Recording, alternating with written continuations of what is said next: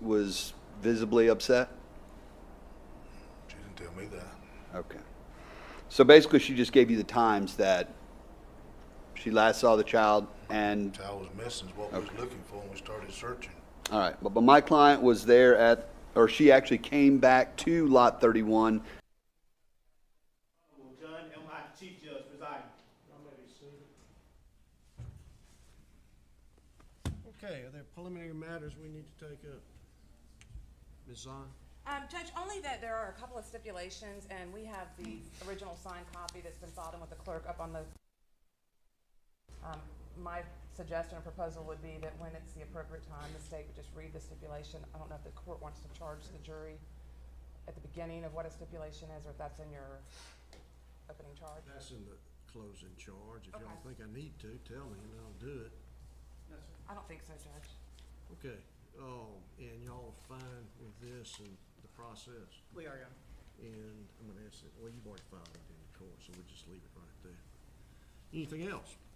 Judge, we would invoke the rule of sequestration. Okay, all witnesses are to remain outside the courtroom until called to testify. You may not discuss your testimony with each other or anybody else or line by to discuss it with you until told to do so by the court. Anything else? Yes, sir. Now, I have been told that there is a juror's wife who's watching the trial, and that's fine, perfectly permissible. However, you may not tell the husband anything that happens taken out of the courtroom, is to make sure they don't hear what's going on. So I don't know where the wife is sitting, and I don't want you necessarily to identify yourself. Just make sure you don't discuss anything that happens with your husband. Anything else from anybody? Okay, let's bring the jurors out. Okay, y'all all may be seated. Welcome to y'all. We're going to start by me giving you your trial oath. And again, as with all oaths, you may swear or affirm to the oath. So if you'll please raise your right hands. You shall well and truly try the issues formed upon these bills of indictment between the state of Georgia and Christopher Michael McNabb, who's charged in count 1 with malice murder, count 2 and 3 with felony murder, count 4 murder in the second degree, count 5 aggravated battery, count 6 cruelty to children in the first degree, count 7 cruelty to children in the second degree, count 8 concealing death of another, and the state of Georgia versus Cortney Marie Bell, charged in count 1 with murder in the second degree, count 2 cruelty to children in the second degree, and count 3 contributing to the deprivation of a minor, and a true verdict give according by saying I do and lowering your hand. You've been impaneled to try this case, the state versus Cortney Marie Bell and Christopher Michael McNabb. And since some of you may not have been jurors before, perhaps some preliminary instructions from me would be helpful. This, of course, is a criminal case which comes into court on the bills of indictment returned by the grand juries of this county, charging the defendants with the crimes I've just said to you. To these indictments, each defendant has entered his or her plea of not guilty. Now, neither the indictments nor the defendant's plea to the indictment is evidence. This is simply the manner in which the case is brought into court for trial. The trial will proceed in this general manner.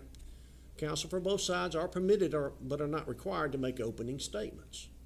These statements are made to explain to you what counsel expect the evidence to show, and in that way counsel will usually but not necessarily advise you of their contentions.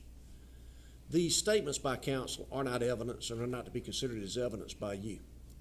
Witnesses will then be called to testify and other evidence may be presented. After all evidence has been presented, each side will have the opportunity to argue the case. You will then receive further more comprehensive instructions from the court, and you retire to the jury room, select your foreperson, and commence your deliberations.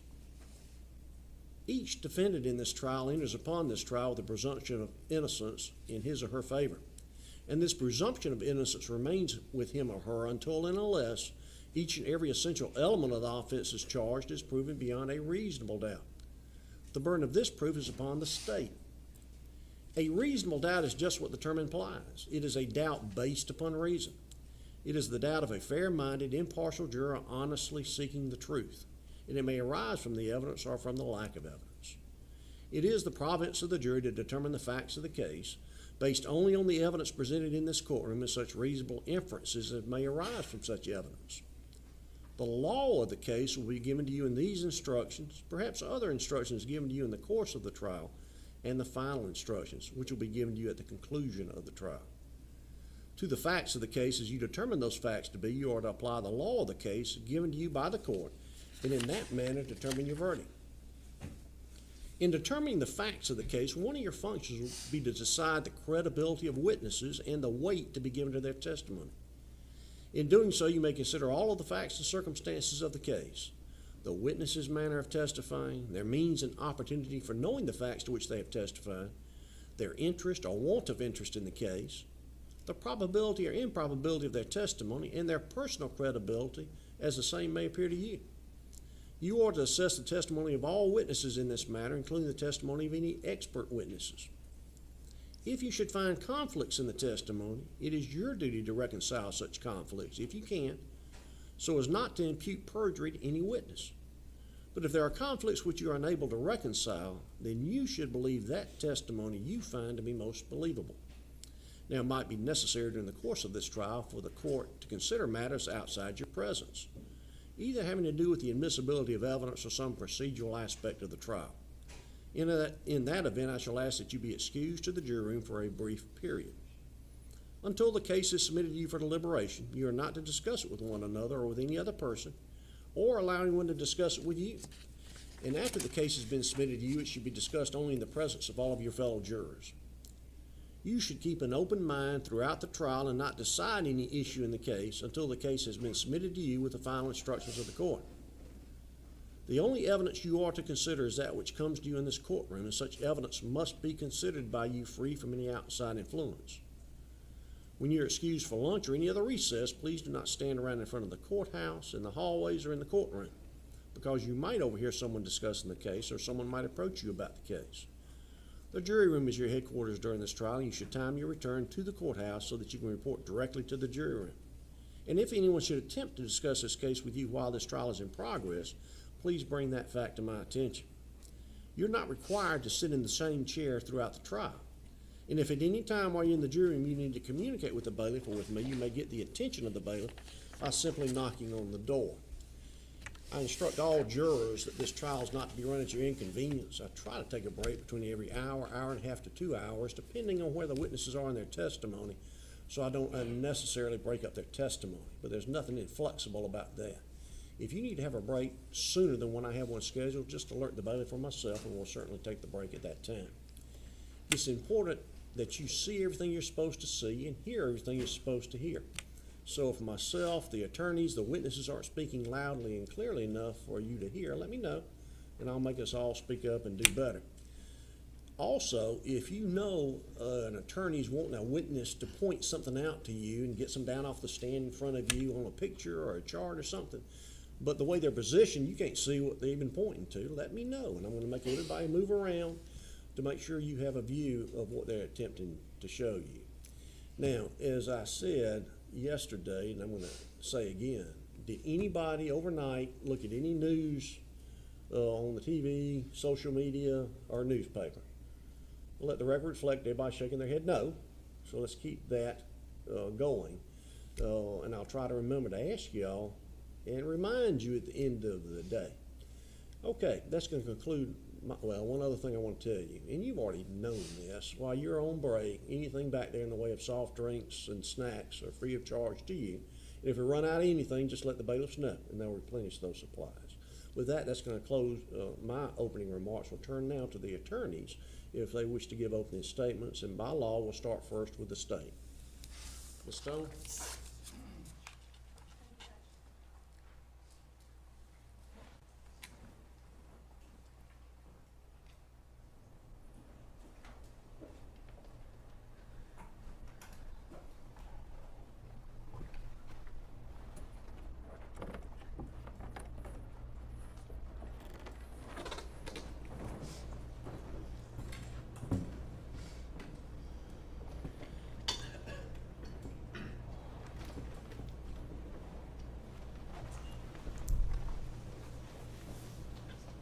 Good morning. On September 23rd, 2017, at 9:53 p.m., Kalia Claire McNabb came into this world weighing 6 pounds and 6 ounces. She was a little premature, but otherwise a healthy baby. The evidence will show that just 14 days later, her father, Christopher Michael McNabb, ended her life so abruptly and with such teeth came through her gums and into her tongue. You'll hear that she was then later left out in the woods, wrapped in clothes and a blanket. She was stuffed into a bag. She was put under a log, in a hole, and left out for strangers to find. The evidence will also show that Cortney Bell was too busy smoking methamphetamine to protect her child. You'll hear that during the 14 days that Kalia was alive, Cortney and Chris had her maybe 4 or 5 of those days. And during those days, they would drop her off with family members during that time. You'll hear from Megan Sorrells, who is one of her cousins who Kalia was going back and forth to.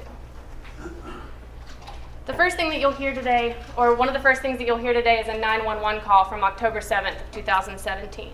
And Cortney Bell will say that her baby is gone. You'll hear that the last time that she saw her 14-day-old was at 5 a.m., and when she woke up at 10:30, the child was missing. You'll hear she called her friend Missy, who came and helped her look. You'll also hear that Chris then runs into the woods. He runs into the woods to look for his 14-day-old baby. You'll hear from multiple first responders, the deputies that came out on the scene at first. You'll hear that Christopher McNabb showed up about 40 minutes after they had been on scene. You'll hear that he was wet and muddy from going through those woods. You'll hear from different family members of Cortney Bell, and the reason I put this up here is to sort of give you an idea of how this is going to play out. There's a lot of different names here. There's a lot of different people who are related, so this is hopefully going to make sense as we go throughout the day. You'll hear from Tim Bell, Cortney's father. You'll hear 911 calls from about 5 days before the baby went missing, where Cortney and Chris and Tim were having a disagreement over the children. Tim didn't feel that they were safe where they were, so he wanted to take them back. You'll hear from crime scene technicians and investigators about the steps that they took to find baby Kalia and the steps that they took after finding her body in that drawstring bag. You'll hear that both defendants were interviewed.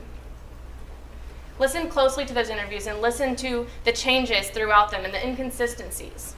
You're going to hear that eventually they narrow that time frame, the time frame that they at first said they saw her at 5 a.m. and she was gone at 10:30. You'll hear them narrow that down to about a 30-minute time frame of when that baby could have gone missing. 30 minutes of broad daylight when that baby went missing. You'll hear from people who are riding in the car with Cortney and Chris the next day, when Cortney gets a call that the baby's been found. And at that moment, Chris jumps out of the car and runs. He says, "They're gonna think I did it."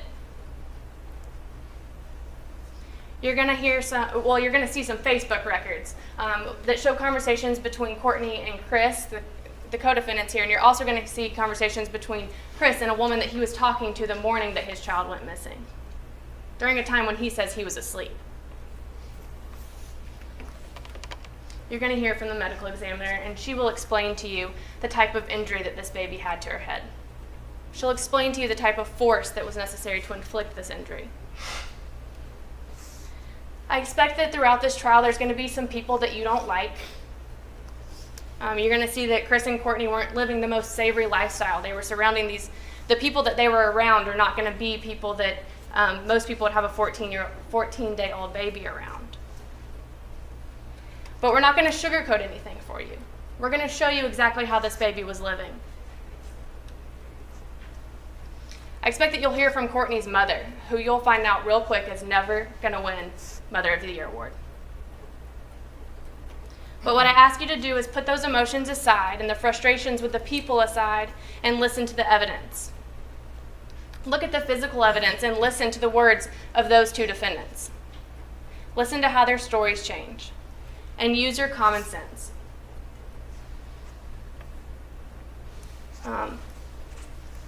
Christopher McNabb is charged, as the judge has already stated, with 1 count of malice murder. Okay, that's for intentionally or unlawfully and with malice aforethought, which will be explained later down the road, caused the death of Kalia McNabb by inflicting blunt force trauma to her head. He's then charged with 2 counts of felony murder, and those are basically charged as during the commission of a felony offense that he did cause the death of Kalia McNabb. The 2 separate felonies are aggravated battery and cruelty to children in the 1st degree. Aggravated battery is described or is charged as maliciously causing bodily harm by rendering Kalia McNabb's brain useless. And cruelty to children is charged as causing cruel and excessive physical pain by inflicting blunt force trauma to her head. He's also charged with 1 count of murder in the 2nd degree. And that's by inflicting those injuries to her head. That he did that with negligence, which is different from murder in the 2nd degree. He's also charged with 1 count of cruelty to children in the 2nd degree for negligently causing cruel and excessive physical pain. Lastly, he's charged with concealing the death of another, and that's that he did unlawfully conceal the death of Kalia McNabb, which hindered the discovery of whether or not said person was unlawfully killed, for hiding her inside of that hole, inside of a bag. Now, Cortney Bell is charged with 1 count of murder in the 2nd degree. As I explained earlier, that's negligently causing the death through committing the act of cruelty to children in the 2nd degree. And cruelty to children in the 2nd degree is, again, that she negligently allowed Kalia to suffer cruel and excessive physical pain. She's lastly charged with deprivation of a minor, or contributing to the deprivation of a minor, where she did unlawfully fail to provide proper parental care or control for Kalia McNabb, and such that without adequate supervision necessary for child's well-being, and the said act resulted in that child's death. As you sit here, I encourage you to take notes on those notepads that you have, because the court reporter can't go back in the room with you and read back everything that we've talked about. I know on TV they'll say, read back for me what so-and-so has said. Well, that doesn't happen here. You won't get to go back with the transcripts. There's going to be a lot of names. There are a lot of people in this case. So I encourage you to use those notepads and take notes and pay attention to what's going on out here, because when you go back in there, you'll be left with your collective memories and what you've written down and what you can remember from what happened out here. Today is the day that you hear the case against Christopher McNabb and Cortney Bell. But it's also the day that you're hearing the case of Kalia Claire McNabb. I ask that you give this case the attention that it needs and deserves, and I suggest to you that at the conclusion of this case, based upon the physical evidence you have, the testimony of the witnesses, and the interviews of the defendants, the state will carry its burden and prove this case to beyond a reasonable doubt. And at that time, Ms. Zahn will come back up here and ask you to find the defendants guilty on all counts. Thank you.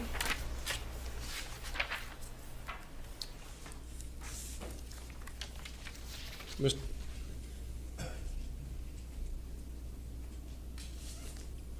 Carter? Thank you, Judge.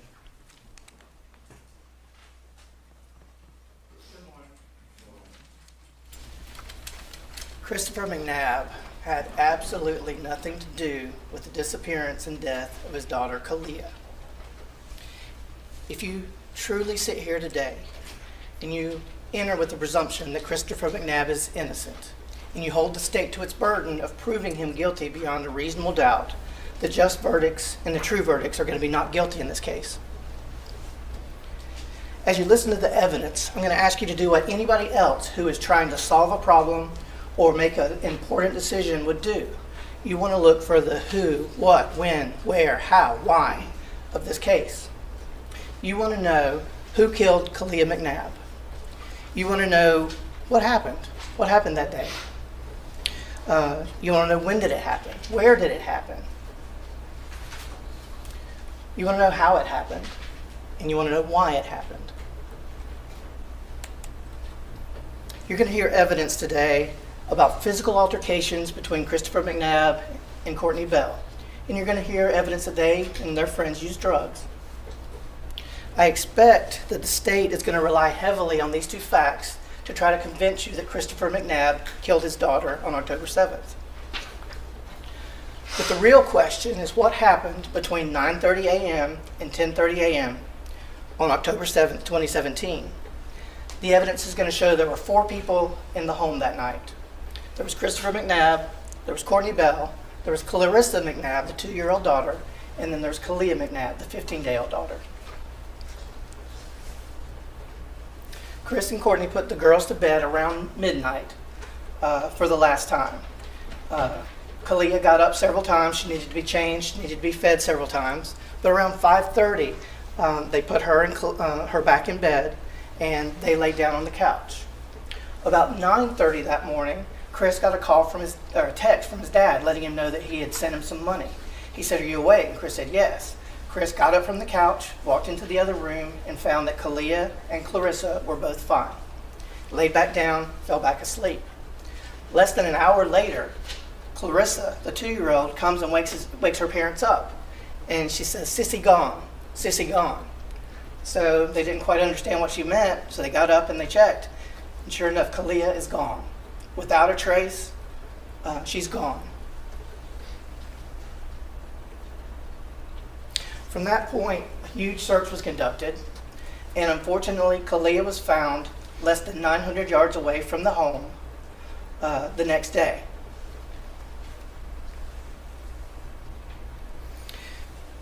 I think one of us talked about watching the first 48 hours, how important that is.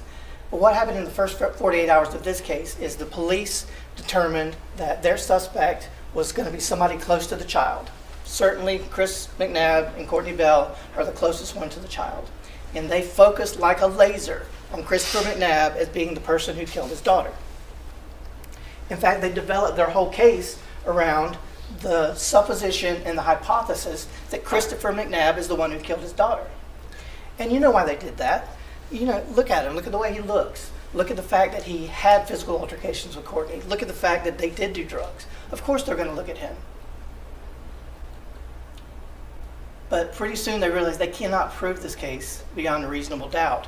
And you're left with a difficult decision in this case because you're going to be, the evidence that you don't hear is much more important than the evidence that you do hear.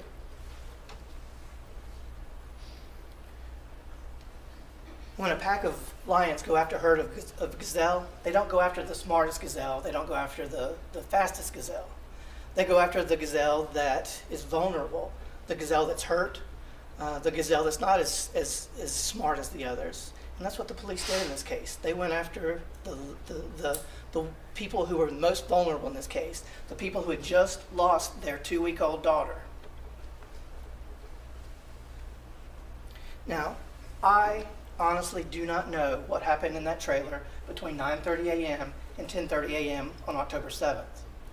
But I'll tell you this much, neither does the state. And at the end of this trial, neither are you. Judge, I was going to tell you that a reasonable doubt can be based on the evidence in this case or the lack of evidence. And at the end of this trial, you're going to be wanting more. At that time, I'm going to ask you to bring back verdicts of not guilty on all counts for Christopher McNabb. Thank you. Mr. Frost? Thank you, Your Honor. Please, court, counsel, ladies and gentlemen of the jury. Good morning. I introduced myself to most of you during the jury selection process. I am Brian Frost, together with my colleague, Tyler Carey. We represent Courtney Bell. We are here, obviously, for a terrible, terrible reason today. I want to thank you on behalf of my client and really the entire criminal justice system works because of you and your duty that you provide here. I know it's not the most fun thing ever, but it is essential, and it's essential to my client today. However long we're here. My client sits over there shrouded with the presumption of innocence. You heard Ms. Zahn say that yesterday. That is the truth. You heard Mr. Carter echo that again. The state does have the burden, not just of proving every charge, but of proving every single element of every charge that they have indicted her on. And that is beyond a reasonable doubt. That is no small burden. Now, they say they've accepted that. we shall see. Some of the things that I want you to, that I would ask you to pay particular attention to are not just the evidence that they put in, but the things that you don't hear, the things that leave you with questions, thinking, I wish I had that answer. Those are critical things. When Ms. Stone stood up and said, you're going to hear this, you're going to hear that, she also didn't say, you're going to hear my client make a 911 telephone call right about between 10:30 and 10:45. So those are the kind of things that I'd ask you to pay close attention to.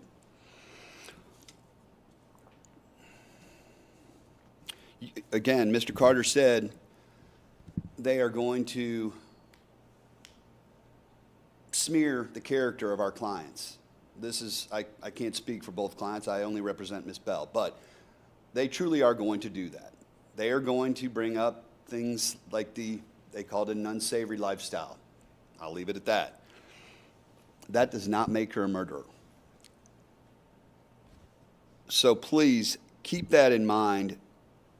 Please don't rush to judgment. Listen for the cross-examinations. Listen again to the things that you wish you would hear I know that sounds strange, but look for the things, I guess. Think about the things that you don't hear so that you can contemplate those questions later on down the line. What I don't believe you're going to hear at all is any evidence whatsoever, direct or indirect, that my client had anything to do with this heinous crime against her daughter at all. So, with that said, I ask you again, please pay particular attention. I see you have your notepads and pens. I'm going to ask you to do something, if you will. On at least one of those sheets, draw a line down the center. On the left side, whichever side you prefer, but say the left side, make notes of what you think is evidence the state has given you. On the right side, list the questions that you're left with for the defense. And we'll talk more about why I've asked you to do that and how those lists come out when we reach closing. So with that, I thank you again. Please keep an open mind. Don't rush to any conclusions. And again, thank you very much for your time. Okay, you may call your first witness. State calls Christian Favors.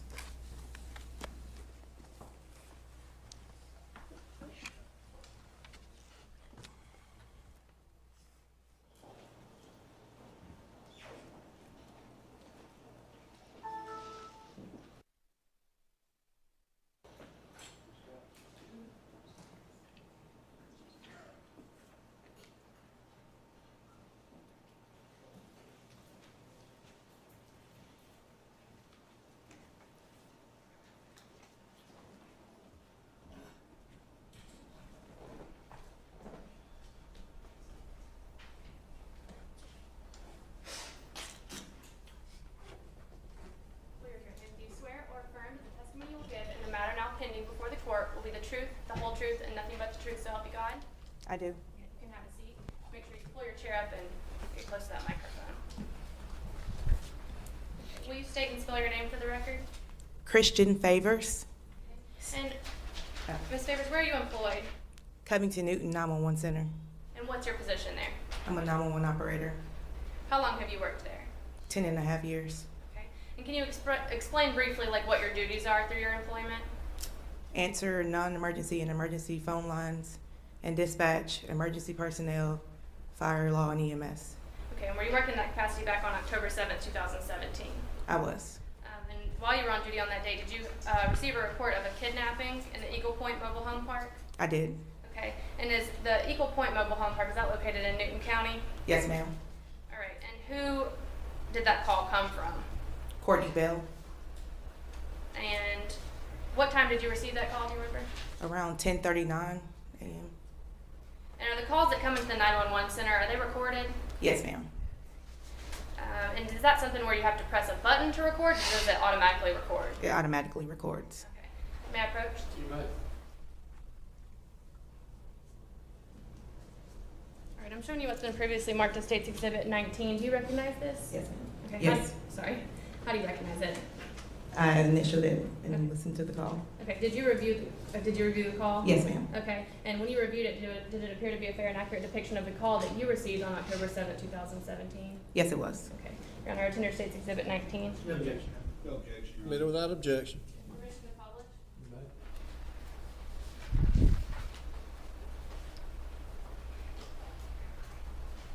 Your Honor, I do have transcripts, so if I may pass those out at this time. Ladies and gentlemen, you receive these transcripts. Human nature is that you want to read them. Don't read them. These are aiding you as the voice comes out. If you hear something and you look down on the transcript and it's different, don't pay attention to what the transcript says. It's what you hear.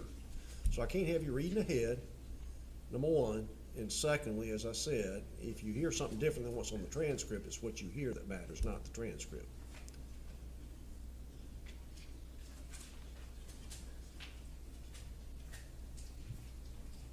I have State Exhibit 20, it's a copy of the transcript for the record.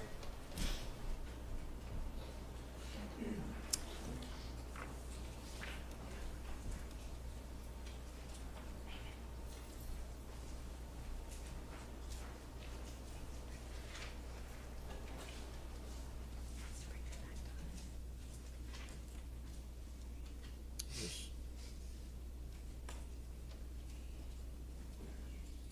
Okay, you may proceed.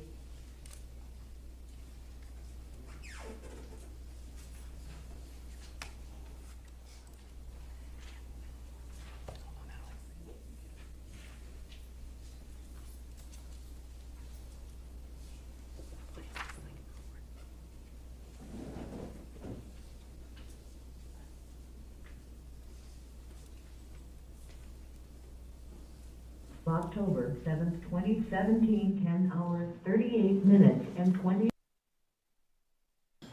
Dayton County 911, what's the emergency?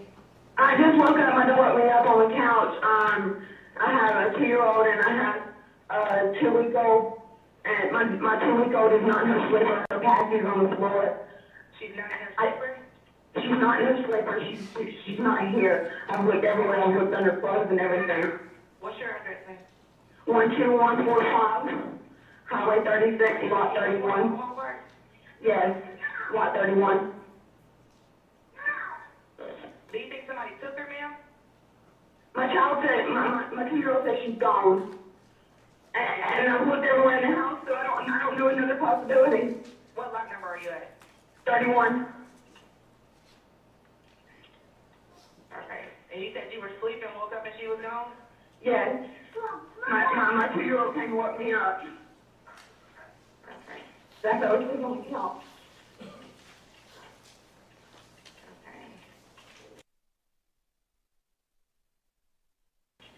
Okay. How old is she, ma'am? 2 weeks old. Okay.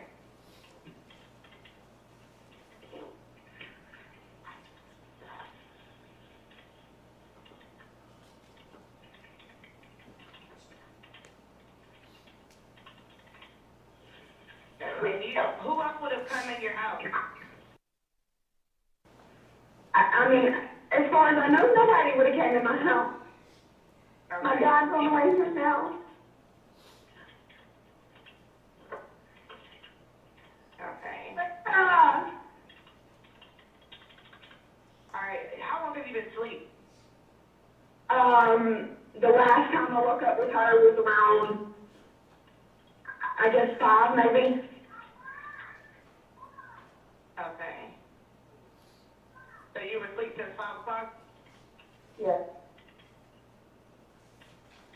I didn't even mean to fall asleep on the couch and sit down for a minute after dealing with her all night. Entry, or can you tell if someone's been there? Is her blanket there or gone? Her blanket's gone, her passie's here on the floor. Her blanket's not with us. I don't know where I mean, I don't know. I guess it's with her. Okay. And I have clothes and totes, but I've looked all in on it. She's not here. Anything else missing, like a baby bag that you would have, or anything else? No. Her bottle's here on top of my shelf. Okay. What No, about it's in my bathroom on my bed. I'm sorry. Ma'am? What about anything else that could possibly have gone, like, could be hers that could have gone with her? No. Nothing else. Just her and her blanket. Okay, so the only thing that's missing is her and her blanket. Yes. You didn't talk to the dad or grandma or anybody My else? dad was here with me. Dad just left and he's walking around the park looking for us. You looked through everything, like under the bed, Yes, ma'am. room? Yes, ma'am. Okay.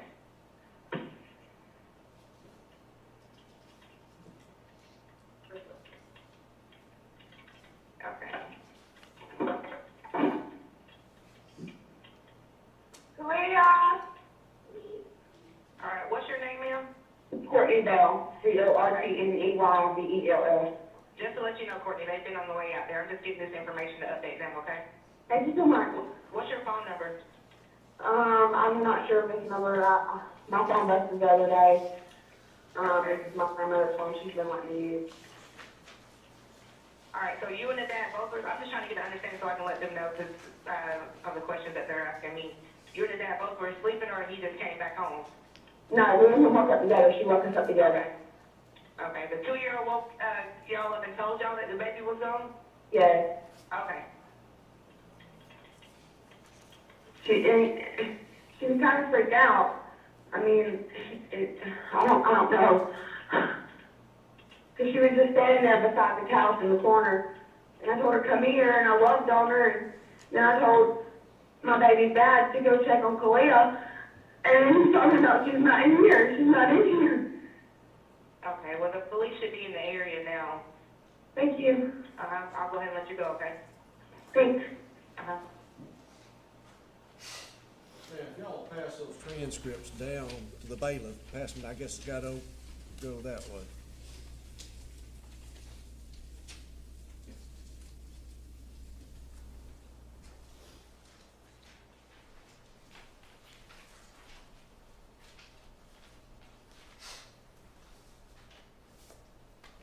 Okay. Ms. Favors, does that conclude your involvement with this case? Yes, ma'am. No further. Mr. Frost? No question, Your Honor. You may step down. Any reason why she might not be excused? No, Judge.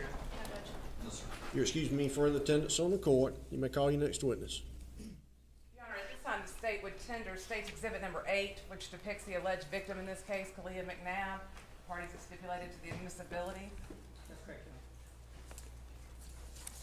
Honor. Is that correct, Mr. Frost? Okay, number 8 will be admitted into evidence by stipulation. Stipulation is simply agreement by everyone. You may.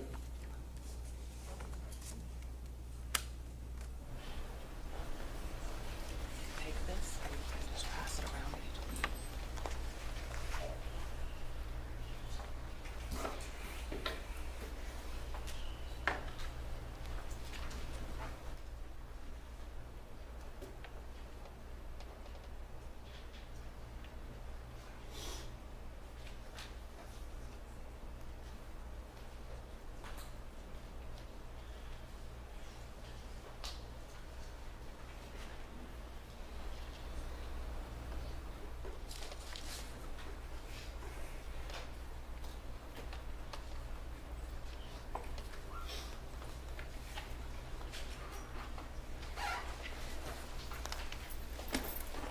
At this time, Your Honor, the state calls Tim Bell.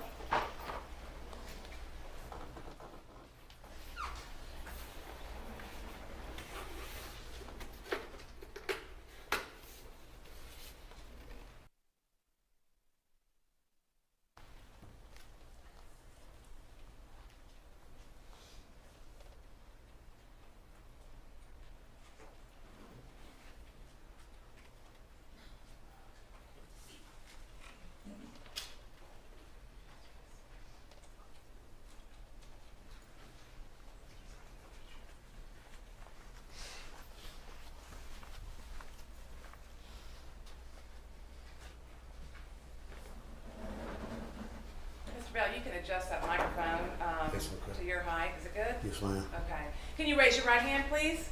Do you solemnly swear or affirm that the testimony you're about to present in the matter now pending before this jury today will be the truth, the whole truth, and nothing but the truth, so help you God? Yes, ma'am. All right, thank you. You can lower your hand. Please state your name. Timothy Wade Bell, How old are you, sir? 46. And do you have any children? Yes. I'm going to ask you, where do you live currently? In Covington. And specifically, what address? I don't need to know my address. I want you to lean, either pull that mic down or lean closer to the mic. Okay. I don't feel comfortable giving my address. Okay. Where did you live in October of 2017? Covington. Okay. And did you live at the same address? Yes. And you said that that's in when you say Covington, is that an address here in Newton County? Yes, ma'am. And is that an address, what part of the county, the north or the south? Jackson Lake. Okay. And at that time, in 2017, did you have a granddaughter by the name of Clarissa Yes. McNabb? And what did y'all call her? We call Clarissa Russa. Okay. And at that time, in 2017, she would have been how old? 2, Okay. And now she's, 4. okay. Now, who is Courtney Bell? She's my daughter. Okay. Is that Clarissa's mother? Yes. Do you see Courtney Bell here in the courtroom today? Yes. Can you please describe an article of clothing that she's wearing and point her out? Black. Okay. Is she Black shirt. Okay. Is she seated over there between the two gentlemen? Yes. Okay. Now, how old is Courtney? 26. Okay. And who is her mother? Pam Hamby. Who raised Courtney? Me. And has Courtney given birth to any other children besides Clarissa? Yes. And who is that? Claire. Okay. Kalia. Kalia. Now, Kalia was born in September. Yes. Do you recall the day specifically? 23rd, I think. Okay. And what hospital was she born at? Piedmont.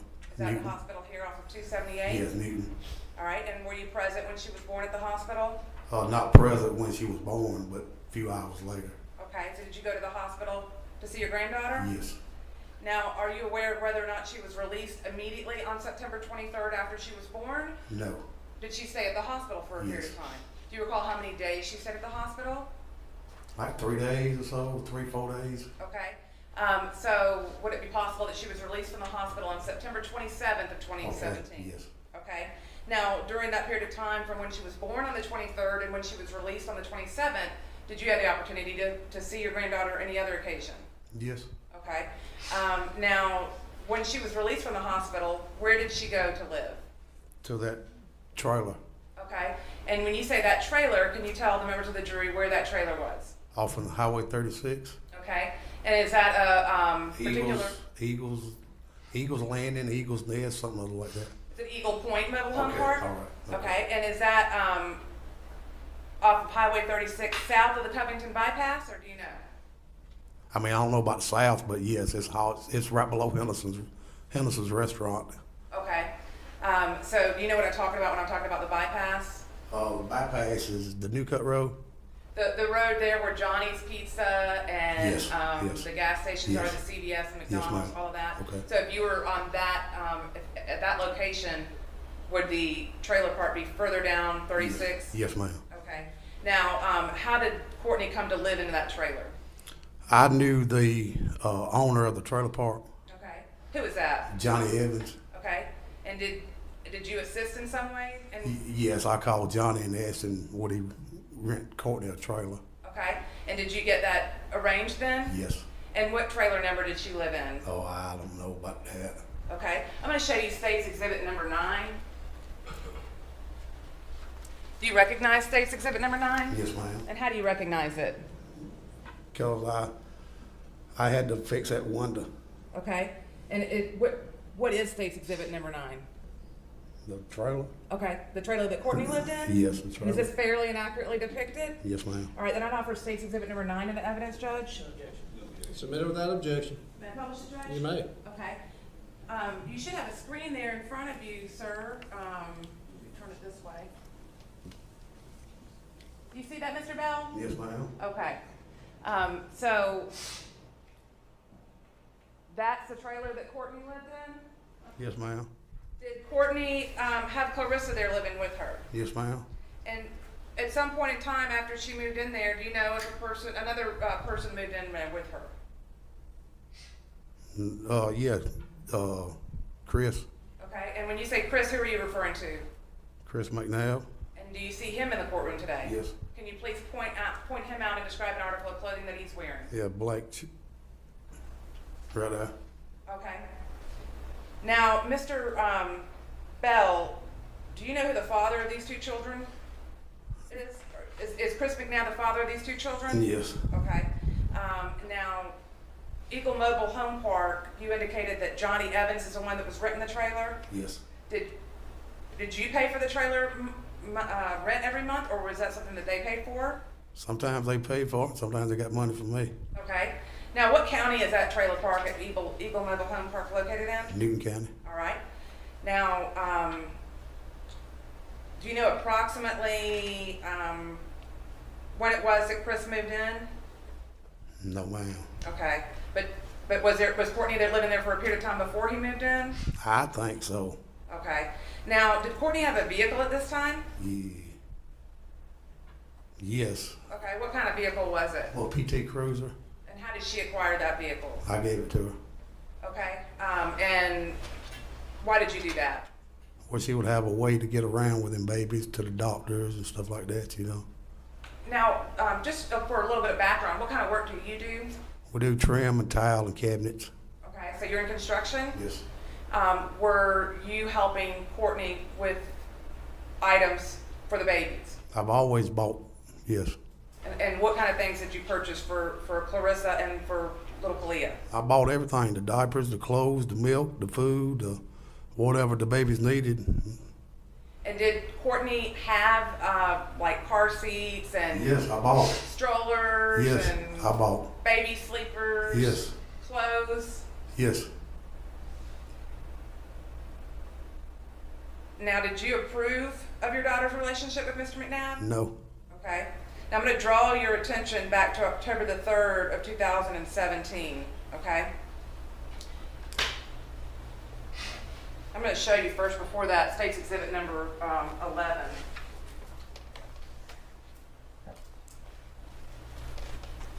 Do you recognize what State's Exhibit number 11 shows? Yes. What is that? Overview of the trailer park and the surroundings. Okay. And is that a fair and accurate depiction of the way the layout of the trailer park there on Highway 36? Yes, ma'am. Okay. Now I'd offer State's Exhibit number 11 into evidence. Middle of that objection. Okay, now I'm going to show you State's Exhibit number 11. If you can tell the members of the jury, what's depicted there at the top of the screen? What, Henderson Mill Road? Okay. And the trailer park, 36. If you touch the screen, I think it'll make a mark there if you want to circle on it where it is, Okay. where the trailer park is. Okay. I'm touching it, but It's not marking? No, Okay. ma'am. Let's see. I guess it's not on right now.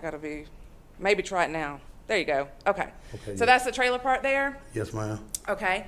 Now, on October the 3rd of 2017, did you have the occasion to learn from somebody that your daughter's children were over at their cousin's house, Megan Sorrells? Yes. And how did you learn that? You don't have to tell me what they said, but who told you that? I think it was my sister, the one that called. Okay. And your sister, for the record, is? Kim Weatherford. Okay. It was either my sister or my niece, the one that called. All right, and just to be clear, we've got a diagram here that's been admitted into evidence, Mr. Bell, and it's got some of your relatives on here so that the jury's clear about who everybody is. Just put this up for a few minutes. Okay.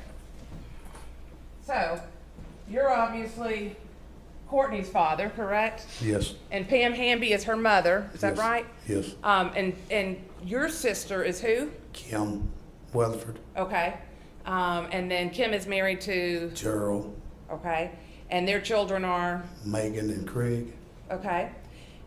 So Cortney is cousins to Megan, is that correct? Yes. Okay. And you learned from, you believe your sister on October 3rd that Cortney's children were over at Megan's house, is that correct? Yes. I believe. That's the way it was. And while we've got this diagram up, Ham Hamby, who is her brother? Mike. Mike McNabb? I always knew him as Mike Hamby. I didn't Okay. ever know the McNabbs until way after this here.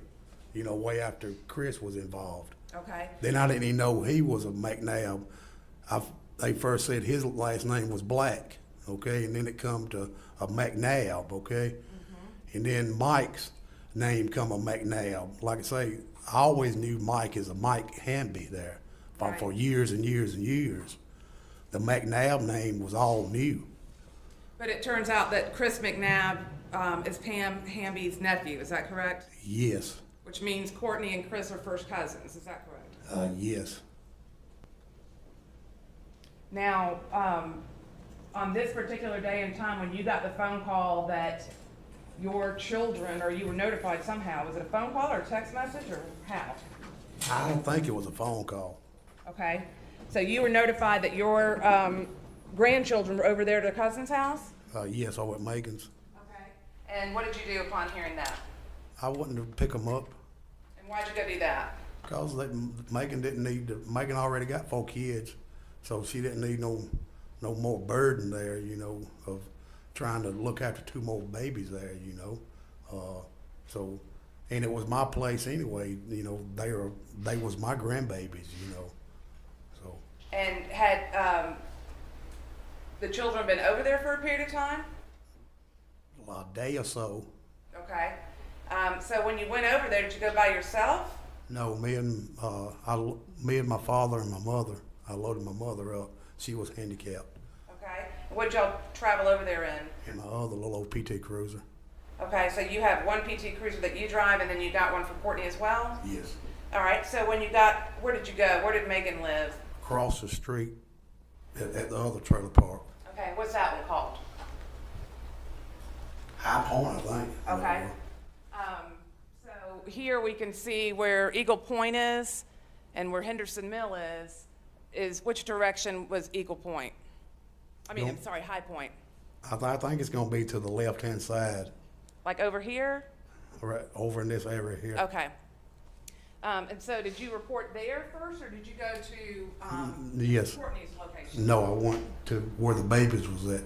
And did you get the children?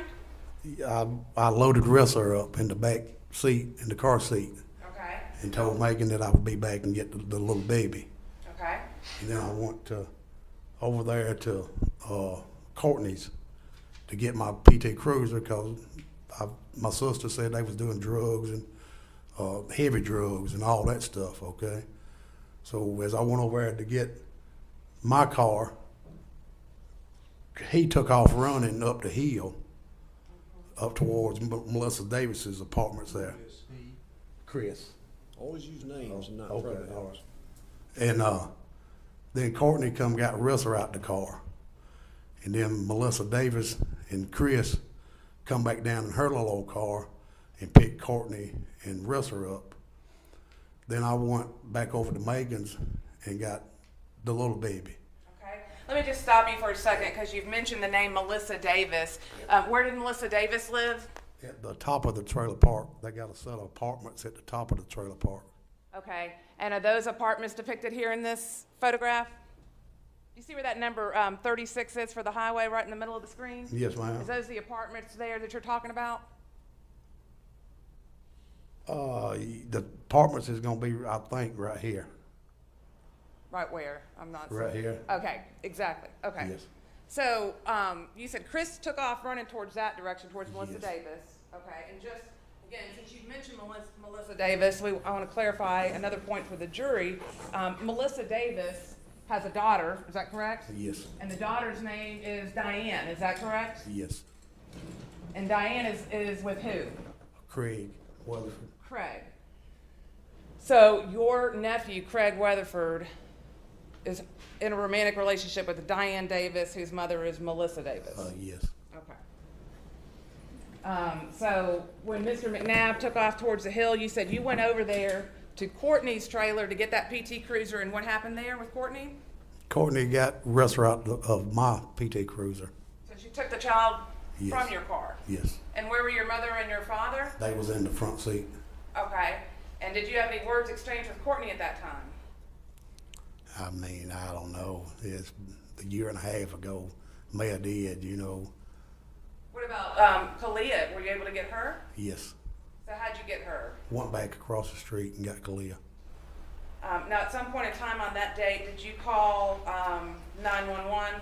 Yes, after I called Assistant Chief Philip Bradford, he's one of my friends, and he told me to call 911 and report that I have the baby there. Okay, and why did you call Bradford? Because they were saying that they was going to have me locked up for taking the baby from Megan's. Okay, my daughter, Courtney and Chris. Okay. Okay. Your Honor, this time I'm going to tender State's Exhibit Number 14 into evidence. Is that by stipulation or any? It's the 911. It's a 911 call. Okay, it's submitted without objection.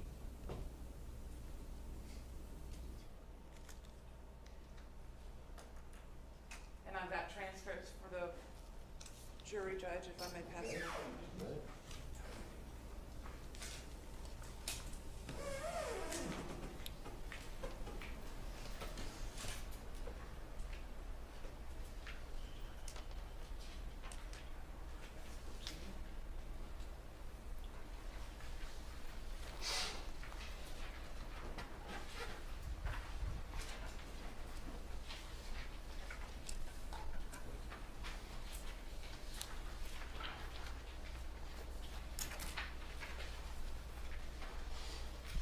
Can I publish it, Judge?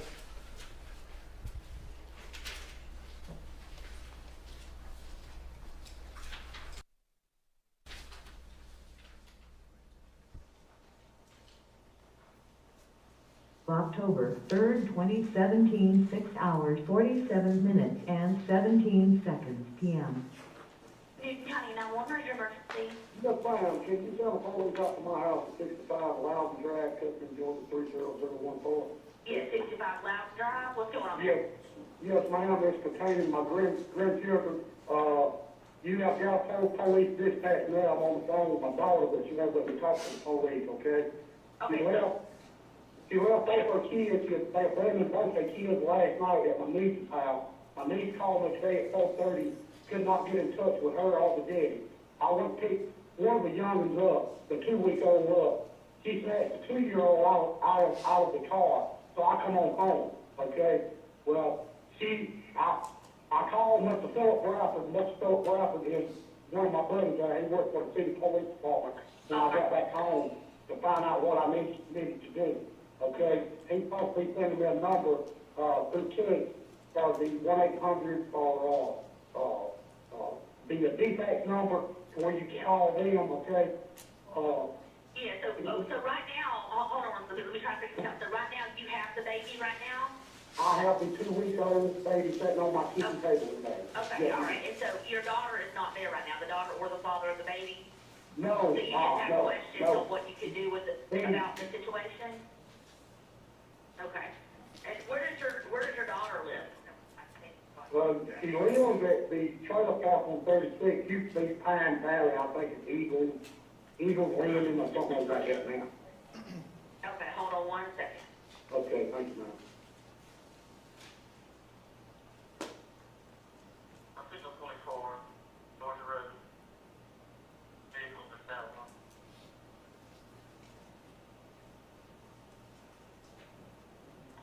Okay, and what's your name? My name is Tim Bell. I am, the grandfather. Okay, and what's a good telephone number for you? You can get me on my cell phone, 678-760-0060. Okay, well, they're out there right now, I think, with them. So then they're gonna come over there to you at 65 Loudon Drive, Yes, ma'am. and then talk to you, okay? Yes, Okay, ma'am. just wait. And what the problem was, I went and took my car back, okay? That's the whole problem, all right? Okay, I understand. Because, the way I feel about it, they abandoned them youngers yesterday, okay? Right. So anyway, the police is gonna come out. Yeah, they're coming up there to you. They're out there right now in Eagle Point talking to them, and they're gonna come over there and talk to you, okay? So you'll just wait right there, okay? Okay, thank you, All ma'am. right, thank you, bye-bye. Okay, y'all please pass those like you did last time.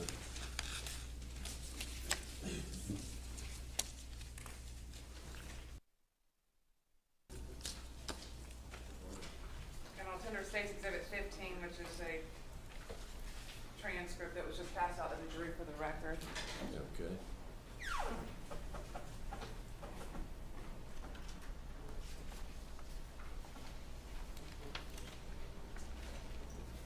Let me explain to y'all that these transcripts cannot go out as evidence later.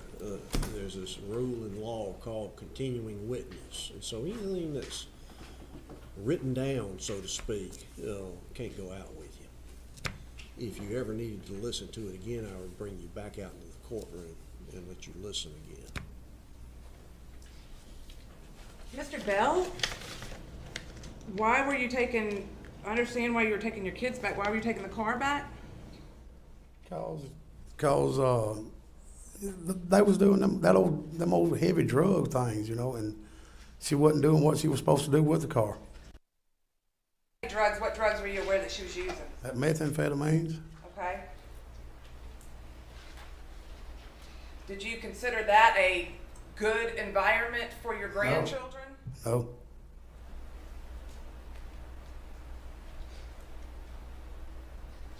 Were you concerned for your grandchildren's welfare that day? Yes, ma'am. Yes, ma'am. Now, after you called 911, did the police ever come out to where you were? No. No, ma'am.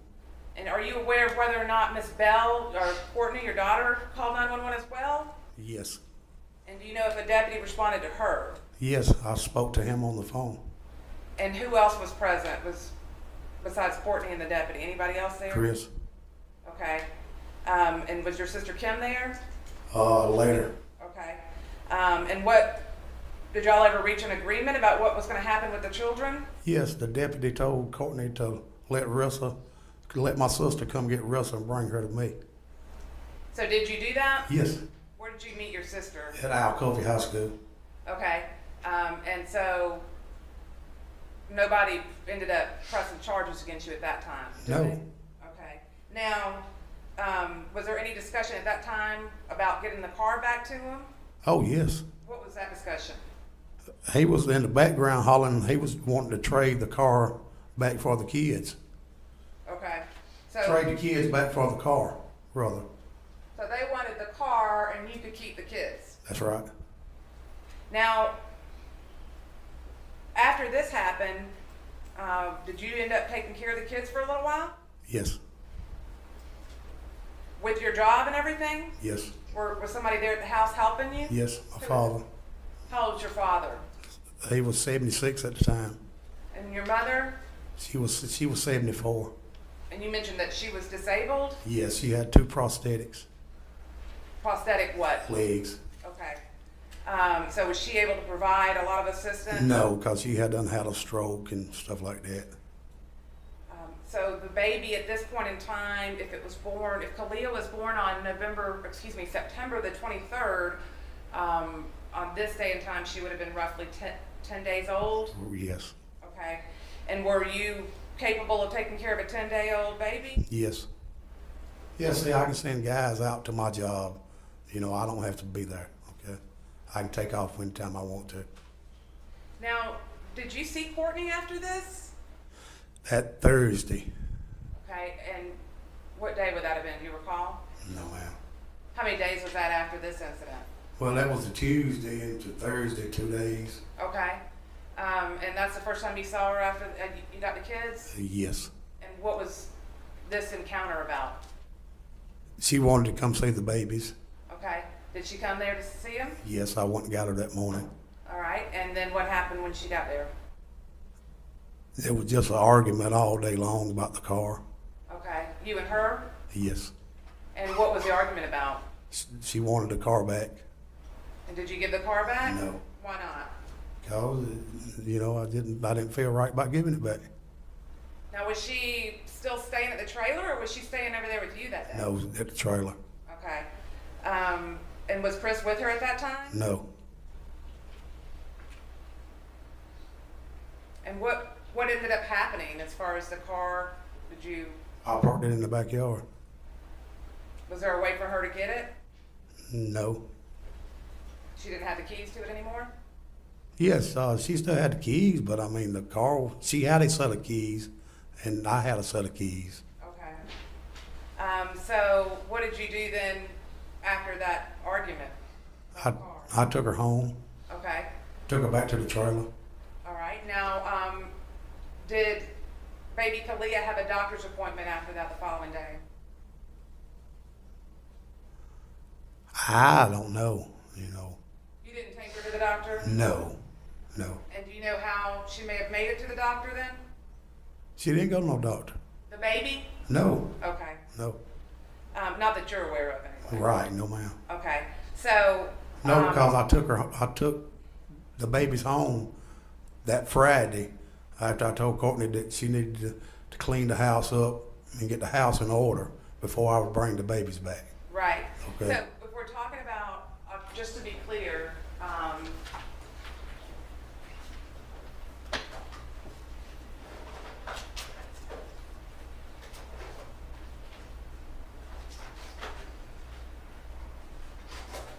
you said that the baby was born again on what day? 23rd September.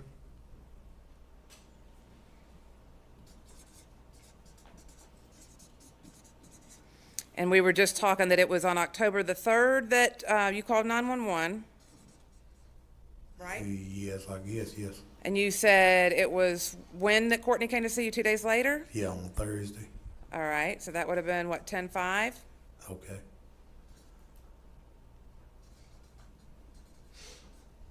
Okay. I'm writing these dates down just for clarification, okay? That's right to you? And then Yeah, when, I mean, yes, I guess, yes, ma'am. so you said you brought her home the following day, or that same day when Cortney came? The following day, that So Friday. Did she spend the night with you then? Cortney? Yes. No. So how did you bring her home the following day then? I brought the babies. I took Cortney back home that Thursday. Okay. I went and got her that Thursday morning and took her back home that Thursday afternoon. Okay. Okay. Then I brought the babies back to Cortney that Friday at lunchtime. Okay. Okay. And that would have been on October the 6th, is that correct? Yes. Okay. So you took the babies back to Cortney's, and was Chris there too? Yes, he was hiding behind a tree, a big oak tree. Okay, and that would have been on 10/6, is that right? Yes, ma'am, I guess. Okay. And you mentioned a minute ago that you said that she had to clean up that trailer. What do you mean by that? I mean, you know how young people are. They don't clean like older people do. You know, the house with clothes here and clothes there, dishes in the sink. You know, stuff like that. Was it fair to say that the trailer was kind of a mess? Yes. Was it an environment or in the condition that you would want it to be in for your 2 granddaughters to No. be raised in? No. And you said you told them to clean it up, and Told Cortney. was that a condition of you bringing the children back? That's right. Yes, ma'am. When you got there, did she have it cleaned? Yes, ma'am. You know, the kitchen and the living room and the hallways. Yes. And picked up? Yes. Picked up and put in totes, plastic totes and stuff. Now, do you remember about what time it was on October the 6th that you brought the babies back? Yeah, it was lunchtime, around 12, 1, somewhere in that area. And when you brought them back, were there supplies for the babies? Yes, I brought them. I brought milk and diapers for both babies.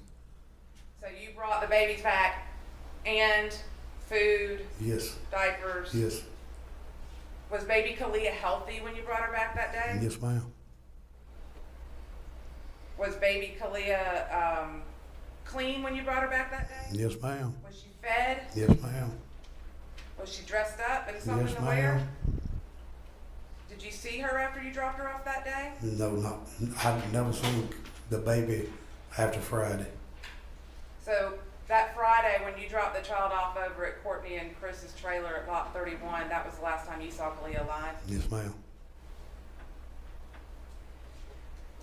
Now, you indicated that the trailer had been cleaned up. Did you see the trailer the following day? Yes, that Saturday. Yes. Yes. Tell us about that Saturday. What happened that morning? Courtney, I got out the shower around 9:30, somewhere around in there, and the phone rung, and it was Courtney wanting to know did I have the baby. And I said, no, Courtney. I said, why, something, whatever, And she said, the baby's missing. I said, well, hang the phone up and call 911. So me and my father loaded my mother up, and we took off up to the trailer park there, And I may have called 911 myself too on the way up. So much has happened. Some things you remember, some things has slipped over time. So. Were you concerned on the way driving there about the baby? Oh yes. And did you at any point in time go over there that night of the 6th or the early morning hours of the 7th to take the child yourself? No, ma'am. Would you have done that without ma'am. calling or No. getting permission? Now, when you got there, tell us what you saw. Who was there? The police. It was surrounded with police. Okay. Was Cortney there? Oh yes. Was Chris there? No. And can you tell us the condition or the way your daughter appeared to you at that time? It's concerned. Did you assist in trying to help locate the child? Yep. Yes, ma'am. What did you do? Hope look all inside. I went with the police officer all outside and all the surroundings that the police would let me go, And when you said inside, what were you doing inside the trailer? Where were you looking? In the bedrooms and under stuff, whatever, just in a panic, Did you have any reason to believe that Kalia could have got herself out of that No. sleeper? No. What about Clarissa? Would Clarissa have taken the baby and hidden her somewhere? No. Had you ever seen Clarissa harm the child No. in any way? No. How did Clarissa feel about her little baby sister? She loved her. Were there other people inside the trailer searching for the baby? Yes, my sister and I think my niece. Were the police, you call them Police. police, okay. Yes. Were the sheriff's deputies Yes. inside the trailer as well? Yes, ma'am. And were they all looking for the baby? Yes, ma'am. But Mr. Christopher McNabb, you said he was not there? No, he was not there. Did you see him eventually that morning? After about 30 minutes. And where did he come from? 6 into the trailer park. And how did he appear to you, his physical appearance? Shady. Was he Sweating. Sweating? Yes. Okay. As a matter of fact, that's what Officer Walden, as I was. Hey, Mr. Bell? I'll instruct you, Judge. Okay. Mr. Bell, you can't testify to what the other, I know what you're gonna say, what the other officer said. That officer will testify today, so okay. he'll tell the jury what he said, Okay. okay? So you said he looked sweaty and you said shady, Yes. okay? Now, at this point in time, did you have any reason to believe that your baby granddaughter, who was 14 days old, would be out in the woods there near the property? No, I mean, I knew she was somewhere, but didn't know where, So as far as after you looked in the trailer, did you even really know where to search after that? No, ma'am. And did you continue to support Cortney in her efforts to find her daughter? Yes.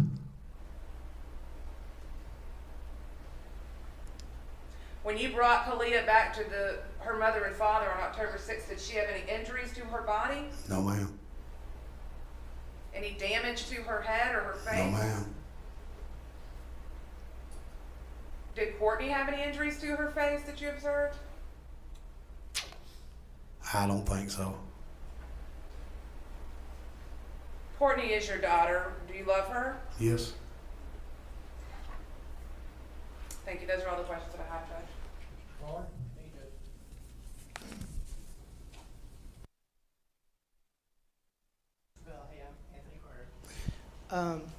You loved your daughter. You love your daughter, Courtney. Yeah, I mean, you're supposed to love your kids, And you loved your grandchildren. Yes. You loved Kalia, you loved Clarissa. Yes, I have Russell. And Clarissa was born in 2015, Yes, sir. and you have been around her ever since she was born. Yes, she come, that's, my home was her home, yes. And you helped Cortney take care of her. Yes, You said if they needed milk, yes, you gave them milk. Yes. If they needed clothes, you gave them clothes. Yes, sir. Whatever they needed. yes, sir. Now, you made sure that the kids were taken care of. Yes, You're the one who said, if you're going to get them back, you're going to need to clean up the trailer. yes, All right. And you made sure that happened.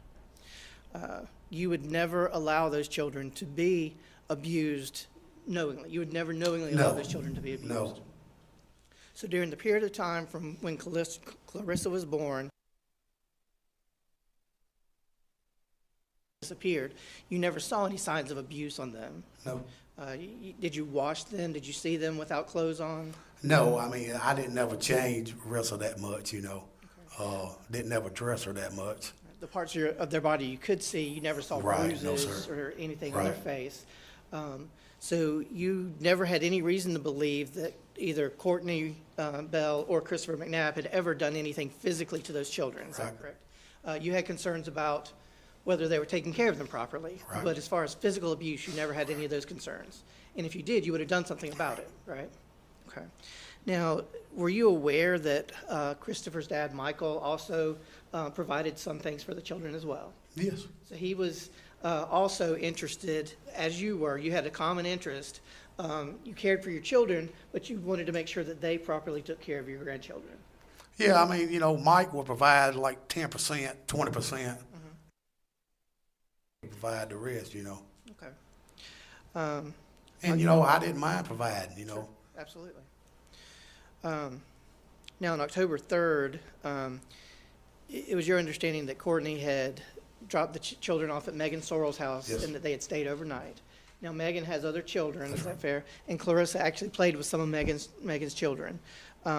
What concerned you most probably was just that Megan wasn't sure where Cortney and Chris were. That's right. Is that fair? So that's why you wanted to go, relieve Megan and make sure that they were put together. Well, you know, Megan couldn't, but Megan didn't need no more kids. I mean, she was barely getting by herself there, you know. Yes, sir. And so you went to go pick the children up. You probably didn't expect the aggressive reaction from Cortney. Is that That's fair? right. You thought she'd just be like, oh, That's okay, right. just take them, but she got Yes. angry. All right, and she called the police. Yes.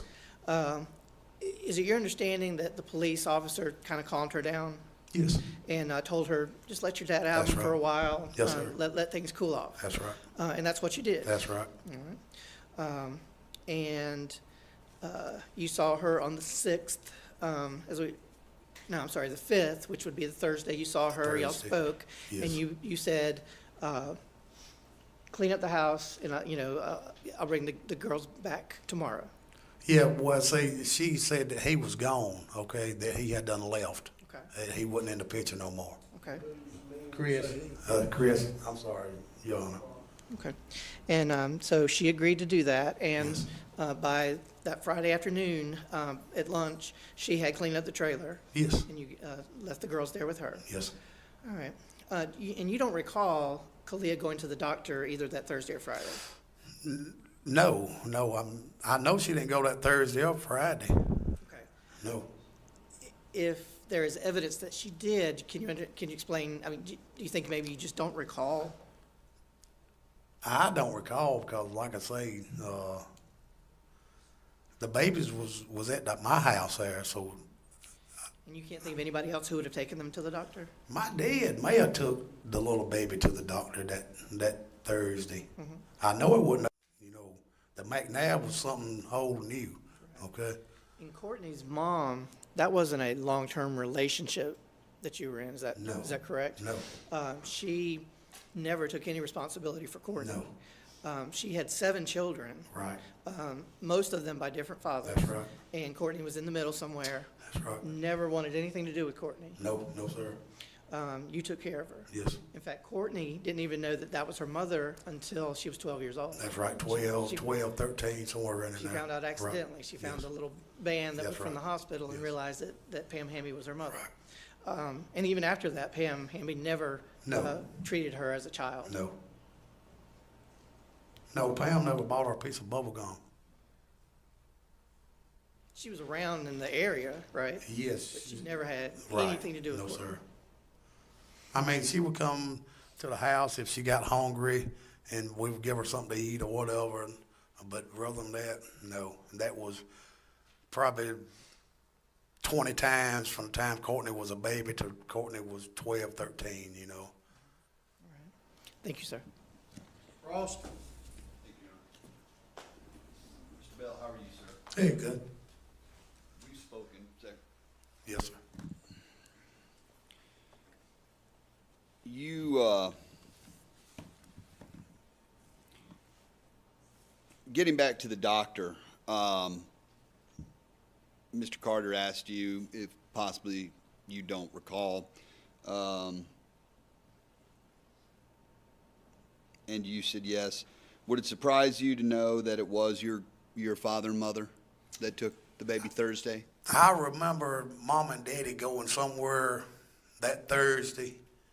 Okay, but far as remembering where they went, no, you know, so much has happened. No, I don't, you know. All right.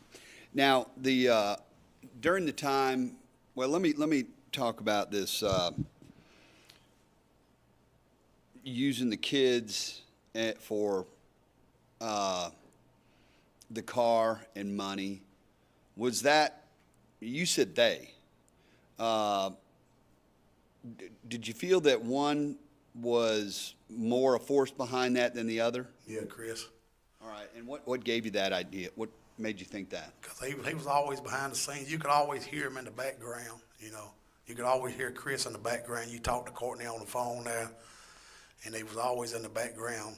We need this, we need that, you know. And when she came over to your house that last day, I guess it was the day that you had the argument. Yes, You that said Thursday. you said you didn't recall seeing her. You don't recall seeing her with both her eyes blackened. No, sir. I mean, I can't recall. Okay. Did she say why she needed the car back specifically so bad? For the babies, Do you believe that? no. What is your theory on that? Cost of speculation. I'll withdraw. Do you believe that she was really willing to trade her babies for the PT Cruiser? No, not Cortney. Okay.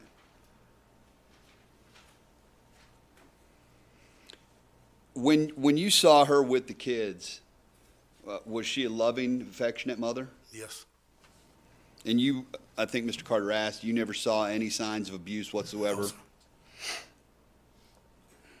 And Cortney did clean up the house as you requested? Yes.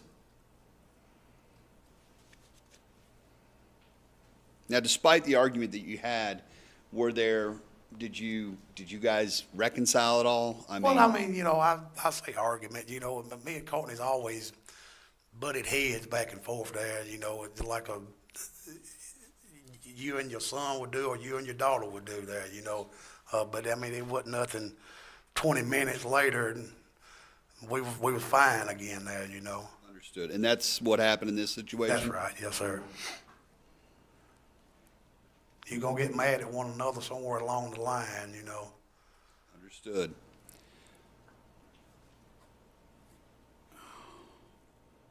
Did you ever, Cortney, who primarily raised Clarissa and, because she was 2 and Kalia, unfortunately, was only two weeks. But who primarily of the 2 of them put the time in for Clarissa? Cortney? And did you ever ask, why am I having to supply everything for this family? Oh, yes. I asked that many times. Did you ever get a good answer? Oh, no. You said that Cortney did call you that morning that Kalia was missing. Yes. And you knew that she had called 911. I actually told her to hang the phone up and call 911. Was she, and she called to ask you if, Right. you Did know, I have the baby? Did you have the baby? Right. Okay. I believe that's it. Thank you very much, sir. Yes, sir. Son? Your Honor, the state would tender this time State Exhibit number 129, which is a certified copy of the Conyers pediatric records for Kalia McNabb. No objection, Your Honor. No objection. That'd be admitted without objection.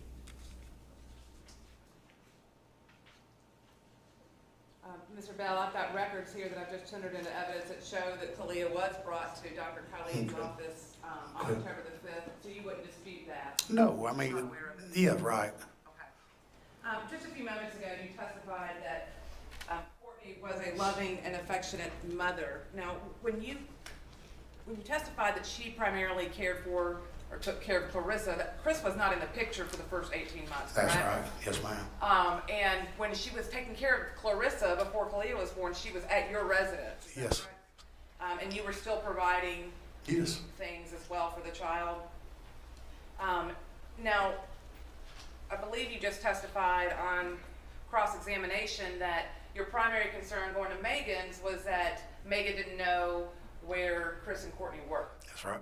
But twice on that 911 call at least, you told the 911 operator that they had, you said, the way I see it, the way I feel about it, is they had abandoned those youngins. Is that correct? Well, yes, I mean, they dropped the kids off like a couple of days or something other and never went back over there, is what my sister said there, you know. Okay. Is what I understood, you know. Right. So it was more than just one day. It wasn't like they dropped them off for a few hours to babysit. They just dropped off these kids and were gone for a few days. Right. Yes, I mean, you know, far as what I was told, yes.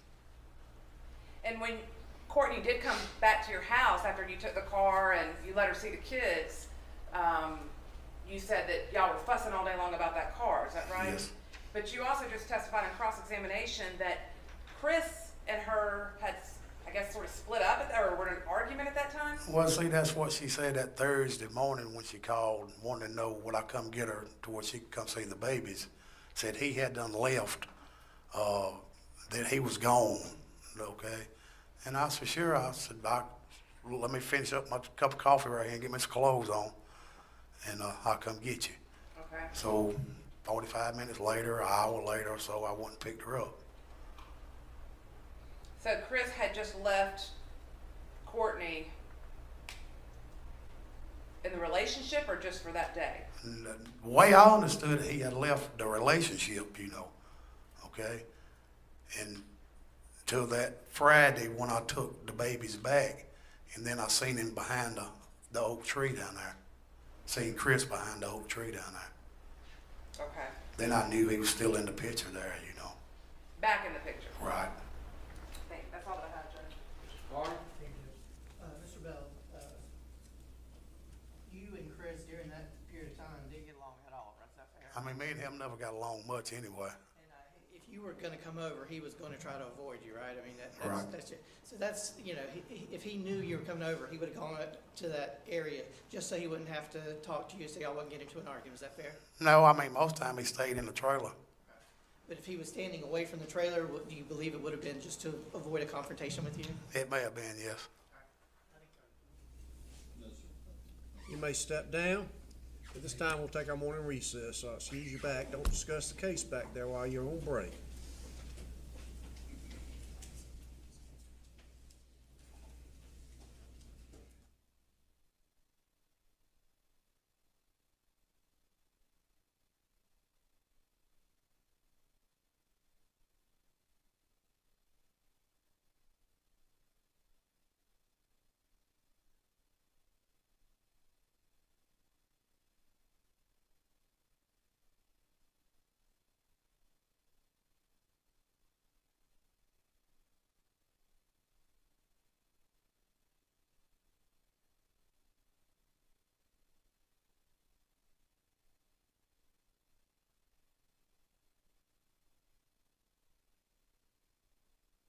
About a 20-minute break.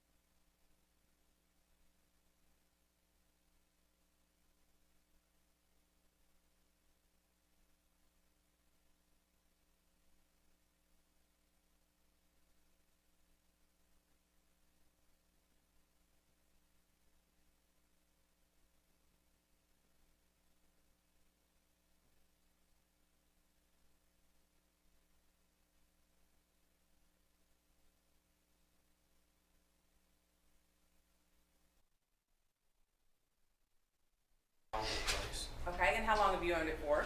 A little over 12 years. All right, and where's that located?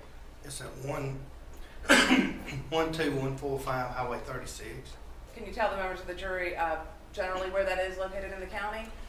It's in the south end of the county below Henderson's Grocery. Okay, now do you know Tim Bell?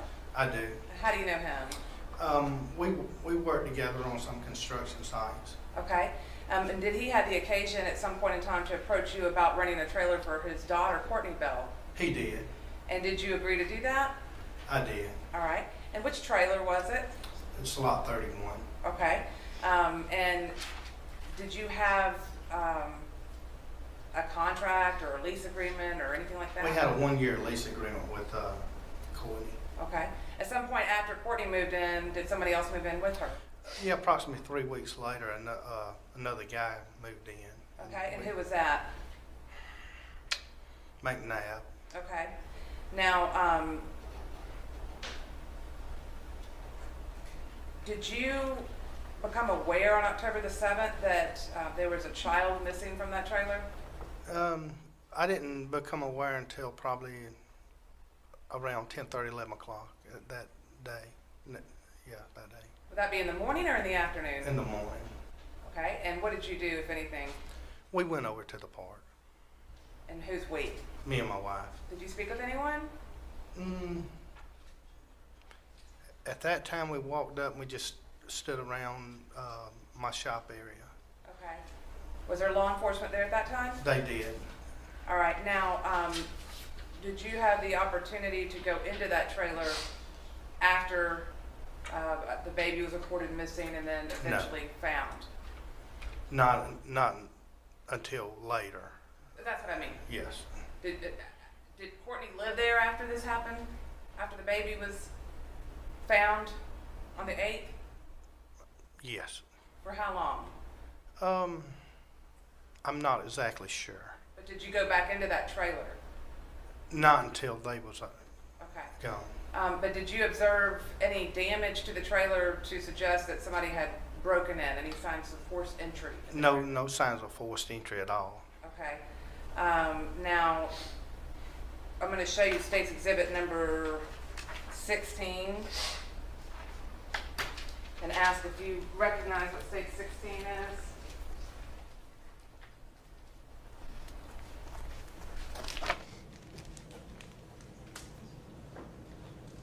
This is mobile home park. And does that fairly and accurately depict the aerial view of your mobile home park? Yes, ma'am. Counted offer State 16 in evidence. No objection. Submitted without objection. All right, as I'm showing you State's Exhibit 16. Do you see the mobile home park there? Yes, ma'am. What side of the screen is that on? It's on my left side. Okay. Do you also own some apartments nearby there? Yes, ma'am. And where are they located? They're located on it would be the south side of the trailer park. Okay. I believe that you can mark on there where that is. Can you touch? There are marks already, Judge, because the last witness did. I'm trying to clear those off. Okay. Can you place? Okay, you did mark down there. Yeah. All right. Now, did you have an opportunity to rent an apartment there to a Melissa Davis at some point in time? At one time I did, yes. Okay. Now, are you familiar with this road here that's behind the apartment complex named Henderson Mill Road? I'm familiar with Henderson Mill. And that's also behind the area where the mobile home park is as well? Yes, ma'am. Okay. Now, is there a street or a paved path or anything between this trailer park and Henderson Mill Road? No, there's only an easement. Okay, and when you say an easement, what do you mean by that? I'm thinking it's a power line easement that goes from the trailer park all the way to Henderson Mill. Okay. And is that a, I guess, popular path or cut or? No, it's not normally used. Okay. And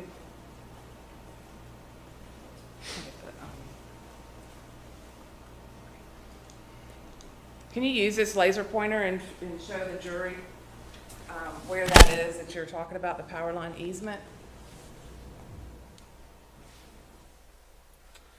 Runs right through there. Okay. Is that where the clearing of the trees is? Okay. And you said that that's not normally used, so your tenants don't typically travel through the trailer park to that easement to get to Henderson Mill Road? No, ma'am, there's nothing over that area they would be going to. Now, and you've, again, owned the trailer park for over 10 years? Yes, ma'am. Okay. Now, on October the 10th, 2017, did you meet myself and an investigator from my office, Bo Alexander, and some officers from the Sandy Springs Police Department out there at this trailer? I did.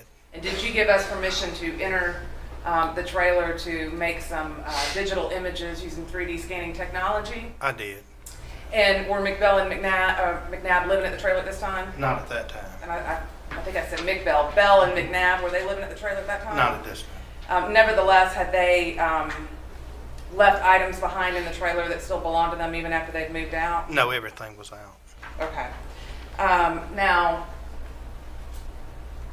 when you got out there on October the 7th, did you have any effort or participate at all in any efforts to search for the child? No, I didn't. Thank you. Those are all the questions that I have. Mr. Carter? Good morning, Mr. Chairman. I'm Anthony Carter. On this map, is it the case that this is lot 31? That's correct. And that's where Courtney Bell and Christopher McNabb lived? That's correct. Okay. And so if one followed the street to this area here, this is an old building. That's not a trailer. That's just an old building. Is that right? That's just an old shop. And there's significant amount of trash, camping stuff, things like that right in this area. Is that fair?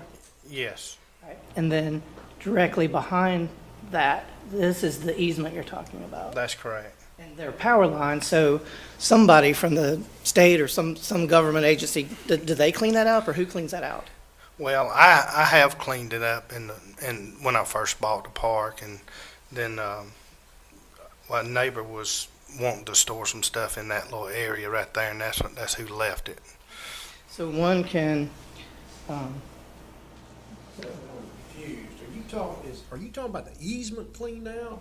Yes. Or is that's what he was No, talking no, about. You were talking about the building. Yeah, around the building, yeah. Right. Now, as far as the easement, I don't know who cleans that. okay. But it is, I mean, even from the picture, you can tell it's bare where that easement is, where the power lines go. That's Is that correct.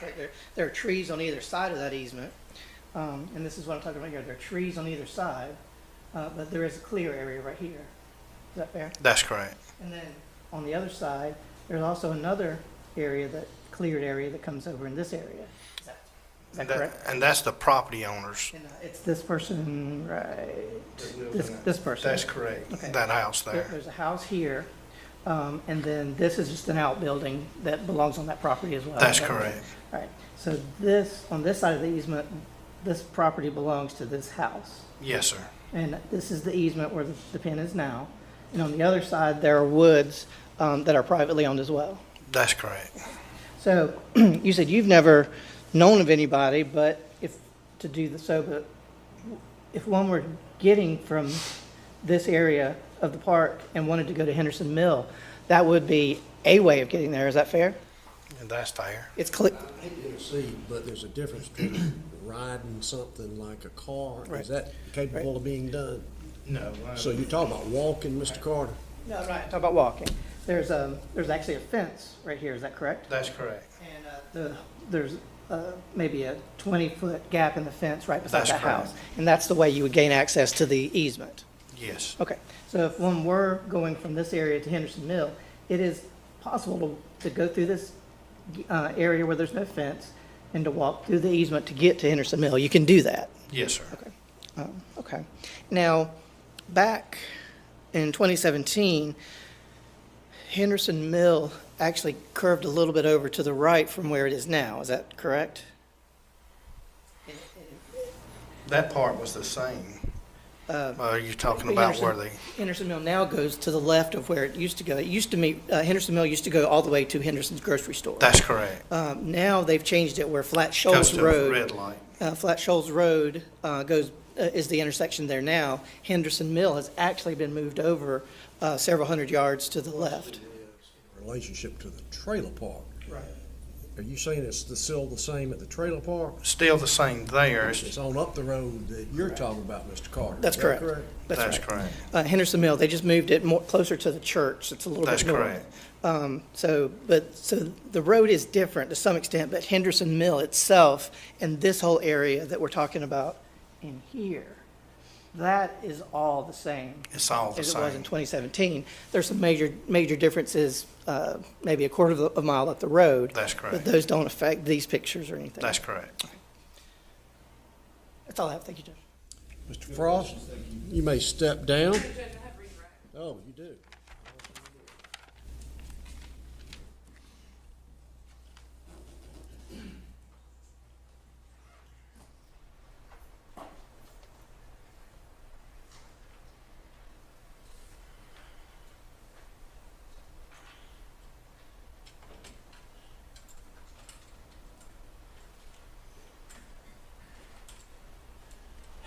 Mr. Evans, are you familiar with property, like apartments and things where there's cuts, where people have like a cut or a shortcut or path that the tenants might use to get to somewhere? I've been to some apartments like that. And typically, is there not something that they're going to besides just a country road like Henderson Mill? Most of the time it's the shortcut to go to a store or something like that. Okay, but that area where you come out on Henderson Mill, there's not a store there, is there? No, ma'am. Is there a place to go buy cigarettes or a place to go buy beer or anything like that? No, ma'am. Can you hop in the car over there off 36 and get up to Henderson Mill, that intersection up there, just as easy as you could walking through the path? Not sure what you're asking there. If you're trying to get to the intersection of Henderson Mill and 36, wouldn't it be faster or just as easy to hop in your car and leave the trailer park and make a ride out to get to the Henderson Mill intersection? It'd be just as easy to going up 36th. Because otherwise, if you come back out, you're going to have to, on Henderson Mill, you're going to have to go up to Henderson Mill. Is It's a that little correct? bit farther. And what's on the other side of Henderson Mill? If you keep on going on this path here. It's a big farm. Okay. So where this cut path is, or what you call it, a power line easement.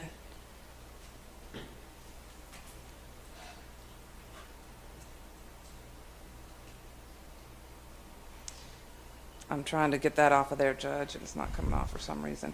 The power line easement, if you continue to cross over that way, that would go to what? This trail here that's leading across here that's going over to this area. That's just a wooded area? Yes, ma'am. No stores? No stores at all. And if you go this way down Henderson Mill, there's nothing down there either, is there? No, All right. Those are all the questions that I have for this witness, Judge. Mr. Carter? I do have none. Can I have that, please? Thank you, ma'am. Mr. Evans, as we discussed a minute ago, let's back out just a little bit. That's not the way we had it earlier, is it? Okay. So, this is the defendant's trailer, and this is the easement we're talking about. That's correct. Now, back in 2017, if you went through this area and went up Henderson Mill Road, you would actually go to Henderson's grocery store, is that correct? Exactly. That leads directly to Henderson's grocery store, where they have beer, cigarettes, just basic supplies, a little bit more than a convenience store, a little bit less than a grocery store, is that fair? That's fair. Okay, and also in 2017, I think it's close, but Henderson's restaurant was also open at that time. There was a restaurant there. So if you left this is the bottom of the trailer park, right? because there's a big hill going up out of it. Is that fair? So as you're going from 36 down, you're going down into a valley. That's right. All right. So if you left here, cut across this access area, and then went up Henderson Hill, you would get to Henderson's Grocery and Henderson's Restaurant. That's correct. If you went the other way, you'd be going straight up a hill to Highway 36, and you would go north in order to get to the same area. That's correct. And the distance is almost the same. Is that fair? It's a little shorter, 36. Okay. But you don't have to go up the hill. That's right. Okay. That's all I have, Judge. Now, Mr. Frost, did you have any questions? No, sir. Okay. Ms. Zahn, did you have any other questions? No, Judge. You may step down now. And the state may call its next witness. Mayor, the state calls Caroline Almond.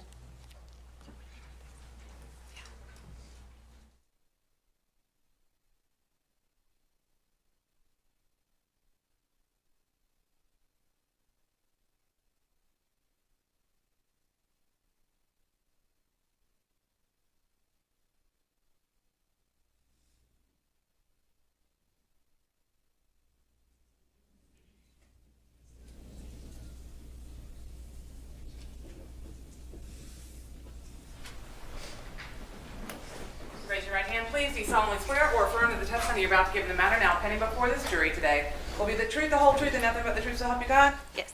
Thank you. Can you please state your name? Caroline Almond, Where are you employed? the Covington-Newton County 911 Center, How long have you been employed there? 9 years. Okay. I'm going to draw your attention back to October the 3rd, 2017. Did you have the occasion to be on duty on that date? Yes, ma'am. And did you take a 911 call on that date from Cortney Bell? Yes. And what time was that call? I'm not exactly sure of the time.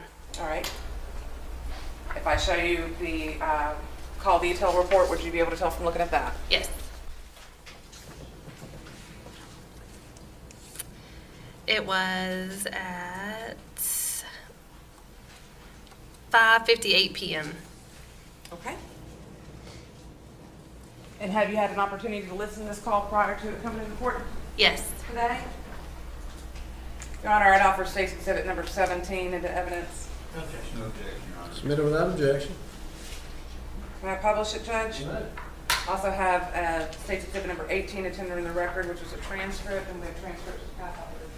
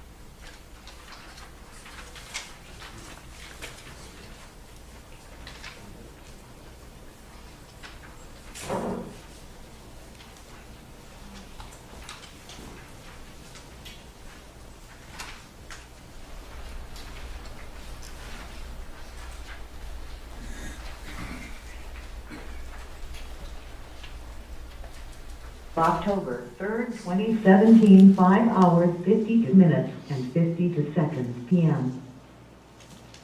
Me coming 911, what's the address of the emergency? Hello? Yes, can I help you? My dad and them came to my house. My dad and my grandparents came to my house. They had my little girl in the car. I took my little girl. They went to my cousin's house where my kids were. And took my newborn that I just had, and they took my car. Why did they do that? So that they were taking my kids. All right, what address did they take them from? 12145 Highway 36, Covington, Georgia 30014. All right, 12145 Highway 36. Yes. Okay, is that Eagle Point? Yes. What lot number? 30. 30? 31 now. And I came to a friend. Where are you at now? Sarah. I'm sorry. Where are you at now? I'm trying to call my friend and get her address. Hey, what's your address? What is your address? 1837. 1837 Woodlawn Road. Okay, do you know where your parents went to? Yes, their house. Which is where? 65 Loudon, Loudeoun Drive. So they just showed up at your cousin's house and took Yes, you. ma'am. It's crazy. And they didn't give you a reason why? They said that they were taking my kids, that I had left them at my cousin's house for a whole day and a whole night, and I mean, I don't see an issue with that. My cousin has kids, and they were playing over there. Okay, so did your cousin contact them to come pick them up? No, not at all. I've talked to her. And she lives right there at the village park, like not even a quarter mile from Pine Valley, Eagles Point. Okay, and you did not give them permission? I got my daughter, my 2-year-old, and they went back to my cousin's house and got my newborn. My kids spent the night with my cousin, Uh-huh. and they came today and took them. Okay, so do you have your 2-year-old right now, or they have them? Yes, she was in the car with my papa and my nanny when they all pulled up. And I took her out. And then a lady I know gave us a ride to my friend's house. Okay, hold on just a moment for me, okay? Yes, ma'am.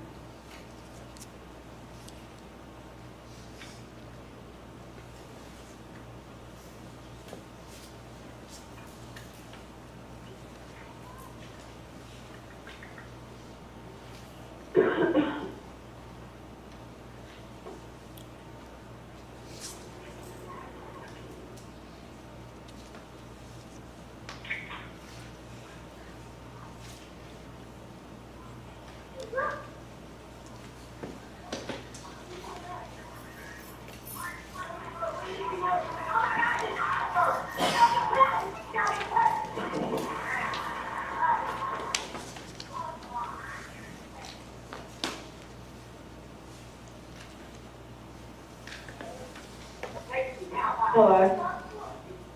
All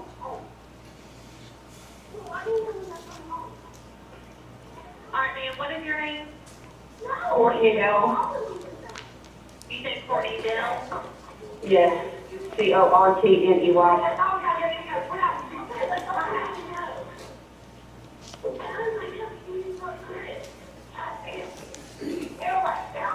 What's your phone number you're calling from? I'm not sure. It's my cousin's phone. She let me borrow it 'cause mine broke yesterday. Okay, so I'm going to send a deputy to you on Woodlawn Road, correct? 'Cause that's where you are currently. Yes, ma'am. Okay, they'll be there with you shortly. Thank you. You're welcome. Bye-bye. Bye-bye. So if y'all pass those to your right.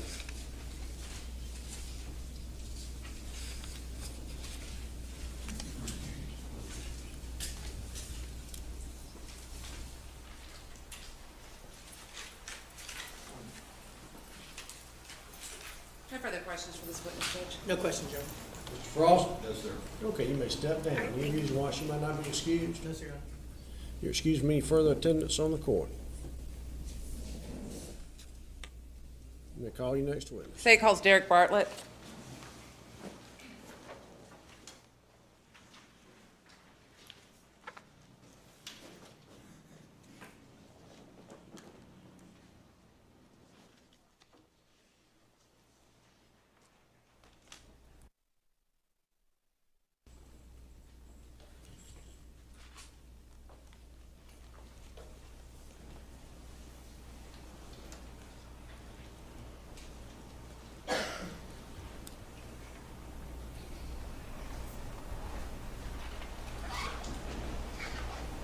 Raise your right hand, please.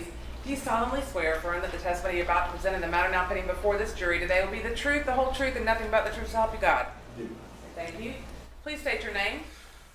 Deputy Bartlett, Where are you employed, sir? Newton County Sheriff's Office, How long have you been employed there? 2.5 years. Okay, I'm going to draw your attention back to October the 3rd of 2017. Were you assigned to patrol at that time? I was. And specifically on that date, did you respond to 1837 Woodlawn Road to answer a call? I did. And can you tell the members of the jury about what time it was that you arrived? About 6:40. Okay, and who did you meet with there? I can't remember her name off the top of my head. Cortney. Cortney Bell? Yes, ma'am. Okay, and what was the nature of the call? What was she complaining of? The original call came out as a custodial interference, I'm going to say, and she stated that her father had taken her kid, and she said that she stated that the father had picked up the child without her permission. Okay, now what did you advise her about the situation? I told her that it was a civil matter. Okay, meaning what? That the sheriff's office, due to everything that she stated from the call, that I was not gonna force the grandfather, and we were not gonna get involved and make him hand back over the child. I advised her that she could go and pick up her child, but that was gonna be on her. Okay. Now, did you observe anything about her that stood out to you about Miss Bell? Yeah, she had a black eye. Okay. I mean, it was kind of fresh. We were speaking, and she told me that the father had taken her vehicle, and kind of more along the lines, the call went from talking about the child to more being about the vehicle. And with the black eye, I just advised her that I asked if the child was safe with the grandfather, and she stated, yeah, that the child was safe. And I said, with everything that you got going on, why don't you let some of the stuff calm down here and then go pick up the child. As long as the baby's safe, there's no reason to bring it back. I asked her about the black eye. She wouldn't tell me where she got it from, but it just didn't look right. So. Okay. And you said that the call sort of started out as a complaint about her father taking her children, but then it sort of shifted? Yes, ma'am. And what did it shift to again? Towards the vehicle that the father had taken. The father allowed her to drive a vehicle, and the father had picked up the vehicle and wouldn't give it back to her. Did she want that car back? Yes, ma'am. Thank you. That's all that I have. Mr. Carr? Thank you, Judge. Deputy Bartlett, when you say the father had taken, you're talking about her father, correct? Yes, sir. And not the father of the children? Just to be correct. This whole incident revolved around the dispute between Courtney Bell and her father, whose name was Tim Bell? Yes, sir. Okay. And the father of the children wasn't there at the time? I've never seen him. Okay. And he was not any kind of issue? Courtney Bell? Yes, sir. All right. Thank you, sir. Yes, sir. Ross? You said, Deputy, the black eye looked fresh? Yes, sir. And when you said all that she had going on, were there other matters that she had going on? Yeah. When I showed up, she was visibly shaken, and she was frantic. And then, upon calming her down, somebody else, I can't remember who else, pulled up and was actually speaking to her about some ongoing issues and asking to take her other child, who she had custody of right then and there, to get her away from the situation. And I just kind of stepped back, let them talk, and I advised them that I was done with what I could do for them, and that it was going to be on her to take care of those issues. All right. And to your knowledge, is that what she did? Yes, sir. Okay. Thank you very much. Yes, sir. Any reason why he might not be excused? No, Your Honor. You're excused from any further attendance on the court. Call your next witness. Today calls Megan Sorrells.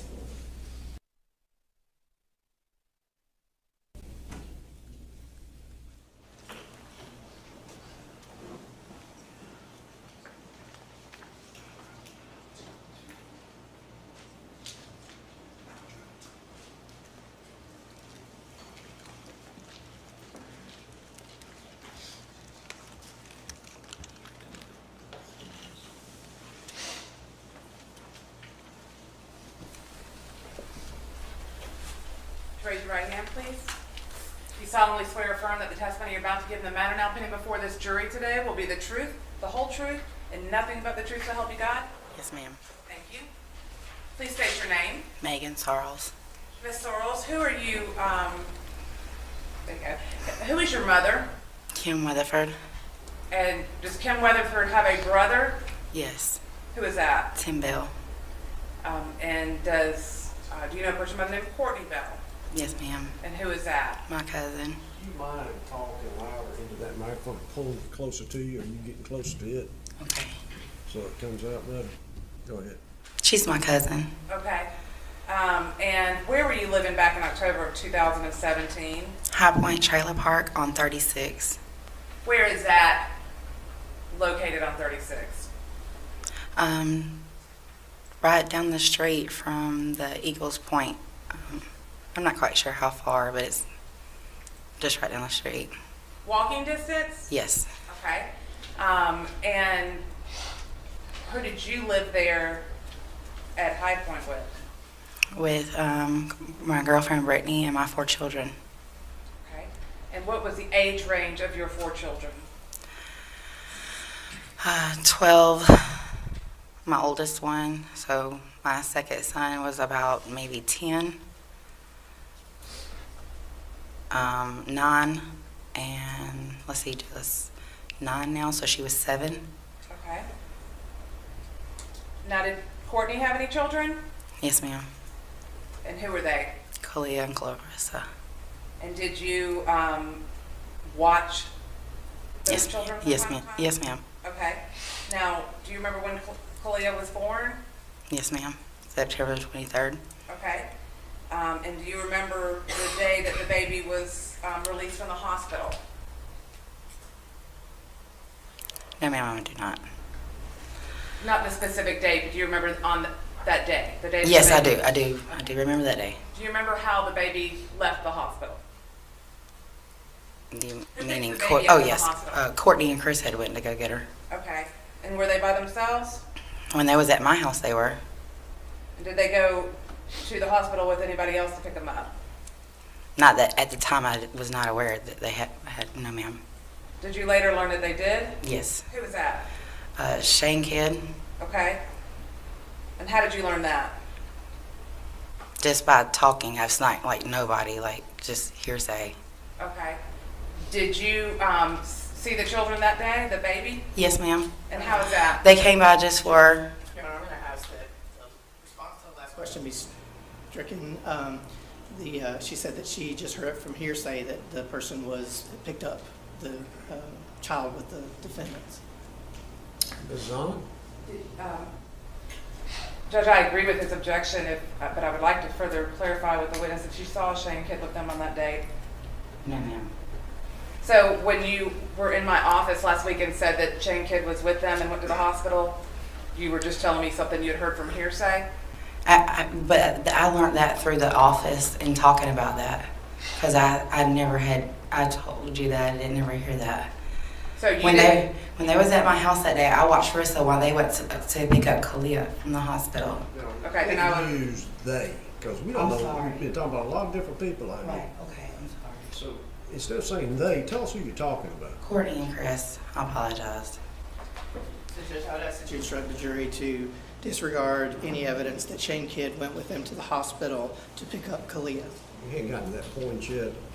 She's trying to lay a foundation. Yes, sir. I am, Judge. And I don't know that needs to be down on some presence of the jury, but I certainly would like to. Okay, let me excuse the jury back in the jury room for a second.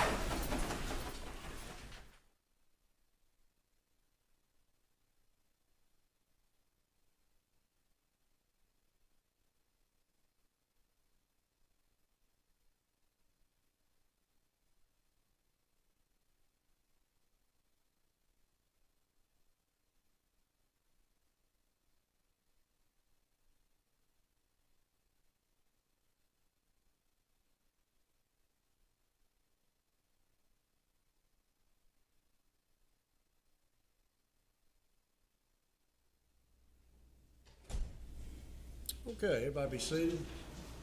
Ms. Zahn? Do you remember meeting in my office last week? Yes, ma'am. And I've got notes from our conversation. I was taking notes. You recall that? Yes, ma'am. And you recall telling me that she being Cortney and Chris went to go pick up the baby from the hospital when it was released with Shane Kidd. No. You don't recall saying that? No, I remember you saying that because I had never known that or heard that, and then I heard others hearsay say that. Okay. When they pulled up at the house, they brung Clarissa and was going to get. Again, please don't use they repeatedly, because I don't know who they are. She's talked about 3 people. They can include 3 people or 4 people. So use names. Cortney and Chris. How would I have known that? I wasn't there that day when they went to go pick up the baby. How would I have known about Shane Kidd if you had not told me that? I guess hearsay. I swear I did not say that. Okay. I told you that they dropped the kids off and they left with, they dropped Clarissa off, which is Cortney and Chris, and went to the hospital. With Shane Kidd? No. And you understand you're under oath, and if you lie under oath, you'll be charged with perjury. Do you understand that? Yeah, I never said that was Shane Kidd. I learned that in the office that day. You told me that. Okay. My mom was in there also, Kim Weatherford. I know she was. Yes, ma'am. And I explained about the black eyes and things like that. And that's you how also I got to learn out. Let me ask this question before the jury comes back here. I was just going to ask you, when they came back from the hospital, what happened with the baby? They came and picked them up and took them, and I told you that I heard. Who's they? I don't know why I keep doing that. Well, I want you to stop, but talk into the microphone. Don't talk to me. And tell me who they are you're talking about now. Chris Bell. Cortney and Chris. I'm sorry. They came back to your house after they picked up To the baby? pick up Rissa. To pick up Kalia, and they had Kalia. I told you they took them, and I heard that they took them and dropped them off at, once again, that's just hearsay, and took them and dropped them off with Melissa Davis. So you didn't tell me last week in my office that they dropped the kids off with you to keep right after they picked them up? Right, and then I told you that they picked them up the same day and took them to Melissa. I'm sorry. Because you're getting real confused up here. Yes, I am. We're talking about a timeline. They leave you to go to the hospital, being Chris. Yes, sir. And Courtney. Chris and Courtney. You claim they brought back Kalia. Where was Yeah, they was Rissa coming all back. this time? He was with Courtney. Rissa was also with Courtney. No, Rissa was with me. I They just said, where was Rissa at this time? I'm getting confused. She was with me. They brung her to me that day before they went to the hospital. Okay, so they bring Yes, Rissa sir. to you. Yes, sir. You claim those 2 went to the hospital. Chris and picked Courtney. up Kalia, Yes, sir. came back to your house. Yes, sir. Within what time span? I don't know. A couple hours? Couple hours. How long did they stay at your house? Not long, just long enough to, I mean, they was going about their business. They got How Kalia. long would you estimate they stayed at your house? Maybe an hour. Hour. Maybe. Then Chris and Courtney leave, Yes, sir. but they've With left their children. Kalia. No, they took their children. Took both children now with them when they leave. Right. Yes, sir. And that's the last you ever saw of those 2 children? No. When was the No, next sir. time you saw those 2 children? Throughout the time that she was born, I mean, she was only 15 days old. They was coming, bringing her. I'm talking about the relationship to the day we're talking about. Oh, no, I did not see him later that day. So when was the next time you saw the children? It should have, I'm sure the next day. Because I Why was are you always sure helping it's the next day? because I was always around Courtney and Chris. Well, basically. What else did you I want to helped them with ask their her? children. Did she drop them off on October 1st at your house? Yes, ma'am. And they stayed for 2 or 3 days? Yes, ma'am. Until My Mr. uncle. Bell came and got them? Yes, ma'am. Okay. That's fine, Judge. I believe Shane Kidd is actually going to testify, so if the judge wants, if you want to instruct the jury to disregard that hearsay. Anything else from anybody? Judge, before the jury comes back out, I intend to impeach this witness with a misdemeanor conviction for obstruction. I understand that usually would not be, That's not a, except for the fact that it's, her obstruction was making a false statement about the location of Gerald Weatherford. what does the state have to say about that? I haven't been served served any notice of this, Judge. We're just hearing about it right now. Is it properly certified and everything? I believe it's a crime of falsity, Judge. Okay. Anything else from anybody? Mr. Young.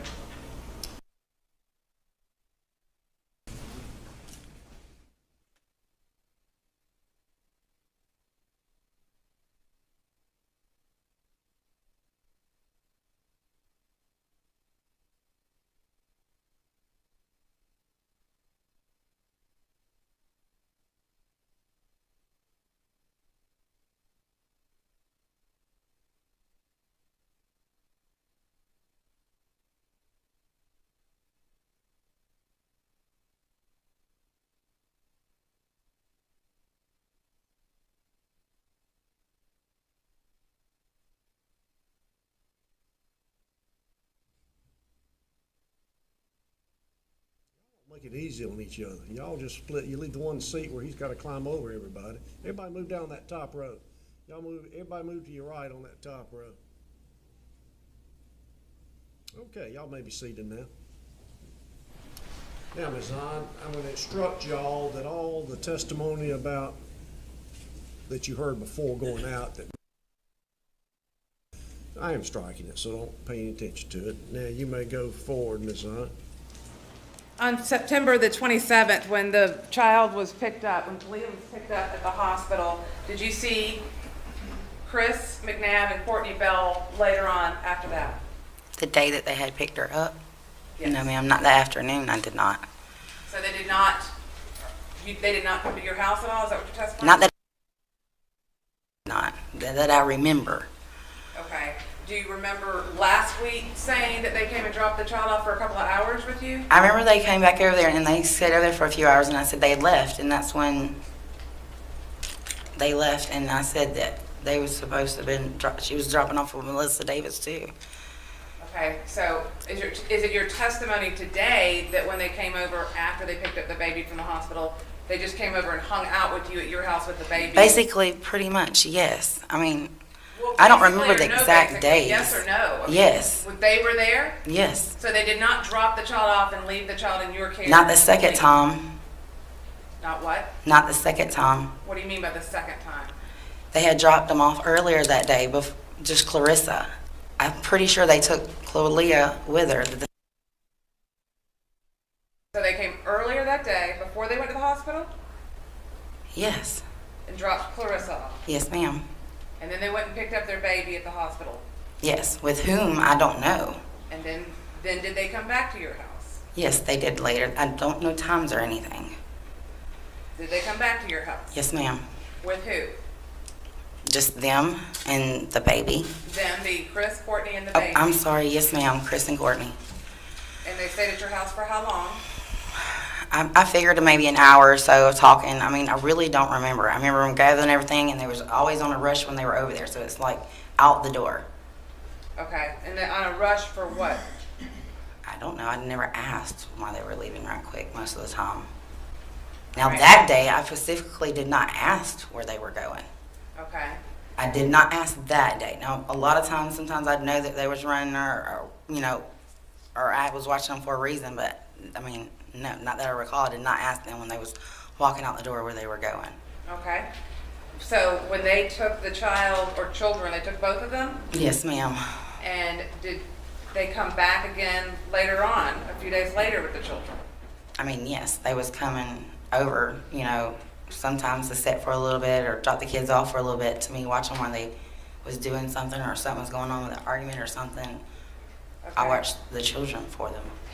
And you said an argument, did they argue? Yes, ma'am. Chris and Courtney did? Yes, Chris and Courtney. And were you concerned about the children being in the trailer when they were arguing? Yes, of course. So did they come and drop the children off at your residence? Yes, Courtney knew they would be safe if she dropped them off, and I was just fine with them, I didn't finish asking the question. sorry. If you let me finish. Did they come and drop the children off at your residence on October the 1st? Yes, ma'am. And how long did she leave them at your house? 2-3 days. A newborn baby Yes, ma'am. and her 2-year-old daughter? Yes, ma'am. And you already had a 12, 9, 8, and 7-year-old at your house. Yes, ma'am. And now at that time, were you in communication with Cortney? Yeah, I mean, pretty much, yeah. She would text and check on them and call me and check on them. Was she out of town? But I never would ask where she was at or anything. I mean, I'm sure she would. I can't say she was out of town because I don't know. I can't say that. I know Well, I that. mean, did she travel for business or anything? No, ma'am. Did she even have a car at that time? Actually, she did have a car. It was a PT Cruiser. Her father, Tim Bell, he gave her. Okay. And McNabb, he didn't have a car, did he? No, ma'am. And you know what kind of activities they were involved in, don't you? Yes, ma'am. Would that include drugs? Yes. So you said that she dropped him off for 2 or 3 days. You don't know where they were during that period of time? No. And at some point in time, did you inquire where she was or when she was ever going to come back and pick up her newborn baby? No. Could you get in touch with her? I mean, yeah, I could get in touch with her. She'd text me sometimes and ask, but I never asked when she was coming back or anything because I knew they were safe. And when they were with the children, Clarissa and Kalia. But at some point in time, you did get frustrated, did you not? That you didn't know when she was coming back or where she was? I get frustrated from time to time, and I had 4 kids already, so I mean that's stressful already. So did you call your mother on October the 3rd? Yeah, I got overwhelmed. And why were you overwhelmed? I mean, because I had 4 kids, and then plus 2, it was a little stressful, and I just get overwhelmed. I mean, I could have handled it, but I don't know. I guess just sometimes moms, you get a little stressed, and I just needed somebody to cry to and talk to for a minute. So I called my mom, Kim Weatherford, to cry to her and just let all my stress and worries and everything out on her. Well, it was your stress, but it was also Courtney's children that you were taking care of. Yes, ma'am. And you know from raising children that newborns require a lot of attention. Yes, they do. And as a result of calling your mother, did Mr. Bell come over to the residence? Yes, ma'am, he did. And what did he do when he got there? He was mad. He was mad about the whole situation. And what did he do? He wanted his grandkids. And so I gave him his grandchildren because I thought that was the right thing to do. I mean... Did he take both of them at that time? No, he got Kalia from me, and at some point when Tim had went over there to confront them about the situation and a couple other things, they got Clarissa from them, from Tim. So it turns out, when you said you didn't know where they were, or you couldn't attest to whether they were out of town, they were right across the street? Oh, well, yes. Yeah, pretty much, yeah. Now, if they went to, hang out, I don't know all that or who they hung with, so I can't say that. But on that day, were you aware that they were there at the trailer over there in Eagle Point? Yes, ma'am. And did Tim get one of the children? Yes, he got the oldest one. No, I'm sorry. He got Kalia, the baby. Now, did you later on come to regret calling your mom? I did. Why is that? Because I felt like if I would just sucked it up, if I can say that, and dealt with... I object to the relevance. She's asking how she felt about making a phone call. I object to the relevance. And if she's going to say, I feel like I could have made a difference in what happened, I would ask that not be allowed. Ms. On? Judge, I think it goes to the credibility of her testimony today. I think it also goes to explain, the conflict that she's got today testifying against her. I'll allow the question. Cousin, okay. So why was it that you regretted calling Tim? Because I feel like it stirred up everything. I've blamed myself the whole time. Like, maybe if I would have just dealt with it a different way, or I don't know. I just feel like I made that phone call that day to my mom and Kim Weatherford, and when she called her brother Tim Bell, everything got out of control, and I blamed myself the whole time. I feel like maybe I pissed him off, or pissed them, I don't know. But you never had any concern about the two children's, or did you have any concern at all about the two children's safety? All the time. With Tim? No, never with Tim. Never.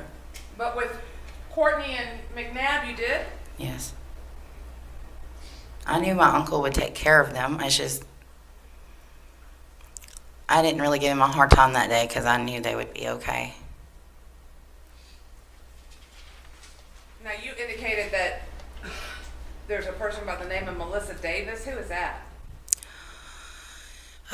It was, I guess, an acquaintance, you would say, of Courtney. And then my brother is, actually has a, I don't know how you would word it. He dates her daughter, Diane. Okay. And where did Melissa Davis live? She also lived right across the street. I don't know if you would call it Eagles Point, but it was like apartments right next door to their park. I'm showing you State's Exhibit number 124. Do you recognize this? Yes, ma'am. What is that? Melissa's house. Okay. Is that a fair and accurate depiction of the apartment that she lived Definitely. in right across the street? Yes, ma'am. And I'd offer State's 124 into evidence? Submitted without objection.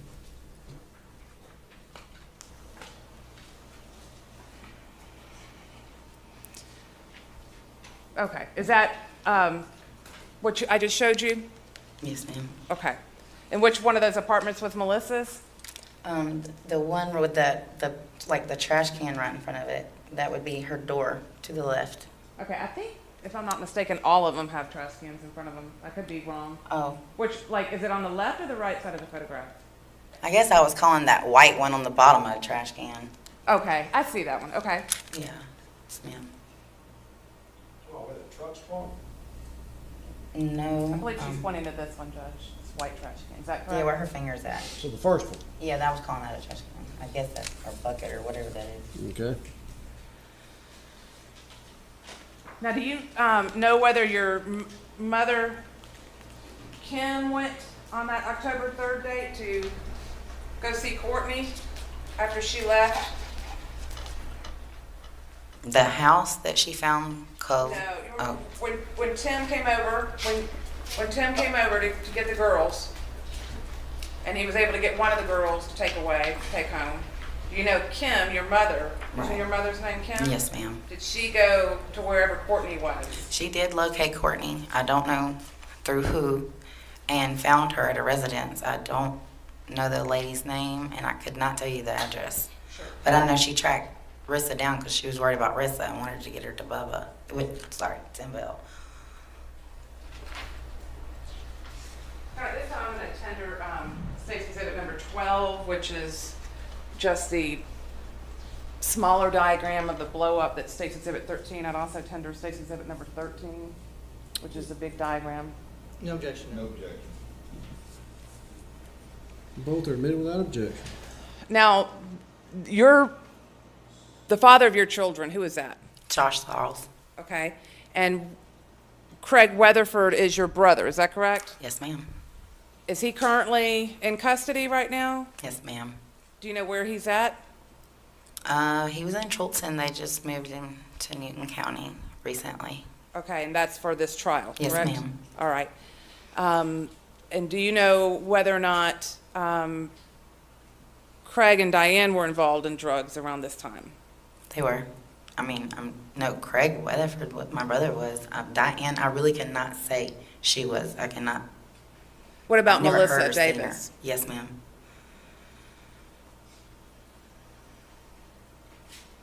Thank you. Those are all the questions that I have for this witness. Judge. Carter, thank you. Have a throat.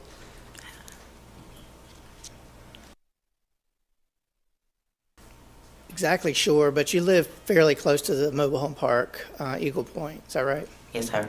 And you live with a friend named Brittany, Yes. and 4 kids. Yes, sir. And back in 2017, your kids were 12, 10, 9, and 7. Yes, sir. The 12-year-old, is that a boy or girl? It's a boy. The 12-year-old, was he able to kind of help you around the house some at 12? He did. Okay. And the 7-year-old, is that a boy or girl? It's a girl. Be at an age where she could kind of play with Clarissa? I mean, yeah. I mean, both my girls love to play with Clarissa. They loved her. And your other girl was 9 or 10?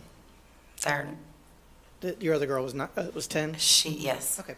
So your 7-year-old and your 10-year-old, during that period of time, they liked to play with Clarissa? Yeah, well, more my oldest daughter, I mean, because she takes it with younger children. Okay. All right. Was there any, do you have any issues with her, your 10-year-old, playing with Clarissa or even Kalia? No, sir. She wasn't any kind of danger to them or Oh, anything no. like that? I wouldn't allow her to be able to play with her like that if I thought that. No. Right. So you knew that Kalia was born on September 23rd. Is that right? Yes, sir. And then Cortney stayed in the hospital a couple of days. Does that sound fair? I think a day, maybe 2, but I'm not sure. And then Kalia stayed a couple more days after Cortney. I believe she was in there 4 days, but don't quote me on that. Right. So somewhere in the area of September 27th would be the day they picked up Kalia. Is that Yes, sir. correct? Not holding you to the date, but it's somewhere in that area. Yeah. Okay. And you said you had heard some hearsay, but you don't know who went with them to the hospital. But you do know that they dropped Clarissa, the 2-year-old, they dropped her off with you when they went to pick up Kalia. Right. And then when they came back to your house, they had Kalia with them and nobody else. Is that correct? No. I didn't have people like that at my house. Yeah, no, Chris. Chris and Cortney. Chris and Yes. Cortney brought Kalia. Yeah. So Chris and Cortney dropped Clarissa off at your house. They went to the hospital and picked up Kalia. Then Right. Chris and Cortney came back to your house with Kalia. They stayed for an hour, visited, you got to see the baby. Then they left, Chris and Cortney left with Clarissa and Kalia. Yes, sir. And you said you heard something about going to Melissa Davis's house, but you do not know for sure. No. Okay, that's correct? Yeah, that's correct. All right. And then you said you probably saw them the next day. You probably saw Chris, Cortney, Kalia, and Clarissa the next day. Yes. Because between the 27th or so, whenever she was released from the hospital, until October 7th, you saw them almost every day. Is that correct? Pretty much, yes. Okay. And sometimes they would leave you with her for short periods of time, and you took care of, they would leave Kalia and Clarissa with you for short periods of time, and you would help take care of them. Is that fair? That's correct. Now, sometime around October 1st, Cortney, not with Chris, but Cortney herself dropped off Kalia and Clarissa, and they stayed with you that night. Is that correct? Cortney and Chris was always together. Okay, so on October 1st, they were together. And they dropped Kalia and Clarissa off with you sometime around October 1st. Yes. All right. And Mr. Bell came and got the girls, Clarissa and Kalia, on October 3rd. Yes. So at most, we're talking about 48 hours that they were with you. Is that fair? Yeah. All right. Could have been less than 48 hours. No. Okay. Could not have been more than 48 because you said it was October 1st. Right. Okay. During that time, you said Cortney dropped the girls off because she knew that she would be safe with me. They would be safe with me. Is that what you said? Yes, sir. And they were safe with you, were they not? Yes, they were. There's nothing in your house, your friend Brittany, your kids, nothing was going to be a harm to the kids while they were with you. Definitely not. All right. And you had plenty of food, Yes, sir. place to sleep, things of that nature. Yes. Okay. So Mr. Bell became involved because you told your mother you were getting overwhelmed with the extra 2 children. Yes, sir. Okay. And Mr. Bell I believe the first thing he did, he picked up Clarissa, the 2-year-old, and took her down to see Cortney and Chris. Is that fair? I don't know if that's what he was doing. He was going to confront them. Okay, My exactly. papa took Kalia and he went down there. Okay. You sure it wasn't Clarissa that he took? And then- Clarissa's the oldest one. Right. He took her He first. took her. That's how they got her. Right. He took her first, and at some point, he went back and he got Kalia. Is that fair? No. Okay. My grandfather and him both was at my house that day. Okay. And they came in my papa's PT Cruisers. There's 2 PT Cruisers involved. Mm-hmm. One is my uncle's. The other one is Courtney and Chris's PT Cruiser that my uncle was basically gave to him. Okay. All right. So what, did they pick both of the children up at the same time? Right, from my home. From your home. So you... And Tim, went to Courtney and them's house, and my papa took the baby, which is Kalia, Okay. with him. Okay, so they took both children at that one time? Yeah, they took them both. And then whatever happened between Courtney and Tim, that didn't have anything to do with you? You didn't, other than hearing about it, you don't have anything to do with that the rest of the time? No, other than phone calls and checking on them, I did. Okay. So you did call and check? Yes. Okay. And were you aware that Clarissa and Kalia returned back to the home of Courtney and Chris on October 6th, Friday? Yes. Okay. Did you see them that day? No. All right.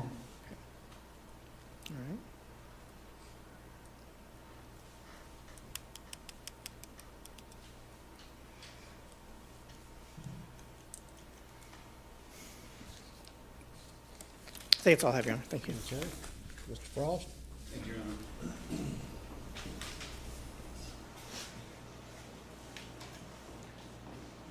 Good afternoon, ma'am. Or, yeah, it actually is afternoon. When you watch the kids, Clarissa and Kalia, or just Clarissa before Kalia was born, were they either both or when it was just one child, Clarissa, were the children, when they were brought to you, clean? Yeah. Fed? Yeah. Did Courtney bring food, formula? She'd always make sure they had their diaper bag and. Okay. No. So she didn't just dump them off in dirty diapers and see you later? No. Okay. And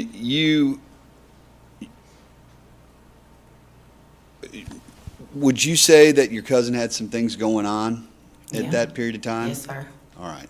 And was among those, was there some violence going on between? Yes. Okay. Yes, sir. Between who? Courtney and Chris.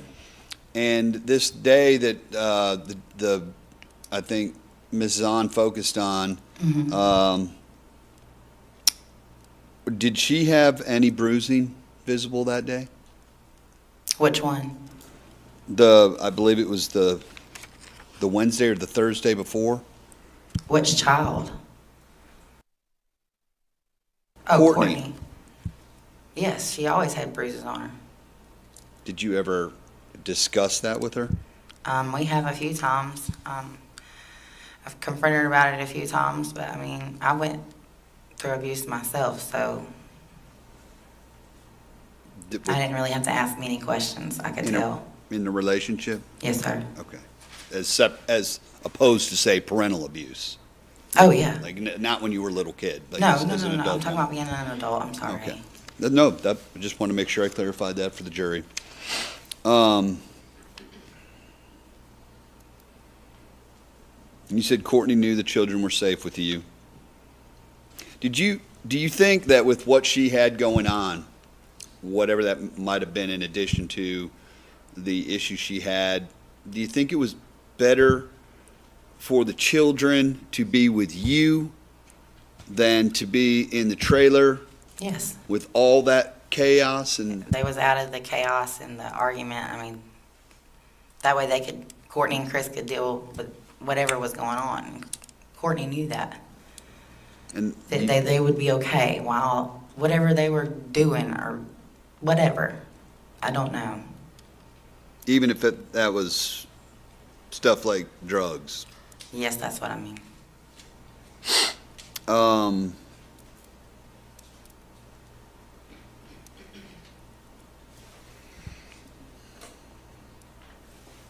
right, that's all I've got. Thank you, ma'am. Ms. Zahn? Did you see a black eye on her face on the day that Tim Bell came to the house to pick up the babies? Yes, ma'am. On Courtney Bell's face? Yes, ma'am. And when you had baby Kalia at your house for those couple of days, she would have only been just a few days old. Is that fair to say? That's correct, yes, ma'am. Okay. Did you hold that child? Yes, loved her. Did you hold that child to your chest?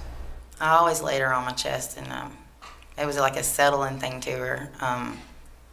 It helped me to hold her. To get, everybody loves baby lovins. I enjoyed every minute of it, and I just lay around sometimes when the kids were playing and just let her sleep on my chest or while I was watching TV. I enjoyed it. Did Mr. McNabb ever see you do this? Yes, ma'am. And did he make any statement to you? He did.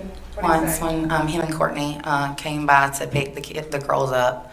I was holding her and had her laying on my chest, and he walked in. He was actually the first one through the door, and Cortney was like right behind him. And he said, "Look, Cortney, she acts like she's actually enjoying this shit." Thank you. That's all I have. Thank you, Judge.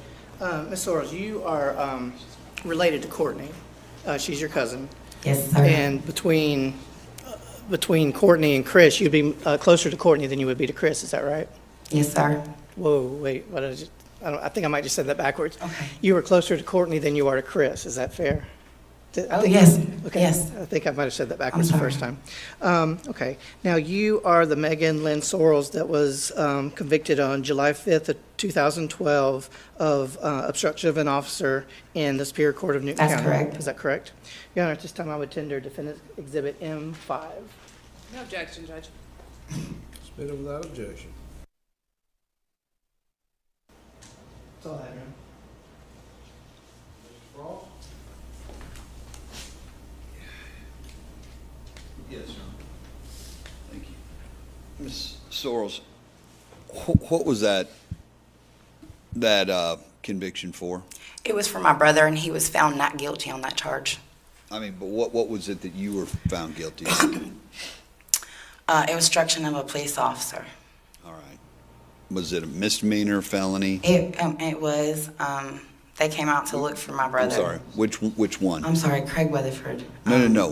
Which misdemeanor? Did you get months or years? Oh, I just got probation and a fine. Was it a month sentence or a year sentence? It was a year sentence, I'm sorry. Counted in months? Yes, sir. That's a misdemeanor, Mr. Frost. I'm sorry. So it was a misdemeanor obstruction of an officer. And you lied about the location to try to protect Gerald? I wouldn't answer the officer's question, and my brother was in my bathroom. Okay. And that's how I received that charge. I didn't say a word, and I wouldn't answer them, so that he said that's what I was going to get. All right. And is that in any way, do you stand by your testimony here today? Oh, yes. Okay. Thank you very much. Nothing further, Judge. Okay, you may step. Yes, sir. What you got? Here, Judge. Ma'am, so you were convicted of lying to the police and obstructing an investigation in order to protect a family member. Is that fair? Well, I didn't answer him, so I mean, if that's a lie, I mean, if you call that lying. And you obstructed justice by trying to protect a family member. Yeah. Thank you. Friday. But you just don't recall. Right, no, sir. You Right. couldn't say yes or, well, you don't recall at all that it happened. Right, no, sir. Okay. Now, you didn't know that Chris and Courtney were related until after they were actually together. Right, yes, sir. And to the best of your knowledge, they didn't know they were related until they were together. Is that correct? I don't know.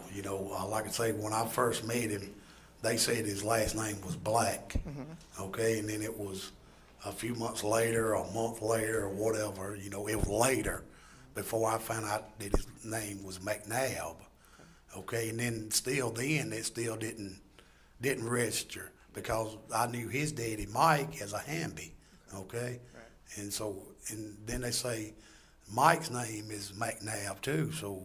Anything else from anybody? You may step down. We're going to take our lunch and recess at this time. I'm going to instruct y'all that leave all your notes here. And when you go out to lunch, don't discuss this case with anybody. Let anybody discuss it with you. Try to time your arrival back. It's 12:18 now. I'm going to give you to 1:45 so you can get out, have your lunch, and come on back. And you're going to have to go through the metal detector, so try to get here a little bit before 1:45 so you can make it up, because I can't start till y'all get here. So we'll excuse you till 1:45. Again, don't look at anything, read anything, go on social media or any of those things. But please leave your notes and y'all may leave.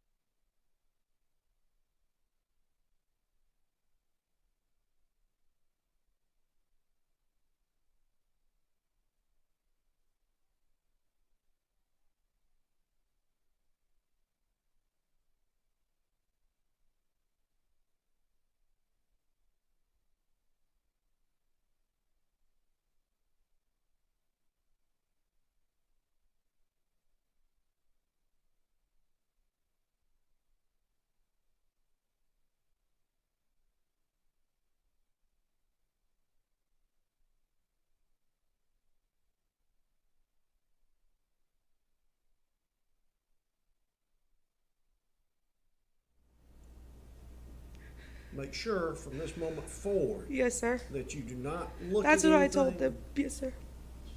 You keep interrupting me. I can't even get the sentence out of my mouth. I'm instructing you to make sure you understand that this is a court order Yes, sir. and that the only power I have is called contempt of court Yes, sir. and somebody in defiance of my order. Yes, sir. Now, do I have your assurance that you are not going to, again, try to see anything on live stream? Yes, sir. Or listen? I don't even want you going on the internet to do anything. I don't want you listening to anything on the internet. You just, until your testimony comes and goes. I can't get on the internet at all. No, ma'am. And I'm ordering it. I If own an find- Allstate stop for a insurance second. agency. I have a real short patience I understand. with people that do not listen to what I'm saying because they're so busy interrupting me. Now, you violated my earlier order. You claim innocently. I don't care. I'm instructing you to make sure that it's clear to you so I don't have these kind of confusions later. So I'm denying you the use of the internet. Now, if that's not clear enough to you, because I know if you don't have the internet, and I can't help it with your generation in this age, y'all act like it's an appendage that you have to be on all the time, that you have to be doing things on the internet all the time. Because I didn't grow up that way. Now, I have another way of enforcing this. You know what that other way is? Yes, sir, I do. Just simply isolating you. I'm aware. So, I need a commitment from you that you understand exactly what I'm saying Yes, sir. and that you are going to abide by what I'm saying. Yes, sir. Okay, is there anything else from anybody that they want to say? Yes, Your Honor. Okay, you're Also, Judge, just that she not have any discussions with any other witnesses in this case about her testimony or their testimony. is that clear to you? Yes. Okay, then we'll see you later on when you testify. Keep in close contact with the DA's office's people so they know how to get a hold of you and where they want you to be. She has my personal cell phone number, yes, Okay. sir. That'll be all. We'll be in recess now until 1:45.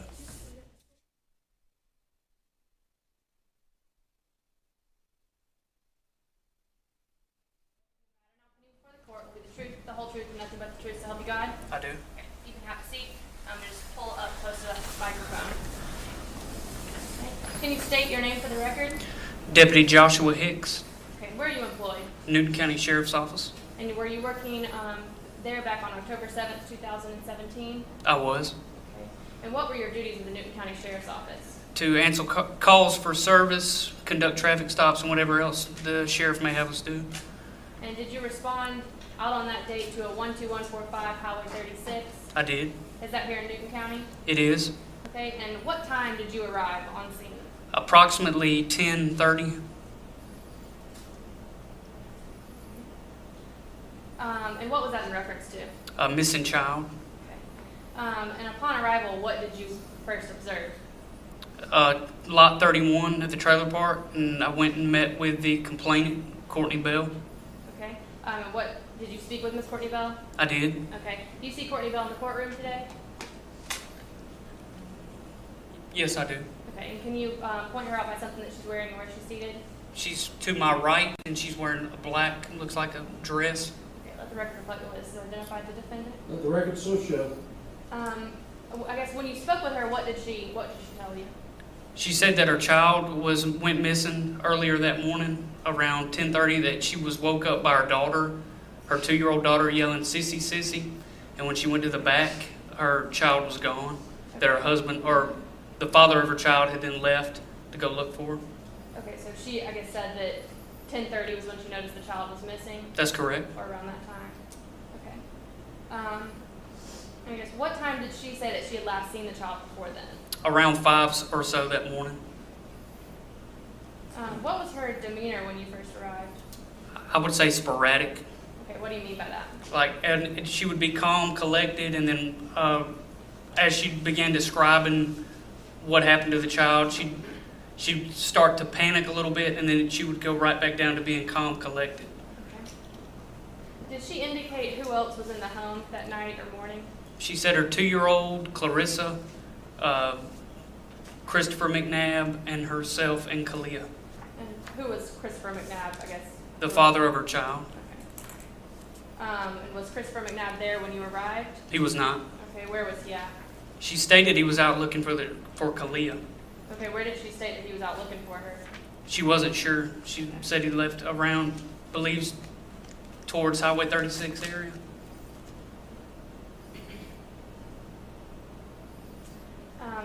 At that time that you spoke with her, did she indicate whether or not she suspected anyone of coming in her house? She was adamant that she didn't suspect anybody would come in and take her child. And did you notice any signs of forced entry at that time? I did not. After speaking with Cortney Bell and getting her initial statement, I guess, what did you do at that point? We searched the house extensively, myself, Corporal Walden, and Deputy James. We searched the inside of the house, the surrounding parts of the house. We did about probably 3 to 4 different searches, checking every area where Kalia may have been, and then we came back to the where we initially started searching. And you spoke about a couple other officers that were out there with you, or are those just other officers that responded on scene? The Deputy James was actually the one I was training that day, so she was already in the vehicle with me. Corporal Walden was one of the supervisors that responded. And were you a field training officer at that time? Yes, ma'am. And what does that really mean? Pretty much any person that comes out of the academy and goes to patrol, they have to ride with an FTO, and they have to be pretty much trained in every part of the job that you may have to do. Okay, and you said FTO. When you say that, you're referring to a field training officer, is that correct? That's correct. Okay. I guess you indicated that you sort of searched around the trailer, or in the trailer, then around the trailer. You eventually came back to the trailer. At that point, I guess, did you ever, during this search, did you come in contact with Christopher McNabb? Not during the initial search. Okay. At any point did you come in contact with Christopher McNabb? I did. Okay, and do you know when that was? It was approximately 24 to 30 minutes after being on scene. And do you see Christopher McNabb in the courtroom today? I do. Can you identify him by something he's wearing and where he's seated? He's wearing a black suit directly in front of me. Looks to be a blue shirt. Okay, and let the record reflect that what this has identified the defendant. Let the record so show. When you first made contact with him, where did he come from? The area of Highway 36. Okay. I'm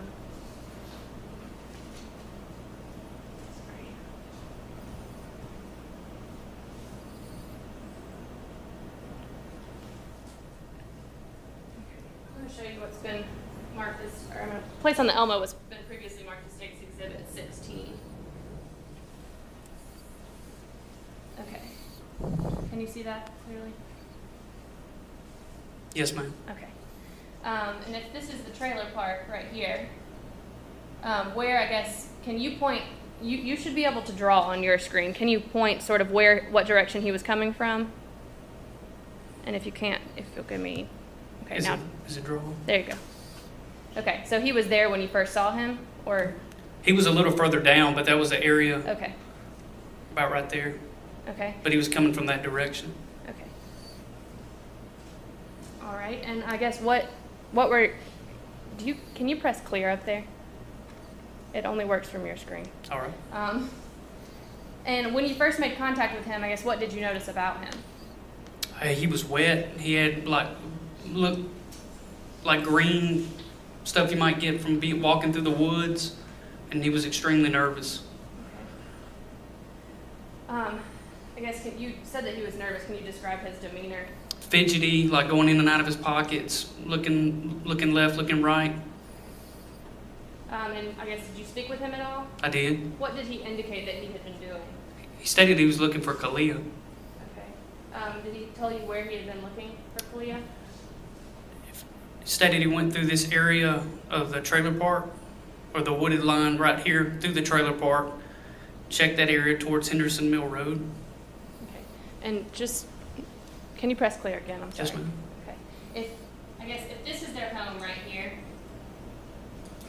the one that they were living in. Oh, are you? Is that? No, ma'am. I believe theirs was actually up here. Okay. So you're saying you made contact with him up in this area? Yeah, that was where we initially made contact. And And did you eventually walk with him somewhere to sort of get the exact location of where he had gone? Right. I asked him at what point of the woods did he make entry to go start looking for Kalia, and he took me about right here and showed me that's where he went in. We didn't actually go in the woods at the time, but I just wanted him to show me where he initially went in. Okay. And if this is if this was the easement where the power line would be, is that where he took you to, or did he show you up here somewhere in the wood line? Could have been a little further down. Okay. But you didn't actually go into the woods with him? No, ma'am. Not Okay. I did not. Okay. Could he indicate why he decided to look for his 14-day-old baby in the woods? He never really gave a reason as to why. And during all of these sort of interactions that we've talked about, did you have your body camera on? I did. And is that, I guess, how does that work? You wear it on your chest area. It's got a cord that goes to what I had was like what they call an eye level type camera. And you turn it on, it'll go into a buffering state. And once it's done buffering to record, you double click on the middle of it. And then you hold down until it beeps to turn off. And so that's something you have to turn on before you start, or when you go out to a call or something like that. That's correct. Okay, it doesn't automatically record every single thing that you're doing all day long? No, it doesn't. Okay. And I guess when it starts recording, does the body camera video back up a little bit? Backs up 30 seconds. Okay, and during those 30 seconds, does it cut out some of the audio's not recording? Yeah, you won't be able to hear the last 30 seconds. Okay. All right, may I approach the witness? Right. I'm showing you what's been previously marked as State's Exhibit 89. Do you recognize this? I do. How do you recognize it? As my initials on the body-worn camera video. Okay, is this your body-worn camera video? It is. From October 7th, 2017? It is. And have you had a chance to review this? I have. And when you reviewed it, is it a fair and accurate depiction of the events that took place on October 7th, 2017? It is. Okay. Your Honor, I return your State's Exhibit 89 at this time. No objection. Submitted without objection. Permission to publish. You may. And Judge, I also have a stipulation to read at this time, if I may. You may. Sometimes redactions must be made to body camera videos. Redactions are part of a video that are removed or skipped over. This could be for a variety of reasons, including that there are lag times in the video that are not relevant, or because the parties have agreed that certain hearsay is inadmissible. You are only to concern yourself with the portions of the videos that are displayed. Agreed to by the attorneys.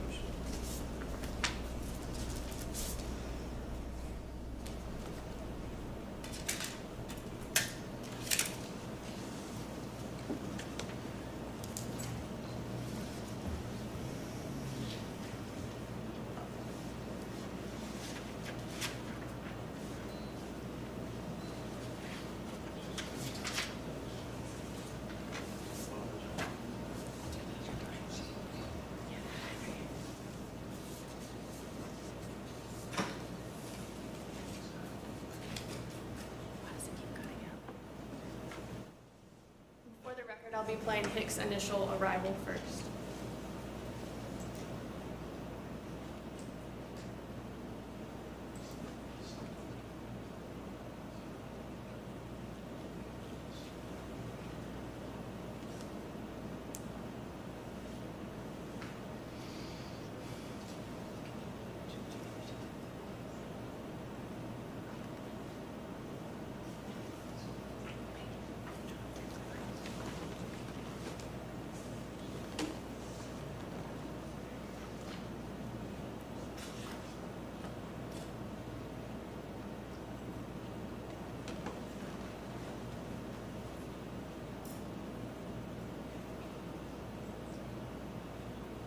Right here. I'm going to end at 11 seconds in.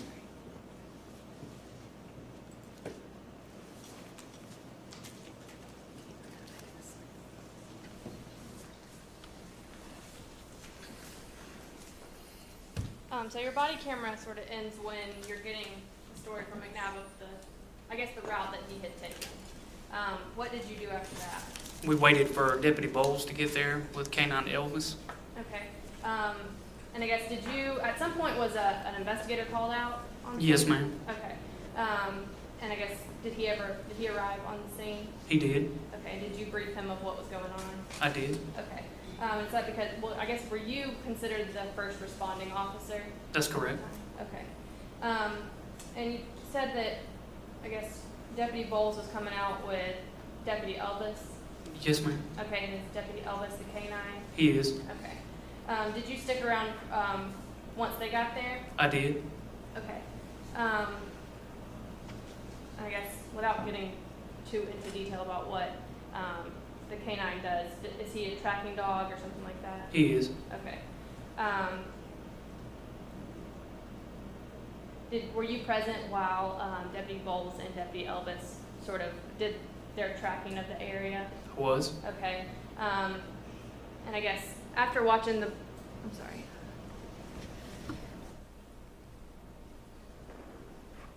I'm going to zoom in a little bit on State's Exhibit 16.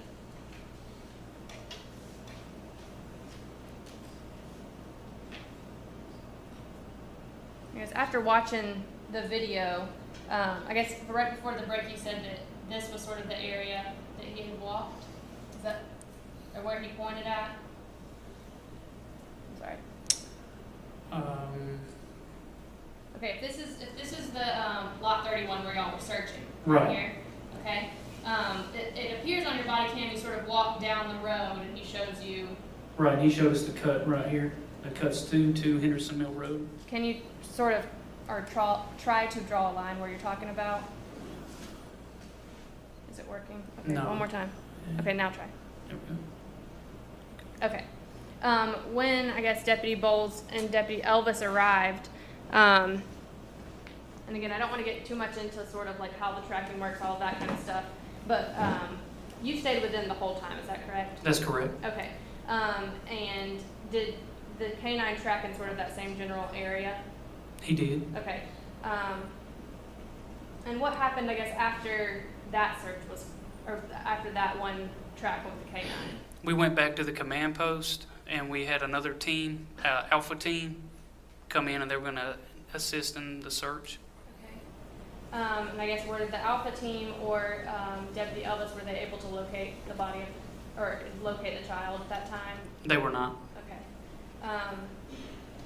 And I guess during the track of the Alpha team, what happened during that? I guess were you present for that search as well? I was for the second part. Okay. The second part of it, I pretty much waited right here, and then wherever the search went from that point on, I went with Alpha Team 2, because Deputy Bowles was with Alpha Team 1, and they pretty much did the same track, going through the woods right there, and they had me standing by. Okay. After that search with Alpha team, what did y'all do? Went back to the command post, which at that point had been moved to High Point Baptist Church, which was, it initially was in the actual trailer park, and we moved it over to High Point Baptist. Why was it moved to High Point? For a bigger area, bigger staging area. And do you remember what day of the week this was? No, ma'am. Okay. Does Saturday sound correct? It does sound correct. Okay. And did all of the events that we've talked about today, did those take place on that one particular day, on October 7th? Yes. Okay. And do you remember what the weather was like that day? Kind of cloudy. I believe it had rained a little bit that day. But during the track, I believe it was clear. I don't remember it raining while we were actually tracking. Okay, and after you said you went back to the command post, what did you do after that? I waited to be pretty much dismissed by the commander of it. Okay, and at some point were you dismissed? I was. Okay. Did you have any further involvement in this case? No, ma'am. Okay, no further questions. Good afternoon. Good afternoon. How are you? All right. Would you mind pushing clear on that one? Thank you, sir. So you first received a complaint about a child missing. What was the actual nature of the call? It was a missing person, missing child. And you were training Deputy James at that point? Yes. In the video, was Deputy James the one driving the car? Yes. Okay. And that's a female? That's correct. Okay. So you and her were the first ones to respond to the scene, Yes. and then the larger, older man was that Deputy Walden?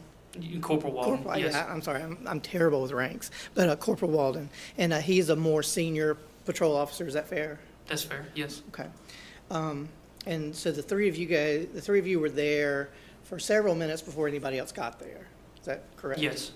So as a responding officer, you are there's several things you're trying to do. Is that correct? Yes. You want to find out what's going on from the complainant. Is that correct? Yes. And you want to make sure the scene is safe. Yes. And at some point, you're also helping look for the child. Yes. Now, since you're a field training officer, that means you were completely trained at the time. Yes. And to do that, you go through police training, law enforcement training. Yes, I go to the same academy she went to and go through the same field training process. Right. Which academy did you attend? Athens Regional Academy. Okay. And when did you graduate or complete that? December of 2013. Right. And where have you worked since that time? Patrol, and I'm currently assigned to the SWAT division and the warrant unit. Okay. And that's all with Newton County? It is. Okay. So for 6 years, you've been on either patrol or SWAT, or you've been working as a deputy in Newton County. Yes. And have to receive updated training as well. Is that correct? Yes. So were you qualified to conduct a search in this case as you did? In other words, were you trained and qualified to respond to this scene and help out? Yes. All right. And did you do everything you could to the best of your ability? Yes, I did. Okay. You earlier noted that you thought maybe the trailer was this one, and that you may have cut through in this kind of area here. Is that fair? Based on my initial Right. look, You just looked at the wrong one, but that's what you said earlier. Is that fair? that's fair. Okay, but then after looking at the video, you can see that it was actually this trailer here. Is that right? That was the trailer where that you responded to. Is that correct? When we first talked, you thought it might have been that trailer, but after looking at the video, it appears that it's actually this trailer. Is that correct? It's possible. Okay. And then you and Mr. McNabb actually walked in this direction over to this house here, and there's a gap in the fence right beside the house. Is that correct? I don't recall. Okay. And he pointed you in a direction this way as to where he initially walked. Is that correct? Yes. All right. And after looking at the video, you determined that it was actually this pathway right here that he showed you. Is that correct? Yes. Okay. And according to Mr. McNabb, he traveled to Henderson Mill Road, then he went up to the church, and then came back down Highway 36. Is that right?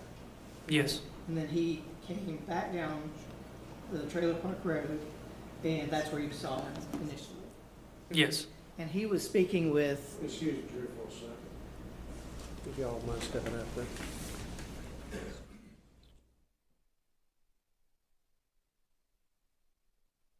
And you guys walked, again, you've had a chance to review, so you do believe this is the trailer we're talking about? Yes, sir. This Highway 31. You and Mr. McNabb walked along this road to here, and he showed you this cut through that there are power lines overhead, right? I don't recall seeing power lines. But that's the cut through that he showed you, is that right? Yes, sir. Okay, and can you, again with your finger, show us where from the road where he said he walked? Okay. All right. All right, thank you, sir. Now, after that, you did some other duties, but one of those was to get a tracking dog. Yes. And Deputy Bowles is I don't know what he is. He's in charge of the tracking dog. Yes, he was a canine officer that day. And you call the dog Deputy Elvis. Yes. Okay. And Deputy Elvis came out, and do you recall that Deputy Elvis was given a piece of Kalia's clothing to track on? Yes. Did you see that happen? I did, but I can't recall what it was. Okay. Had you been trained at all in tracking, use of dogs for tracking? The only thing I was trained with was just to make sure what not to do. Okay, all right. What are some of the things you're not supposed to do? Like walk in the woods where you may be tracking. Okay, all right. And did you follow Deputy Bowles and Deputy Elvis where Deputy Elvis tracked? Yes. All right. And is it fair to say that that track went exactly the area you just pointed that Mr. McNabb pointed through? Yes, for the most part. All right. Can you see well enough? Can you see this area well enough to let me know? I don't know how to focus. That.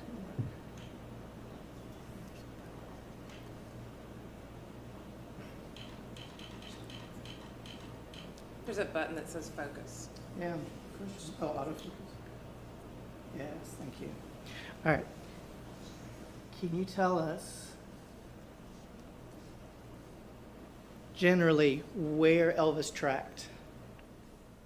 I can tell you generally Yes. that it was about that, pretty much that pathway, but it's an aerial view, so I'm not sure, like as we were actually tracking, if that's for sure the exact route we took. And we're going to have some more specific information, but can you remember, to the best of your knowledge, where Elvis went?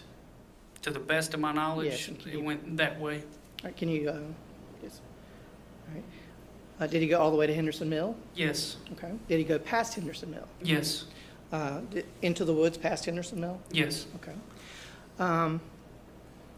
And at some point, he started doing a 100-yard radius circle, is that correct? Yes, he did. All right. Where was that circle? Honestly, I don't recall on this map. I couldn't show you. Okay. Was it past Henderson Mill Road? I believe so.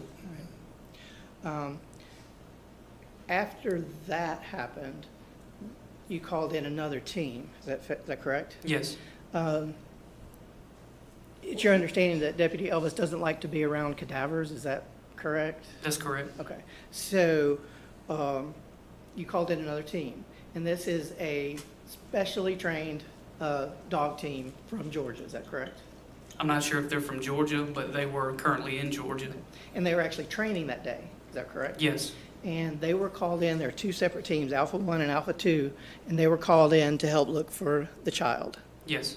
And those dogs, at least you didn't see maybe Alpha 1, but you saw Alpha 2 working. Is that correct? Yes. And those dogs tracked to the same general area. Yes.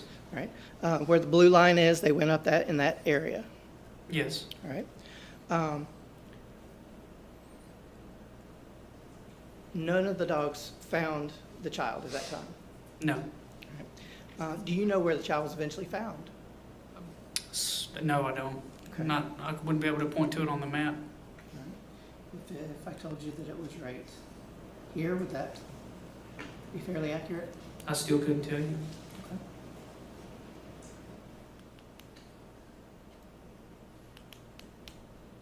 That's all I have, Judge.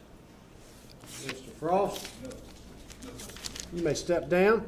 You may call your next witness. Oh, wait a minute. Do you have any redirect, Ms. Stone? I do have one brief question, Judge. Okay. I'm sorry, you have a seat back. I believe at the end of your body camera video, you had said that he was sort of fidgeting around. Yes. Did he ever pull anything out of his pockets? A flashlight? Okay. And did he indicate what he was doing with that flashlight? Yes, he said he went looking for Kalia with it. And at this time that he had just come back around, was it daylight at that time? Yes, it'd been daylight since about 7:40, something that morning. I have no further questions. Deputy Hicks, you did indicate that Mr. McNabb was acting nervous and fidgety. Is that something that happened off camera?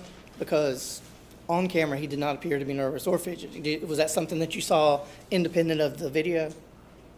That was on camera. You thought that was nervous and fidgety? Based on my training and experience, yes. Well, you That's don't somebody that's nervous. Do you know Mr. McNabb? No, I don't. Did you know him beforehand? No. Do you have any basis for knowing how he acts on a normal day? No. Okay, do you have any training experience to know how you're supposed to react whenever your child's missing? No. Okay. Anything else from anybody? No, sir. You may step down. You may call your next witness. State calls America James. Any reason why he might not be excused? No, Judge. You're excuse me for the attendance on the court.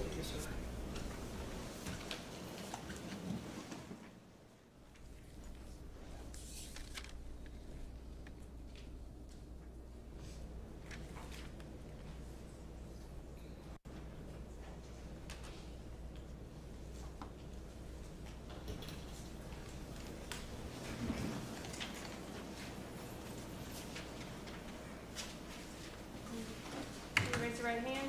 Do you swear or affirm that the testimony you will give in the matter now pending before the court will be the truth, the whole truth, and nothing but the truth, so help you God?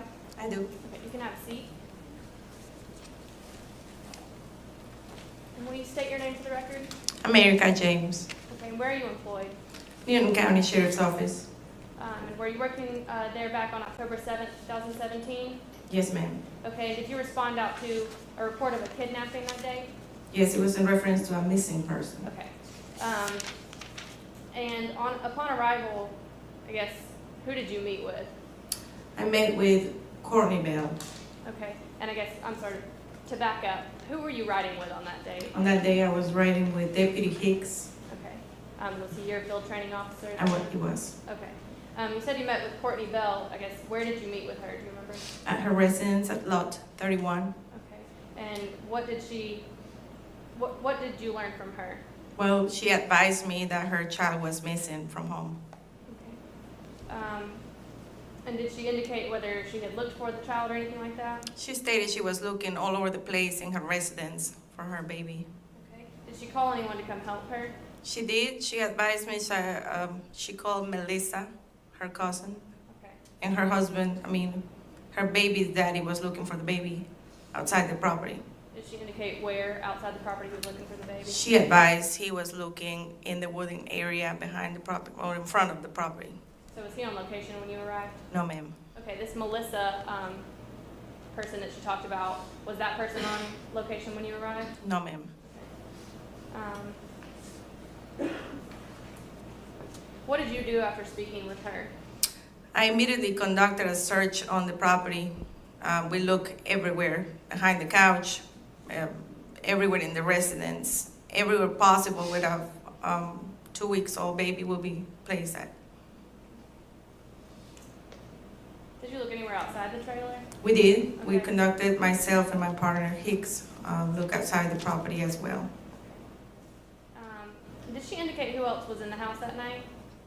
Or morning, I'm sorry? She advised herself, her 2-year-old baby, and Christopher McNabb. And did you speak with anyone else on scene at the time? A few minutes later, her family members arrived, and I talked to her grandparents, and this person, Melissa, arrived to the scene 20 minutes later. Okay, are you sure you spoke with Melissa, or did you speak with her cousin, Megan? Megan. Okay. Correct that. Yes, Megan. And I guess you indicated that you searched a lot of places with your partner Hicks. That's correct. Did you have your body camera on at this time? Yes, ma'am, I did. Okay. And since you were sort of learning and still on field training, does your body cam footage or body camera footage, does it track a lot of the same stuff that Deputy Hicks would have tracked? Yes, ma'am. Okay. And were you present, did you ever see Christopher McNabb that day? Like about 20 to 30 minutes later, he came back from the wooded area right across from the residence, and I did make contact with him.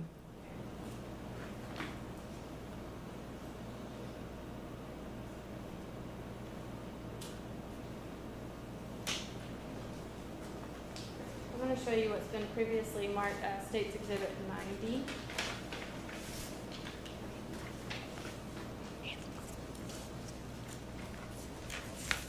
Do you recognize this?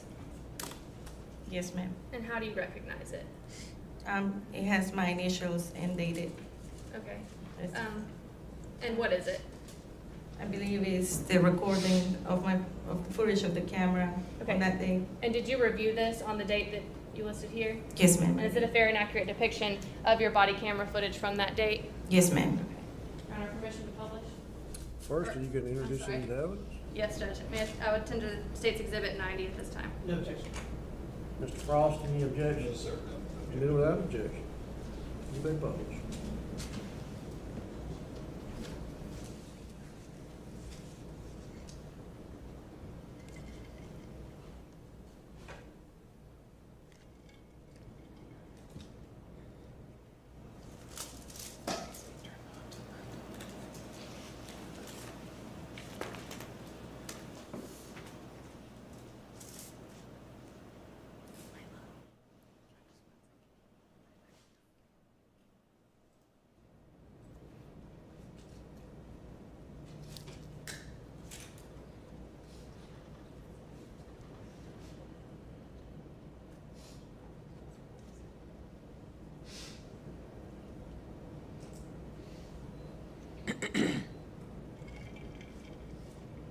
For the record, I'm playing the body camera footage labeled A. James.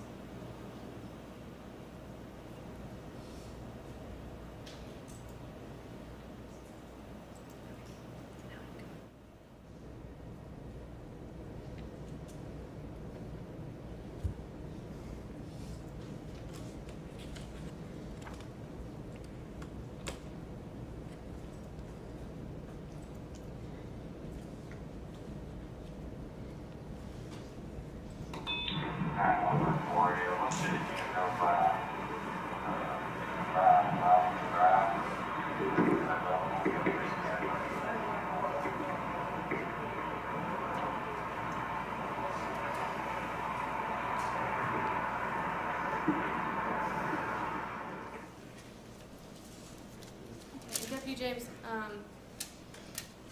what did you do after your body camera footage ends? At that point, I stayed up with them a little bit longer until the other deputies conducted a further investigation or search in the area. And then I transported Miss Bell to the LEC to be interviewed. May I approach the witness, Judge? Good.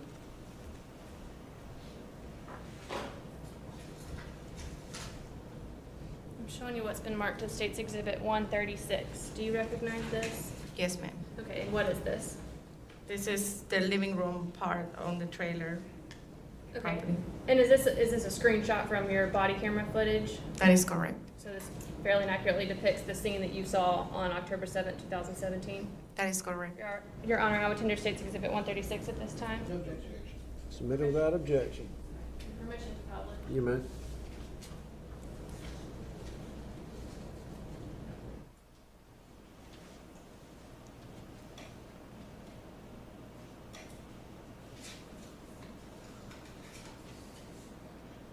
Dark, but I guess, who are these people that are in this photo? The lady in pink was identified as Ms. Bell and Mr. Christopher McNabb. Okay, and was this sort of towards the end of your body camera? That is correct, yes, ma'am. And you said that you transported Ms. Bell to, you said the LEC, but Yes. do you mean the law enforcement center? Yes, ma'am. Is that also sort of known as like the sheriff's The office? sheriff's office, Okay. correct. Okay. And I guess did you wait with Miss Bell for a little while? I did. Okay. And did you have any conversations with her? That is correct, yes, we Okay. conversated. Does that conclude your involvement with this case? After my conversation with her, yes. I have no further questions.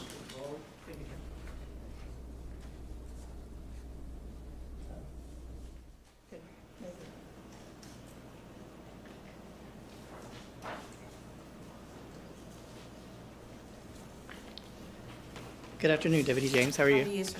Good, good. You were still a trainee at the time that this happened, weren't you?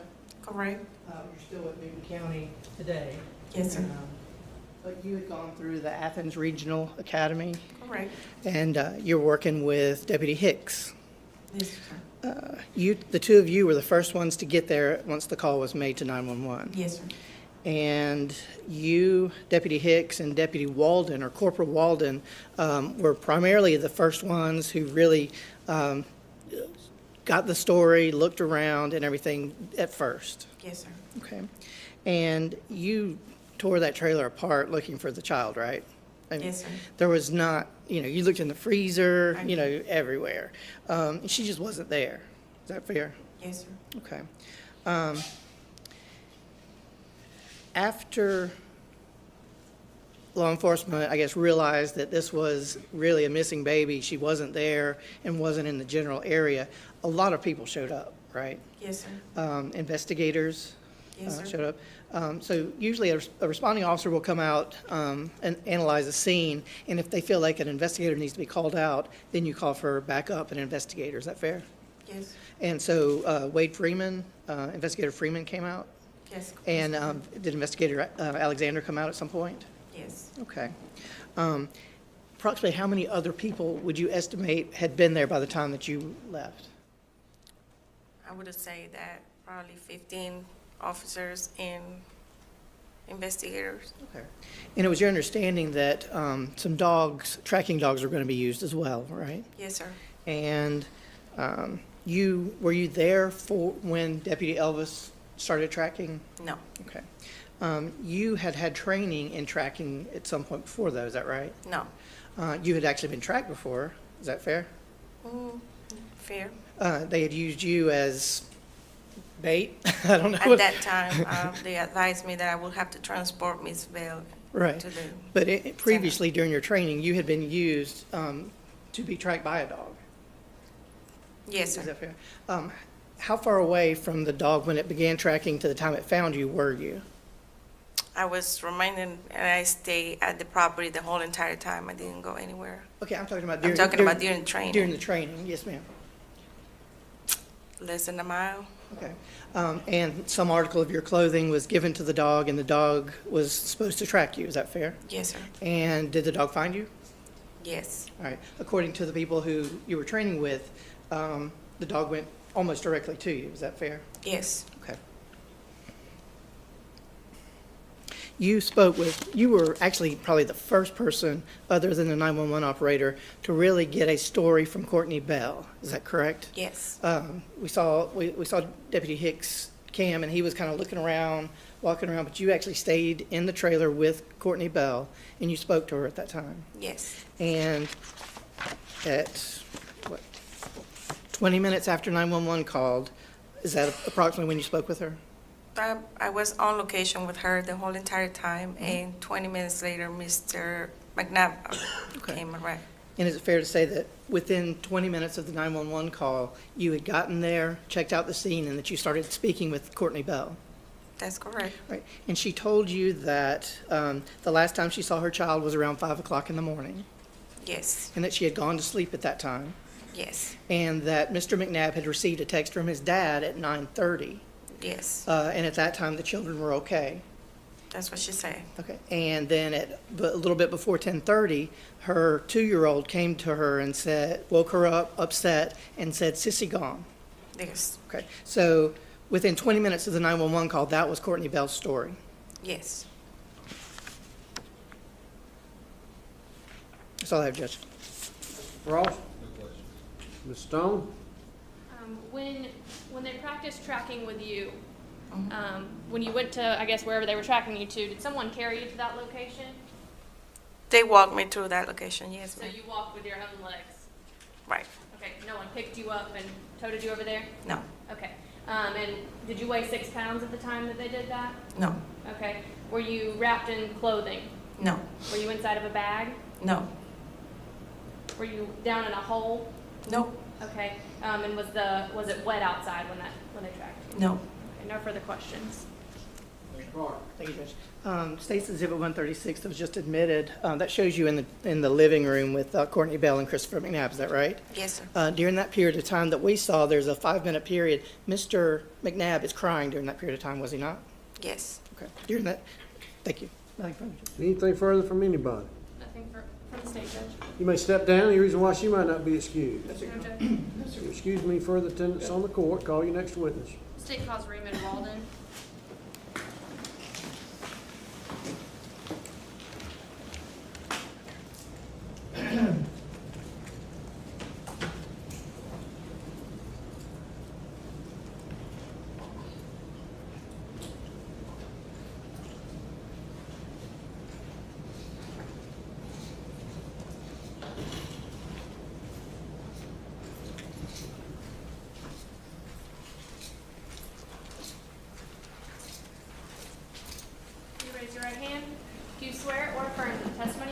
and the matter now pending before the court will be the truth, the whole truth, and nothing but the truth, so help you God? I do. Okay, you can put your hand down and have a seat. So just slide up to that microphone. I got it. All right, well, will you state your name for the record? Raymond S. Walden, Okay, and where are you employed? Newton County Sheriff's Office, Uniform Patrol Division. Okay, and were you working in the patrol division back on October 7th, 2017? Yes, ma'am. And did you respond out to Highway 36 in reference to a missing child on that date? Yes, I did. Okay, and I guess who else was there when you arrived? Deputy-wise.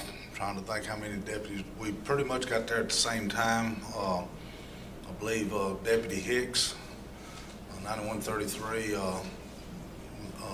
she was there. I got there.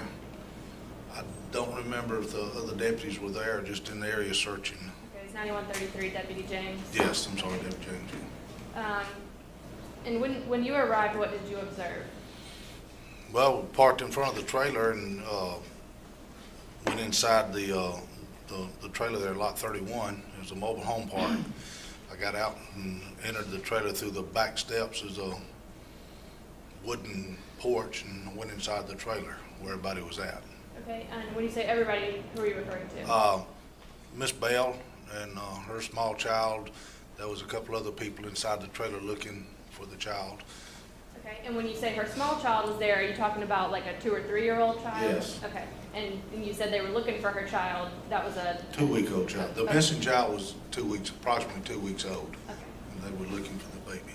And was she the only adult there at that time? No, there was 2 or 3 other adults in the trailer that was in the front looking, and I got Miss Bell and was starting to interview her. Okay, and what did Miss Bell say? I'm sorry? What did Miss Bell say? She said that the child was in the trailer that morning at the end of the back of the bedroom, and that when she got up, the child was missing. So I just started asking her some questions, and I asked her where her husband was. Okay, and what did she indicate where he had gone? She said he went out looking for the child, and Okay. so he wasn't around. So I was just talking to her. Okay, did she indicate where he had gone looking for the child? She said he went outside looking. Might have been the woods. There's some woods there, and the trailer park there was outside in the woods looking. Well, what happened after you spoke with her? What happened after that? Well, like I said, I spoke with her, and we did search the trailer thoroughly, making sure the child wasn't in there. And then I went outside, and then I was directing the other officers that came on the scene as a supervisor to tell them to go ahead and canvass the neighborhood, start one point, try to interview anybody that was there, see who's at home, and also search the immediate area for the child. And I was outside, and then that's when Mr. McNabb walked up. Do you know how long you had been on scene when Mr. McNabb walked up? Approximately 40 minutes.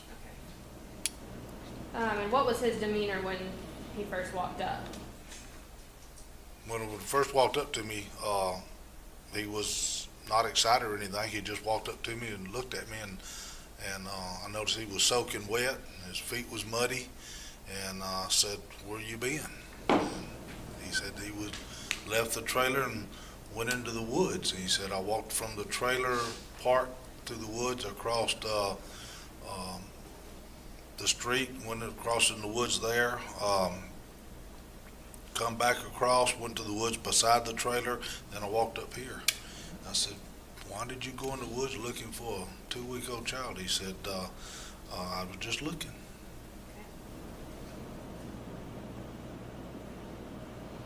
And I guess after you spoke with him, what did you do after that?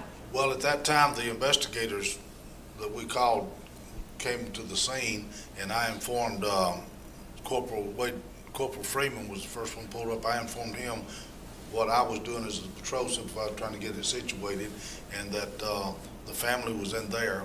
And then while I was there, Corporal Freeman asked me if I would transport Mr. McNabb to the LEC for him. I said, "Sure." Placed him in my car and transported him to LEC. And you said LEC. Newton County Law Enforcement Center, Jail Center, I'm sorry. Okay. And did you end up doing that? Yes, ma'am. Okay. I guess, did you have your body camera on this day? I had it on, but I mashed it. I thought it was recording. It was fairly new. It didn't record. And then I had a rain jacket on most times, so we they wanted us to get them wet, so it was covered, but no, I didn't have it on. Okay, and if this was October of 2017, how long had y'all had these body cameras? Ma'am, I don't remember. Had it been a long time? Had you been wearing a body camera for a long time at that point?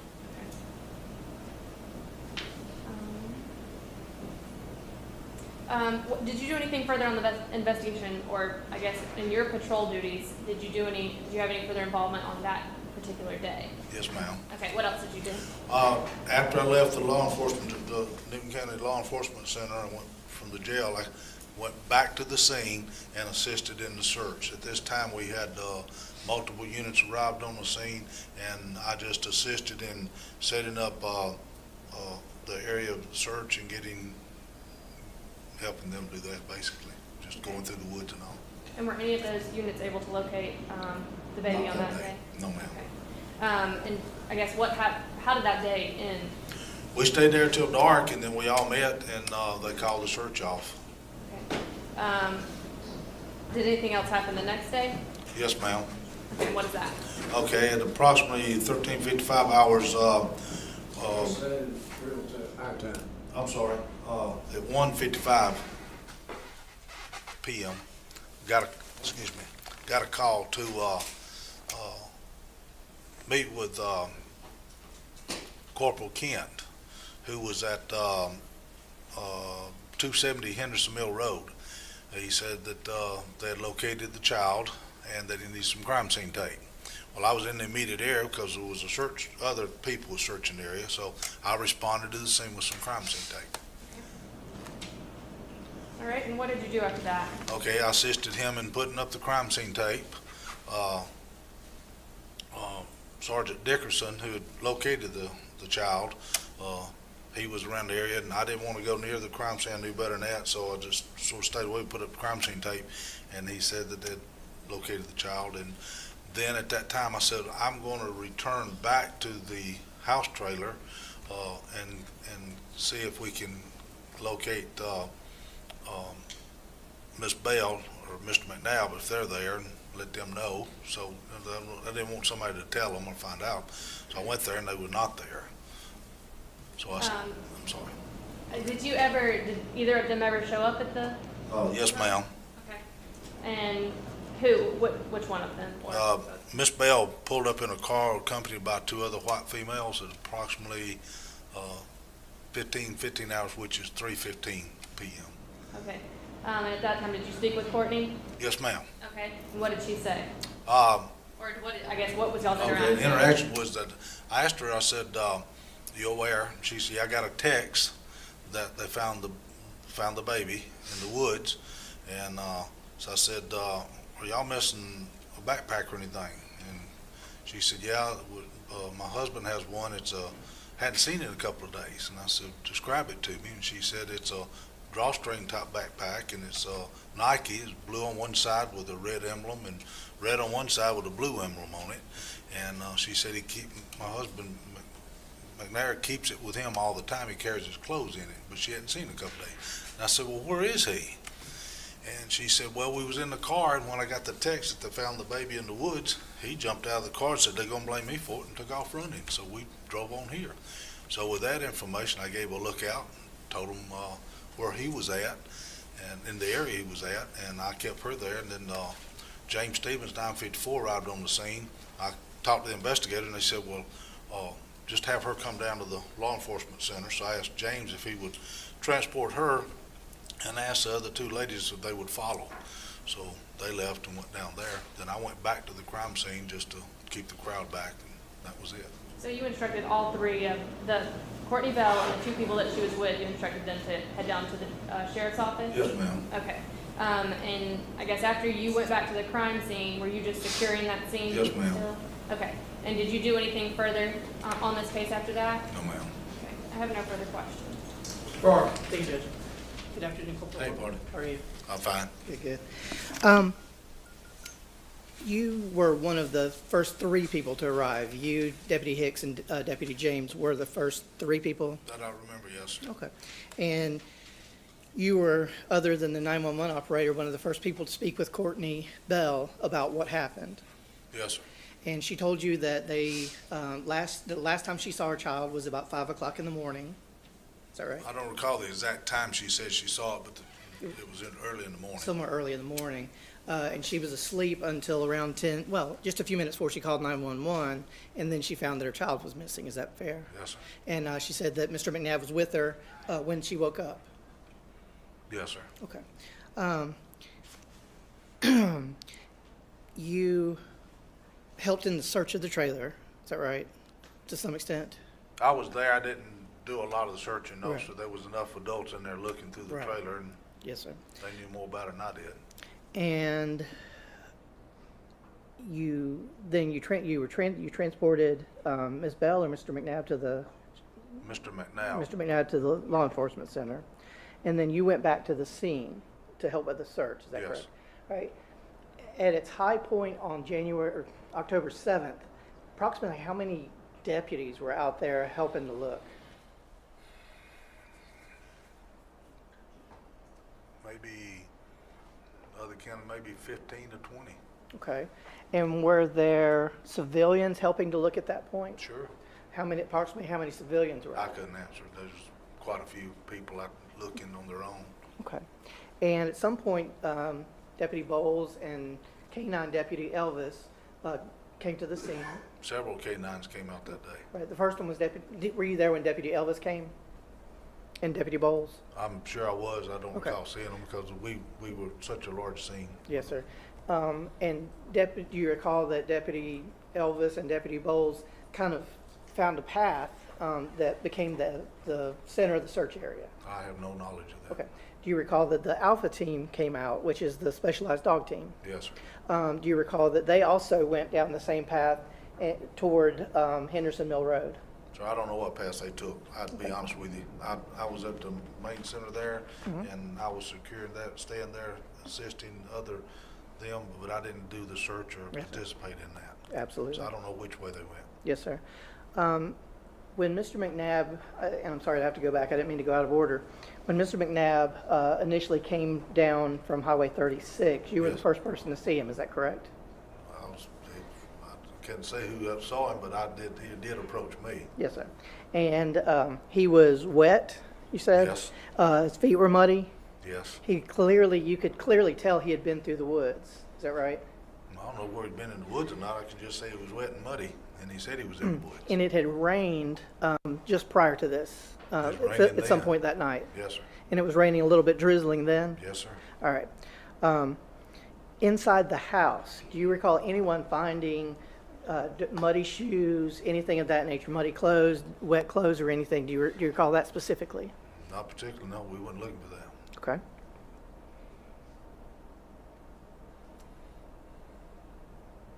That's all I have, Judge. Mr. Frost? Yes, sir. How you doing, sir?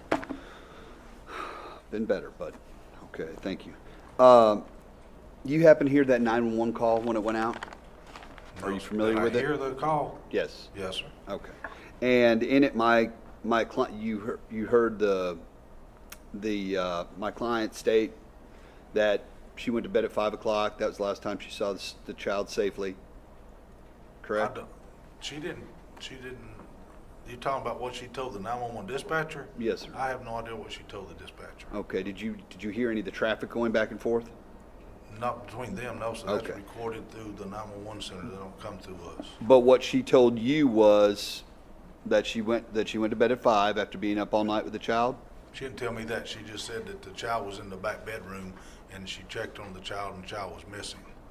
What time was that? When she called 911, and we got the call, the child was missing. So that was approximately 10:30? 10:32 is when the call 10:32. came out. And she said at that time did she mention that her other child was visibly upset? She didn't tell me that. Okay.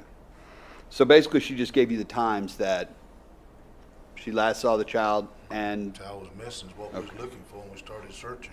All right, but my client was there she actually came back to Lot 31 when you were there, correct?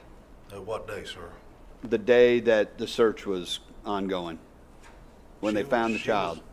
when they found the child was the next day. Yes, sir. Yes, sir. She came back to the trailer. Yes, Correct. sir. I'm sorry if I was confused with the dates. And she was fully cooperative with you? Sure. Well, I mean, was she not? Well, yes, sir, she's cooperative. I asked her a few questions. She answered them. She wasn't evasive All right. or anything. Wasn't. She went willingly to the sheriff's department for Yes, the sir. statement? That's all I've got. Thank you. Ms. Stone, Nothing further. you may step down. I'm going to call your next witness. State calls Christopher Bowles. Have enough break when we took that short recess. Do y'all need to have a recess? Everybody okay? Okay.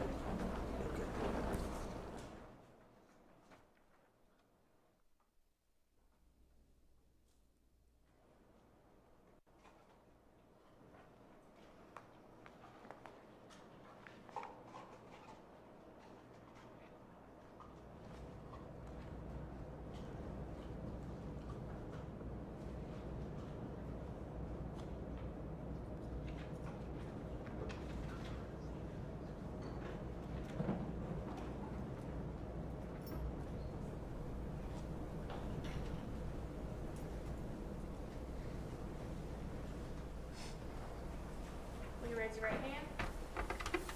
Do you swear or affirm that the testimony you will give in the matter now pending before the court will be the truth, the whole truth, and nothing but the truth, so help you God? Yes, I do. Okay, you can put your hand down. And will you state your name for the record? Christopher Bowles, B-O-W-L-E-S, Okay, and where are you employed? Newton County Sheriff's Office. And were you employed there back on October 7th, 2017? Yes, I was. Okay, and what were your duties at that date? I was assigned to the patrol division as a K-9 unit. Okay. And on that date, I guess, well, can you sort of explain what a K-9 unit is? Well, K-9 unit is a handler assigned with a K-9 partner. I was assigned to a bloodhound who was certified in tracking. And on that date, did you respond out to Highway 36? I was. And was that in reference to a missing child? For a K-9 track, yes. Okay. And were you actually working on that date? No, I was off. Okay. Were you called specifically in to track? Yes, ma'am. Okay. And I'm sorry. Can you explain sort of the different types of canine unit dogs that there are? There's a wide variety of canines from the popular bomb sniffing dogs to helping dogs who are trained to assist with opening doors and leading people. Ones with vision impaired dogs are able to lead them through traffic. There's cadaver dogs and there's narcotic dogs, and my dog is tracking. Okay, and what does tracking mean?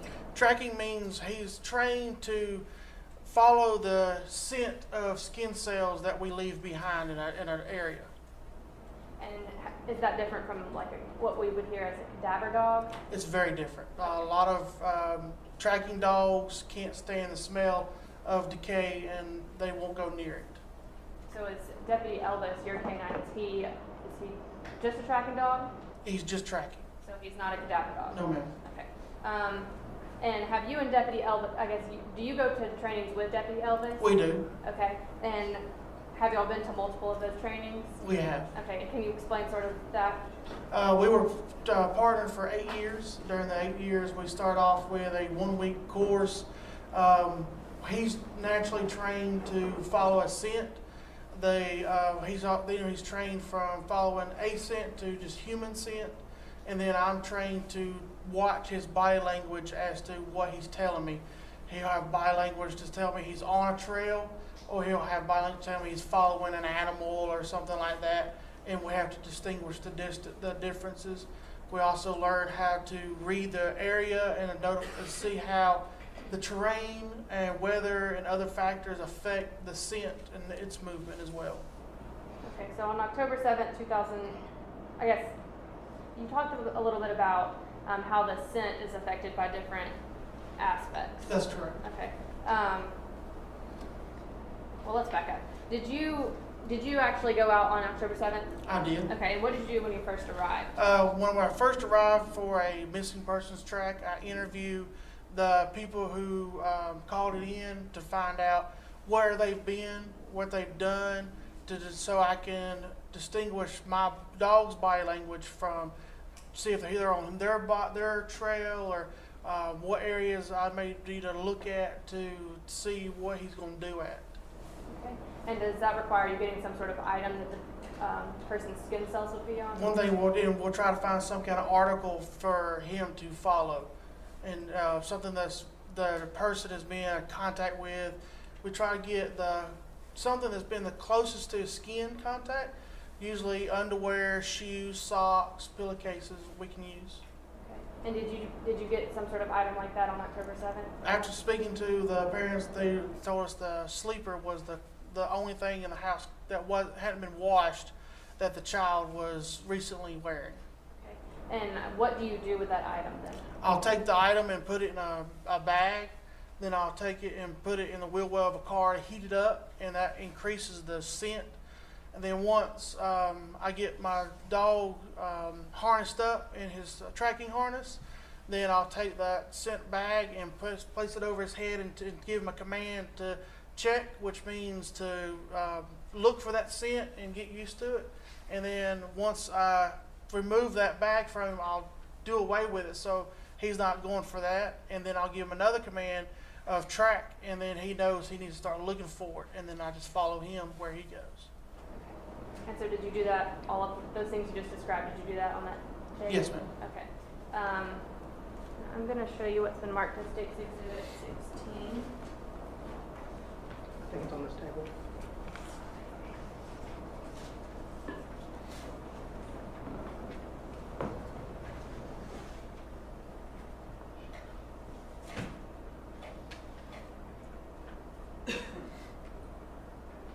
Okay, and do you recognize sort of this area?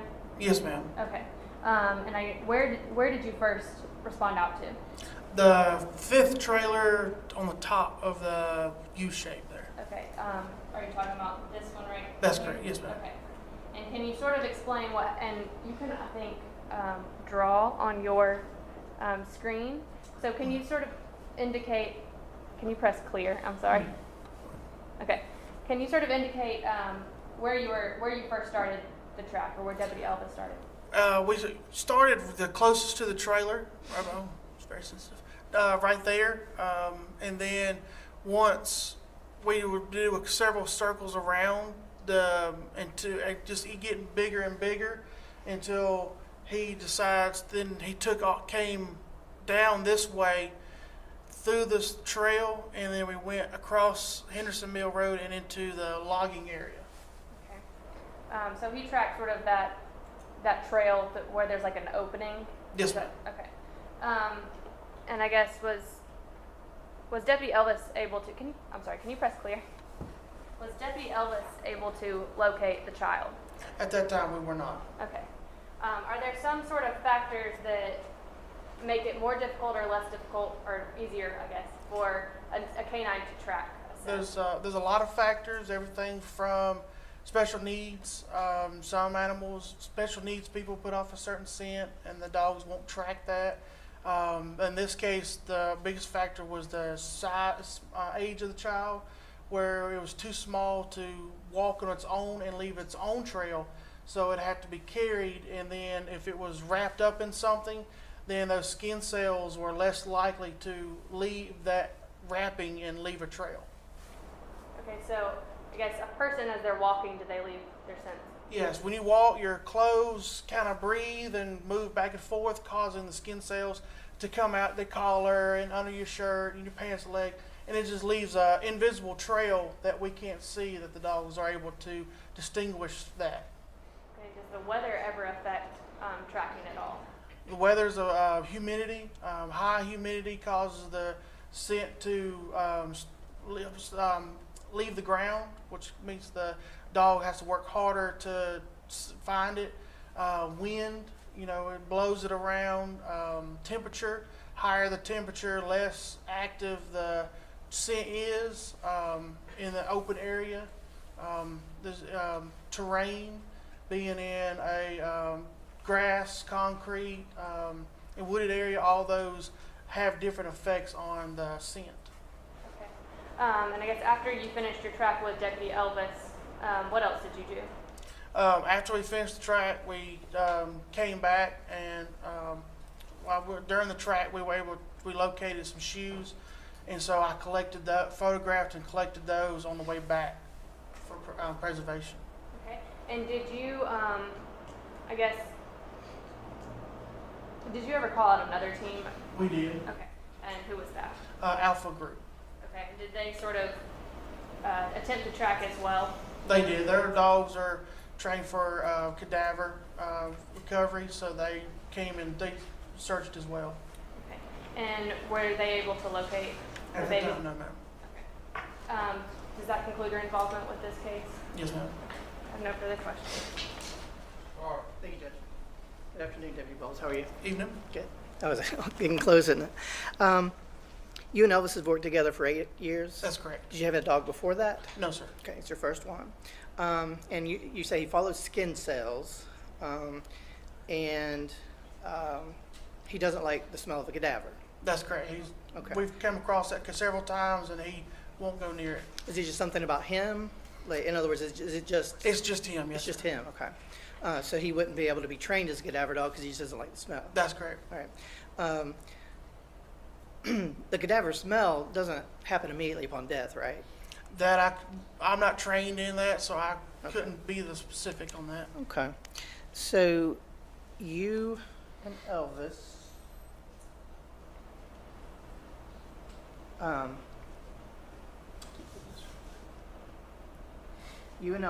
started here at the trailer, which is lot 31. I'm sorry. And you went round and around the trailer, basically, till he found something, a specific direction he wanted to go. Yes, sir. All right. And based on your training and his action, did it appear that he picked up something he found familiar? That's correct. And to the best of your knowledge, your understanding at that time was he picked up the scent that you had given him at the trailer. Well, being that the sleeper was in with other items, then can't say exactly which one because I'm not able to see the scent that he is. So he has a body language that tells me he's on human scent. So around the trailer, it would create a scent pool where it sits still, it just collects and collects and collects. So that's why we slowly get bigger and bigger. And once he found a trail that left that area, that's when his body language would change, and then we would continue following that. So you don't know if it was the sleeper that you had him smell of Kalia's, but you believe it was something that he found familiar from that trailer? That's correct. All right. And he acted as if he was tracking a human scent that you wanted him to track? That's correct. And he took you from the trailer here and took you to this cut through. And actually, you wouldn't go all the way down to the cut through. Did he go right beside that building where there's a gap in the fence? Yes, sir. We went through the fence. Okay. So there's a fence that's cut across right here, but right here beside this house, there's a gap. Is that right? It's hard to see, but it's a little bit further down. Yes, sir. Right there is where we would go through right there. Because it was trash and stuff built up, and we followed that. All right, so you went up that way, and you followed that line through what appears to be a path. Yes, sir. In that area, there are electric lines overhead, right? Yes, sir. So it appears to be electrical easement. Yes, sir. And somebody clears that out so there are no trees and no brush in that area. Yes, sir. It's pretty clear. It's just small weeds and briars. And it was muddy that day.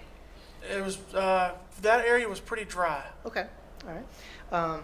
And he took you up that easement all the way to Henderson Mill Road. That's correct. And then he took you on up past Henderson Mill Road up to this logging area. That's correct.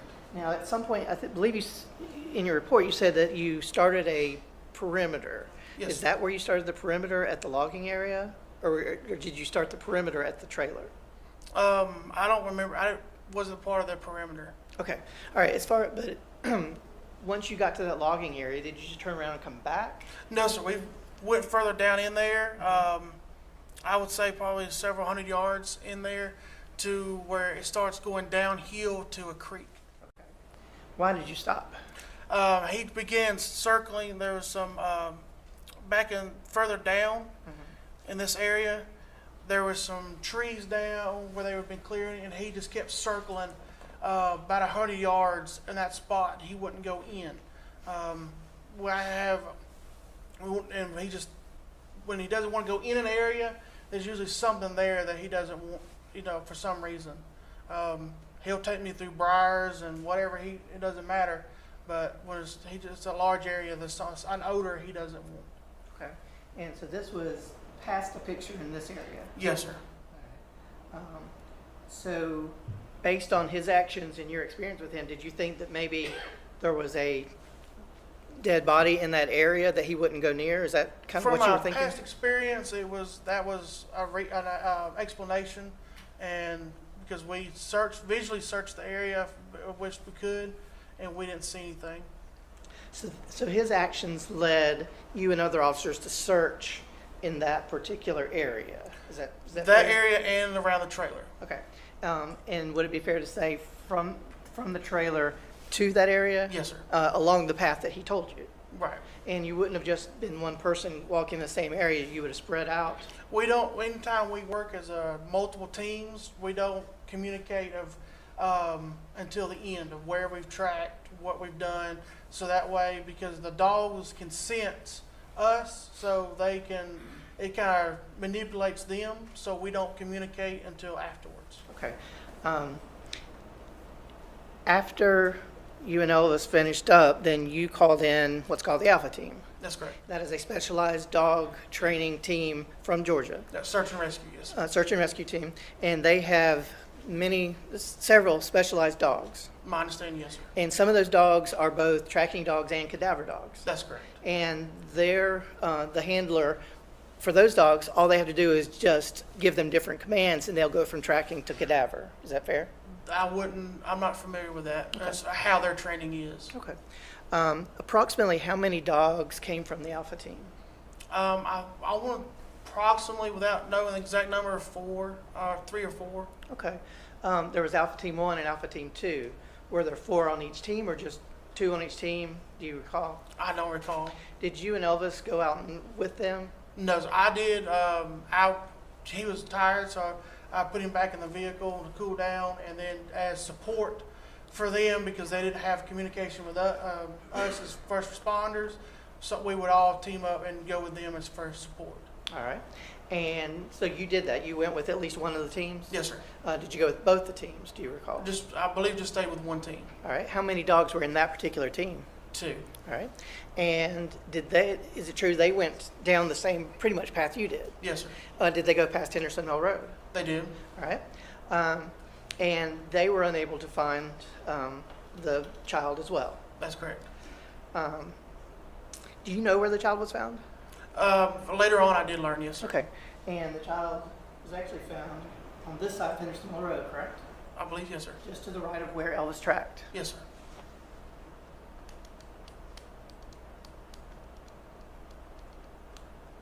And you believe that Elvis was able to pick up a scent somewhere around this trailer, take you all the way to within a few feet of the child and not find the child? As I said, I can't guarantee where we're tracking the child.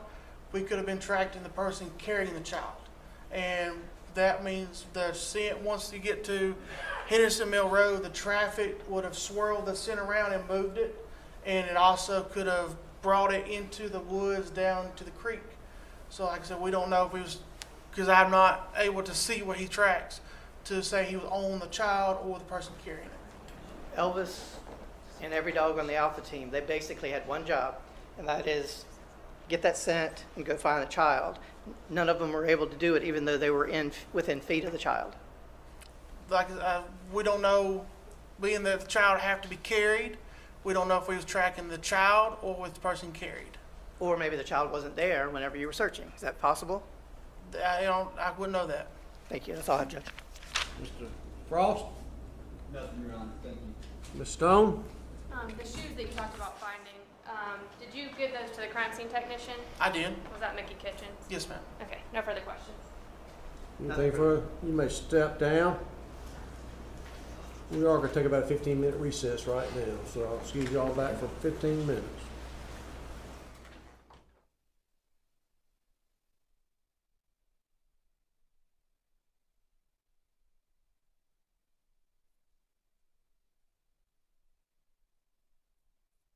So. Okay, and if you come out of those apartments onto Highway 36, do you turn left? Actually, you can go up to the last entrance, and Okay. it's up on the hill. You ain't got to get on Highway 36. Okay, so they are right next door. Right. Okay. I'm going to direct your attention back to October 7th of 2017. Do you remember being at your house that day? Yes. Okay, and what happened on that day? I got a call, or I got a text that morning about 10 o'clock saying the baby's gone. And I didn't know who it was. I didn't recognize the number. And I texted back and it said Cortney. So I walked up there with my grandson. And Chris was on the porch screaming, "They're going to think I did this." And he said, they're going to think I did it. He was hysterical.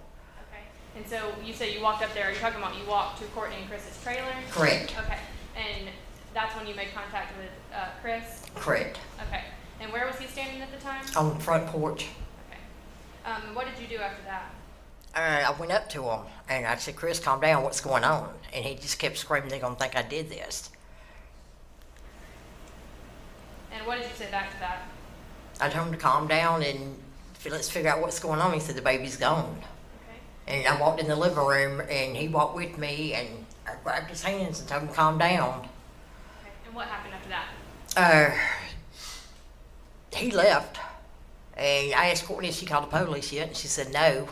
And I just felt like something wasn't right, and I had my grandson, so I told my grandson to run, and I left. Okay, and do you know where he went at that time? No, I don't. Okay, but I guess he left before you left. Is that Right. correct? Okay. And had Courtney called 911 at this point? Yes, she was on the phone with him whenever I left. Okay, so when you decided to leave, she called 911? Correct. Okay.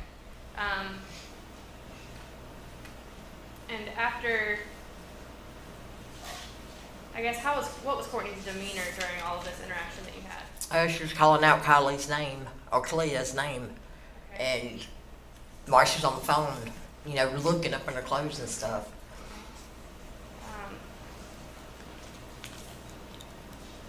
And what did you do after you went back to your house? I called Craig.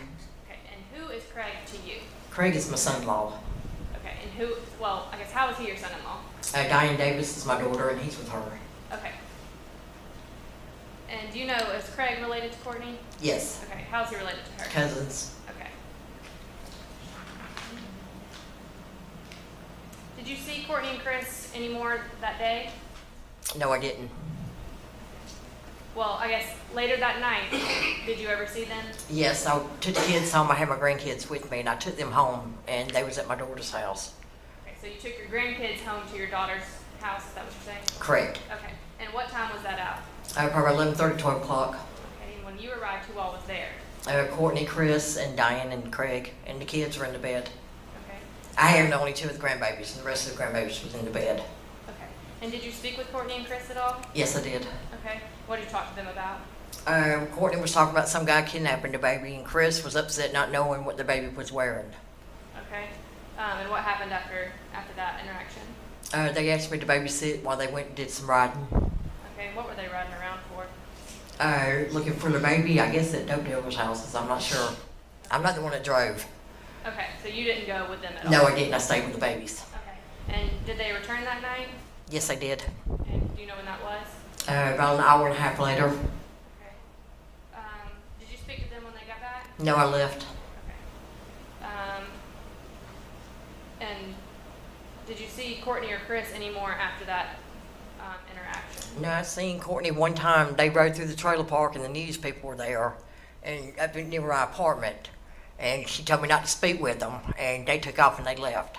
And then I seen Courtney one more time on the front porch of my daughter's house, and we didn't speak though. Okay. All right, I have no further questions. Mr. Cole? Thank you, Judge. Good afternoon, Ms. Davis. How are you? Hey, how you doing? Good. So you knew Cortney and Chris pretty well. Not pretty well, but I knew him for a couple months. You saw them fairly often. Pretty much. And when Cortney and Chris realized that the child was gone, they called you first because you were a closest friend nearby. Is that fair? I'm not sure. I didn't stick around and ask why. Okay. But you did go over to the house. Yes, I did. And you did see Chris. Yes, I did. McNabb. Now, you actually grabbed his hands. Yes. And you told my investigator, Mr. Hall, that you noticed that he was clean. Yes, he was. His hands were clean. Yes. His clothes were clean. Yes. His shoes were clean. He looked like he was normal. Okay. He did not appear that prior to seeing you, he did not appear that he'd run through the woods or been No, wet, sir. had been in the rain at all. No, sir. Okay. And then at some point while you're still there, Chris left. Correct. And you clearly saw him leave. Is that fair? He wasn't there no more, and he wasn't around when I left. Okay. When he left, though, you saw that he wasn't carrying anything. No, he wasn't carrying nothing. Okay. And you're positive about that when he I'm left? positive, because I grabbed his hands. Okay. When he left the trailer, he did not have anything in his hands. No. That's all I have, Judge. Mr. Frost? Ms. Davis. Good evening. Good evening. All right. When they first got to lot 31, you were there already? When the police got there? No, when Chris and Cortney did. To lot 31, is that their trailer? Yes. Yes, Chris and Cortney was there. Okay. And you said Chris was, I think your word was hysterical? Yes. And Cortney was crying out for the child? She wasn't crying, she was just hollering. Crying out the child's name? Yes. And she said to you something about kidnapping? She said she wasn't sure if her, me, Mom, and Papa had gotten the baby. Oh, so she was talking about whether or not there was a possibility that her grandparents had come. Correct. Okay, very good. Thank you, ma'am. You're welcome. Ms. Stone? When you arrived that morning, was it light outside? Yes, ma'am. And when you left, was it light outside? Yes, ma'am. Okay, no further questions. Anything further? No, I'm sorry, Judge, nothing. You may step down. Sorry, thank you. You may call your next witness. State calls Wade Freeman.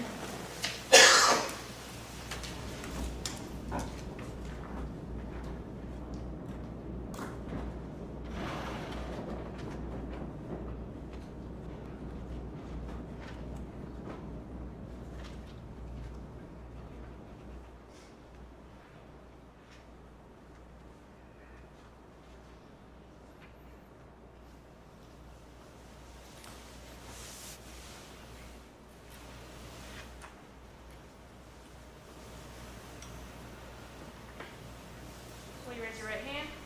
Do you swear or affirm that the testimony you will give in the matter now pending before the court will be the truth, the whole truth, and nothing but the truth, so help you God? Yes, I do. Okay, put your hand down, have a seat. And will you please state your name for the record?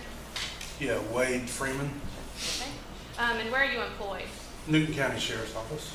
And were you employed back on October 7th, 2017? Yes, I was. And what were your duties with the Newton County Sheriff's Office at that time? I was a corporal in Investigations Division. Okay. And is the Investigations Division, do you call that the Criminal Investigations Division? Yes. Okay. And what does that entail? Our unit does investigations on crimes. Patrol goes out, they patrol, they take reports. According to the situation, they may call an investigator out to the scene, or the reports are passed on to us to investigate at a further time according to the seriousness or the type of the crime. Okay. And I guess, did you respond, back on October 7th, 2017, did you respond out to a 12145 Highway 36? Yes, I did. Okay, is that here in Newton County? Yes. Okay. Do you remember what time that you were actually called out on that? I don't recall the exact. It was between 11:30. I'm thinking it was more like the 11:15-ish time. And what was that in reference to? That was in reference to a missing person, possible kidnapping of a child. Okay, can you explain the on-call investigator system? Yeah, the Investigations Division is actually two, we all work together, but we also run two separate on-call rotations. One on-call is we consider general investigations, and then the other is the major felony investigations unit. So there's different investigators on each side. I was on the general investigator side at the time, and property crimes, missing persons, a lot of crimes like that is what general investigations does, and then major felony, of course, major being the more serious felony crimes they investigate. Okay, so that'd be sort of like your murders, armed robberies. Murders, armed robberies, aggravated assaults, those type things. Okay, and I guess you said that you were the on-call investigator in the general sort of unit on that date. Yeah, general investigations handles missing persons and that type of thing. Throughout this case, did you remain the lead investigator? I did not. Sorry, why is that? Well, because of the nature of the crime, it became evident pretty quickly that with the age of the child, the situation as it was, that it seemed like it was going to head into a major felony case. So although I was technically the lead that day, I pretty quickly went ahead and evaluated the situation, notified my supervisor, who then agreed that we go ahead and call a major felony in on this situation also. Okay, so when you first arrived on scene, what did you do?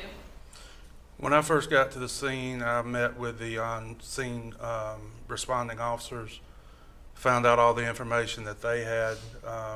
They passed on information to me. And then pretty quickly called my superior to let them know the situation as it seemed at the time. Okay, and what was the initial information that you had? That there was a 14-day-old baby just missing from its bed. The parents had last seen it around, I believe it was 9:30 that morning, something like that. And then when they woke up approximately an hour later, it was missing. Well, I mean, I'm sorry. I guess based on the information that you had, what did you do on scene? Okay, on scene, once I called out for more manpower, because I'd been told that the child was missing, that there had been a search in the woods already. By the time I got there, there was already a dog on the ground doing a canine search. I went and started speaking with Cortney Bell, specifically talking to her about the situation, trying to gain facts from her, go back over what she had told the initial responding investigators, to determine exactly what needed to proceed from there. At that point, Investigator Alexander came down. He arrived. He would be the on-call major felony investigator. We discussed it, and then we kind of parted paths on for that day as to our task and what we were doing. Okay. And I guess what task did you perform after that? At that point, there had been several different theories given to me about where the baby may be. Christopher's dad, I believe his name was Michael McNabb, was a possibility. Somebody had spotted a truck in the area that resembled his truck. They thought that maybe he had come down, found them asleep, took the baby without their knowledge. So I was trying to reach Mr. McNabb, Michael McNabb, to make sure he didn't have the baby. There was a neighbor that it was put out there that possibly she had taken a liking to the baby. Possibly she came in while they were asleep and took it. So I located them. They gave us consent to search their home there, conducted a search in their home, make sure the baby wasn't there. Sorry, when you're talking about the neighbor, is that a trailer home that was close to Courtney Bell and Christopher McNabb? Yeah, the road curves, they're not necessarily side by side, but they're very close. You can look out of one trailer and see the other one if you look at an angle. And they're almost next door neighbors, but the way they sit, they're not parallel to each other or anything like that. And I guess you checked that lead based on information that Cortney had given you? Yes. Okay. And I guess, did you also check up on, I guess they said that Michael McNabb, Christopher McNabb's dad, may have taken the baby? Right. It took me a little bit to finally reach him by phone, but he was in Tennessee. So there, I kind of marked that one off the list too as a possibility where this baby may be.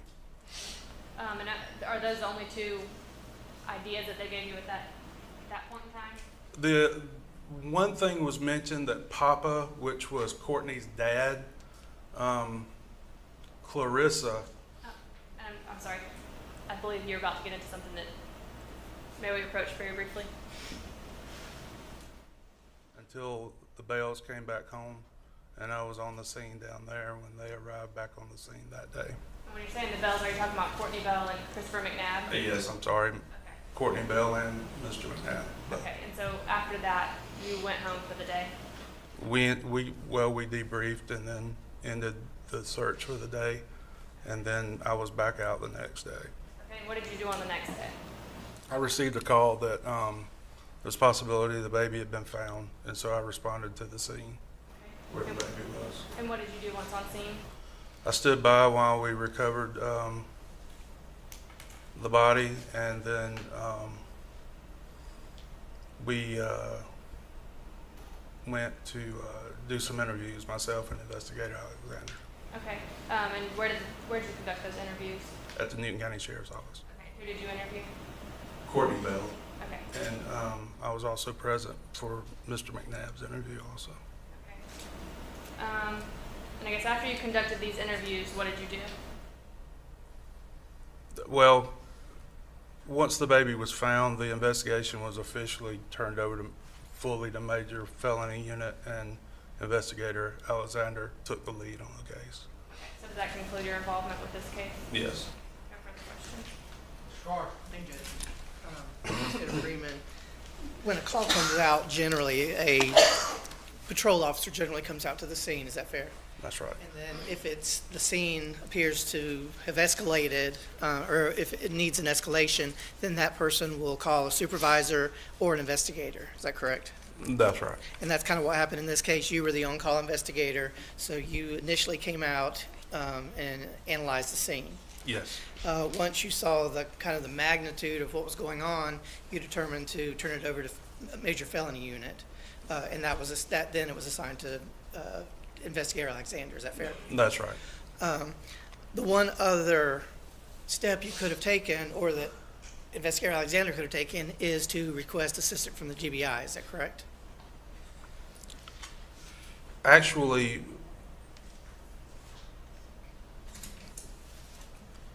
that is in the protocol of what we can do. That is technically per request of the sheriff. We debrief our supervisors, and then those decisions are made at a higher level. Okay, absolutely. But once it goes through from patrol to you, and then you determine it needs to go to major felonies, then at some point the sheriff needs to make a decision. Am I going to ask the GBI to help? Sir, I'm not sure of the question. All I know is we tell our supervisors what's going on, how that all works above us. I'm not 100% sure. In your experience, have you ever worked a scene where the GBI did assist? No, I have not. Okay. The afternoon of the 7th, you asked for a search warrant, and you received it, and you made a very thorough search of the house. Yes. But neither Mr. McNabb nor Ms. Bell at any time told you couldn't search the house. Is that correct? No, they never declined us to search. In fact, they were searching for help, to the best of your knowledge, whenever they called police. Right. Okay, that's all I have, Judge. Okay, Mr. Frost?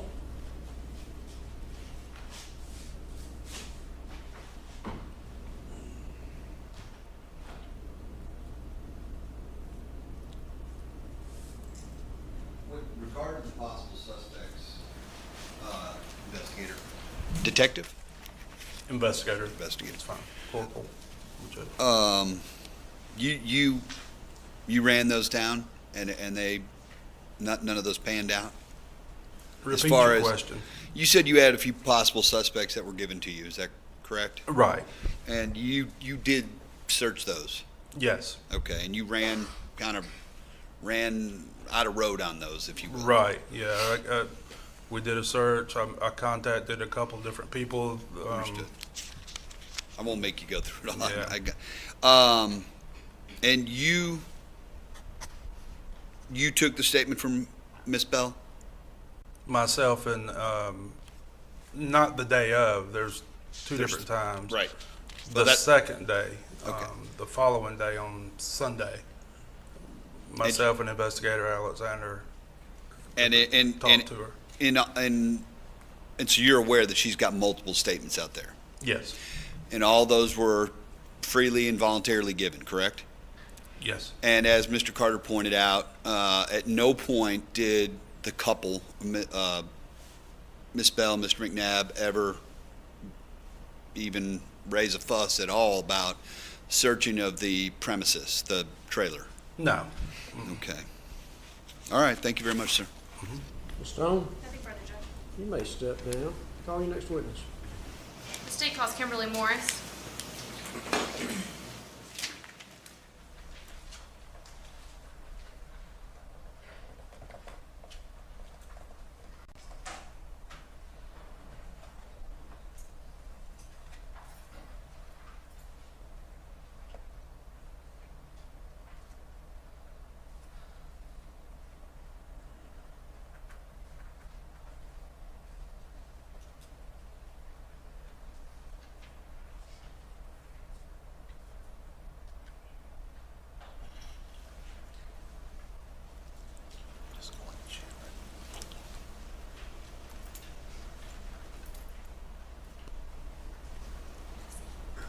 Sit down. Will you raise your right hand? Do you swear or affirm that the testimony you will give and the matter now pending before the court will be the truth, the whole truth, and nothing but the truth, so help you God? I do. Okay, you can put your hand down and then have a seat. And if you'll just pull that chair all the way up to the microphone. Okay, will you state your name for the record? Kimberly Morris. Okay. And Kimberly, I'm going to direct your attention back to October of 2017. How did you, I guess, become involved in this case? I saw that Saturday morning, or that Saturday afternoon, I'm sorry, where they had been posting that they were going to call off the search and that there were a group on Facebook that was just going to start a search on their own because the cops had called theirs off. And so I messaged a girl and said, hey, if you get it going, let me know, I'll be there. And so she messaged me Sunday morning and told me, we have clearance from the cops, we're good to go, meet me at the church, and we're gonna search. And that's how I did it. All right, so on Sunday morning, that's October 8th, is that correct? That is correct. Okay. And did you actually go and meet out at the church? We first met at a cemetery, and I honestly could not even tell the name of the cemetery. It was pretty far away. And then we all left there and went to the church and met. Do you know the name of that church? It's High Point. Okay, and is that off Highway 36? It is. And where is that in location, I guess, where the baby went missing from? It is actually directly beside, there's the church and a small patch of woods and then the trailer park. Okay. And, all right, what happened once you got, you said they moved it to the church? Yes. Okay, what happened once you got to the church? A group of us met and we all started searching. If you're looking at High Point from 36, it's 36, correct? If you're looking at the church from the road, we started looking to the left of the church. Okay, I'm gonna actually show you State's Exhibit 16. Okay.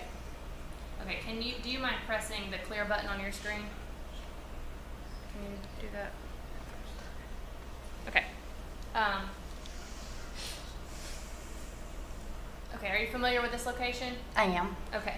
And I guess where is the church that you're referring to? You can, if you press on your screen, you can actually draw.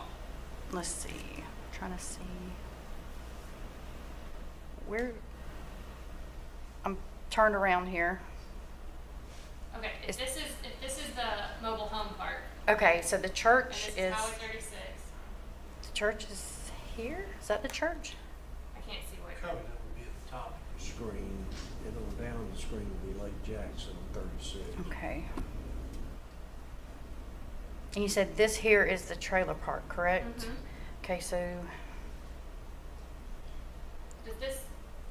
yeah, there it is. Okay.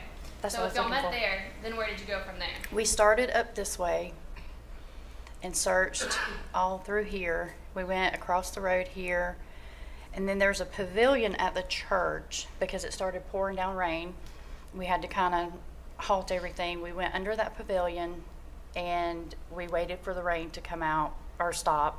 And then once it stopped, we kind of went down this way and made our way down through here. Okay. And what happened after you made your way down through there?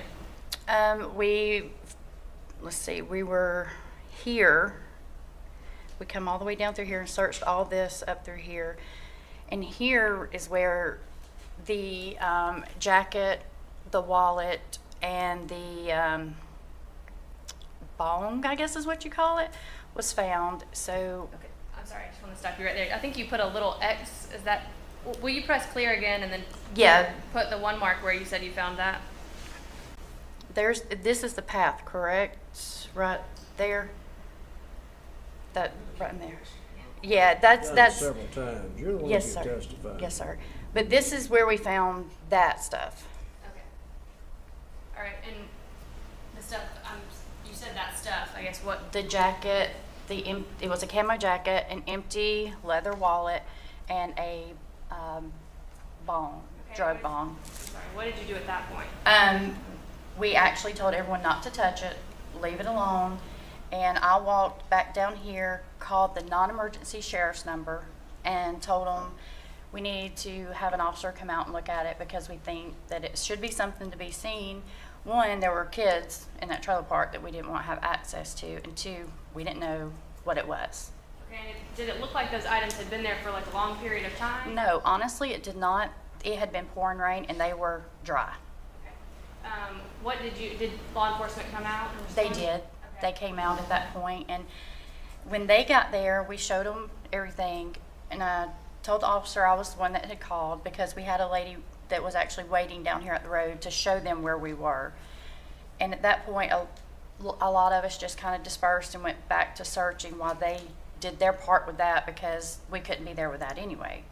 And then we all walked back up to the church, and at that point, someone come running up and yelled, "The baby has been found, the baby has been found." So we all come back down.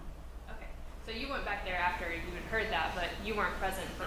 No, ma'am. Okay. All right, and I guess, what did you do after that? At that point, I stood out, because by the time I had gotten there, they had already put the yellow tape up, because they did that pretty quick. And I held Megan back because she was trying to get in there to the baby. And just asked the media to stay out of her face because they were putting the camera directly in her face and tried to get everybody back up to the church so that they could do their job. No further questions. Carter? Thank you, Judge. Hi, Ms. Morris. Hello. Would you mind pushing clear one more time on this? Yes, sir. Thank you. So, if this is the church, your search kind of went in this direction? Yes. And then you came back through and you went all the way toward this direction? That is correct. And you believe the jacket you were talking about is found Yes. generally right here? Yes. I'm not holding you to it, but Yeah, it was. generally that area? Yes. Okay. And in there, did you specifically find it yourself? In other words, or did you see who actually put their eyes on it and said, "Here's something"? Yes, I know exactly who spotted it first. Okay. And then, so did you kind of open it up just to see what was in it? No, I never touched it. Okay. Was the wallet, was it inside the jacket, or was it just laying on top? I do not know because the lady took a stick and picked the jacket up. Okay. And then, when you say a bong, you mean something that's used to smoke tobacco Marijuana. or marijuana? Yes. Okay. All right. When you say you're trying to hold Megan back, is that Megan Sorrells? It is. Okay, thank you. Mr. Frost? No questions, thank you. Ms. Stone? You may step down. You may call your next witness. State calls Tara Robinson.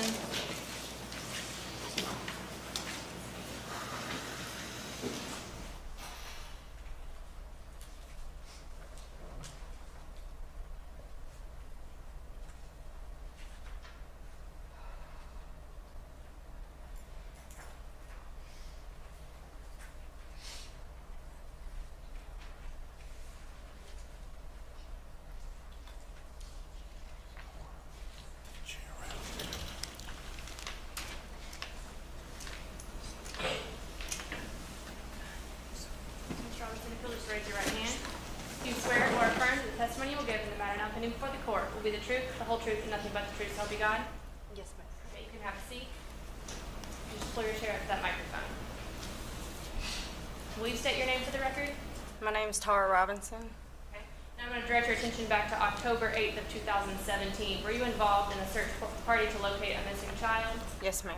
Okay. And on that date, I guess, what area were you searching in? I was searching, I had just started down the trail, and I was walking the wood line by the property. Okay, and is that a trail, what is that trail near? I'm sorry. There's just a trail back behind the trailer park, and it's a bunch of wooded area, and there are several trails that branch off to it, and I was just walking down the main trail. Okay, and when you were walking down that main trail, did you notice anything that was out of the ordinary? I saw the officer standing there. Okay. I'm sorry. You saw an officer standing on that trail? Oh, he was standing where the jacket was. Okay. And what happened after that? I had went into the opposite direction past him, and I just proceeded to continue looking in the wooded area. Okay. And did you see anything that was out of the ordinary for being in the woods? Yes, eventually I did come to a clearing. It looked like a log that was sitting there. It just looked at a place. It was sitting over a big open hole. Okay. And did you see anything in that area? I started looking. The tree log was unusual to me, the way it was sitting, and under the log was a pile of sticks and twigs up underneath it. I had picked up one of the sticks and began to move away some of the leaves, and that's when I saw the black string. And did you do anything about that black string? I took the stick and I pulled it up to see what it was, and it was a bag, and that's when I told one of the children to go get the officer. Okay. And did law enforcement come over to where you were? Yes, ma'am. Okay. Do you remember what that bag looked like? Yes, ma'am. Okay, can you explain it? It was like a royal blue, like a medium shade blue with a red small Michael Jordan symbol on it with black drawstrings. It was a drawstring book bag. I have no further questions. Thank you, Judge. Hi, Ms. Robinson. Anthony Carter, we met, right? Yes. Are you familiar with the area? Do you recognize this as the area around where the child was found? Yes, I do. Okay. So if this is Eagle Point Mobile Park, can you can use your finger actually on the screen. Can you show us kind of the area where you went on your search? The area that I went was down towards here. Okay. In this area. All right. Can you tell on this approximately where you found the bag? It was right here in this area. Okay. Now, was this the first time that you had looked? Did you just join the search at this particular time? Yes, I had went out there at a later time, and I was doing my own search with a group of people. Okay. And so, your mother lives right here, right? The one beside it right here. Right. That one. Yeah. Yes. Okay. And so the cut through to get to the to this little path is beside this house here, right? Yes, that's a shed. Yes. Because it's fenced right here. Yes, sir. In the open. So you go past this little house and you cut this way and then you come up. Is that fair? Yes, there's a trail that leads all the way back there. Okay. And that trail, there are power lines overhead, Mhm. and it's fairly clear, you know, Yes. compared to the other sides. Yes. Okay, so, and you can go straight down that all the way to Henderson Mill. Yes. And so, when you came out there, the officer that you saw, he was somewhere near the, Mhm. the clear area, right? Yes. Okay. Yes. All right. I'm losing my voice. I always do this time of day. When you came, you went actually to the right of that path. Is that right? At some point, you went to the right. Yeah, where the officer was standing, I had turned past him. I had walked past him in that direction. And then you turned right. Yes, I did, and I followed the wood trail all the way over there till I saw that other open area. Now, the place where you found the bag, if you would have gone through on the other side on this other person's property, there's a much clearer area to Yes. get to it. Is that fair? Mm-hmm. And actually, from Henderson Mill Road, there's like a very clear path to that little depression. Mm-hmm. Okay, so if you're coming from this direction, you're going to have to get through some woods and stuff to get to that. If you're going down the very open area, you're going to have to go through some woods to get to the place where the bag was found. Yes. If you come the other way, on the other side of that wood line, you're going to have to go through less woods, but some woods still to get to the area where the depression was, where the bag was. Yes. But if you're coming from Henderson Mill Road, from this way, and you can almost see it. If you're coming from Henderson Mill Road, this little depression here, this little opening here, that's actually where the depression is, isn't it? Yes. And I think the man has his trash can sitting right there in front of where that opening is. Yeah, it wasn't far from his driveway. It was Right. very close to it. And so from his trash can, if his trash can was in this little opening here, it's maybe 20 feet to the depression where the bag was found. I would say so, yes. Okay. That's it. Thank you. Thank you. Frost? No questions, thank you, ma'am. Ms. Stone? You may step down. Short witness, brief witness, or? I do. Okay. Then I'll ask you to call your next witness. State calls Timothy Dickerson.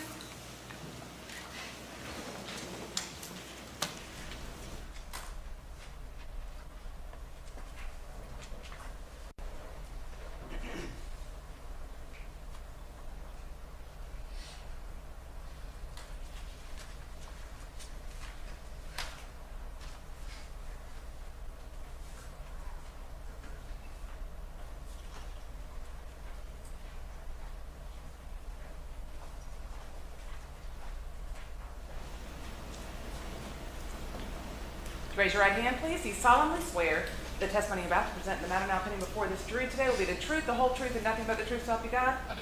Thank you. Have a seat. Please introduce yourself to the members of the jury. Sergeant Timothy Dickerson, Where are you employed, sir? the Newton County Sheriff's Office, How long have you been employed at the sheriff's office? 14 years. And what is your rank? Sergeant, What are your current assignments? Patrol Division. Okay. I'm going to draw your attention back to October the 8th of 2017. Did you have the occasion on that day to respond over in the area of Henderson Mill? I did. Now, previous to that day, had you been aware of what had taken place the day before over in the Eagle Point Mobile Home Park? Yes, ma'am. Did you in fact respond to that park? I did. And were you familiar then with this ongoing search that was taking place not only by deputies but also by members of the community for baby Kalia? Yes, ma'am. Now, on October the 8th, when you responded to Henderson Mill Road, were you meeting with other law enforcement officers or with civilian citizens? I was meeting Corporal Kent with the Sheriff's Office, who was in turn meeting with civilians at Okay. that location. And why did you go to that area? Corporal Kent had received information that citizens searching the area had located a camouflage jacket located just inside of a wood line off of a power line easement. Okay. Now, I suspect that they thought this jacket was somehow related to the baby that was missing? Yes, ma'am. Underneath the jacket was drug paraphernalia. Okay. And when you say drug paraphernalia, generally, can you describe what that means? There were some wrapping papers generally used for rolling marijuana cigarettes. It was also a hookah type pipe, other various things. That's Okay. the two biggest things I remember. Now, did you pick up those items, or what did you do with them? We called for crime scene specialist Mickey Kitchens to be en route to collect those items. Now, did you make a report about this response that you made? Yes, ma'am. And in that report, did you describe where these items were found in relation to the wood line? Yes, ma'am. They were approximately 5 foot into the wood line off of this power line easement that runs from Henderson Mill Road to the back of the trailer park. Okay. So if you were traveling from the trailer park down the power line easement and you were heading towards Henderson Mill Road, were the items found 5 foot to the left into the woods or 5 foot to the right? To the right. Okay. And you indicated that y'all called Mickey Kitchens to the scene? Yes, ma'am. And who is he again? He is our crime scene specialist. He's normally he'll come out, he'll photograph the scenes, and then he'll collect the evidence. Okay. And did you allow any of these citizens to continue to look at the items or touch them or move them around? No, ma'am. Did you keep them as much as possible in the state in which they were found? Yes, ma'am. And at some point after that, did you get notified by other citizens that there was something else discovered nearby? Yes, ma'am. Two boys had came back through the wood line and advised me that they had found a bag not far from where I was located. I left Corporal Kent with the jacket and paraphernalia, and I went and followed them to the bag. Okay. And when you got to that area, what did you observe? There was a depression in the ground, and on one end of it there was a large root, and then under it was a hole. Inside of that hole was a blue drawstring bag. I'm going to show you what's been marked as State's Exhibit number 49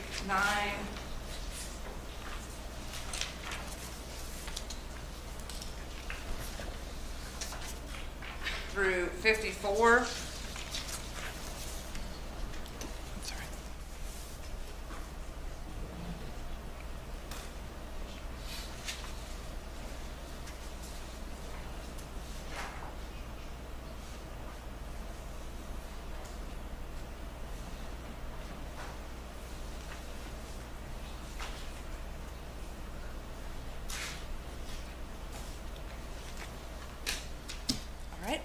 If you can take a look at States 49 through 54 and tell me if you recognize these.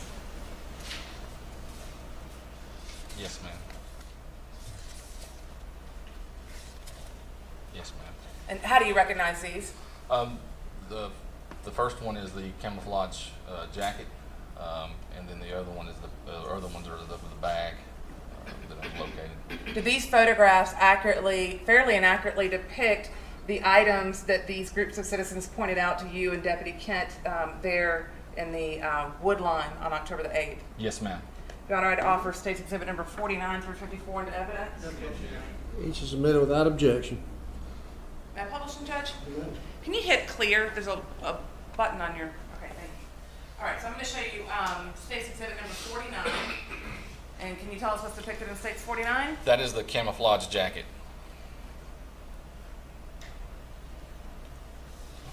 And I'm going to show you State's Exhibit number 50. Can you tell us what's depicted in this photograph? Believe that is still the jacket. Go out instead of in. There we go. Yes, ma'am. That is still the camouflage jacket. And once that item was lifted, I believe you indicated that there was some type of paraphernalia under there. Is that correct? Yes, ma'am. I'm showing you State's Exhibit number 51. Does that depict what you were talking about? Yes, ma'am. It does. And are those items there that are in this photograph, are those ones that you described as a hookah and rolling papers? Yes, ma'am. I'll show you State's Exhibit number. I could see clothing objects inside of it, and when I was doing so, I kind of pulled like that with it, and I could tell it had some weight to it. And at that point, I told Corporal Kent that I needed crime scene specialist Kitchens to come to where I was at. And when you said that there was some weight to it, how heavy was that? Could you describe? I could tell it was heavier than the clothing items that I could see, but I didn't pull on it hard enough to tell its exact weight. And what did you believe that was found there? Or did you know? I thought it could have possibly been Kalia. Kalia, excuse me. I'm showing you State's Exhibit number 57. Can you tell us what's depicted in 57? That's the bag again, and a piece of cloth inside of it. Okay. And would that have been similar to the view that you would have seen when you opened the bag? Yes, ma'am, similar. Okay. And were you present when Investigator Kitchens arrived on scene to open the bag? Yes, ma'am. And did you observe him remove some of those clothing items that you described from the bag? Yes, ma'am. I watched him take each item out individually and photograph it until he got to the very bottom item in the bag. Okay. Your Honor, now for States 57 into evidence. Submitted without objection. So I'm now going to show you State's Exhibit number 57, and can you tell us again what's depicted there? That is the bag with a clothing item, I believe, that I'm looking at. Did that bag appear to have been there for a very long period of time? No, ma'am. It had rained the night. Y'all may be seated. Is everybody ready to proceed? Yes, Your Honor. We took the podium down, is that correct? Yes. Okay, let's bring the jurors in. Everybody may be seated. I welcome y'all here like I do every time. Has anybody seen anything since we recessed, read anything on the television, internet, whatever? I ask all the jurors. There's no jurors that says yes, and everybody shakes their head no. I heard the complaint that you front jurors have a hard time looking. I've taken down the podium. I don't know if that helps you or doesn't help you. It doesn't help you. All I can tell you is they did not consult any judge or attorney when they built this courtroom on our addition, but that's government for you. And so they built it, and we're stuck with it. But so be it. I apologize to you for the length of time you waited back there. It's kind of an oddity that I have to do things to make sure the trial runs smoothly. That delays the trial. But ultimately now we're going to be running more smooth because of the hearings I had to hold, just to talk to the various moving parts to get it all put together. Okay, you state may call its next witness. State calls Mickey Kitchens.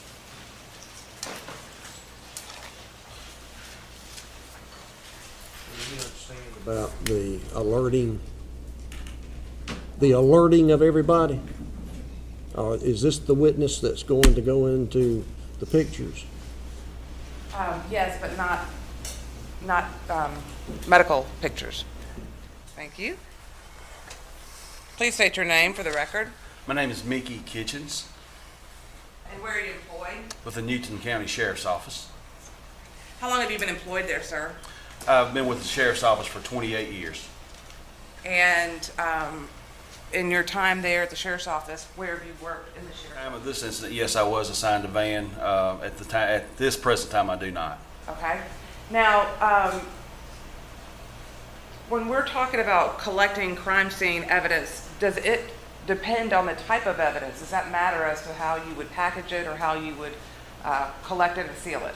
Sure it does. Anything that's going to have that is a wet item, it cannot go in plastic because the plastic will cause it to mold, and virtually leaving the evidence is unuseful. So that would have to go into like a paper bag, something that's breathable. Anything like liquids or narcotics or stuff like that, those would have to go in the plastic bags to keep the items from leaking through to maintain their integrity. Now, are you familiar with the packaging that's required to do any sort of testing at the crime lab? I am. And have you had the occasion to send numerous pieces of evidence to the crime lab to be tested for various tests? I have. Okay. Your Honor, this time I would tender Mickey Kitchens as an expert in crime scene investigation. Any objection? No objection. You'll be allowed to testify as an expert in that area.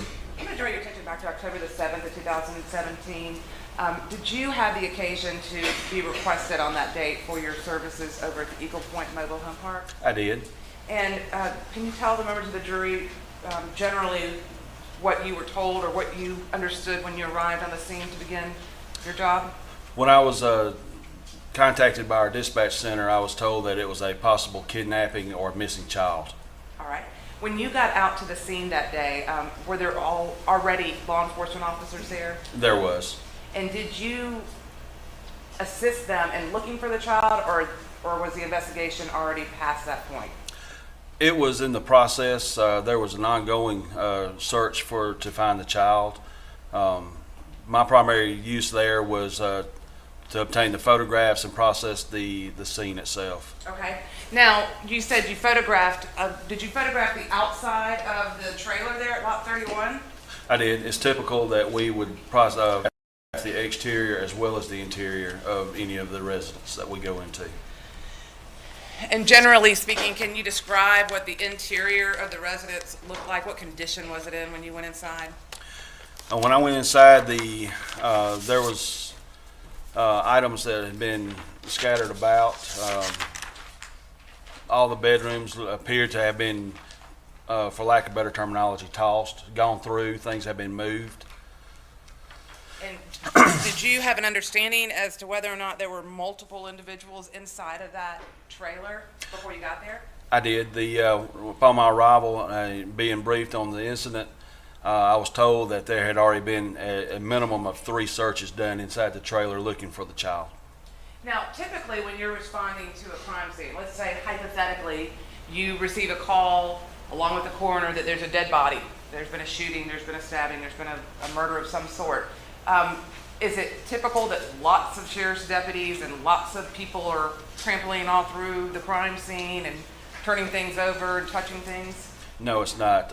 What is common and is the usual practice, the first responding officers will go in.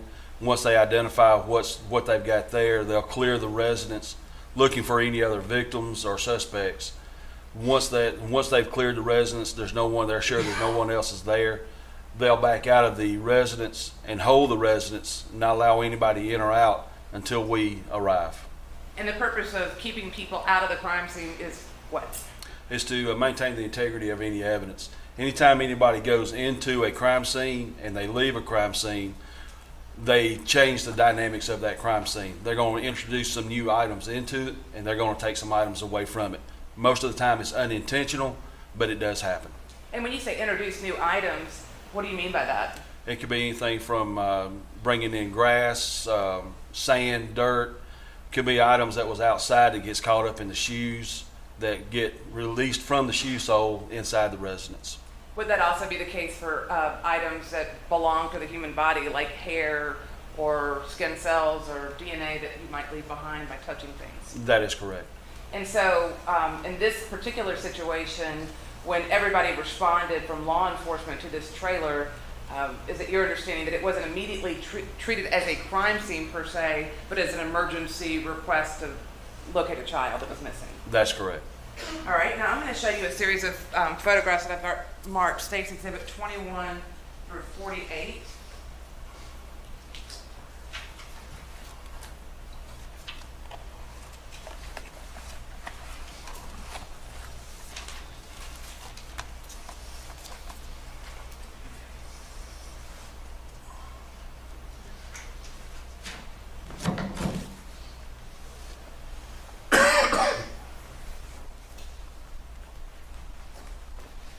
Have you seen States 21 through 48 before? Yes, ma'am, I do.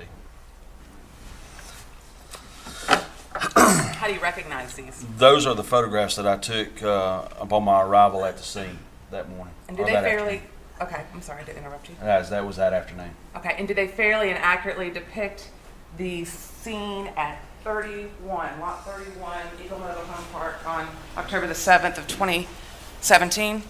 They do. Got right off of these into evidence. Each is admitted into evidence without objection. May I publish them, Judge? You may. All right. I'm going to show you State's Exhibit number 21. Can you tell us what's depicted in State's 21? That's just the end of the mobile home as you face from the roadway. It's depicting it's got the lot number on it's going to be on the right-hand side of the mobile home. Okay. And again, you can see a little bit of what appears to be yellow tape there. Can you tell us what that is? That would be crime scene tape. That's what our deputies use to mark off a crime scene as a barrier to keep people out. Once they arrive on scene, they know it's secure. All right, I'm going to show you State's Exhibit number 22. Can you tell the members of the jury what we're looking at here? That's going to be the back side of the mobile home. And again, you'll see the yellow crime scene tape that's on the porch area. Okay. And when you say the back side of the mobile home, you actually would come down the road from 36 up here, correct? And come down this way through the mobile home? That is correct. That's correct. And you call it the back side, but are you familiar with the fact that the McNabbs call this the front side of the trailer? There is two sides to the trailer, yes, there is. I'm going to show you State's Exhibit number 23. Can you tell us what's pictured there? Okay, that's going to be the far side of the mobile home, the furthest away from the roadway. Now, did you have an understanding of where this child, this 14-day-old child, Kalia McNabb, was supposed to be sleeping? Where the last place that she was seen in that trailer? I was told it was going to be in the master bedroom, or the large bedroom, which would be the end, that's closest photographed in this picture. Was her bassinet, for lack of a better term, that she was lying in close proximity to this window and this air conditioning unit? It was right up close to the window. Did you see any evidence of forced entry in this window? No, I did not. I'm going to show you State's Exhibit number 24. Can you tell us what's depicted in 24? Okay, that's going to be the opposite side of the trailer. Again, you'll see the crime scene tape. Next to these miscellaneous items that are scattered out there in the yard, there appears to be a vacant space, or a void, if you will, underneath those stairs. Can you tell us about that? That is exactly what it is. It's a void. It's a pass-through to the underpinning to the mobile home. State's Exhibit number 20, let me just back up to 24. Did you find any evidence at all of forced entry in connection with this door? To the back door, no, I did not. And what about in connection with the other door, the front door, or what you call the back door? No, there was no forced entry notated on any doors or windows to the mobile home. I'm showing you State's Exhibit number 25. Is that just an overall view of that same back area of the trailer? That's correct. And State's Exhibit number 26. When you enter the trailer, can you tell us what we're looking at here? That's entering in through the door, the actual main door entryway. That goes into the living room and dining room area. So as you enter the trailer from that set of steps that we talked about as being what the McNabbs refer to as their front, and I say the McNabbs, Christopher McNabb and Miss Bell referred to as the front of the trailer. Is this the view that you would have as you walk in? That is correct. And to the right would be the kitchen dining room area, is that correct? That's correct. And to the left would be the living room area or den? That's right. Okay. I'm going to show you State's Exhibit number 27. Can you tell us what's depicted in State's 27? That's a picture of the dining room area of the mobile home. In State's Exhibit number 28. That's just another picture. It's picking up the table as well as part of the kitchen area. Can you tell us what's depicted in State's Exhibit number 29? That's the kitchen area of the mobile home. And State's Exhibit number 30? Same. It's going to be just another picture of the kitchen area. Is there anything significant as far as you're concerned in your investigation in the kitchen or the dining room area? No, there was not. Showing you State's Exhibit number 31. Can you tell us what's depicted here? That's going to be the pantry area. It's also in the kitchen. And again, was it your understanding that law enforcement officers had searched all of these areas, including refrigerators, stoves, pantries, drawers, cabinets? That's correct. State's Exhibit number 32. Can you tell us what's depicted there? That is the living room area. It's also showing a what appears to be a gun on the coffee table. Okay. Now, this sofa here, is that sofa significant in this investigation at all? That's from my understanding. That's from where they were sleeping at. They being the parents. Okay. I'm going to show you, and this is a better picture in State's Exhibit 33. I wanted you to comment on where that couch is in relation to the back porch door. The couch is right here. The main entryway will be over here closer to the kitchen. Yes, sir. Right here on the I'm picture, sorry. but the screen's nothing coming up on the screen. I know, I was looking for a laser pointer, but that's, you can touch it, I think, and it'll. Okay. The couch area will be right along in this area. Mark clear first. I'm sorry. That's clear and clear. Yes, sir. Now, touch what you're saying, couch. The couch was right here. The one where they use the front, what they call the front door, will be over in this area. The bedroom where the children were at was back here, and this right here is the other door leading outside. And so from the sofa area where you indicated Mr. McNabb and Miss Bell had slept, I guess in the hours leading up to finding their daughter missing, that sofa area is just feet away from either door, really. Yes, ma'am. Are those the only two ways that somebody could have entered that trailer on the morning of the 7th? That's the only two entry doors leading in from the outside. All right, can you hit clear? Our clear button I don't think works on this screen. It does now. Okay, I've been told it's been fixed. All right, so I'm going to show you space exhibit number 34. Can you tell us what's the picture there?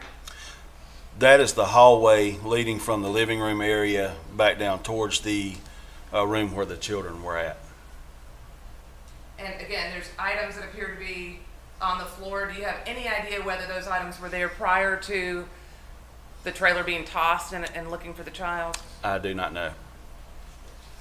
So from an evidentiary standpoint, would it have made sense for you to just start picking up things and collecting them to be tested for hair or fiber or DNA or anything like that? No, ma'am, it would not have. And why is that?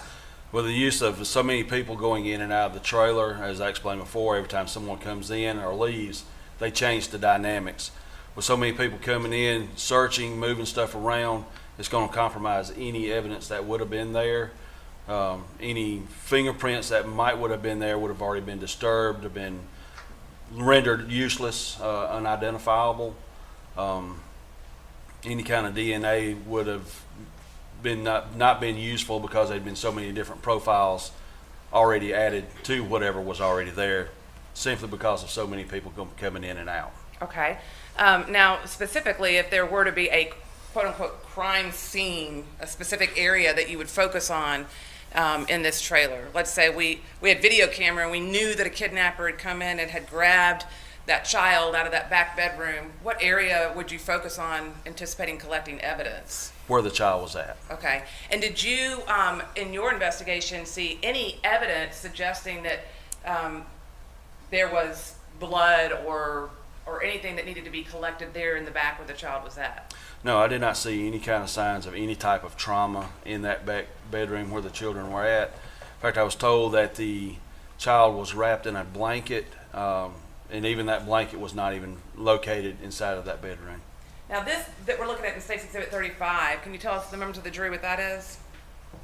That's going to be one of the bedrooms leading down the hallway. I believe that's going to be the smaller bedroom. All right, so I'm going to show you, go back to 34, and just to be clear, if you're coming out of the living room and you're walking down this hallway here, there's how many bedrooms in this house? 2. Okay, so one is the master bedroom, which is here, That's correct. and this other one is on the left, somewhere on this hallway before you get to the master bedroom. Is that correct? It'll be right there. Okay, so when we're looking at State's Exhibit 35, if you open that door to go to that bedroom, what kind of items were in there? There was a mattress, miscellaneous clothing items, just a lot of different items in there. I'm showing you Yes. State's Exhibit number 36. That appears to be just food and... That's correct. That's also a picture of that same bedroom. You can see the mattress that was right here that we've seen in the other picture. The rest of the floor has just got miscellaneous items, including Cheetos, or what appears to be Cheetos laying in the floor. Okay. I'm going to show you State's Exhibit number 37. By the way, backing up to that bedroom, anything significant as a crime scene investigator about that room? No, there was not. All right, now I'm showing you 37. What's depicted in this? That again is the hallway, showing the back door or the other exit doors right here. There's a bathroom right here. This right here is the master. Okay. So would that bedroom that we were just looking at be straight to the left then of where this photograph is being taken from? Be back down closer to the living room area, but yes. All right.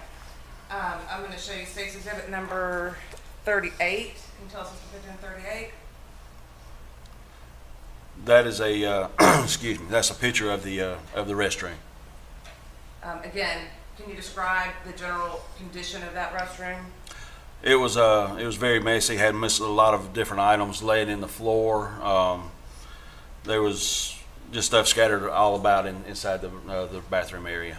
Did you see anything suspicious that you needed to collect as far as any evidence? Nothing that drew my room? attention to it. State's 39. Can you tell us what's depicted in this photograph? Okay, that is the master bedroom. That's where I was told the children were sleeping. Okay. Now, the baby was sleeping where in this room?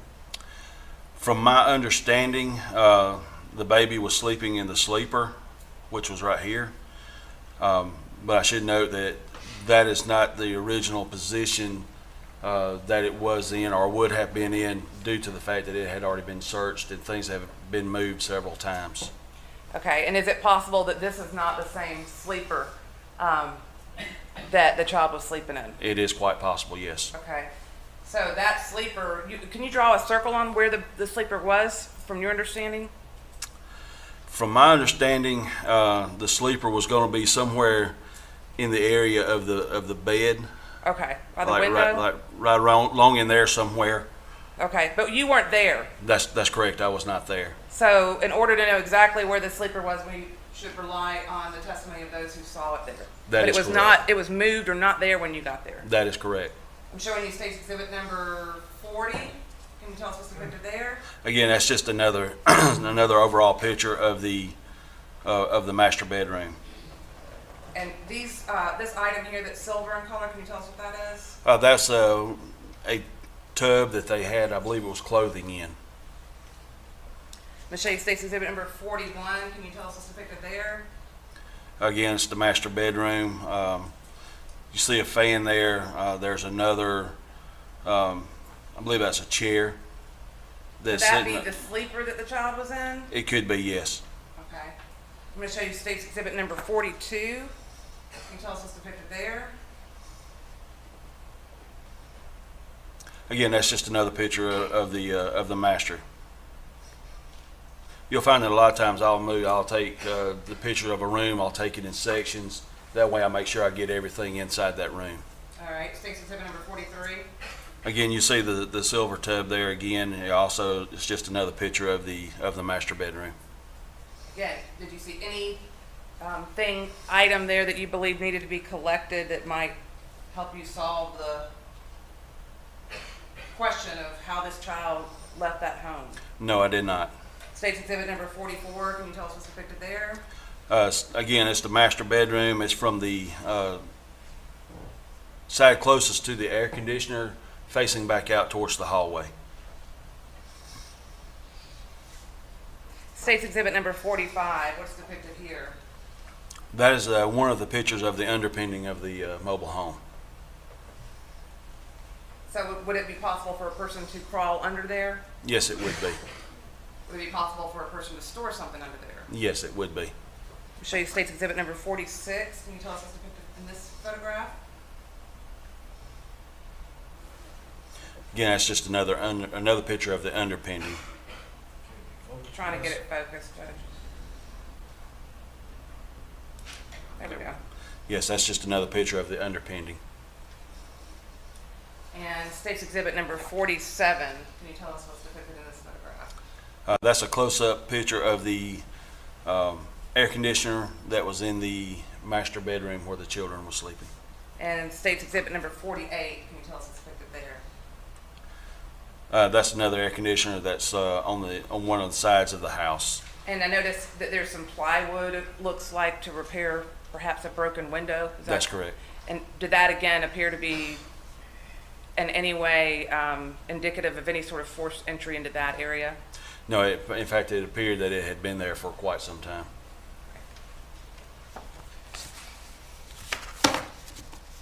Now, were you actually able to collect the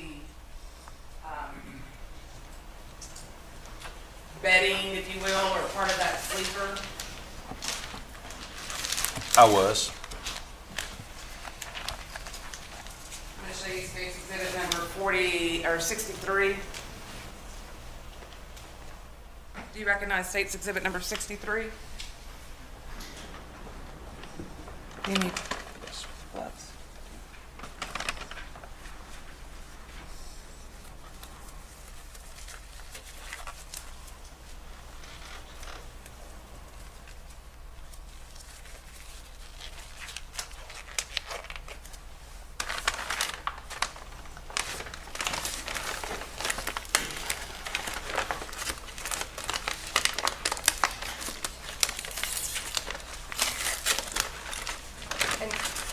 Opportunity to come to the DA's office in the last couple of weeks and go through all the evidence and cut it. I did. So we actually, you or Investigator Alexander actually cut these taped bags to pull out the items to show me, is that correct? That is correct. Prior to that, they were sealed? That's correct. Okay. Do you recognize it? Don't show it to the jury yet because I got it on the timber, but do you recognize that? I do. That's, Okay. That is the line. Your Honor, Office State's Exhibit number 63 in the evidence. Move without objection. May I publish it, Judge? You may. So this actually was the, what now? That's the baby lining that was in the carrier. Okay.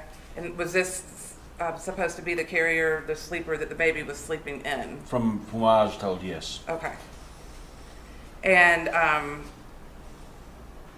you indicated something about a blanket earlier. Can you tell me again what that was?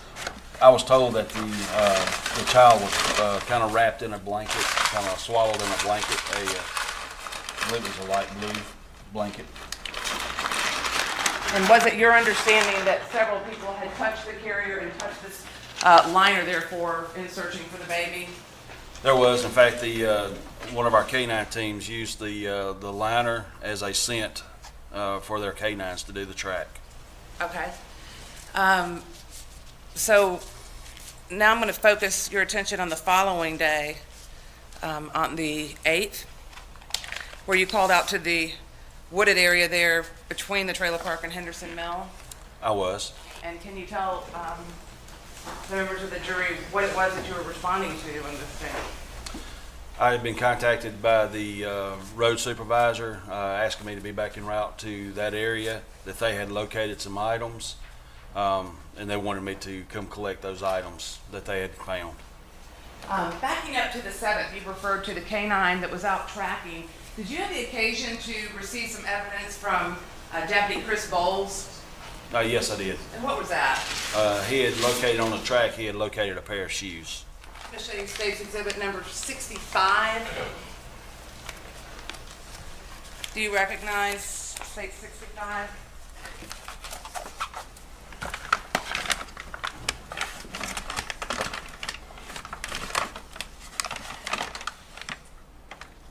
Yes, these are the shoes that I collected from Investigator Bowles. Okay, and Your Honor, this time out for State 65 in the evidence. Submitted without objection. Did you know if these shoes had any significance whatsoever to this investigation or this case when they were collected? No, I did not. Okay.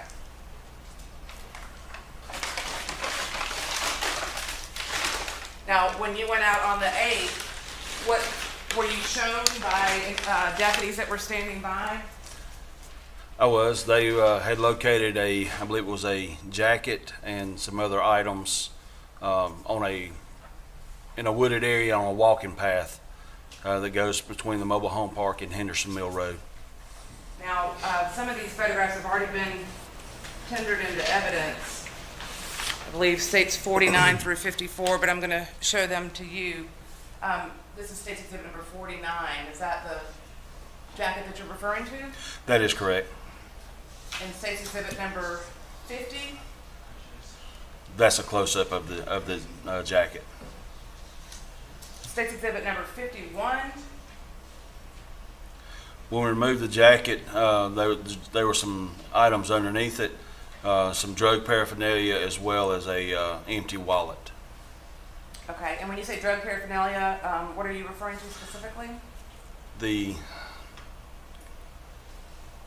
item right here. Okay, that's a smoking device? That's correct. And were there also rolling papers? Yes, there was. And are they depicted in State's Exhibit number 52? Yes, ma'am. Let me zoom out a little bit. Okay. Clear it out. And are rolling papers commonly used as well to smoke drugs? That is correct. I'm going to show you State's Exhibit number 53. After collecting these items, did you go to another area there in the woods for another item that was suspicious? I did. While I was out on collecting those items, Sergeant Dickerson had received information that they had found something else just a little further down in the wooded area. He went down when he saw that there was an item there. He radioed back to the deputy that was standing by with me, requesting that I come to his location when I get finished right there. And the State's Exhibit number 53, do you recognize that? I do. That was the item that Sergeant Dickerson had been pointed out to. And State's Exhibit number 54. That's a close-up of that bag. Okay, now behind this bag in this area here, can you tell the members of the jury what that is? That is a log.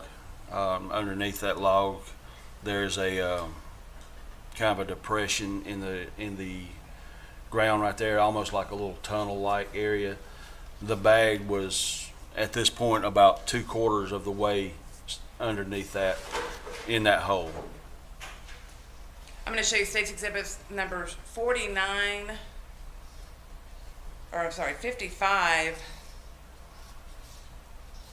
through 60. 57 has already been tendered into evidence.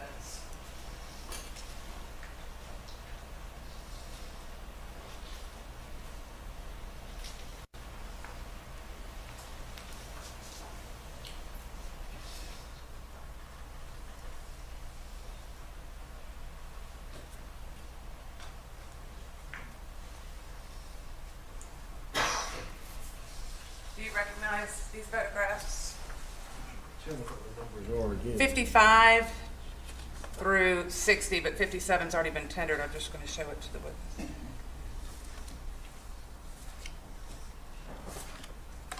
Yes, I do. How do you recognize them? Those are the photographs I took of the bag in sequence of figuring out what was inside of the bag. Now, who was there with you when you were doing this, by the way? Sergeant Dickerson was standing by with me. At this point in time, did you know whether or not there was a body inside the bag? No, I did not.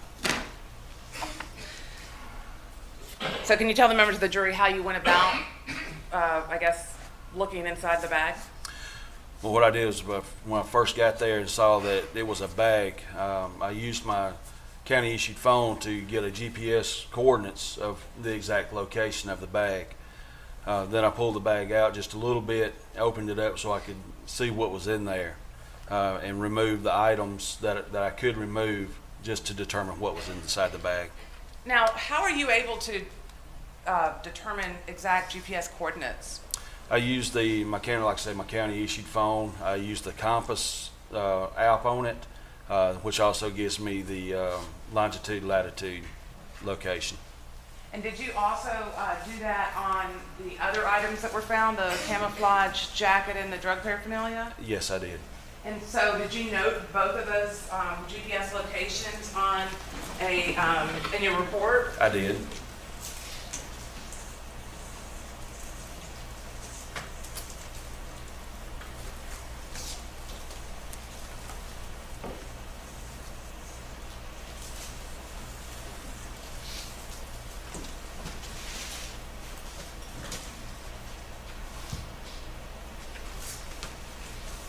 I'm going to show you State's Exhibit number 62.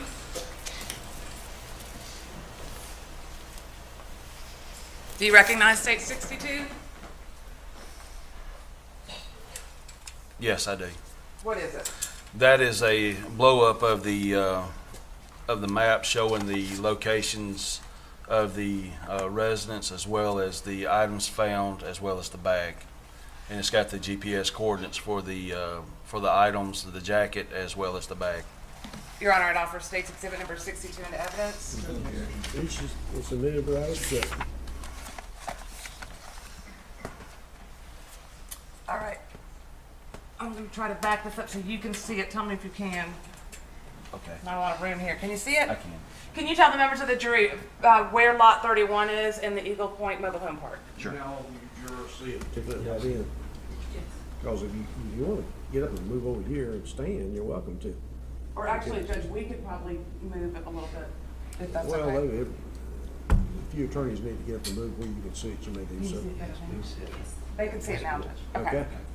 Lot 31 is marked as residence. It's going to be where this mark is right here. Okay, and then where is the entryway to this trail that we've been talking about? The entryway to the trail, Yes, if you, it's going to be right along in here. okay. So when you went out that day to collect these items, on the day of the 7th, were you at the residence processing that? That's correct. And on the day of the 8th, did you go to the residence and then go down the trail, or did you go to Henderson Mill? I went to Henderson Mill. Okay, and from Henderson Mill, which items did you go to first? I went up to right off of the power line easement to the items found, which is located right here. Okay, and that would be where the camouflage jacket and the hookah and the rolling papers and the empty wallet were found? That is correct. And then this blue and red bag that we just have been looking at, you said that that was located where? It's located a little bit further down. It's going to be the opposite, or the other mark right on here, closer to the Henderson Mill Road. Okay, and is this somebody's private residence here? It is. Okay, so technically where that item was found, was that on somebody else's property? I believe it was, yes. Okay. And I know you don't have the exact measurement of the distance between these two, but is that a long hike or just a little walk? That's less than 50 feet. Less than 50 feet? Okay.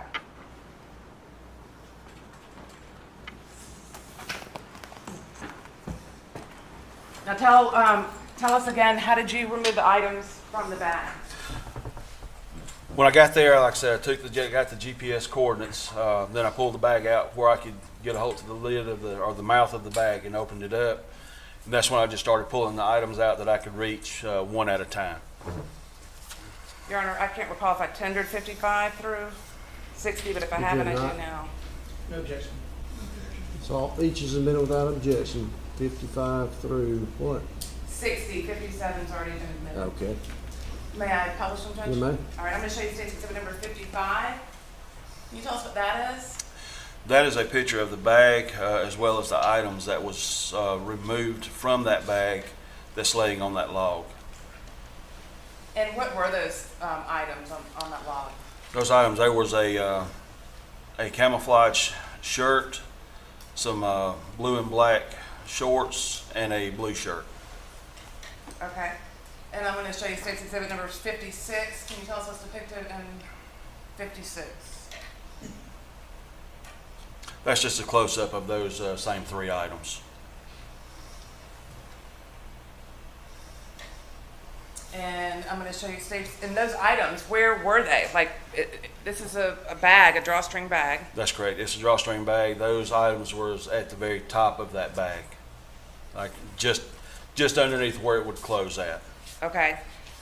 Were those the only items that were in the bag? No, they were not. Were those neatly folded and placed in the bag? No, they were just kind of like they were just shoved in the bag. Show you State's Exhibit number 57. Can you tell us what's depicted in 57? That is the picture, a close-up picture of the bag, as well as a light blue blanket, or at that time I was not sure it was a blanket, but a light blue cloth that was inside the bag. Now, State's Exhibit number 58. Can you tell us what we're looking at in 58?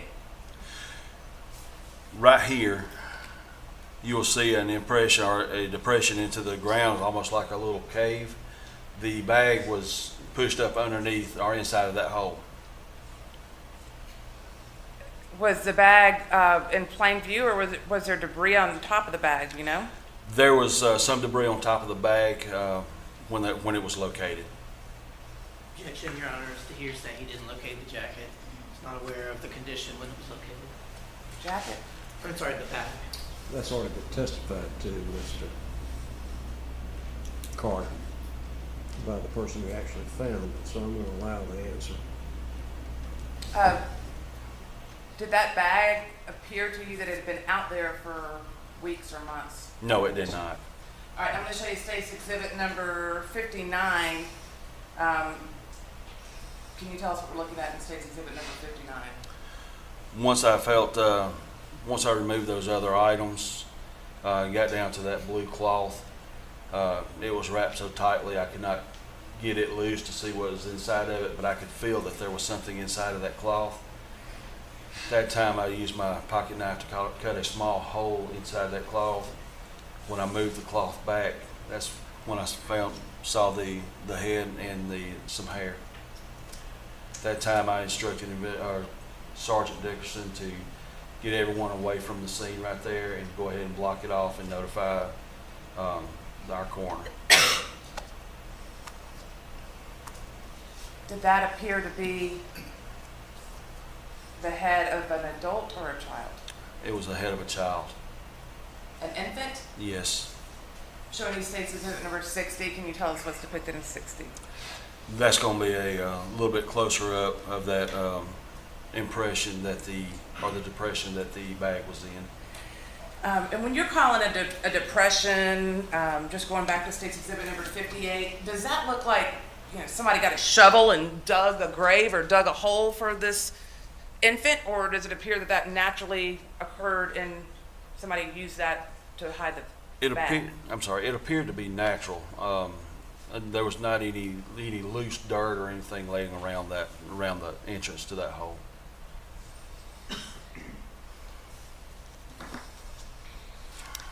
You indicated that you called for the coroner and you had the scene, I guess, marked as a crime scene. Did you remove what you believed to be an infant? Did you remove that body from the bag? I did not. Once we identified that was more than likely going to be a body, or what we believed was going to be a body, we stopped at that point and waited on the coroner to get there. And were you certain that the child was not alive at that time? I was, yes. Was there blood on that, or what appeared to be blood or reddish stain on that blanket? On the blanket, I do not know because I did not pull the blanket out. There was some stains on some of the clothing that was removed from the bag.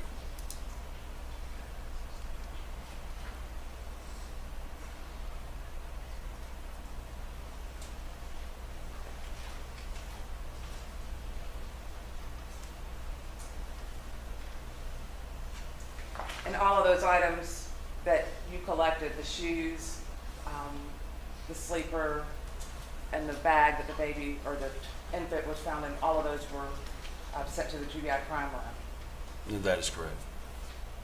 Thank you. Those are all the questions I have at this time, Judge. Mr. Carter? Thank you. Good morning. Good morning, sir. How are you? Pretty good. Yes.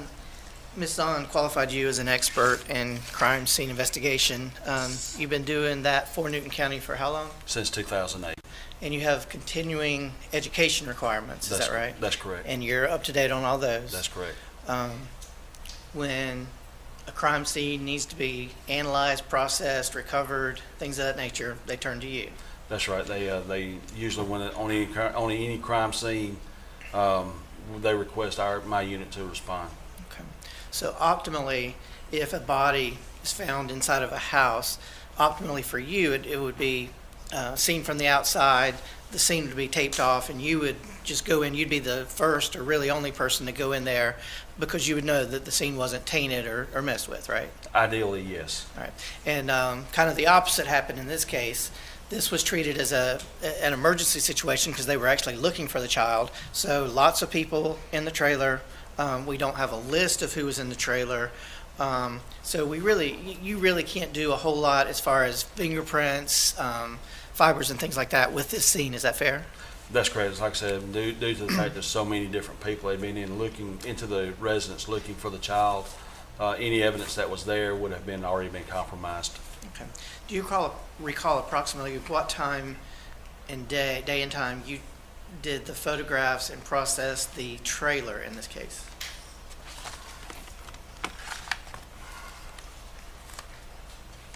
Give me just a moment. I think I've got that notated.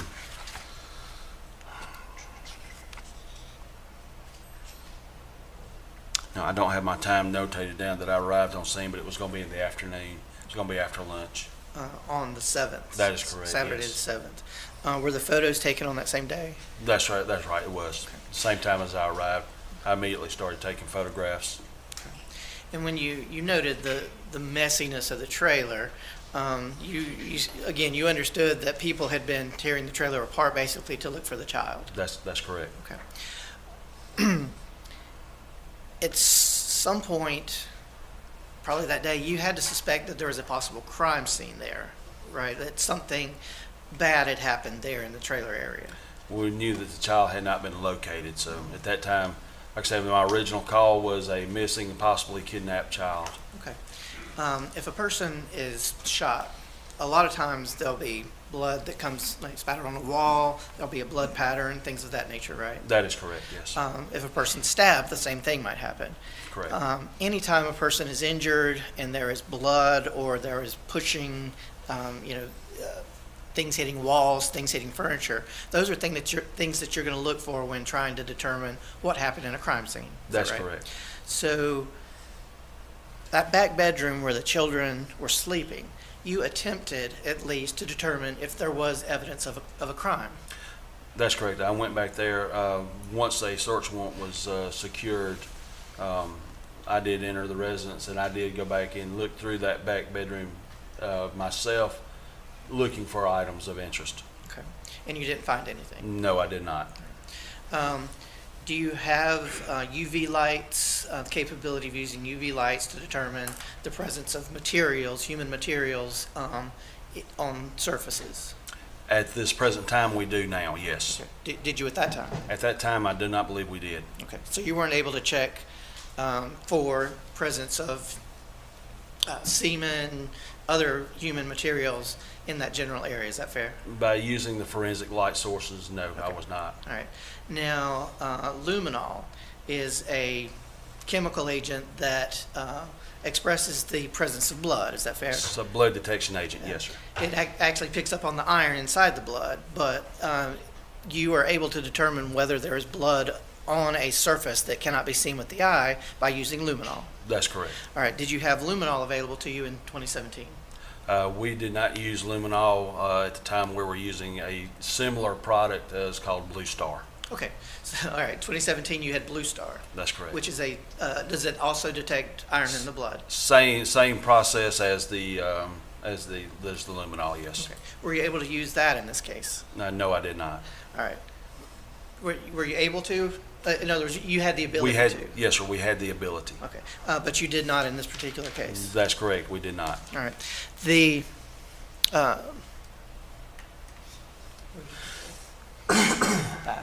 still have the bag? I'm sorry? You still have the bags with the bag with the blanket in it? No, sir. And the cover? No, sir. All right.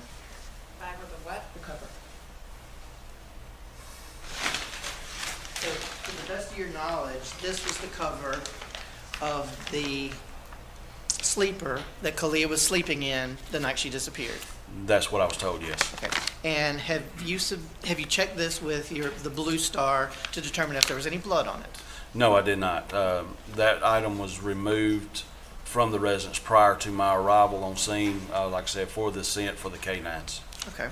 And was this item held by law enforcement from the time they got it for use with the canines until you received it for evidence? Yes, it was. Did you send this to the GBI crime lab to determine whether there was semen or blood or anything on this particular item? That item I do not believe went. If you give me just a second, I will check and see. Sure.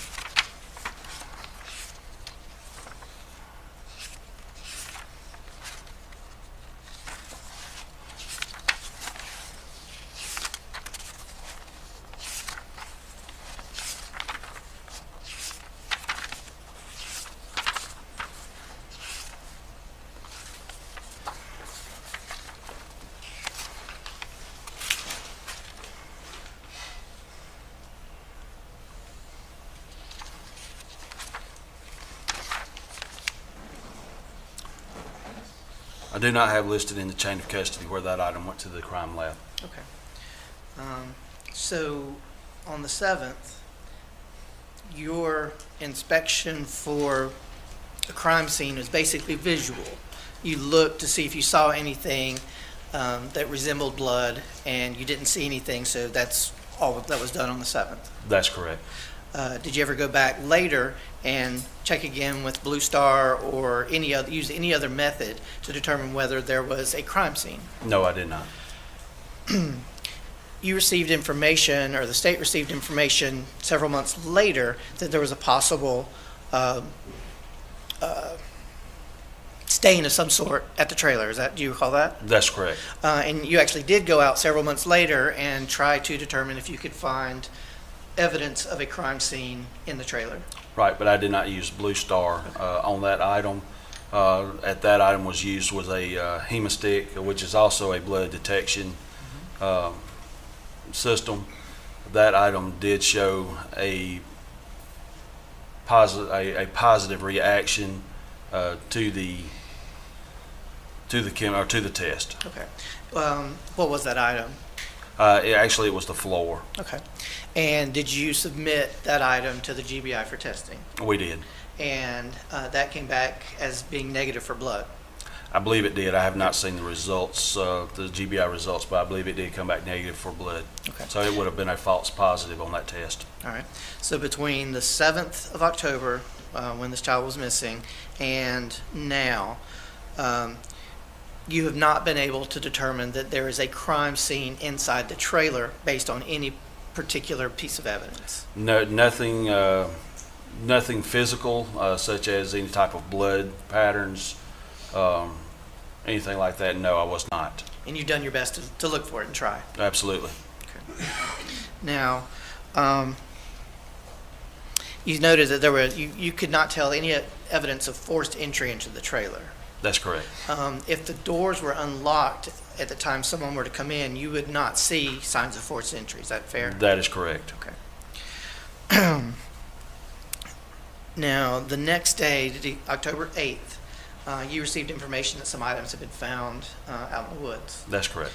And the first thing was a camo jacket with some kind of a smoking device and some kind of smoking papers and empty wallet. That is correct. As you were on that scene, you determined that there was another scene nearby. I was told yes. Okay. Now, were the items, the camo jacket, were they tested for bodily fluids, blood, anything of that nature? There was no blood noted on it. It would have been difficult to test for anything else due to the fact that the items were wet. Okay. Would the GBI have been able to dry those items out, test for the presence of DNA, identifying information, and give you a report if it would have been submitted? Probably yes. Okay.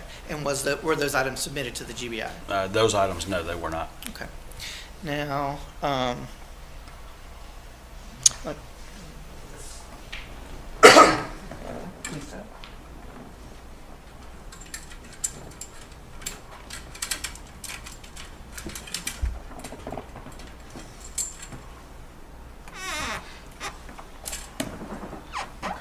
so the residence we're talking about again is this trailer here. That is correct. And the trail comes up beside this little shed here.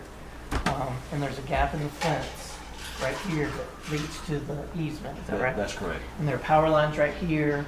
And that's what the easement is for. The power company has an easement to allow access to the power line. That's correct. All right. So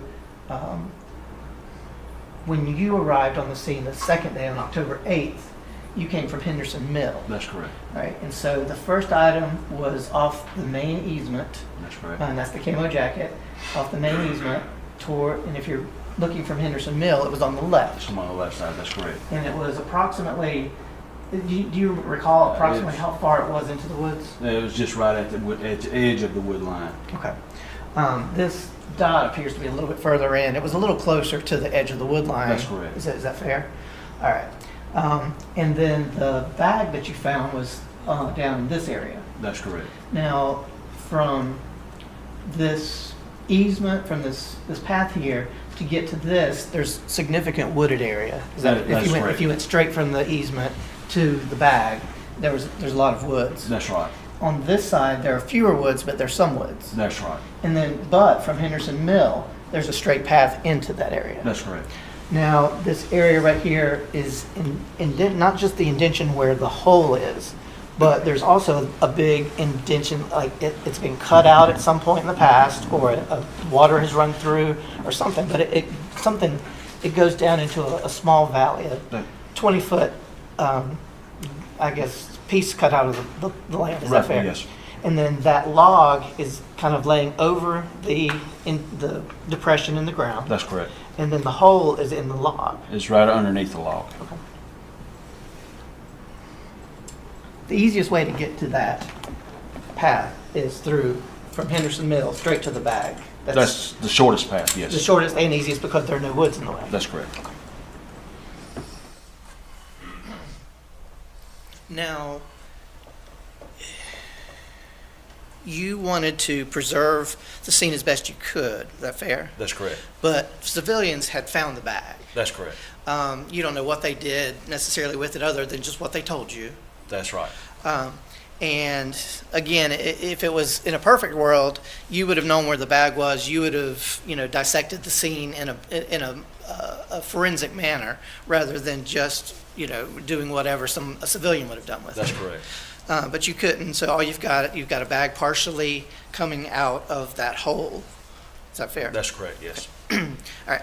So you were able to, once you loosened the string, you were able to pull a few items out. That's right. And one of those was a camouflage T-shirt? Yes, it was a camouflage T-shirt. Had the varsity red on the front of it. Okay. Was that male or female? Do you recall the size? Give me just a second. I wrote the size down. It was a size large. It was large. All right. And there was a pair of blue boxer shorts? Black and blue, yes. Black and blue. And what's the third item? It was a blue starter shirt. Okay. And do you recall the size on that?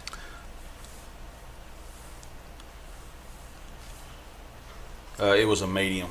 Okay. And what about the size of the boxer shorts? They were also medium. Okay. Now, you noted that on some of those items, you visually detected the presence of possible blood. That's correct. And did you use any type of enhancement method to determine whether there was the presence of blood on those? No, I was just going strictly off of visual, what appeared to be a blood stain. Okay. And in this case, it would be important to know whose blood that was. That's correct. Whether it was the child's blood or whether it possibly was the perpetrator's blood. That's correct. Right. And you did submit that to the crime lab. That's correct. But you only did that 2 weeks ago. They were only submitted 2 weeks ago, yes. Okay. The results from that came back inconclusive, is that correct? I have not seen the results. Is there a investigative reason why those items weren't submitted until 2 weeks ago? No, there's not. Typically, obviously it just got overlooked on that one. Unfortunately, we're all human. We all make mistakes. And that one just got overlooked. Thank you, sir. Mr. Frost? Thank you, Your Honor. Just a couple questions. Investigator Kitchens, how are you, sir? Doing good. Obviously, I represent Ms. Bell. Mr. Carter represents Mr. McNabb. Just to keep things straight, I'm just going to go, unfortunately, I'm going to have to duplicate a couple things, but I'm going to boil it down real quick. The items that were found in the bag, I guess the gym bag, the drawstring bag, those you said were not compromised? No, I did not say they were not compromised. They were located inside the bag, and they were found by civilians. So not the ideal situation. That's correct. And I think, like I said, I'm going to try to zip through this, but I want the jury to be clear and the record for Ms. Bell.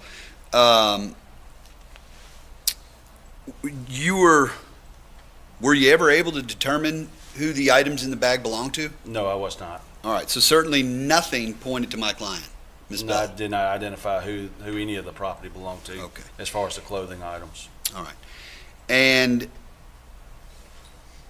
so there essentially is no crime scene in the trailer. Is that There was no signs of any type of trauma in the trailer. That's correct. all right? And there is no DNA, fingerprints, or any physical evidence, correct? That's correct. All right. Thank you very much, sir. Ms. Zahn? Investigator Corporal Kitchens, inside that trailer, you were asked just a few moments ago on cross-examination whether you performed any testing to determine if there was a presence of semen or bodily fluids or DNA. Would you expect to find the defendant McNabb's DNA, semen, bodily fluids in that trailer where he lived? Sure, along with fingerprints or anything else. It's where he lived. That's where his items are going to be found there. And in fact, if he, in an interview, told Investigator Alexander that he and Cortney had sex on that couch just hours before the baby went missing, then you certainly would expect, it's not beyond the realm of possibility, that there would be his DNA there in that house. That's correct. And as Cortney's DNA should be in that house too. She lives there, right? That's correct. All right. Now, you were asked whether or not you checked for blood or semen on the baby liner. Was it apparent to you that there was not blood stains on the baby liner? I did not see any type of stains of any type. Okay. Now, semen on the baby liner, this was not a sexual assault investigation, was it? No, it was a missing or kidnapped child case at the beginning. You didn't learn from, or did you learn from Investigator Alexander and Tommy Davis, the coroner, that after the autopsy it was learned that there was some sexual assault on this baby, did you? No, I was not. So would you check to see if there was semen on a baby liner? No, unless it's a sexual assault investigation? There would be no reason to, no. But since this is the child that belongs to these two defendants, would it not be expected that their trace DNA would be on that blanket if there were any DNA to be found? Most logically, putting on our common sense hat and putting off crime scene hat, would it not be very logical that their DNA would be on that liner? Sure, just like my DNA would be found at my house. So that evidence would neither confirm that they were responsible for their child's death, nor would it exclude them. That's correct. Now, the camo jacket and the hookah and the rolling papers and the wallet and everything that was found out there in the woods, and even with the shoes that were found the day before. If the defendant, in an interview with Investigator Alexander, connects himself to all of those items, would it not be something that you would expect that you would find, again, his evidence on? That's correct. Would it be necessary to test those items to determine who brought them to the woods if the defendant McNabb admitted to Investigator Alexander that he's the one who brought those items to the wood? No, there would be no reason to do any testing. Now, there's a camo t-shirt and a blue and black pair of camouflage boxers and a blue starter shirt inside of that bag. Is that correct? That's correct. You were just asked whether or not you tested any of those items. You sent them off to the crime lab, That's right? correct. And you were just asked whether they were tested to determine if it was the child's blood or if it was the perpetrator's blood. This 14-day-old baby died from blunt force trauma. Is that correct? From my understanding, yes.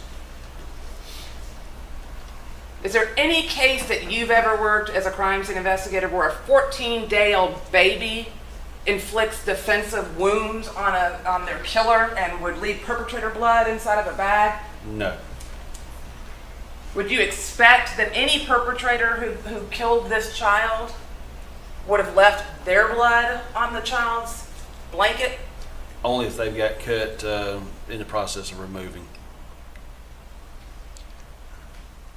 If the defendant admits, defendant McNabb admits that he owned that bag or a red and blue Nike Air Jordan drawstring bag, and Cortney Bell also says the defendant owned a drawstring bag that looks identical to the one found there in the woods, would you need to test it to see whether or not the defendant's DNA was on that bag? No, I would not. Would you use your common sense and realize that that bag... Objection, Your Honor, to meeting. Okay. Also, Judge, if you could keep the defendants straight, if you keep referring to defendant, Well, every time she's done that, she's then corrected herself and pointed out which. On the last one, I don't know. I may have missed it. Don't know that she finished her last question before the objection started coming. So let's let her finish. Yes, sir. If the defendant owned that bag, the defendant McNabb, would you need to test that bag to determine whether or not his DNA was on the bag? No, I would not. Given the fact that the bag was out there in the woods, and you mentioned that there was raining, would you expect that there would be trace evidence or DNA necessarily on that bag? It's possible, however, the rain could have diluted it down so it would not have been identifiable. When you're investigating crime scenes, do you have to assign some level of plausibility to a theory before you just start testing things? Sure we do. So, in theory, if you went into that trailer, in theory, in any crime scene, you could swab with a Q-tip every single square inch of an area looking for whatever evidence might be there. Is that correct? That's correct.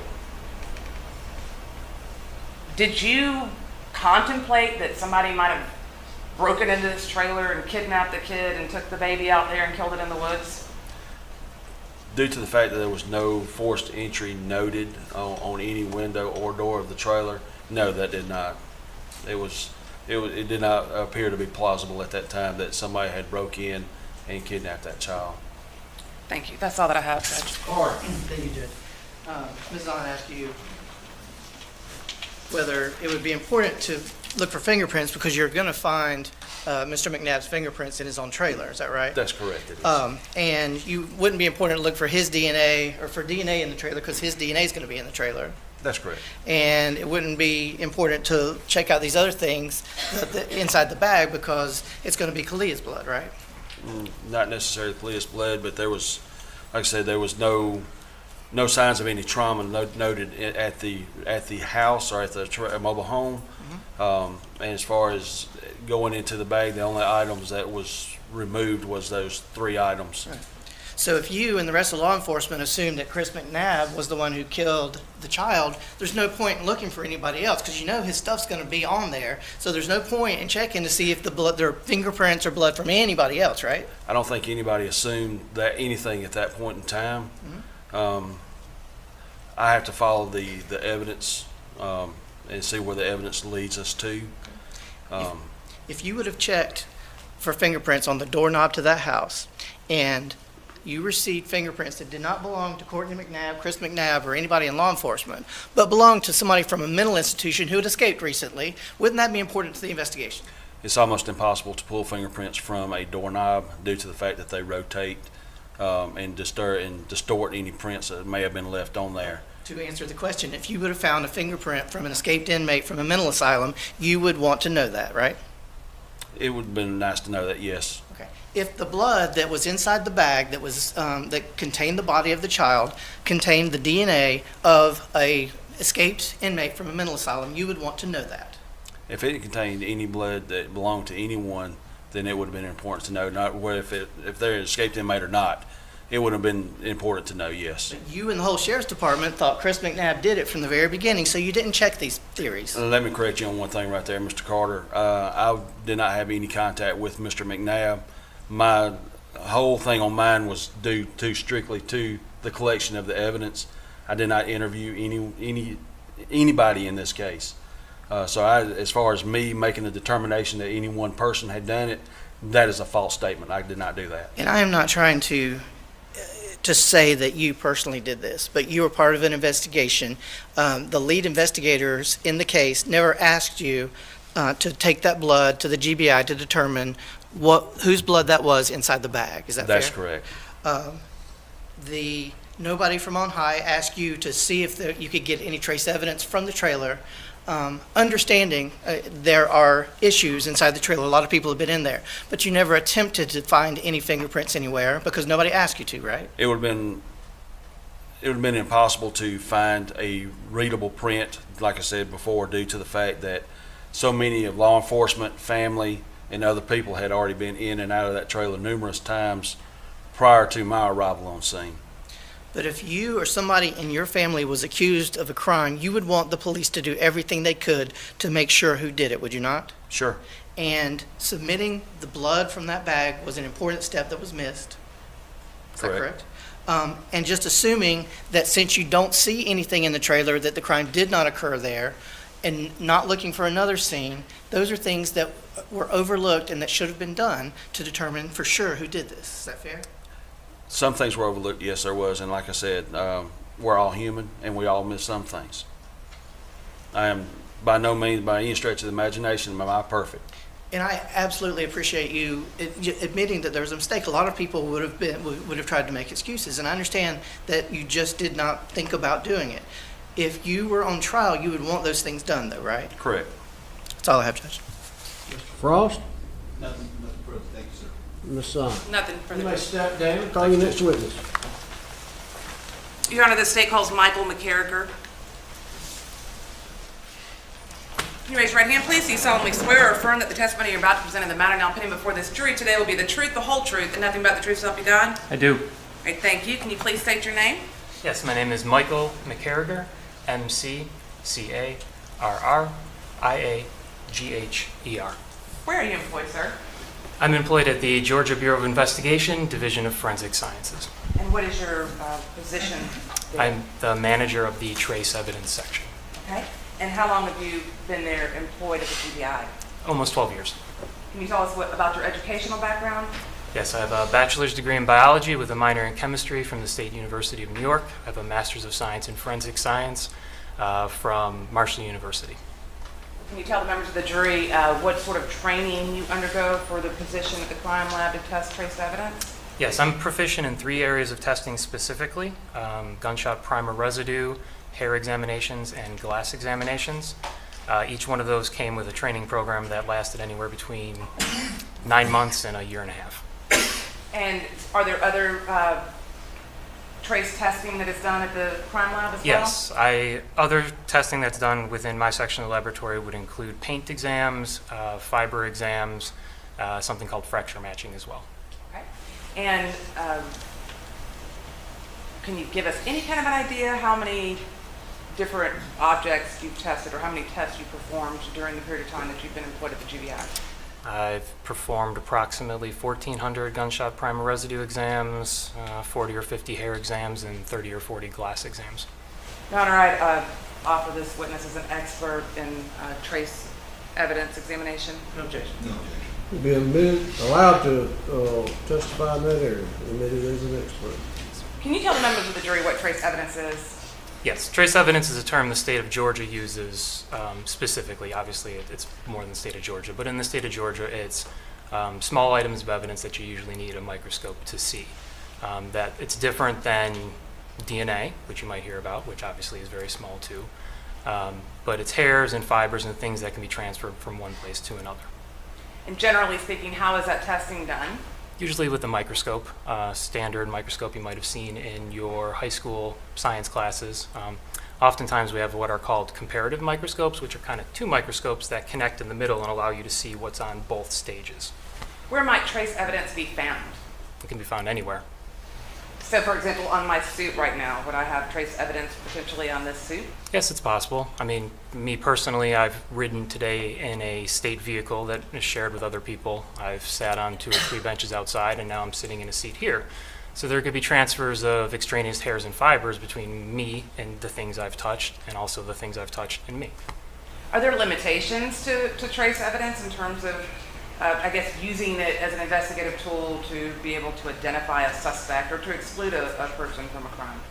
It's most powerful when it's difficult to use to develop a suspect, if we're talking about hairs specifically, because most hairs do not yield DNA profiles. I think there's an assumption that if you have a hair, you have someone's DNA profile. Fact of the matter remains that very, very few of the hairs we come across in cases are even suitable to attempt DNA testing on. And even when we attempt that DNA testing, our biology section obtains profiles about 16 to 18% of the time. So it's very difficult to get nuclear DNA from a hair. it takes on more power when a subject has been identified and we get a known hair standard from that person. And that's when one of my hair examiners could look at question hairs that are found somewhere and compare it to a person's known hair. But there's not a database of known hair to pull from, so if you don't have a suspect identified, it's difficult to use hair because of the DNA limitations to develop a suspect.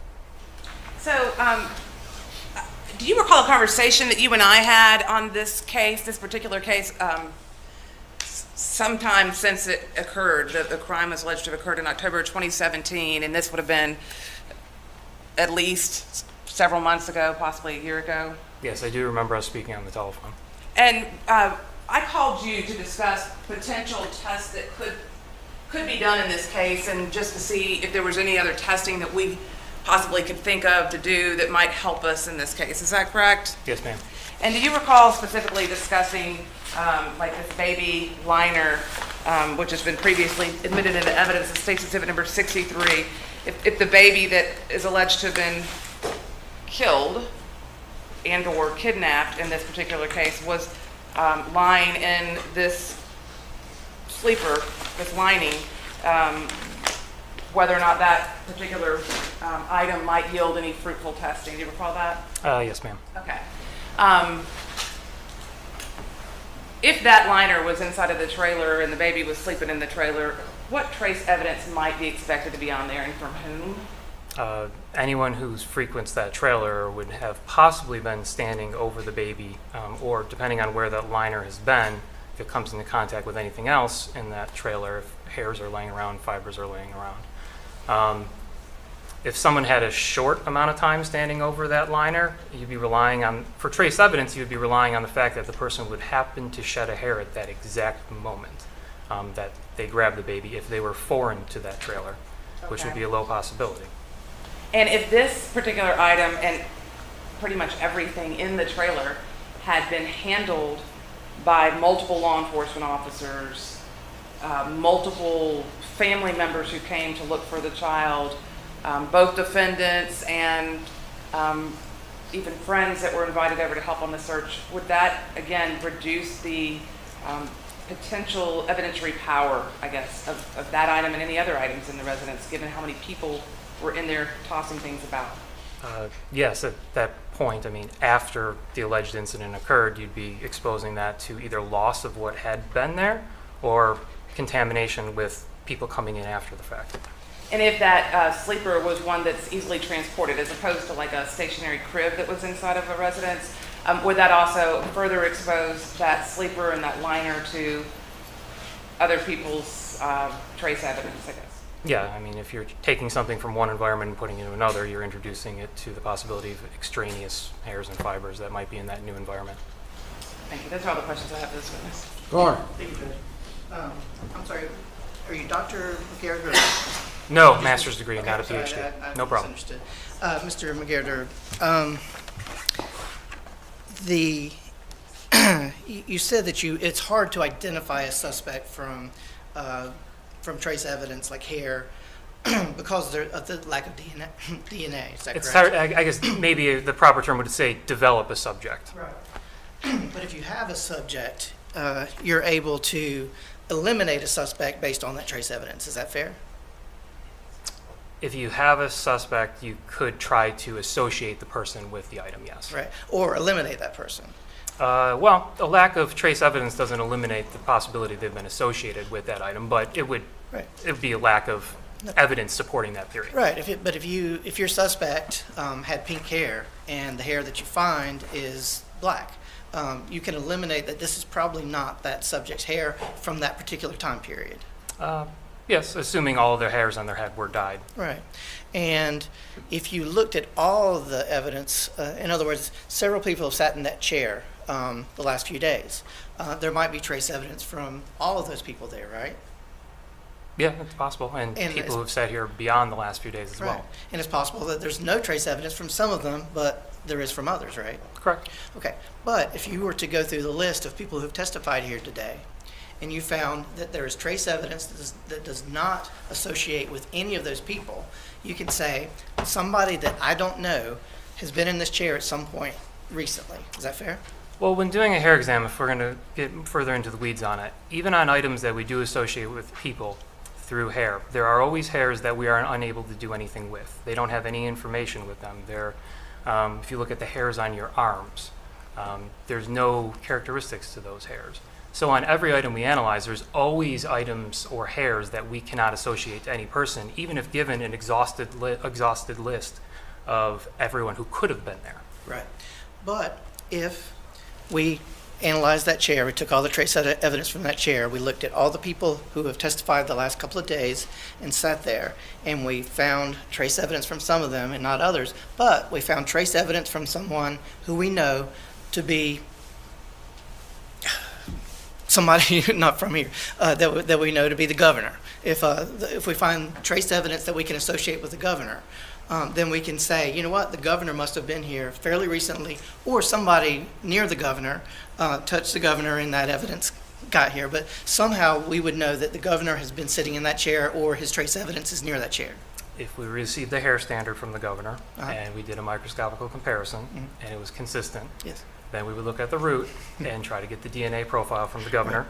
If that's unsuccessful, we could try mitochondrial DNA to see if it's consistent with the governor. But there are ways of, doing the association. Are you familiar with any of the other testing that was done in this case? No, sir, actually I'm not. Have you reviewed that? Okay. No. Thank you, sir. Well, can I ask one more question? When you were looking for DNA, are you qualified to talk about DNA to some extent? As it pertains to hairs, to an extent. All right, never mind. Thank you. Frost? Just one question, Mr. McCarriger. Yes, sir. Okay, so you're not here to present any data or anything on any trace evidence that was found in this case? No, we did no testing in my section. Very good, thank you. Ms. Zahn? Nothing further, Judge. You may step down. Any reason why you might not be excused? No, Your Honor, we'd ask you to be excused. You excuse me, further attendance on the court. We've got about 25 minutes. You got a witness to fill that?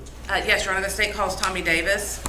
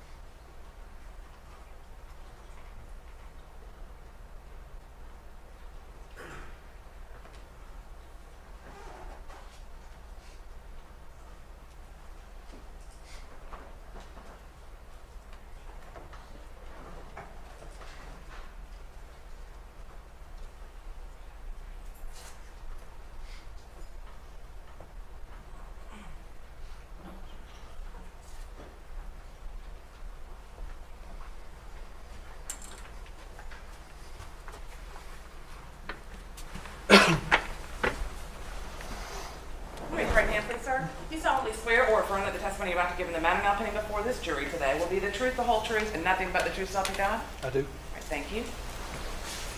Please introduce yourself to the members of the jury. My name's Tommy Davis. I'm the coroner here in Newton County. Briefly tell the members of the jury what the coroner does. The coroner's main duty is to determine cause, manner, and circumstances related to any death here in Newton County that we are involved in the investigation for. Now, were you contacted on October the 8th, 2017 to respond over off of Henderson Mill Road in a wooded area for a body? I was, yes. Can you tell the members of the jury when you got there who you met with? I met with Investigator Kitchens, Investigator Alexander, and Sergeant Dickerson, all with the Newton County Sheriff's Office. What did they show you or tell you? We went into the wooded area there, and a drawstring bag had been found, and contents of the bag appeared to be that of an infant child. Were you aware that there had been a reported missing child from the day before in that area? Yes, I was. Now, did they actually give you the body or the bag? We went into to where the bag was located, and at a certain point we decided it was time to remove the bag from the area and take it up to the GBI State Medical Examiner's office for autopsy. I removed the bag from that location and transported it there. Can you tell the members of the jury during that period of transportation, did you ever remove the child from the bag or unwrap any of the contents inside of the bag that the child was in? No, I did not. We decided we would leave everything as it was, take all of that as evidence, and directly to the medical examiner's office for the medical examiner to do that. Did the item, the bag itself and the body that was inside of the bag, were you present for the autopsy? I was, yes. Was the autopsy the first time that the body was removed from the bag and any items were removed from the child's body? Yes, it was, yes. And did, in fact, this body that you carried to the crime lab in this, I guess you call it a drawstring bag, Right. Was that the body of Kalia McNabb? It was. Now, at the autopsy in this case, you attended, is that correct? I was there, yes. And is part of your responsibility as coroner to work with the GBI Medical Examiner's Office to provide them necessary information that they might need to reach a conclusion in a case? Right. What we do is we take the scene investigation and we turn all of that over to the medical examiner. We give them information about how we discovered the body, circumstances that led us up to discovering the body, and so forth. We turned all of that over to Dr. Darasaw, who's the medical examiner on this case, discussed it that morning before the autopsy started, and then she started the autopsy. And part of the investigative work that you do to provide for the medical examiner's office is medical records sometimes, is that correct? Correct. We do subpoena on medical records. We do the field investigation and the footwork up to the medical portion that the medical doctors do. And in this particular case, you provided Dr. Darasaw with the medical records from the child's birth on September 23rd, 2017 from Piedmont Hospital, is that correct? Correct, yes. Your Honor, I'd offer State's Exhibit Number 10, which is a certified copy of the Piedmont Newton medical record for Kalia McNabb. No objection. What was that, 10? Yes, sir. Will be admitted without objection. Did you also gather records from a visit that she had at Dr. Khalid's office just before her death? The pediatrician, yes. Okay. And those have already been tendered into evidence.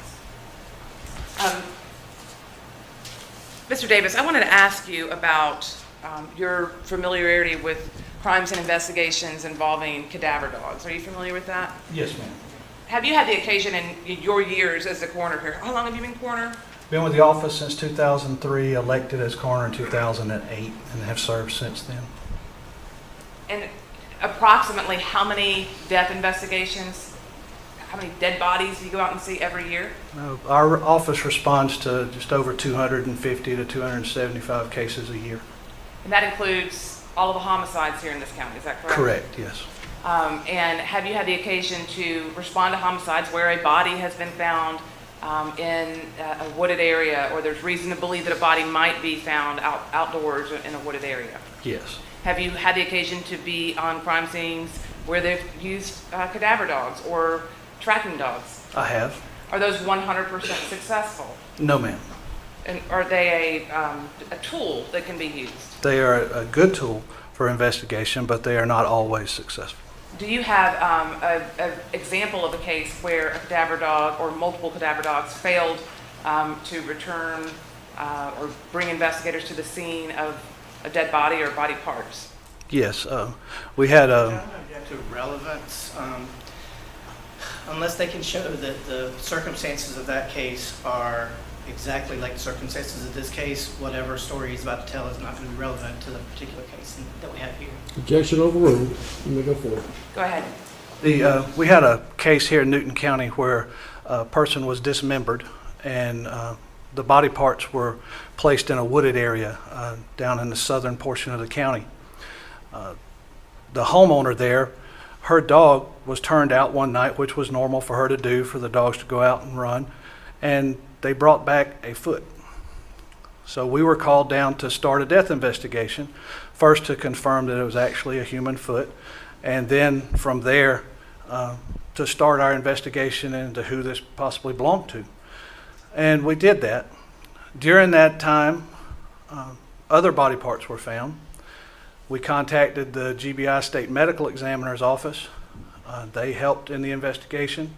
And over the next day or so, cadaver dogs were brought in, search teams were brought in, and I believe there was probably 80 to 100 people involved in this search, along with the cadaver dogs. The cadaver dogs searched the area along with the people, and nothing else was found.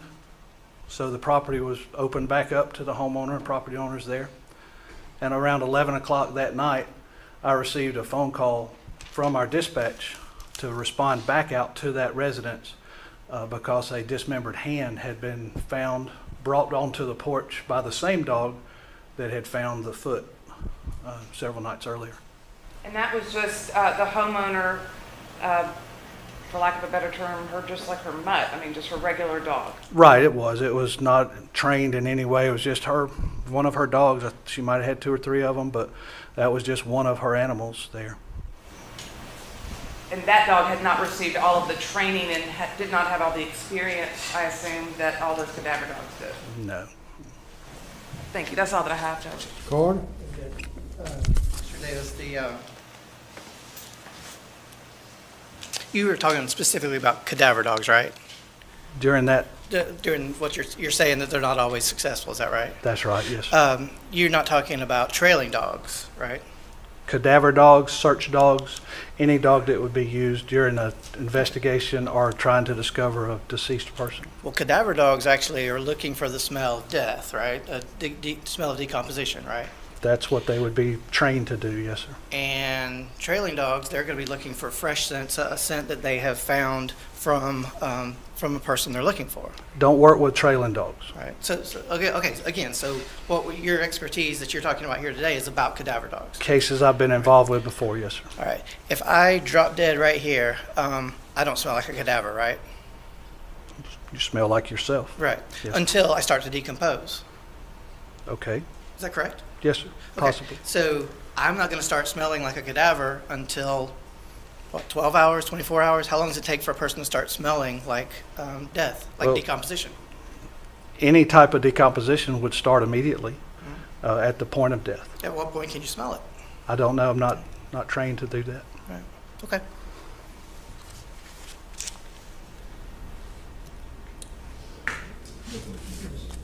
You may step down. Any reason why he might not be excused? No, Your Honor, we ask that he be excused. You excuse me, further attendance on the court. This time I'm going to excuse y'all for lunch till 1 o'clock. Don't discuss this case with each other or anybody else, or allow anybody to discuss it with you. Remember all my early instructions. Do no investigation on your own. And please do not look at any television, read any print, look at any social media while you're on lunch break. And I'll ask you when you come back, had you done so, or seen anything. But with those comments, you're excused for lunch. Leave your notes here. 1 o'clock. So I had a bench conference with the attorneys, but not the defendants. But at the bench conference, it was simply about whether I had not ruled on whether Coroner Davis can speak about anything that he learned other than what he testified to. And at the time, the state assured me they're only going to produce what he testified to and not anything outside that, so I didn't need to make a ruling. Is that fair to everybody? Yes, sir. Okay. Anything else before we recess? We won't be in recess. 52, is this photograph, again, of those items that you were talking about? Yes, ma'am, it is. State's Exhibit number 53. Can you tell us what's depicted in State's Exhibit number 53? That is the bag inside the hole underneath the root.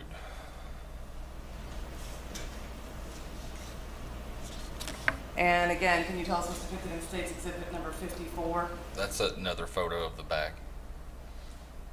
Now, when this bag was located, had anybody picked it up to your knowledge? Not to my knowledge. And when you arrived, I guess you left? I left. Did you leave Corporal Kent with yes, the ma'am. camouflage jacket? I did. And then you went over to where this bag was? I did. How many citizens roughly were there gathered around this area? I could see 4 or 5 from where I was at, but I know there were more through the woods that I didn't see. And did you stand by this bag until crime scene investigator Mickey Kitchens arrived? No, ma'am, not initially. Start off with, I used my index finger and my thumbs and pulled open. There, the second witness is coming up. It's going to be when we're going to do the autopsy photographs. Are there family members or people out? There's some family members here. We've warned them. Are y'all planning on staying in or stepping out when that happens? Okay, let me instruct you clearly. I better not hear any outbursts, emotional or otherwise. Because if I do, I'm going to excuse the jury and hold people in contempt of court. Is that clear to everybody? Is that clear to each defendant, Mr. McNabb? Oh. Ms. Bell, is that clear to you too? Yes. Okay. Yeah, everybody else ready to proceed? We are good. Okay, let's bring the jurors in.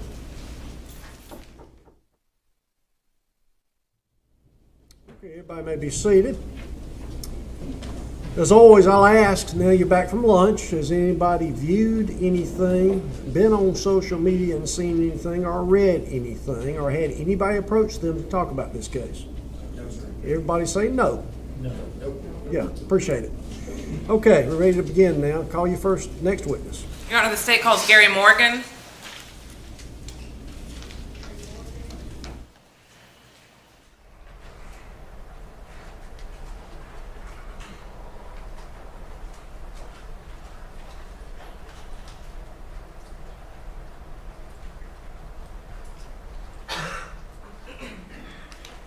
Raise your right hand, please. You solemnly swear or affirm that the testimony you're about to present in the matter now pending before this jury today will be the truth, the whole truth, and nothing but the truth, so help you God? I do. Thank you. Can you please state your name, sir? Gary Morgan. Where are you employed? I'm employed with the Sandy Springs Police Department. And can you tell the members of the jury what it is that you do or where you're assigned at the police department? Yes, at the Sandy Springs Police Department, I'm employed as a crime scene investigator. Some of my duties include fingerprint analysis, photography, and 3D recreation of crime scenes and accident scenes. And how many years experience do you have in law enforcement? I have 5 years of experience in law enforcement. Are you familiar with a product named Pharaoh? Yes, I am. Can you tell the members of the jury what it is? Pharaoh is a 3D laser scanner. It's almost like a camera you set up on a tripod. After you confirm all the settings are correct, then you will start the scanner. The scanner will take a number of points. It uses the same technology as LiDAR traffic speed detection does. A laser shoots out, it collects a point, comes back to the scanner, and then from there it records a point.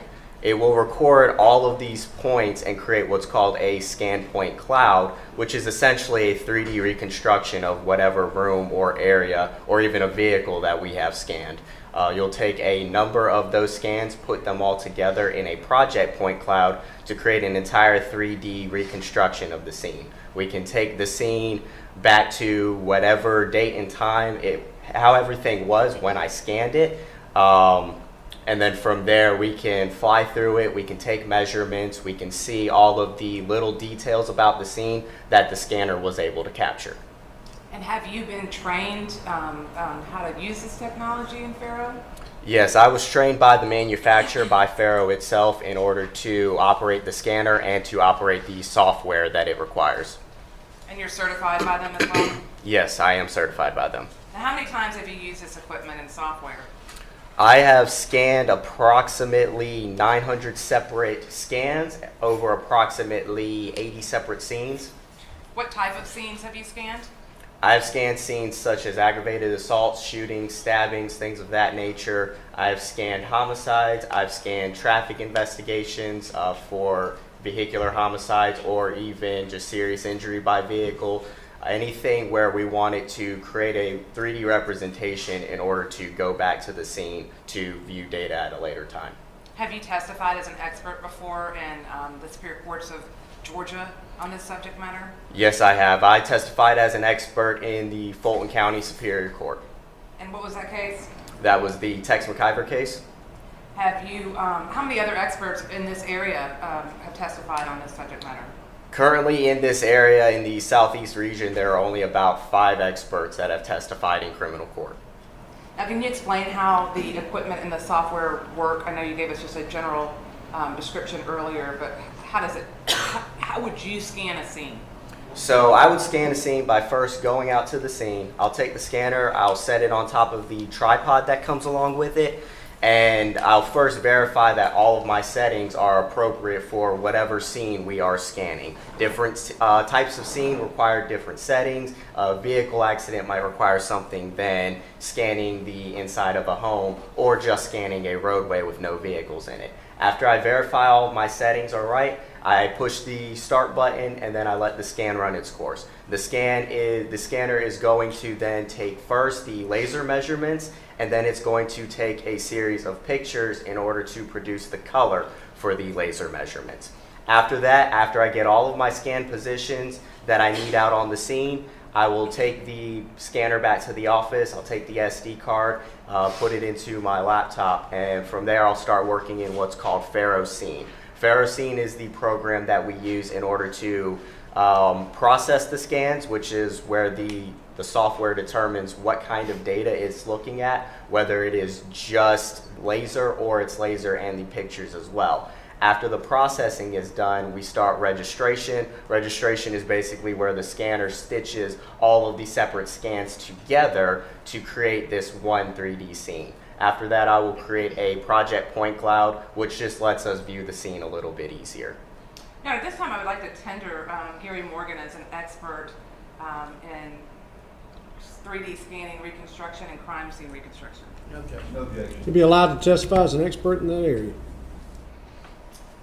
Detective Morgan, did I request your assistance in connection with this case back in November of 2017 with reconstruction of this crime scene? Yes, that's correct. And specifically, was that on November 10th of 2017? Yes, I believe it was. And did you bring your equipment to the scene, the trailer park there located off of 36 in Covington in Newton County, Georgia? Yes, I did. And did you scan the inside and outside of lot 31, the trailer there called lot 31? Yes, I did. And did you also scan from lot 31 to Henderson Mill Road via a power line easement next to the wooded area? That's correct. In total, how many scans did you perform? Do you recall? I do not recall. I believe it was 34 or 35 scans. Okay, and can you explain what projects you created with these images that you took? Yes, I created, first we have the 3D scene itself, the project point cloud, which allows us to freely navigate the scene.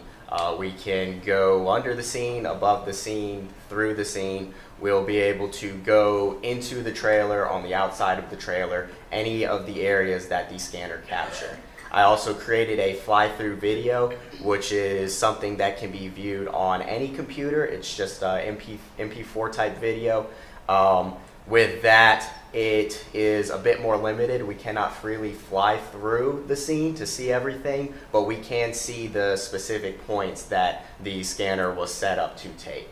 From there, I also created what's called a scene to go. A scene to go is almost like a photo walkthrough that you might see on real estate websites. It allows you to jump between the different scan stations to look at the picture that was taken. You can also still take measurements in this mode.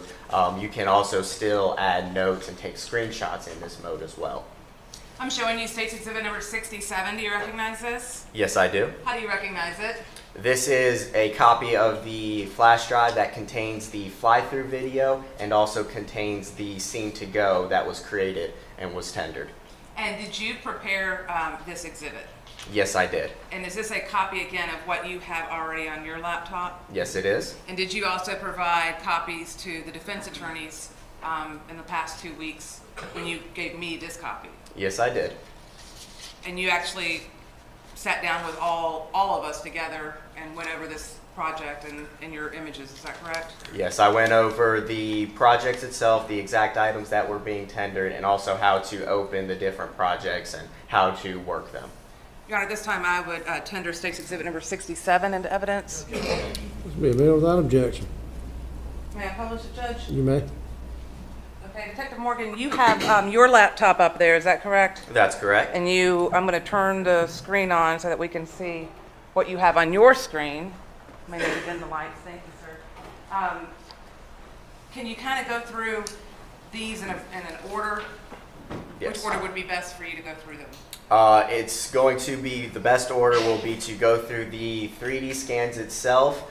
From there, we can, as I said, we can freely move around. If there are any questions as to anything, we can address those questions in the 3D scan. I will then present the fly-through video. You will all be able to see the exact route that the fly-through video takes. And after that, I will present the scene to go and some of the different methods that that can provide. Okay. So when we have, if I had a question, for example, in the first project that you're going to show us, you could actually answer, like you could measure something for me? Yes, I could. And we could rely on that as an accurate measurement? Yes, we could. Okay, so let's go ahead and start with that first project then. And again, this one's called what now? This is the project point cloud. So as we can see here, I can use my mouse and move multiple ways. I can move up, I can move down, I can move into the scene, I can tilt it, I can also move out. This mouse is a little bit tricky to operate, so I will try to take this as slow as I can and try not to have the camera jarring around too much.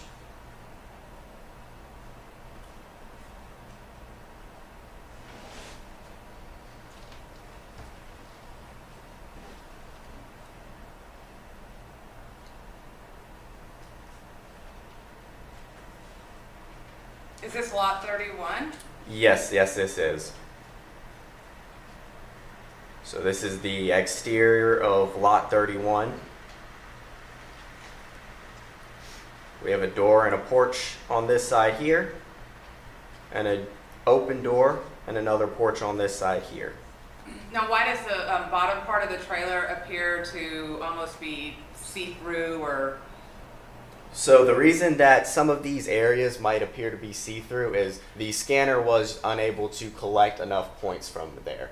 If the scanner does not collect enough points, the points will be spaced out too far apart, and then it looks as if they're see-through. If we were to zoom way in on this, we can see all of the separate points that it collected.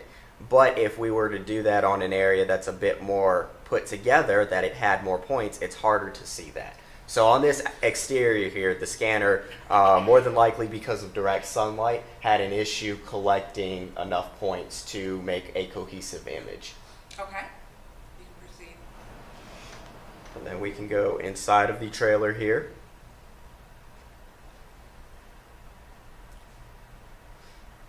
And all of these items were present when you did the scans, correct? Yes, anything that is here in this view was present at the time that we scanned it. That doesn't mean it was there or was not there before we scanned it or earlier or even later on. This might not be the current state of this trailer. This is only the exact date and time which we produced these scans. As you guys can see, we can fly through walls.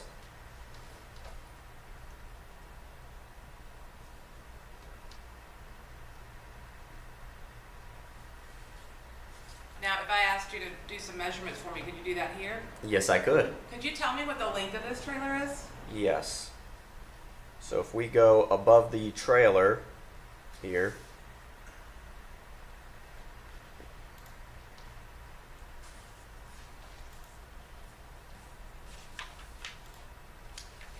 so the exterior of this trailer measured from the top is 57.075 feet from the points that we measured. And that is from the exterior? Yes, that is the exterior of the trailer.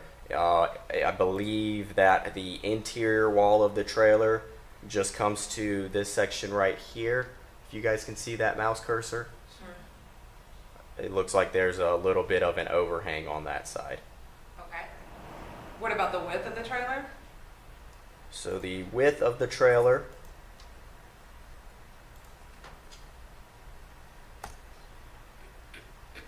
zoom in a little bit closer so we can see that distance. Looks to be approximately 11.7823 feet.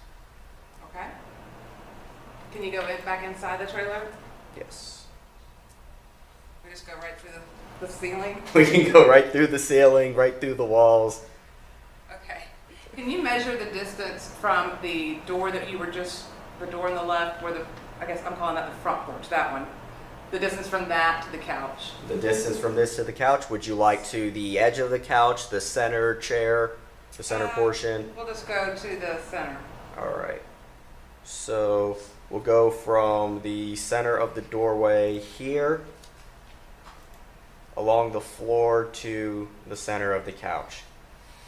And that comes out to approximately 10.48 feet, straight line distance. And what about from that center of the couch to the other door that's on the right side as you're walking down the hallway? Center of the couch to the other side, straight line distance. Let's make sure I can get a good angle here.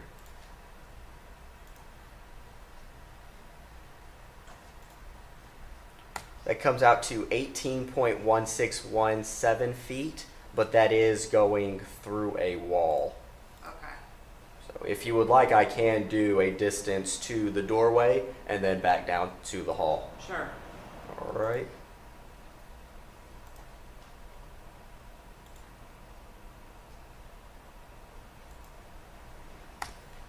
So that comes out to an overall of 18.6107 feet. Okay.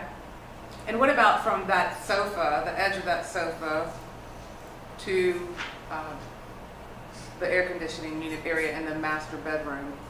From the edge of that sofa to the air conditioning unit, would you like straight line distance or Yes. down the hallway? I don't know that any of our suspects can fly through walls. He said, straight line featured walls, and you said, yes. You want it to the Not hallway walls. to the door.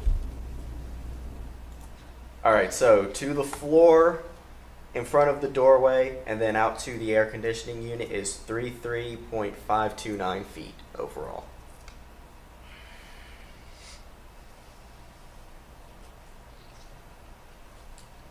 Okay, I don't think I have any other measurements that I would like for you to make at this point in time.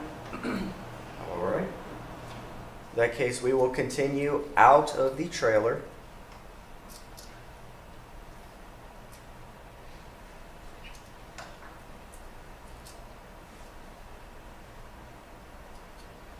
And then we have a roadway going through the trailer park.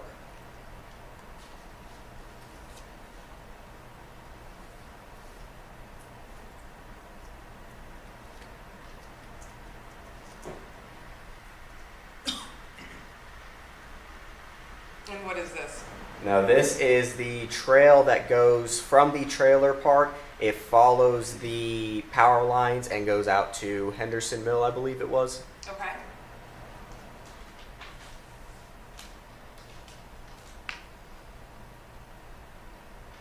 And then we have this easement here, which had we scanned along that would take us straight to Henderson Mill following the power lines.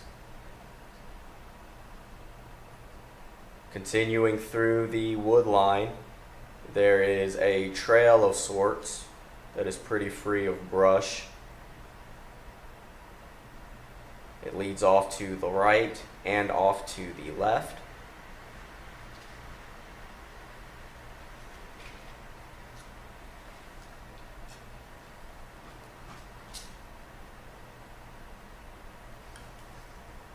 And then into the wood line here.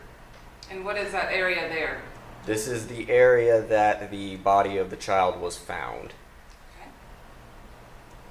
And Henderson Mill is straight that way. It looks like we can actually see just the edge of it up here. All right. Now, are you capable of measuring the distance from the trailer,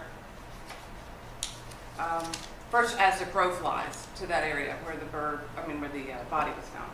Yes. So I have what is called a clipping box here. A clipping box allows me to temporarily hide points to kind of get them out of the way. So we have a clipping box that is placed over the tree area that we were just in, so we can view that just a little bit better without some of the noise and the clutter in there. So if we go back into that, we can see this is the branch, the tree branch.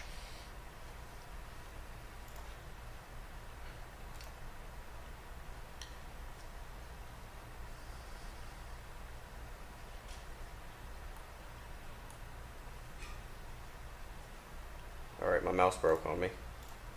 Let's see if we can do this right here.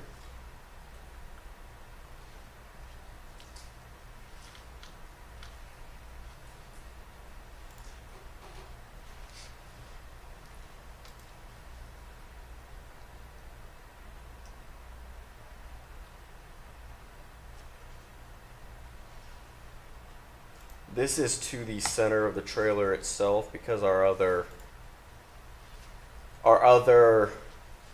distances are there. It's a little hard to see the exact center of anything, so we can actually hide those in just a second here. But that comes out as the crow flies to 695.6193 feet from the point that was measured to the center of the trailer. Let's double check on that. Yes, that comes to the center of the trailer.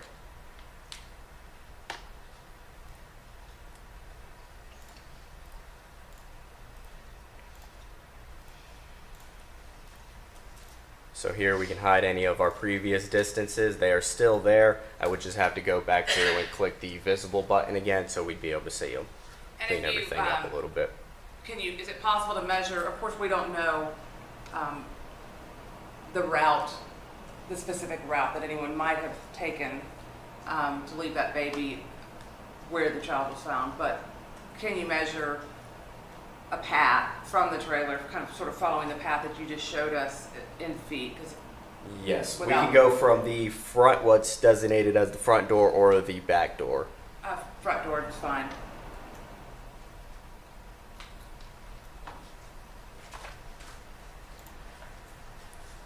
All right, so this is the front door step. And then following the roadway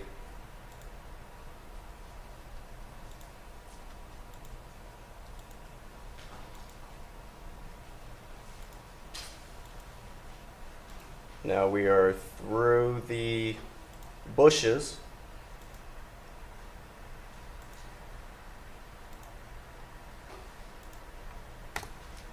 And that comes out to an overall 856.206 feet as it was measured.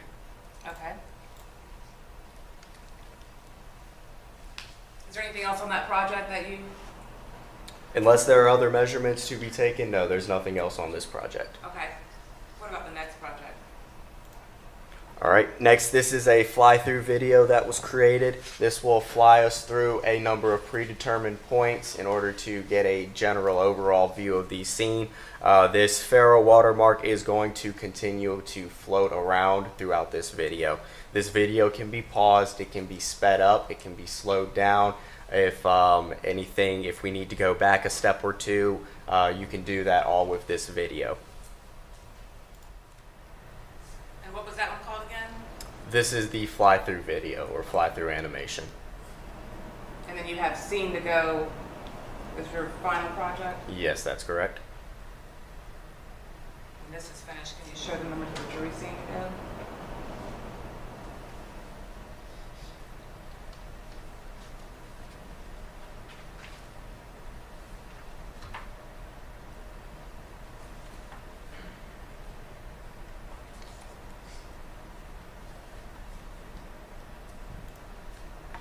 Now this is Scene to Go. Once we open up our project here, this gives us a 2D top-down view of the scene itself and everything that was exported. We can move around through this. We can zoom in to see the actual scan positions themselves. So that was the last scan, number 36 there. We can come back over to the trailer itself, and we can see the other scan positions over here. So every one of those dots, does that represent a different place you placed a 3D scanner and allowed it to make a 360 scan? Yes, each one of these dots is a different area where the scanner was placed to get one scan. And you scanned in color in this scan, right? Yes, that is correct. Is that optional? Color is optional. If you do scan in color, though, you can actually swap back and forth between color and grayscale. Color is our go-to method, but if time is more of an issue or if lighting is an issue, we can't scan in color at night, so we have to do black and white then. So we can actually double click on these different points and see the picture that was taken here. And you can even see the shadow of your camera. You can even see the shadow of the camera. We can swap it over to grayscale by clicking that button there. And we can also go into a limited 3D mode that actually contains the points itself. The difference between this 3D mode and the first product that I showed, this is only one single scan. This cannot show all of the scans at once. To do so, you'd have to have a stronger computer, and you'd also have the original project point cloud that I showed first. The scene to go method it's a bit more computer friendly. It can be loaded on a lot of different computers as long as essentially if the computer can power on, you can probably load this version right here. You can load it, you can come through and create measurements by hitting measure distance. And if we wanted to measure the length of this driveway, we click one point, we click the other, and then we click OK. And that comes out to 20.811 feet. So this is a good deliverable method. It still allows some control. It just does not allow the complete control as the project point cloud does. And in this limited 3D view, we can fly around, but as we see, we can't see the other side of the trailer because this scan did not catch the other side of the trailer. So we can only see what that specific scan saw. So I'm going to go into my settings so we can see the other scan positions.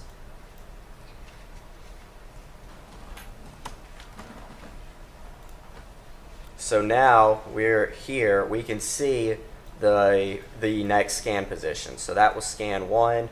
We can turn off the 3D if we want, go back to just the pictures, and then we can pop right over to scan 2. We can open it up in 3D. We can open it up in panorama view, which is the picture, and then we can also go back to the overview map, which was that 2D picture that we saw the first time. Or if we just double click it, it will take us right there.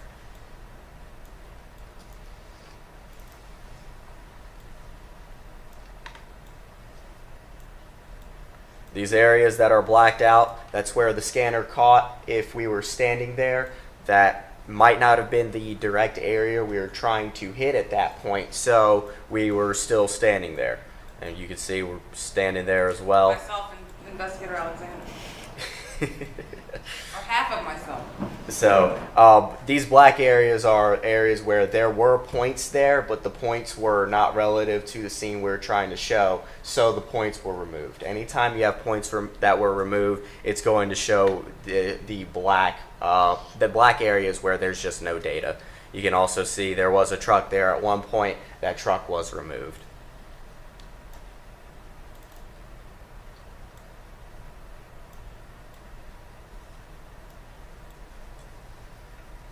Just like before, we had measurements that we wanted to take. We can come over, click our measured distance. We can see from the edge of the couch to the doorway right there, after we hit OK, 4.798 feet from that specific point that was measured. The measurements might change a little bit if we were to click a slightly different point. If we were an inch off of the points that we clicked the first time, the measurement might be an inch off. But the actual numerical measurement from this point that we clicked here to that point that we clicked there is always going to be the same. Every single time if we click that one point over and over again. It's never going to change. It's been scientifically proven that it is accurate down to almost millimeters, within millimeters.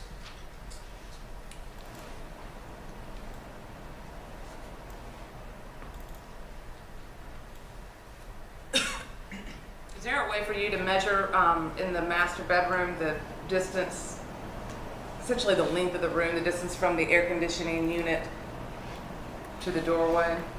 Yes, yes, we can. Let me get a good scan here that we can see both of those.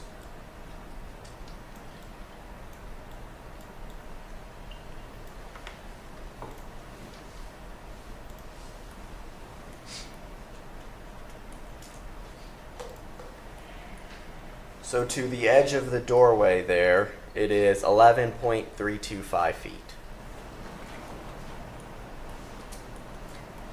And we can continue to go through this. If we would like to see more of the scene, we can also just go back to our overview map and then pick whichever scan areas we would like to see.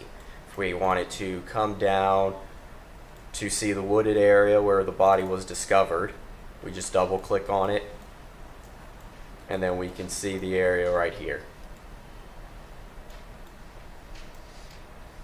And we can faintly see Henderson Mill Road through the wood line there. Those are all the questions that I have for you. Thank you. Mr. Carter? No questions, Judge. And Mr. Frost? Yes, good morning. You remember I was present for when you brought it in the first time? That's correct. I just have a couple very similar questions for you.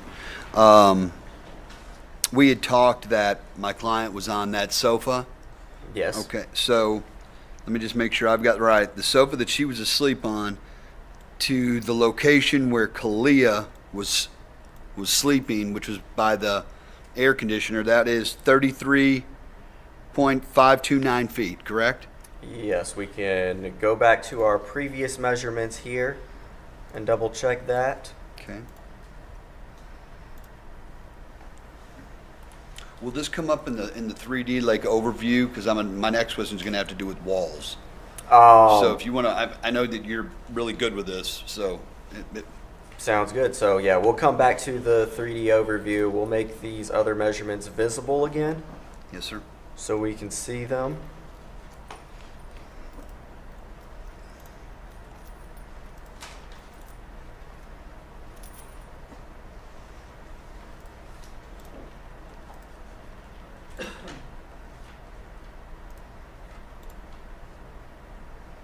So yes, 33.529 feet is what that came back to. And I don't know if you can tell or if you can go up above, like looking down. Yes. From that distance where my client is to where Kalia was, how many walls are in between that? Let's see. So the couch is positioned here. We can see the outline of this wall there. Okay. 1, 2, 3. It would be 3 walls. 3 walls.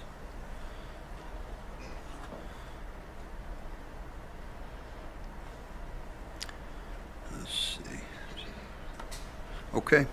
Thank you very much. I appreciate that. Nothing further, Judge.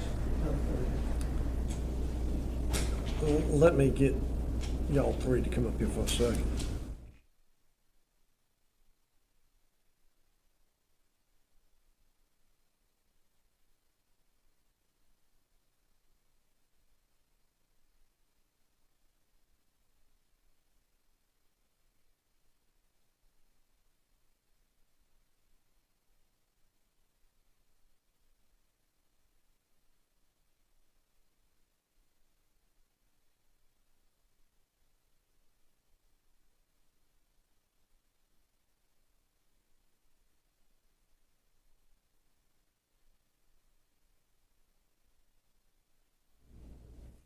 Talking about up here for the defendants to realize and everybody to realize, we'd already heard testimony that along the trail they found the coat, the bong, the empty wallet, and maybe rolling papers. I was curious as to where that was in relationship to where the baby was found, because they didn't talk about it out here in all these measurements and everything. And I was just told up here at the bench that the reason why is this was done a month after that. And those items have been picked up And whereas you had something, the log and everything to tell where that was, there was nothing to tell where precisely those items were picked up. So when we go on our jury view today, that's not going to be pointed out to you where those items were found. So is everybody clear on all of what we talked about up here and what we're all talking about? Okay, any other further questions of this witness? No, Your Honor. You may step down. Any reason why he might not be excused? We'd ask him to be excused, Judge. Objection. You're excused from any further attendance on the court. Thank you, Your Honor. You may call your next witness. I should have asked this while I had all up here. Y'all come up here for a second again.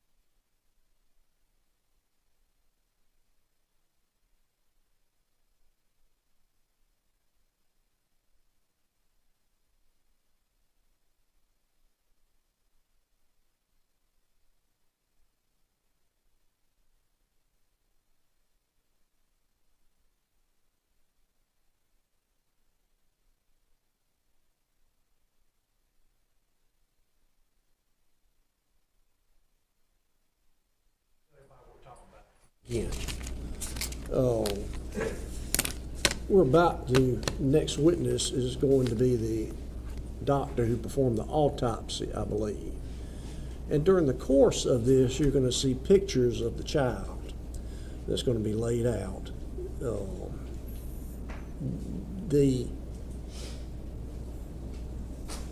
I don't quite know how to tell you this.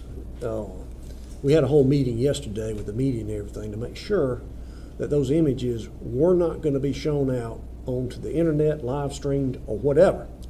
And I'm again instructing the media, do not show those pictures. I just want to make y'all aware of that.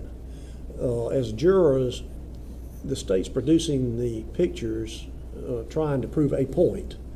So you have to view the evidence at some time. You may choose to do it out here. The photographs that are going to be seen are going to be introduced into evidence, and so they'll be back with you themselves back in the room. Okay, so is everybody aware of what I'm saying? Okay, you may call your next witness. State House Laura Darisol. Will you raise your right hand? Yes, ma'am. Do you swear or affirm that the testimony you will give in the matter now pending before the court will be the truth, the whole truth, and nothing but the truth, so help you God? Yes, ma'am. Okay. You can put your hand down and have a seat there. Just pull yourself up to that microphone. Can you state your name for the record? Yes, my name is Laura, L-O-R-A, Darissaw, D-A-R-R-I-S-A-W.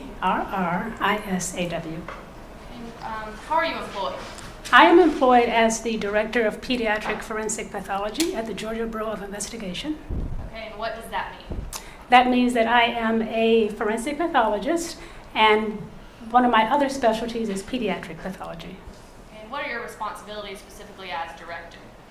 As director, my responsibilities are supervising the pediatric death investigator specialist and also being somewhat of an administrator of the pediatric deaths. And can you tell the jury about your educational background? Of course.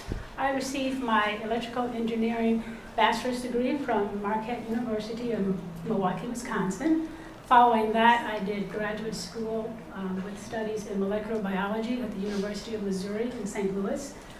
Following that, I went to medical school and received my medical doctorate degree from the Medical College of Wisconsin. Following that, I did 4 years of residency training in general pathology. I then did specialty training in pediatric pathology at Baylor College of Medicine. And following that, I did my 1 year of specialty training in forensic pathology at the GBI through the Medical College of Georgia. And what is forensic pathology? Forensic pathology is the field of and specialty of pathology that deals with determining cause and manner of death when deaths are sudden and unexpected or of violent nature or suspicious nature. And how long have you worked as a medical examiner here in the state of Georgia? Since 2001, July 2001. Are you board certified? Yes, I am. In what exactly? I am board certified in anatomic, clinical, pediatric, and forensic pathology.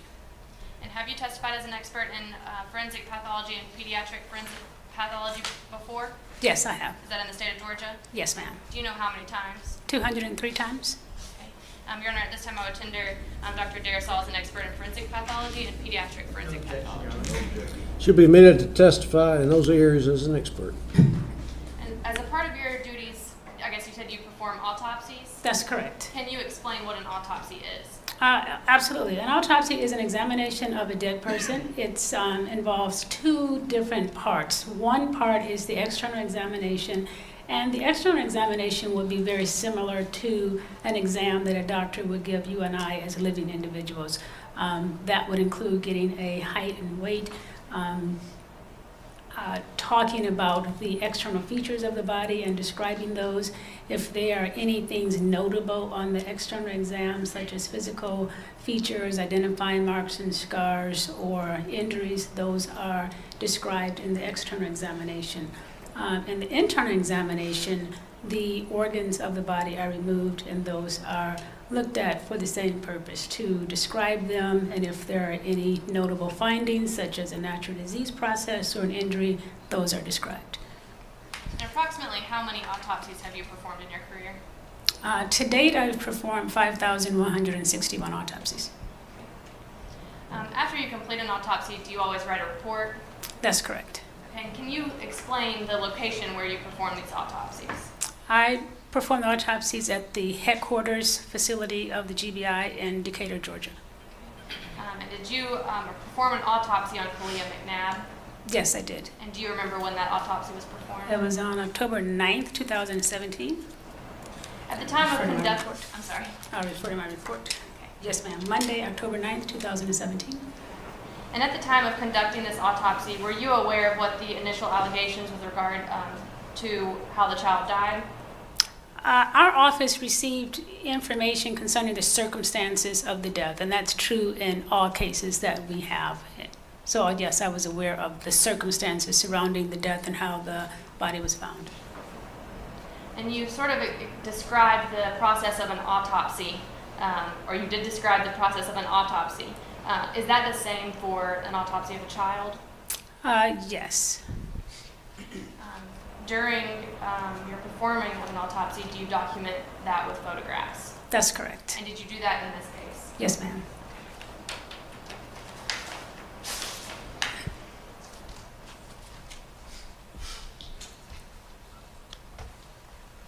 May I approach the witness?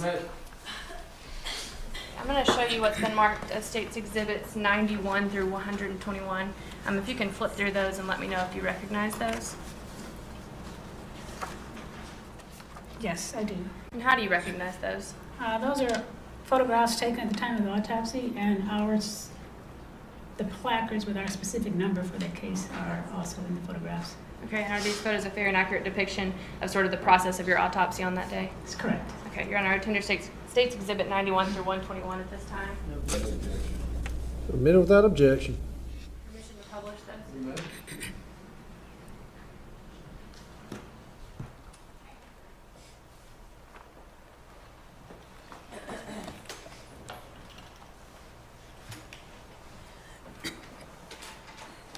I'm going to show you what's been previously marked as State's Exhibit 91.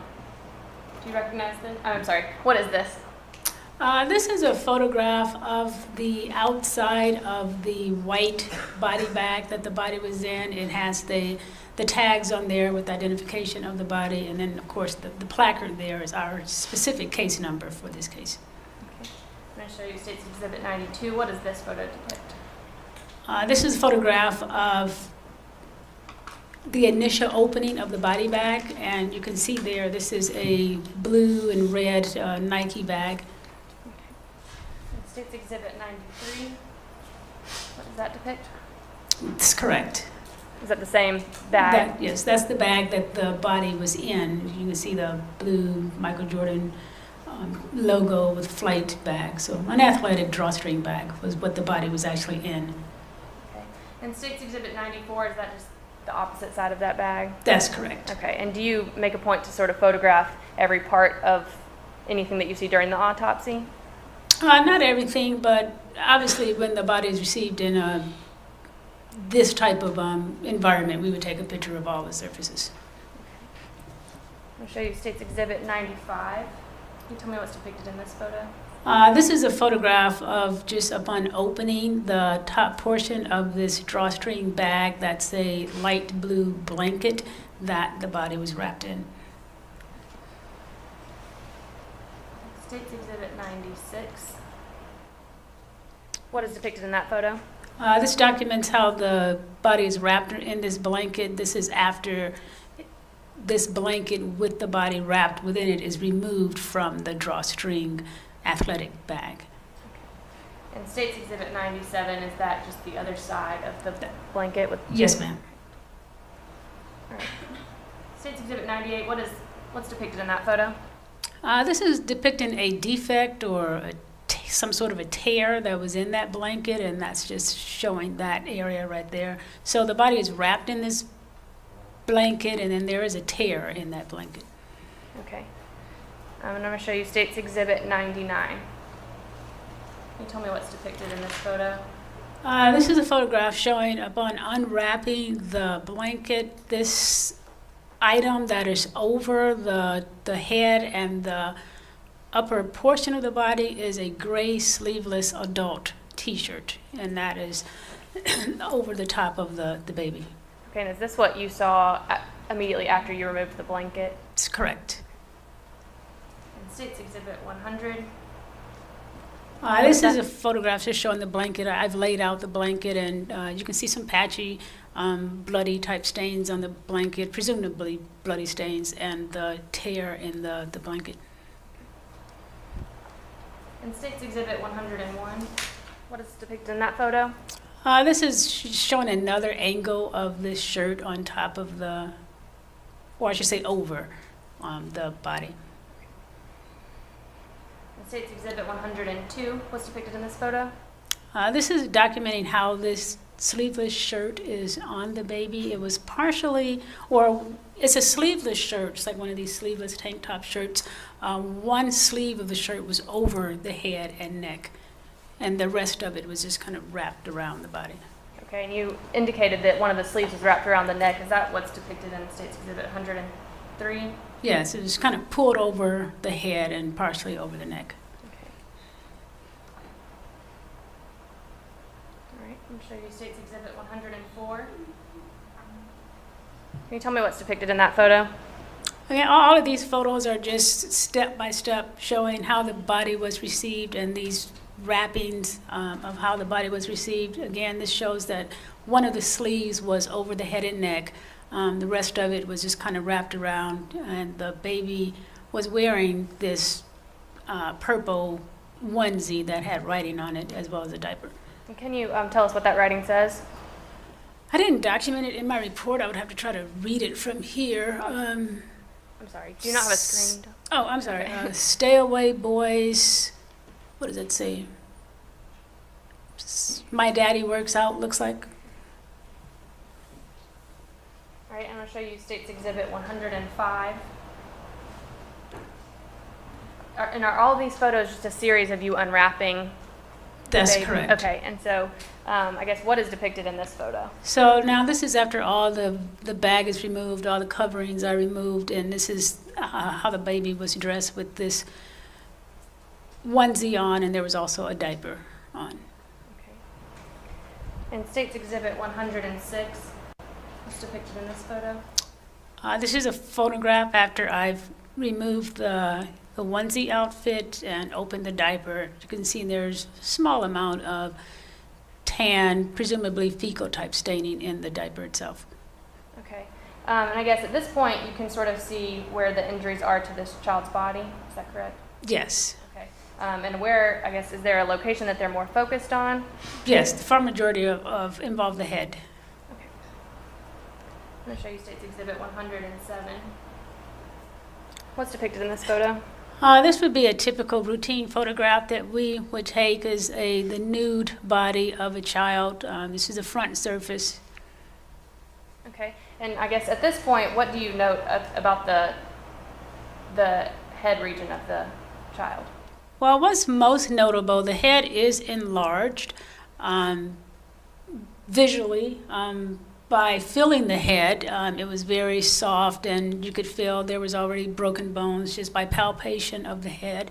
You can see that there are injuries of the face, and the green discoloration of the head is representing some decomposition that's taking place on this external body. There's also a little bit of green discoloration of the lower abdomen.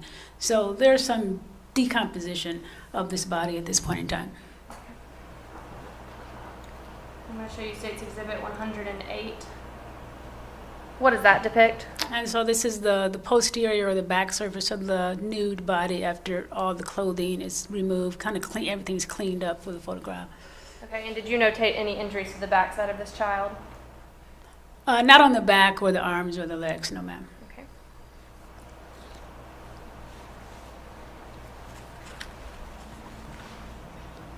Okay, I'm going to show you what's been marked as State's Exhibit 109.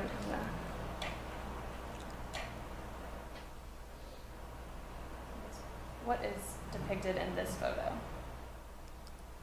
So all these subsequent photographs that we'll see are photographs that document the injuries that I noted at the time of autopsy.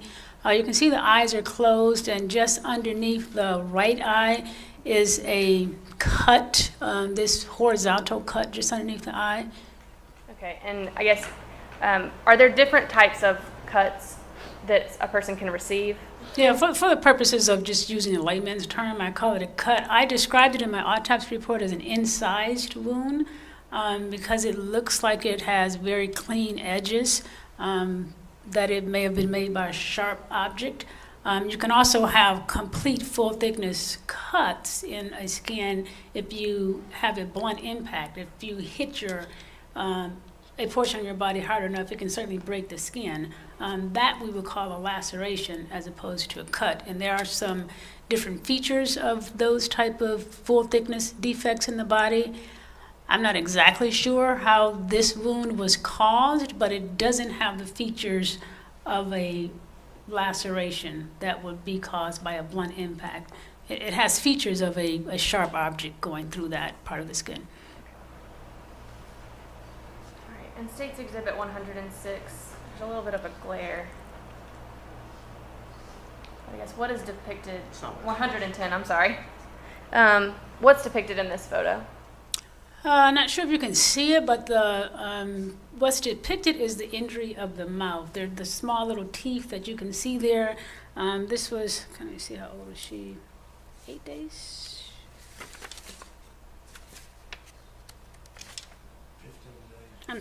14 days. What I have is 14. This is a 14-day-old infant, so obviously there's no teeth that are erupted in a 14-day-old, but we all have our teeth inside the gums, called deciduous teeth. So in this particular case, the deciduous teeth had come out because of a laceration to the upper gums. So that's the picture just showing the teeth that you can see in the mouth. Okay. And can you also, I guess, what is depicted sort of in this area? Is there any sort of indentation? Well, and we'll see later in pictures, there are numerous fractures of the skull, and that is, you can see in this photograph some of a indentation from the fractures that are not evident until the scalp is actually reflected. Okay. In State's Exhibit 111, describe what's depicted in that photo. This shows a bruise on the left side of the cheek, the red and tan colored bruise on the left side of the cheek, as well as along the jawline. And are you ever able to determine with certainty how old a bruise is? No, not with a great deal of certainty, not especially just looking at it with the naked eye. Oftentimes we'll try to take a little sample of the bruise, a punch biopsy, to look at it under the microscope to get an idea of, a general idea, is it fresh, is it starting to heal, but not a specific time frame. Okay. I'm going to show you State's Exhibit 112. Tell me what's depicted in this photo. In this photograph, you can see a little bit better than in the previous photograph, both of the bruises, the one on the left cheek and the one on the left lateral side of the face along the jawline. In State's Exhibit 113, is that a closer up photo of sort of the teeth? That's correct. Okay. And I guess, well, let me move to State's Exhibit 114. What is depicted in that photo? This is a photograph of the, I think it's the upper, can I see the picture actually?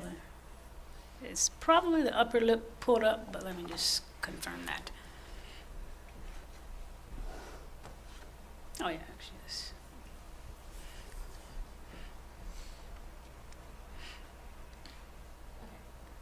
So what is that? So just under the ruler with the number is obviously the chin. This is me pulling up the upper lip. You can see the laceration or the defects in the gum and along the frenulum, the little tag of skin in the center of the lip. And that's where the teeth have come out of, because that's where the deciduous teeth kind of rest up inside the mouth. And I guess, do you have any idea what could have caused that sort of trauma? A very hard force to the mouth. And there's a lot of injuries of the head that we can see, and with the huge amount of impact to the head that resulted in all the fractures, that is certainly an injury that could have resulted along with that impact. Show you State's Exhibit 115. It's depicted in this photo.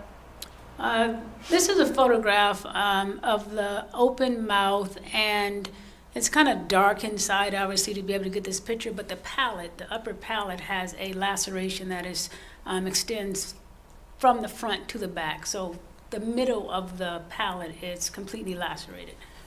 And would that also be caused by that impact that you described? Correct. I'll show you State's Exhibit 116. What's depicted in this photo? This is a photograph of the left side of the face. We've seen this bruise on the left side of the jawline before, but this is just kind of showing that again. But it's also showing just the entire profile of the head, and you can see, I mean, it's obviously not the normal shape of an infant of this age. It's elongated. It's larger than normal. That's by looking at it, by me feeling it. Again, it's there's palpable fractures. And you have described the injuries to her head that you can see from the external exam, and you described an internal exam earlier. Did you do an internal exam on this child? Correct, I did. Okay. And I guess, can you go into more detail about what the internal exam requires? The internal exam, so there's an internal exam of the head as well as the body. So starting with the body, the internal exam would include making a Y-shaped incision on the chest and abdomen, reflecting the skin, and then the organs in the chest cavity and the abdominal cavity are removed. They're looked at. For the head, an incision is made from behind both ears.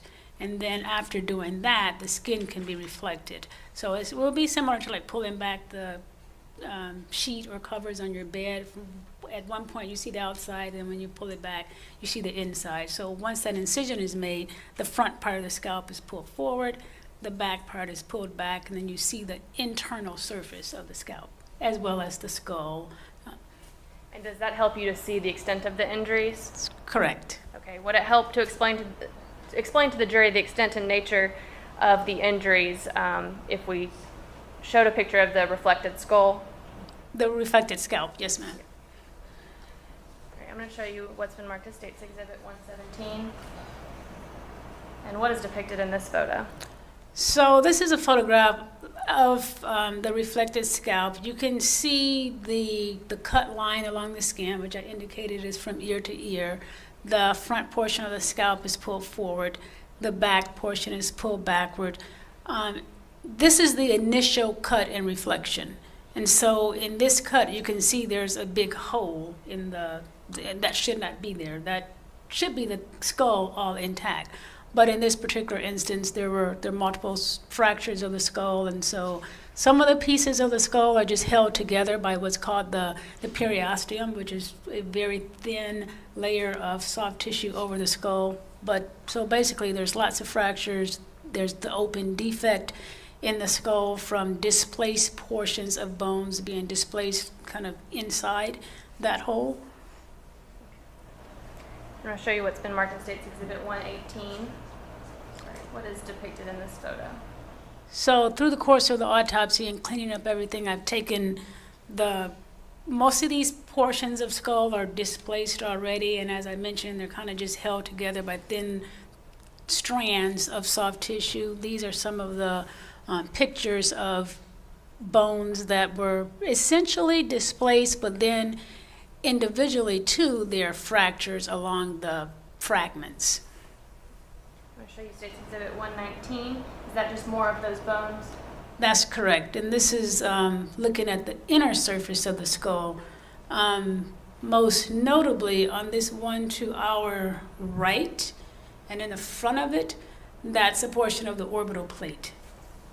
So the bones that cover the back of the eyes. So there were orbital plate fractures, and you can see a portion of the orbital plate has been displaced with this two fragments of bone that in each of them there are also linear fractures.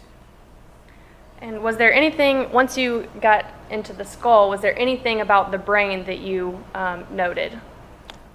Well, the brain was essentially not formed at all. For a 14-day-old child, the brain is formed. It looks like a brain, it's formed like a brain. It has a lot more water content than our brain, so it's a little bit softer, I would say like a jelly mold than our brain, being more firm, but you can see the structures of the brain. It is well formed. In this case, there was no well-formed brain at all. It was mostly almost liquefied at this point. There was a lot of blood in the skull cavity, and the brain itself was not recognizable as a brain. It was just mostly liquid inside of the skull.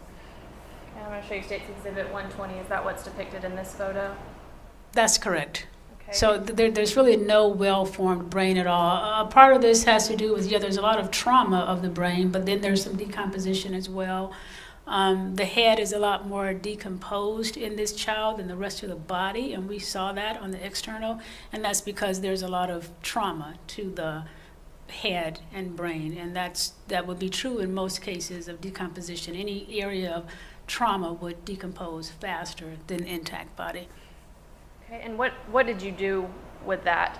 The only thing I was able to do, since most of this is all liquid, was just kind of scoop it out and pour it out into a container. Okay, and is that what's depicted in State's Exhibit 121? That's correct. That's the brain and the blood and everything that was in the skull cavity. Dr. Dansall, do you review medical records of, I guess, the patients that come in or the bodies that you receive? Yes, not on everyone, but on all children cases, yes, we will request medical records and review the medical records, birth records, pediatrician records, so that would be the case in pediatric autopsies. Did you do that in this case? Yes, I did. Okay. Did you review her birth records as well as records from a doctor's visit?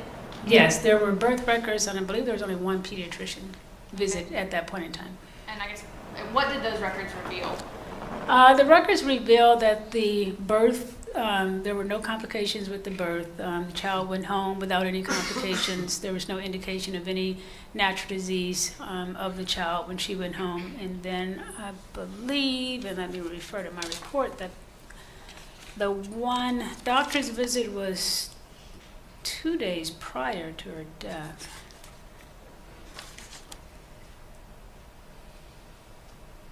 Yes, the one pediatrician visit was 2 days prior to her death. The doctor noted that the right foot was somewhat inwardly turned, and she also noted a small patch, and this is in quotes, small patch of blue discoloration of the left cheek. Nothing otherwise was noted. Okay, what either of those things been a contributing factor to her death? No, ma'am. And we see on CSI sometimes they're able to pin down basically the exact moment that someone passed away. Are you actually able to do that? I love that part about television, but we're not able to do that in real life. And what is the primary purpose of conducting an autopsy? The primary purpose of performing an autopsy is then to make a diagnosis, and the diagnosis in the case of an autopsy is the cause of death. And then we also make a determination of the manner of death. Can you explain the difference between those two things?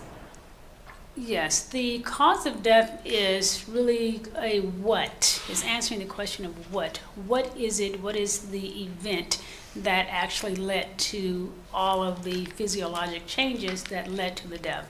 And so what events may be things like coronary artery disease that caused a heart attack, a what event may be a gunshot wound to the head, a what event may be a strangulation. So those are things like the what.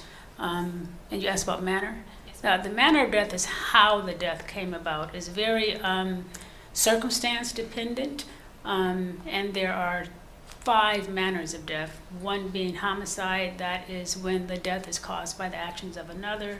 Suicide is when the death comes about by one's own actions.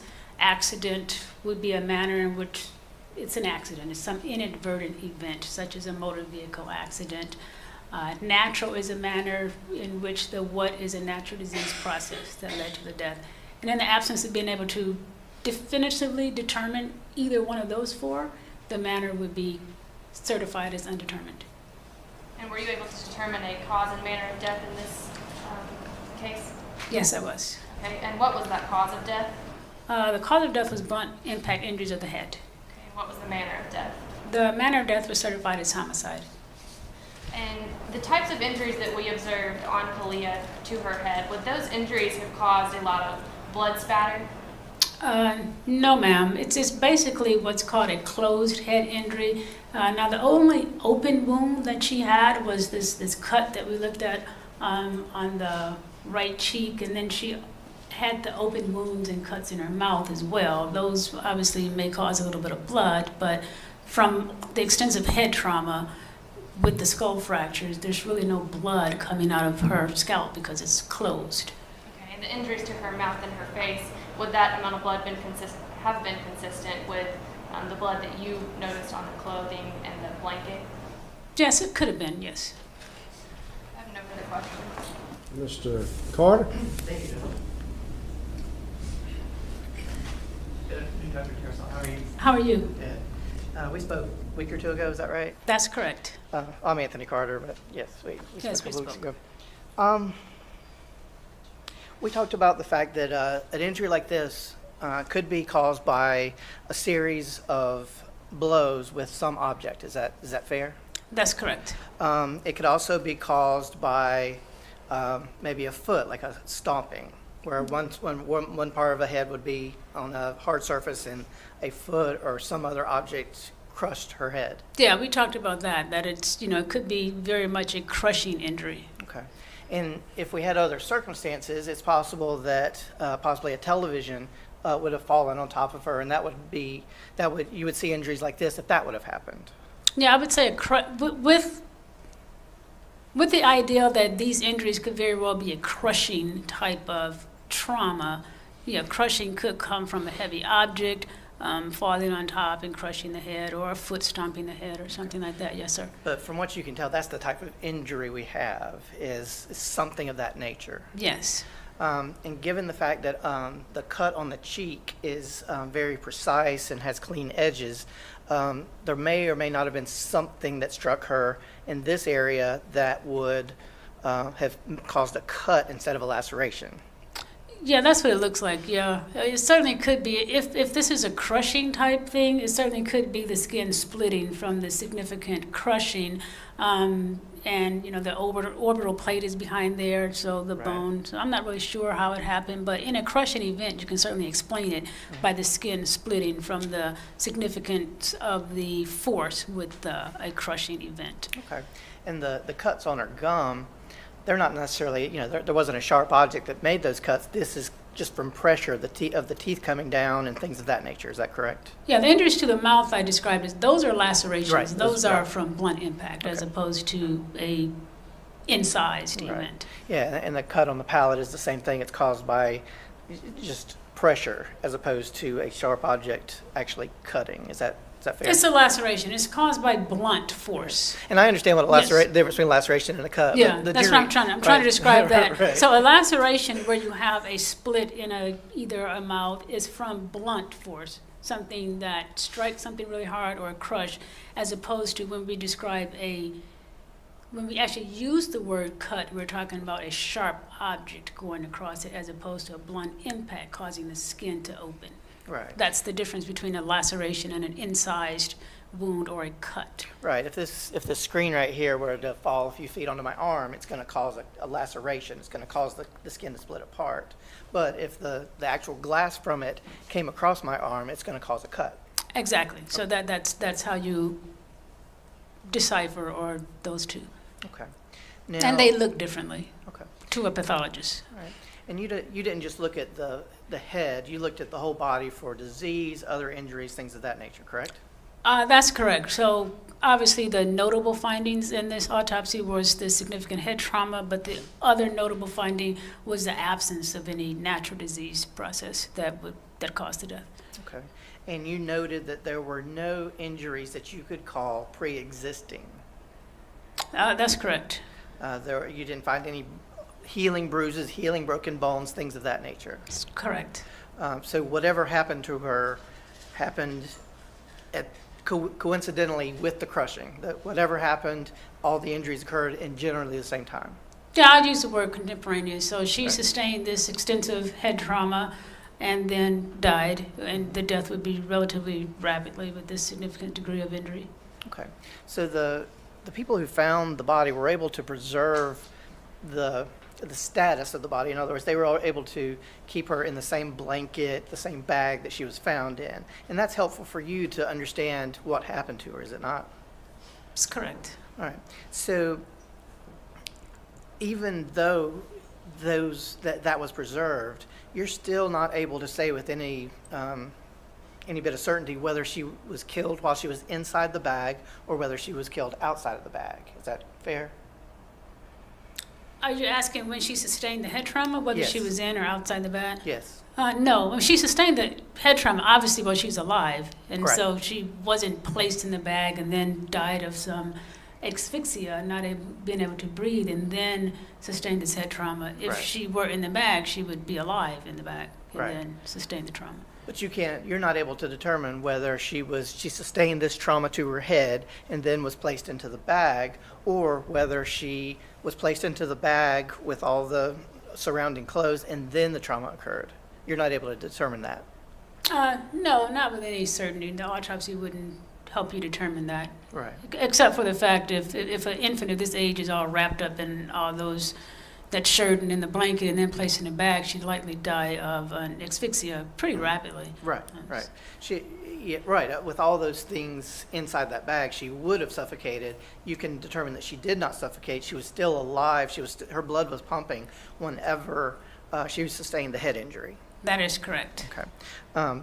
But if she was only in the bag for a short time and the injury occurred, you can't rule that out. That's correct, yeah. Nothing in the autopsy would allow me to do such. Okay. When a person dies, when they stop breathing, and I know it would depend on how they died, but say it's from trauma, the body will start decomposing at some point. Is that correct? Well, yes, it depends on the environment that you're in. If you're in a really cold environment, obviously at some point it would take a lot longer than in a warmer environment. So Right. It's very dependent upon a couple of things. The person themselves, their age and physical condition. It's also dependent upon the way that the person died. If a person dies of an significant infectious process, for instance, the decomposition would occur sooner than later, and then also the external environment. So those are the three factors. Okay. And do you recall again what day you did perform the autopsy? I performed the autopsy on Monday, October 9th, 2017. Right. And her body, once the body was recovered, it would have been cooled. to some extent once it got to your office. Is that fair? Yes, they're kept in a cooler at our facility, yes. So if you did the autopsy on the 10th. The 9th. I'm sorry, the 9th. If she went missing on the 7th and her body was found on the 8th, was the amount of decomposition that you found consistent with between 24 and 48 hours of death?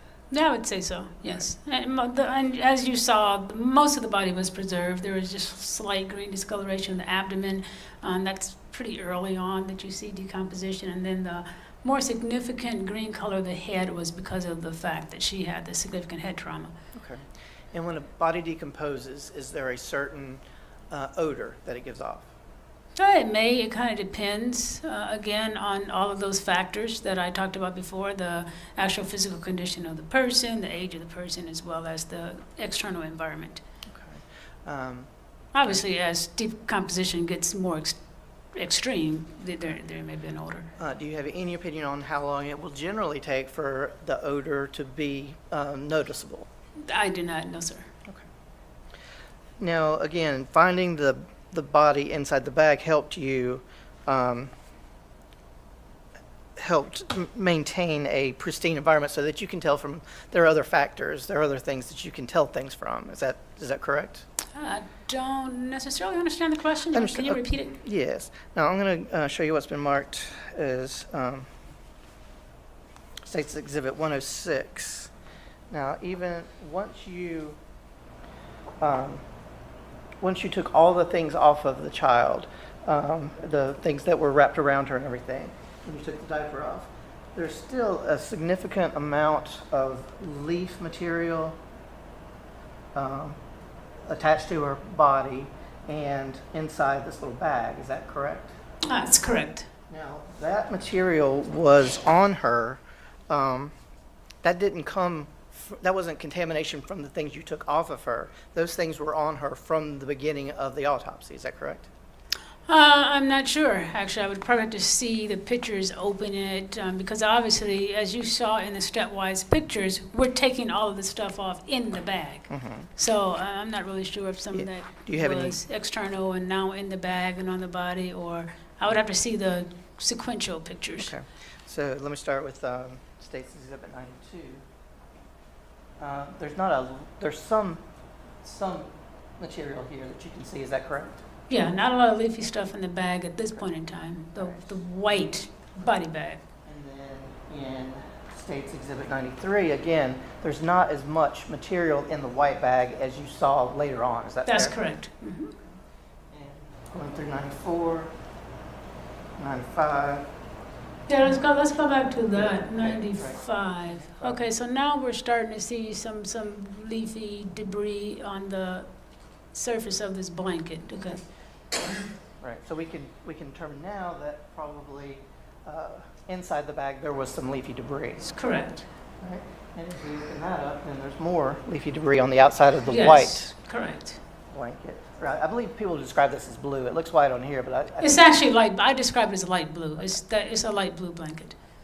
And so again, we're seeing as you open up, we're getting more and more debris.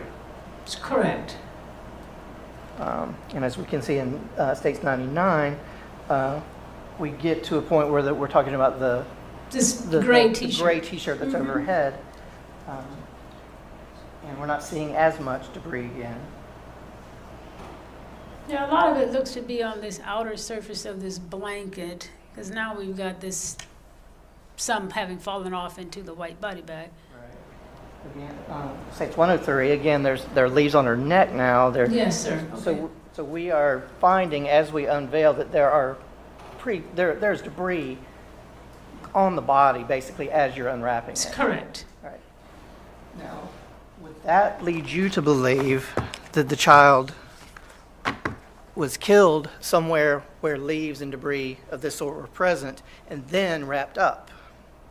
Well, I can't make any determination of where she was killed. It may suggest that this is where she was wrapped and put there, but in terms of just where she was killed, that doesn't allow me to make that determination.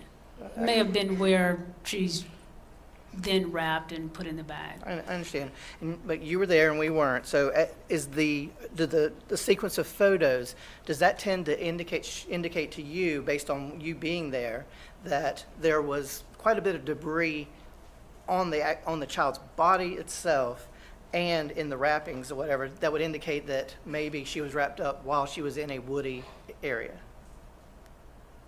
Yes, that's something that is an interpretation that could be made from that finding, yes. Okay, thank you. Frost? No questions, thank you. Ms. Stone? Dr. Dursall, were you able to determine whether this was a single impact or multiple impacts to the head? No, I was not. As Mr. Carter alluded to, it's obviously blunt impact. It represents a very, very significant force. And the type of injuries that I saw, particularly, we saw some of the fractures of the top of the skull, but there is also fractures of the base of the skull. I tend to see that in severe crushing type injuries. And so it appears to be a significant crushing, especially with injuries to her mouth, but multiple impacts to the head are also a possibility. So I was not able to determine, but from my experience, I tend to see things like this in a severe crushing. And if it's a crushing, it certainly could have been one very significant crush. And you spoke a little bit about a TV falling onto her. If she was sleeping, and I guess we've been calling it a sleeper, like a baby bed, and a TV fell on top of her, would that cause that type of injury? Not in a bed, no. And why is that? Because the bed is soft and it would cause then the head to be compressed. In a stationary crush, to get these type of injuries, the head would have to be stationary and also on something firm. And so when I see these crushing type injuries in TV falls, they're in toddlers that then, they're trying to climb up on something. And when they fall, their head becomes stationary on a hard floor and the TV then crushes it. You wouldn't expect to have any type of crushing to this degree if a body is on a bed or a mattress, and then it would allow the body to then be pushed into the mattress. So you may get some injuries, but not this significant amount of force if the head is not stationary on a solid surface. I have no further questions. Nothing further. Mr. Frost. You may step down. Any reason why she might not be excused? Yes, sir. You excuse me, further attendance on the court. Thank you. You may call your next witness. State calls Kimberly Weatherford. Raise your right hand, please. You solemnly swear or affirm that the testimony you're about to give in the matter now pending before this jury today will be the truth, the whole truth, and nothing but the truth, so help you God? Yes, ma'am. All right, thank you. Please state your name. Kim Weatherford. Ms. Weatherford, what is your relationship to Tim Bell? He's my brother. And what is your relationship to Courtney Bell? She's my niece. And Megan Sorrells is? My daughter. And do you have a son named Craig? Yes, ma'am. Okay.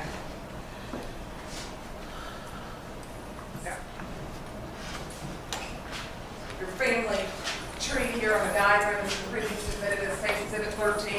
Can you just take a look at it for a second? Because I'm not going to probably have it up that long for me to stand. Can you see that? Yes, ma'am. Okay. Is Gerald your husband? Yes, ma'am. Okay. And your two children are Craig and Megan? Yes, ma'am. And Craig is married to who? Diane. Okay. And then Diane's mother is? Melissa. Okay. Now, where did you live in October of 2017? I lived on Moat Road. Okay. And did your daughter, Megan Sorrells, live over there off of 36 in High Point Purple Hill Park? Yes, ma'am. Were you involved at that point in time in Courtney Bell's life? I didn't see Courtney and Chris much. It was a while. I mean, 6 weeks to a month, I think. I mean, 6 to 8 weeks, I'm sorry. Okay. Had you seen the new baby yet, Clarissa? Yeah, I went to the hospital and I'm saw her. sorry, Kalia. I went and saw her at the hospital. Okay. At some point in time after the baby came home from the hospital, did your daughter contact you on or about October the 3rd of 2017, upset? Yes, ma'am. Can you tell the members of the jury what she was upset about? She was just tired with all the kids, with her 4 and those 2. Okay. Do you know how long she had been watching those kids for? Not exactly. Had it been more than a day? Oh, yeah. And when you found out that she was tired, or needed a break, did you contact anyone? I called my brother Tim Bell. And what was Tim's reaction? He said I should have called him before then. Okay, so he was upset with you? Well, I mean, maybe a little. Okay. What did he do? He went to get him. He went to my daughter's house. Were you over there at your daughter's house? No, ma'am. Did you learn at some point in time that he was able to get one of the children, the baby, but not the toddler? Yes, ma'am. And did you go somewhere? Yeah, to find where Clarissa was. Okay. And did you track down where Cortney and Chris had gone off to? Yes, ma'am. Somebody called and told me where they was. Okay. And did you end up finding her over off of Woodlawn Road at a friend's house? Yes, ma'am. Now, why did you go over there? To see if I could get Clarissa. And why were you trying to get Clarissa? Because my brother was worried about her, and I didn't know the people's house they was at, so I was just worried. Okay. When you got over there to that residence, did you have contact with Cortney? Yeah. And was there any law enforcement officers there? Yes, ma'am, an officer was there. And did you talk to Cortney about getting Clarissa? Yes, ma'am. Did you talk to Tim at the same time? Well, Cortney was talking to my brother on the phone, to Tim on the phone while we was there. Okay. And did she make any statements about giving the child back? Yes, ma'am. What did she say? She said she would give the girls to him for the car, And what car was she talking about? the PT Cruiser. And do you know whether he agreed to make that trade? No, ma'am, I don't remember. Did you end up getting, I've got some Kleenexes right here below you, or actually they're right there on the bench next to you. Kim, did you end up talking Cortney into letting you have Clarissa? Yeah, Cortney let me take Clarissa. And where'd you take her to? I met my brother at Alcovey High School on 36. And did he take Clarissa from you at that point? Yes, ma'am. Now I'm going to draw your attention back to October the 7th. Did you have the occasion on that date to learn that there was a problem over at Cortney's residence that morning? Yes, ma'am. Cortney called me. Okay, and do you remember when that was that she called you? I don't remember what time it was. What did she tell you when she called? She told me her baby was missing. Her baby was gone. And what did you do? I started screaming, did you call 911? Call 911. I mean, that's all I could think of. Had she already called 911, do you know? If you don't know, don't speculate. I'm not sure. Okay. So did you go anywhere after that? I went straight there. I drove to Cortney and Chris's trailer. Did you do it rather speedily, or, I mean, not traveling, but getting out of the house? Yeah, I went there fast. Yes, ma'am. Okay. And when you got there, who was there when you arrived? There was 2 officers inside the trailer with Cortney, and Clarissa was there. Now you live, you said you lived on Moat Road. That's over off of 162. Yes, ma'am. Am I right about Yes, that? ma'am. Okay. So about how long a drive is that from? Well, I took the back roads instead of going the long way, so from there usually it took about 15 minutes, maybe 15 minutes to get there. Okay. And when you got there, you said that Cortney was there and some deputies? 2 deputies, a female and a male. Was Melissa Davis there? No, ma'am. Did you ever see her there? No, ma'am. Did you offer to do anything or help in any way when you got there? Well, yeah, I went through the house and started looking for the baby. I mean, just, that's all I knew to do at the time. And where were you looking? Anywhere and everywhere. I mean, cabinets, closets, anywhere I could find. Was Chris McNabb there when you arrived? No, ma'am. Did you see him helping to search in the side of the trailer to look for the baby? No, ma'am. Were you there when he returned? Yes, ma'am. Can you describe what happened? Where did you see him at? He come walking down the first, which would be the first driveway of the trailer park. And were you close enough to talk to him, or No, I never talked to Chris that day. Not then. Now, on the following day, on October the 8th, did you have the occasion to learn that a body had been found in the wooded area off of Henderson Mill Road? Yes, ma'am. And how did you learn this? My husband was at the search. Is that Gerald Senior? Yes, ma'am. Your son's name is Gerald Craig. Gerald Craig. Okay. And so, did your husband communicate this to you by phone? Yes, ma'am. Did you try to communicate this to Cortney? Cortney had called me on my phone and told me that they was gonna ride over my house. And my husband called, I think it was my cousin's phone.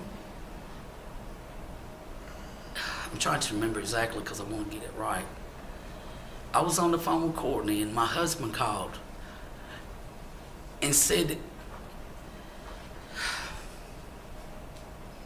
I want to say he told me that they had found her. And I was still talking to Cortney. And Cortney was coming there, and Cortney asked me if I had heard anything if from the police or anybody. And I really can't remember what I said then.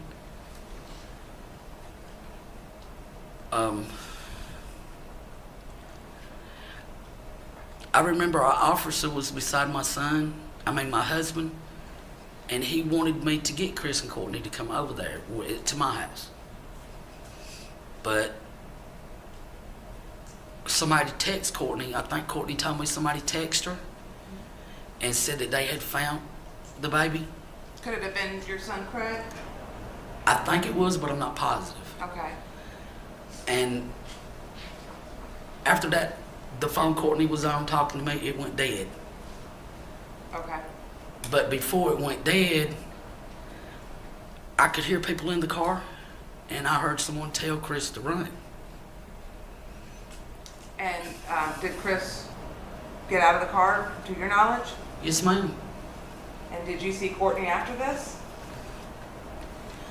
Not right after that. I didn't see Cortney till later on that night, I think. Where was that at?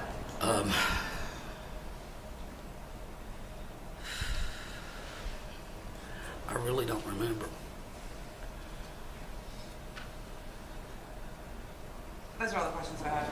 Mr. Carter. Thank you, Judge. Hi, Ms. Woodland. How are you? Hey. I know this has been hard on you. I just have a few questions for you, okay? The October 3rd incident. Now, you're not saying that Cortney wanted to give somebody or sell somebody Clarissa for the PT Cruiser. That's not what you're saying. I'm not saying that. No, she was upset that Tim had come by to get the kids, and she had called the police. The police were out there at some point, right? Yes, sir. And I think at some point the officer told her, "You just need to chill out. Why don't you just let your dad have them till things cool off?" Is that do you recall that? I remember the officer saying that. Okay. I sure do. And basically, was she just saying, "Okay, I'll do that, but I need a way to go see my kids, so I need a car"? Is that really, in effect, what she was saying? In other words, she wasn't trying to trade anything. She needed that car, and she was willing to do what the officer said. Is that fair, or am I? Yeah, Cortney made me promise that I wouldn't keep Clarissa away from her, keep Right. her from her. And she didn't have any other transportation other than that No, PT sir, Cruiser. she didn't have no transportation. And Tim's house was not within walking distance of no. the mobile home park. No, sir. Okay. So just, sometimes our words, can be misleading. You're not saying she wanted to just give the child up in return for a car. Well, I mean, you could have took it two ways. Right. Well, how did you take it?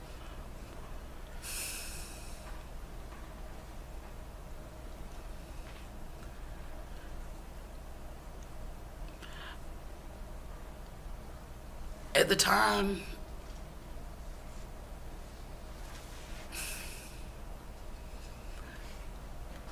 the way she worded it,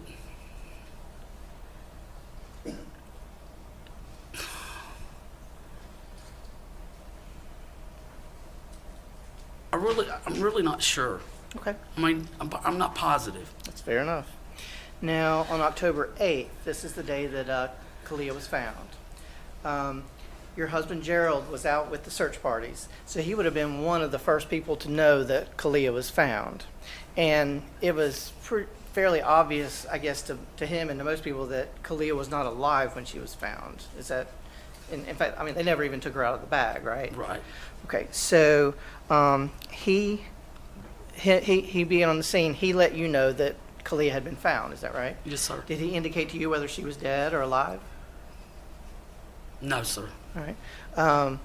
Did he indicate to you that she had been out in the woods all night? Well, I knew she had been out in the woods all night because Well, she was missing. Right. Did he indicate to you that she was No, found? no, that she was found in the woods. Yes, sir. Okay. All right. And so you were talking to Cortney when he called you, and you tried to relay the information as best you could. Yes, sir. And you are aware, as you were talking to Cortney, that someone, possibly your son, had texted her. Yes, sir. And do you know whether that text indicated that the child was dead? No, sir. I really don't. Okay. And so at that point, you heard someone yelling, "Get out of the car, Chris." Yes, sir. Do you know Pamela Hamby? Yes, I do. All right. Are you able to, do you know for sure whether or not it was Pamela? Do you know that it was definitely not Pamela Hamby that said that? I know that's I hate You confused me the way I you know that's worded a that. double negative question. Let me try again. Do you know for sure that that was Pamela Hamby that said that? I'm almost 100% positive that it was Pam Hamby that hollered that. All right. Can you exclude her as being the person that said it? No, sir. Okay. Do you know why she told Chris to run? No, sir. Okay.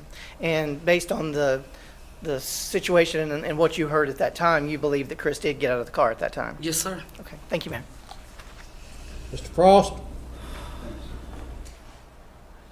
Hi, Ms. Weatherford. Hi. I just have a couple questions, and they're a little bit similar to Mr. Carter's. But this phone call that you heard between Cortney and Tim, that was on the 3rd of October, correct? Yes, sir. Okay. And you kind of framed it up when you were testifying under direct that it was just a simple, she's trying to get the car back. And I know Mr. Carter asked a similar question, but and willing to give up the child. That's not how it was, though, is it? I mean, did you hear the full could you hear both ends of the conversation? They'll get the full context of what was going on? No, sir. I couldn't hear what her daddy was saying. Okay. No, sir. So, and did Cortney explain to you that she had no means of transportation? Kalia had a doctor appointment, things of that nature? I heard her telling her daddy that on the phone. Okay. Have you ever known her to just want to trade her children for anything? No, sir.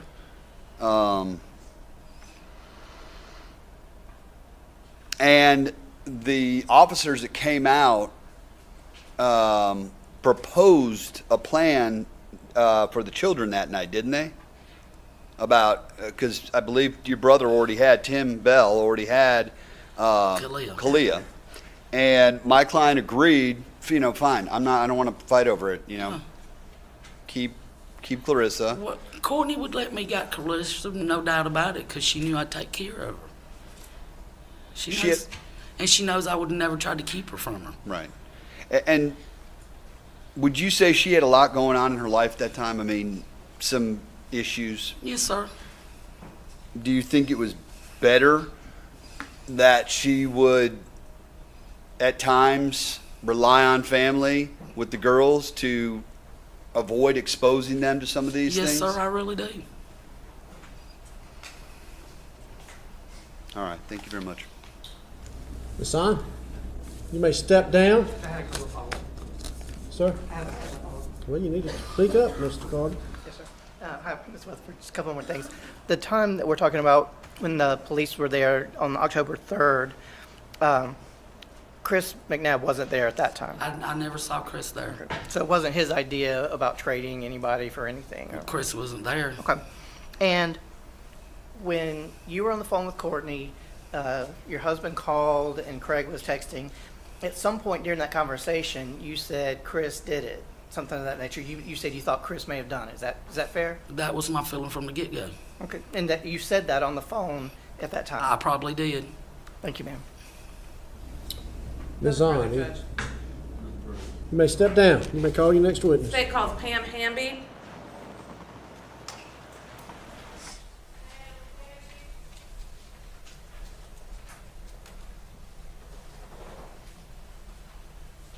Your Honor, may Ms. Weatherford be accepted from the rule of sequestration since she's already testified? No objection. No objection. Yes, she may.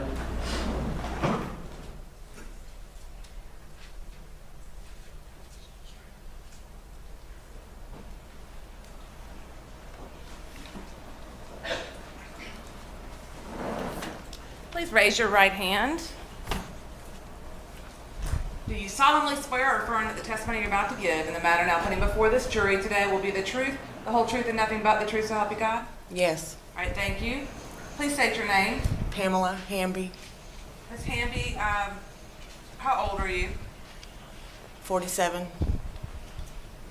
And do you have any children? Yes. How many? 7. Is Cortney Bell one of them? Yes. Are you related to Chris McNabb? Yes. How are you related to him? I'm his aunt. So is his brother Michael, or is his father Michael McNabb your brother? Yes. Did you raise Cortney? No. Who raised her? Her grandparents and her dad. Nevertheless, do you know her? Yes. I'm going to draw your attention back to October the 8th of 2017. Did you have the occasion to be with Cortney on this date? Yes. And what were y'all doing on that afternoon? I picked her up and we went to my mom's. She got her makeup and stuff on, and then we left and was headed towards the newscast at the trailer park on 36. Okay. And when you said you put your makeup on, or she put makeup on, why was she putting makeup on? She hadn't got ready she knew she had to talk to the news. Okay. So she put makeup on at your mother's, I guess would that be her grandmother's house? Mm-hmm. Okay. So she put makeup on to get ready to go meet the news media. Yes. At the trailer park. And who was driving? Lauren Mackey. Who's Lauren Mackey? It's my son's baby's mother. Okay. So who was your son? Stephen Hamby. I don't think we have him on the flow chart here. Let's see. I'm not gonna, I think this is a dry erase board, but I'm not sure. I've got a family tree sitting below in case you wonder what I'm talking about. His name is Stephen with a P or a B? A P. Okay. So Stephen Hamby is who now? That's Lauren Mackey's baby's daddy? Mm-hmm. Okay. So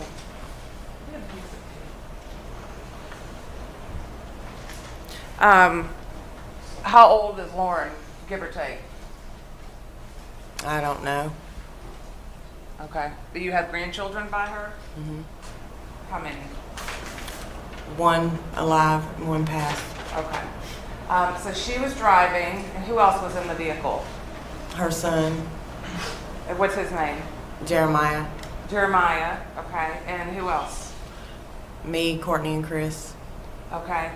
And where were y'all coming from? What part of the county were y'all coming from going down to the trailer park to meet the news? On the access road at Riverside Park.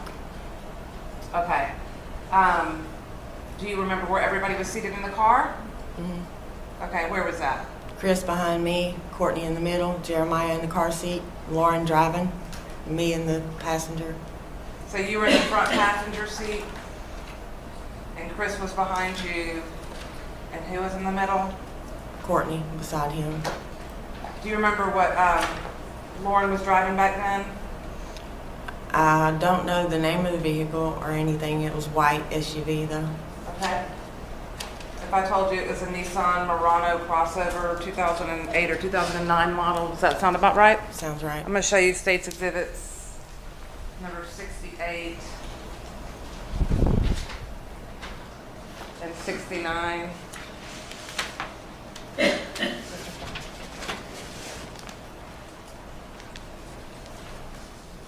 I'm showing you photographs of cars. It's not her actual car, but does this look like Lauren Mackey's car? What it would have looked like back then?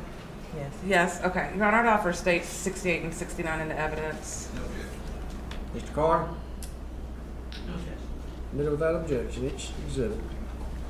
Okay, so just to be clear, I'm gonna put this up on the screen. Miss Hamby, 68. And can you point, I think if you just take your finger and draw like on the screen, it'll show me where, put a P where you were sitting in that car. Do you see your screen? It may not be on animation. There you go, try it again. There you go. All right, now put a L where Lauren was. Okay, and then where's Cortney? This is Chris, this is Courtney, and this is Jeremiah. Did y'all hear that? No. On the left, she said that's Chris. That second C in the middle was Courtney, and Jeremiah is the J in the baby seat. Okay, so if we're looking at on State's Exhibit 69, the back seat, we know for sure where you and Lauren were because she's driving and you're the passenger. But on the back seat, from this rear view, then would it be the opposite, Jay? Chris would be here. Mm-hmm. Courtney here. And Jeremiah here. Pam, you have to speak up because we all can't hear you. Chris on the very right, Courtney in the middle, and Jeremiah on the left. Okay. And was he in a car seat? Yes. Okay. As y'all were traveling down the road to go to the trailer park for the video for the news media, I guess it was to do like an interview or something for the news media?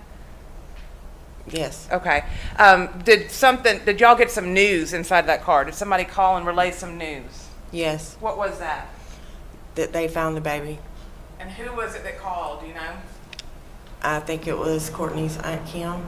Okay. And was that a call that was on just Courtney's cell phone, or was it being broadcast in the car through the, I guess, it was wireless? just on Courtney's cell phone. Was it on speakerphone? No. So you couldn't hear what was being said? I could hear a little bit. What was the gist of the message that came through? That the baby was found and it wasn't alive. Was there any indication of where it was found at that time? I think that she said in the woods. And what happened when y'all got this information? Just everybody just freaked out, kind of started screaming this and that, but I can't remember exactly what was said. And where were y'all at when this call came through? Pulling up to the red light on 36 at Marathon, McDonald's, and CVS right there. When you're talking about the Marathon there at 36, is that the road where Johnny's Pizza is as well? Yes. And the CVS and McDonald's is right there on the, okay.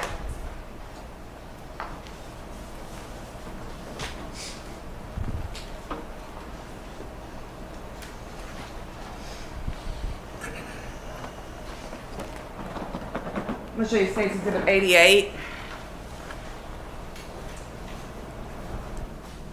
Do you recognize this area here? Is that intersection?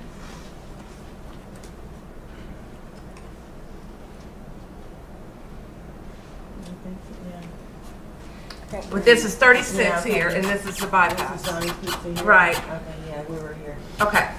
John, I'd offer State's Exhibit 88 into evidence. Admitted without objection. Okay, so which way were y'all traveling? Y'all were coming down Eagle Drive? Over there. Okay.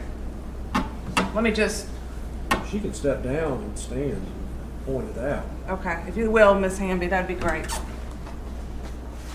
You Now- attorneys may move. Just to be clear, this is, the trailer park is gonna be, what, south? This is the Chevron down there at 213, you know where that is? Okay, and the trailer park's gonna be down past that south. So y'all were heading to the trailer park, right? So which way were y'all coming from? Were y'all coming down this way, or were you coming down from east side, or were you coming down 36? Okay, because y'all were coming from the access road? Right. You got to speak up, because this lady has to take down everything. We were coming from the square. Okay, from the square in Covington heading south, and then you got to this intersection where y'all sitting at the red light when that call came in? Okay, thank you. You can return to your seat. Tell me what happened when that call came in. What after everybody started hollering and crying, and what did Chris do? He got out of the car.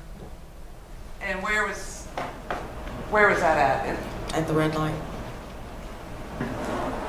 Did you help him get out of the car? I can't remember. I told him to get out of the car because I was afraid that guns were going to be put on the car and my grandbaby was in there. Okay, and why would you tell him why would you think that there were going to be guns put on the car? I didn't know who was responsible for what had happened. You know, just thinking that he, you know, somebody might have had done something wrong, that, you know, one of them maybe had done something wrong and the guns were going to be drawn.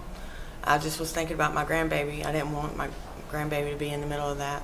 So your first thought when you learned that the baby died was that either your daughter or Chris killed their baby? No, not that they, just that everybody might have thought that they did.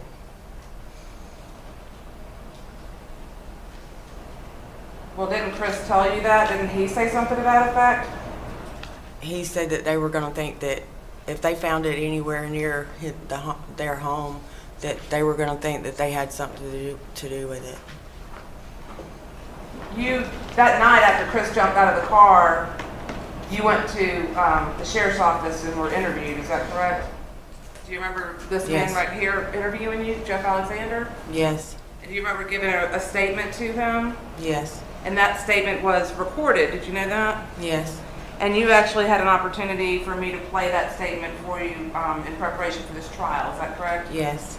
And when you listened to that statement, as I pointed out to you on the day that I played it for you, you never told the investigators that night that you told him to get out of the car because you were concerned for your grandchildren. Yeah, I don't know why I didn't tell him that. In fact, you stated, quote, Cortney, and they said they found the baby and started telling more details or whatever, and he said, they're going to think it's me. They're going to think it's me, and jumped out of the car. Is that correct? Yeah, he did say that, and he jumped out of the car, but I told him to get out of the car also. Were you trying to protect him then, because you knew that he had done the No, murder? I was just worried about my grandbaby. Well, I mean, I'm not trying to be ugly, Pam. I'm really not. But with all due respect, you weren't even involved in your grandchildren's lives. I mean, you weren't involved in Kalia's life or Clarissa's life, were you? No. So, do you want the jury to believe that this grandchild was more special to you, or you were somehow involved and you didn't even raise your own daughter? Just because I wasn't involved doesn't mean I still don't love them. Did you have any reason to be concerned about the police stopping y'all? No, not at that time, because I don't think they knew what vehicle we were in or anything. Well, then how were they going to pull guns on you? We were going to pull up to where everything was going on. Did you not think that your son, or I guess it's your son-in-law and your nephew, let's see, it's your nephew and your daughter's boyfriend, but did you not think that it would be important when the baby was found for him to go there to where his child was found? Yeah, but to go there by himself, not with, he didn't have to arrive with us. Why? I didn't want my grandbaby in the middle of that. I just didn't know what was going to happen. Well, I mean, the only way that makes any sense is that you assumed that Chris killed your grandmother. No, I didn't assume that. Well, then why would you be concerned? All thoughts went through my head. I didn't know that if he may or may not have, you know, I didn't know either way, but I didn't want to take any chance. And you understand that what you said that night when you went to the police department was just, what, hours after this happened? Would there be a reason why you would have lied to the police on that night? I just wasn't thinking about me saying, get out of the car. Well, I mean, that's a pretty important thing, right? Like, you know that for hours, not only are the police, the sheriff's deputies, swarming all over that part of the county, but all the citizens are out looking for Chris McNabb. You know that, right? You knew there was like an hour-long manhunt for Chris McNabb. You know that? After the baby was found. Right, after he jumped out of the car. And you're not going to tell Investigator Alexander that you're the reason he jumped out of the car, that you told him to? He didn't have to jump out of the car. Listen to her question. Listen to her question. Ask your question of it. With all that was going on to locate him, why would you, how could it slip your mind, as you said? I guess it just slipped my mind. I forgot to tell him that I'm the one who told Chris to get out of the car. I don't know how. Well, you told the police something very different. It's not that it just slipped your mind. You told the police that he jumped out of the car because he was afraid that they were going to think he did it. I didn't say he was afraid. I just said that he said that they're going to think. Well, what is a person who runs? Are they not a person who's afraid? Well, he was running in the direction to where they found the baby. He wasn't running away from it. He was running through the woods.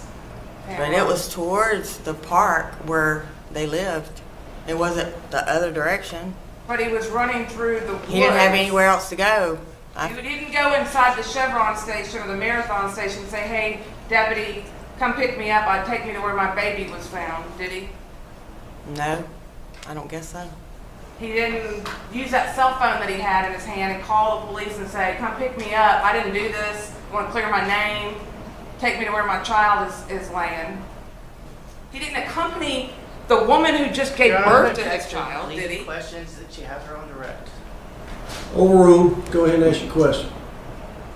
He didn't. He jumps out of the car, leaving the mother of the child that just gave birth to his child 2 weeks ago to go by herself over there to where the baby is found.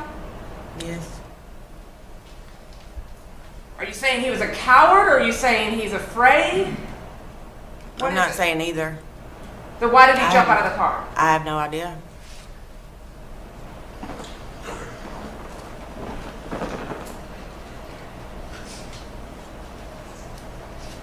Did y'all have drugs in the car that night? No. Did y'all smoke drugs together that day? Smoked a blunt before we left. Thank you. Those are all the questions that I have. Carter? Thank you, Judge. I'm Anthony Carter. Just have a few questions for you. Just to go back over, this is October 8th, the day after Kalia went missing and the day that she was found. Is that correct? And you, Courtney, Lauren, Chris, and Jeremiah were in Lauren's car. Correct. Lauren driving. I think we've been through where everybody was. And Courtney received a call on her phone. Is that correct? Correct. And you said somebody told her that the baby had been found, and they gave her some other details. Now, was it apparent at that time that the child was dead? Yes. Okay. And at that point, you said Chris became worried that they were going to blame him. That's what Ms. Zahn said that you said, right? You also told Investigator Alexander that Chris didn't just say they're going to blame me. He said they're going to blame us, meaning him and Courtney. Is that correct? Right. And he asked you to clarify that several times, and you said no. He said they're going to blame us. Right? Right. Okay.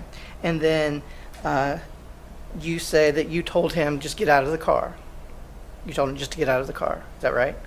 Now, the only thing that you didn't tell Investigator Alexander that night, only thing that you missed out of what I just said was the fact that you told him to get out of the car. Is that correct? Correct.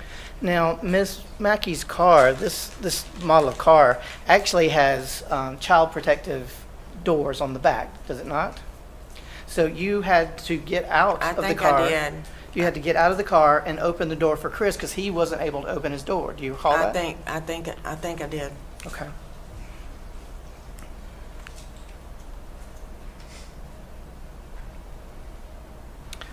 Other than forgetting to tell Investigator Alexander that you told him to get out of the car and that you had to get out to open the door for him, is there anything else that's different from your statement that you gave to Jeff Alexander that night and what you're telling this jury today?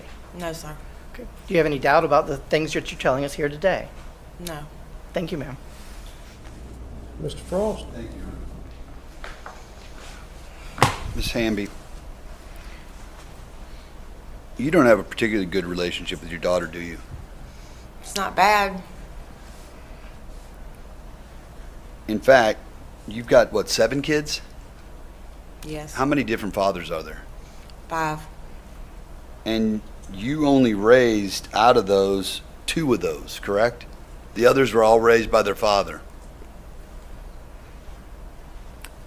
Now, Yes. but you're actually closer to Chris, aren't you? No. Didn't y'all have a secret Facebook account so that you could go behind my client's back? He had secret Facebook accounts to keep from Cortney to talk to people, but it wasn't just me and him. But y'all got together on certain occasions and No. had little. Absolutely not. Y'all never had any. No.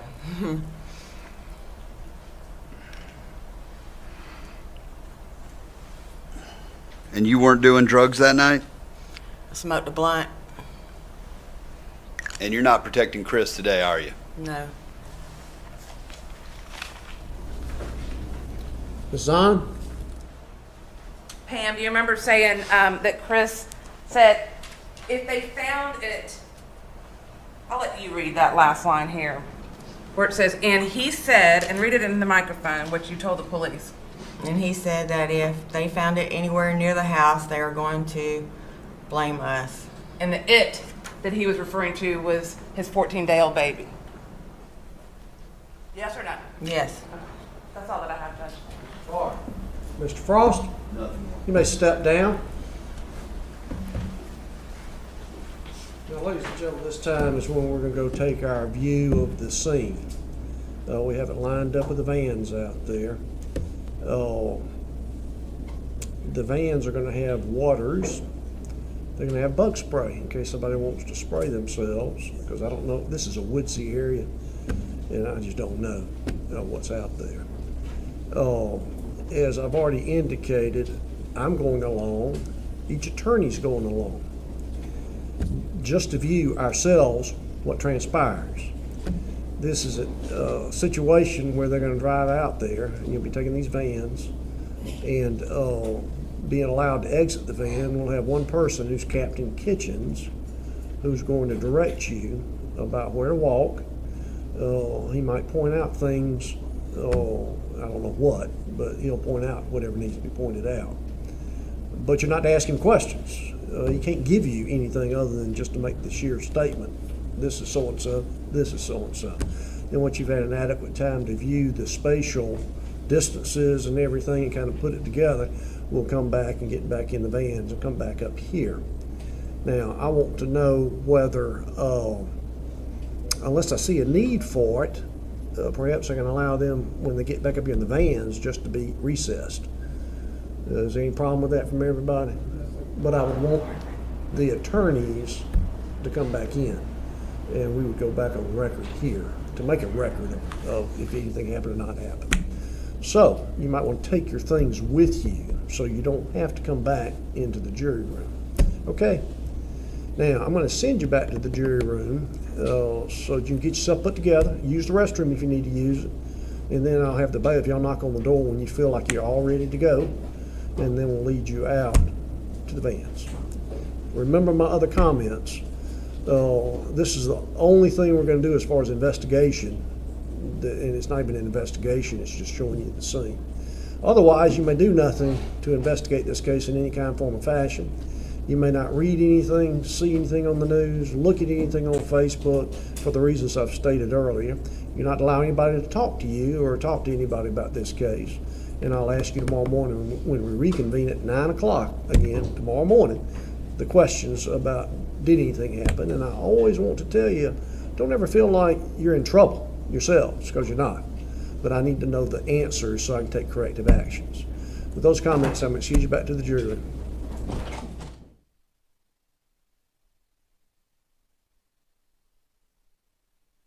Mention one other thing. I've told the media personnel that they can accompany us, and there'll be one person with a camera. They know how to do it, so that all they're going to get from y'all maybe is your legs, your feet. But I've even taken the further cautionary step of saying, I want to see the film once they come back to ensure that there's no way they can identify any juror. So don't freak out if you get out there and see somebody holding the camera. Okay, there you may go.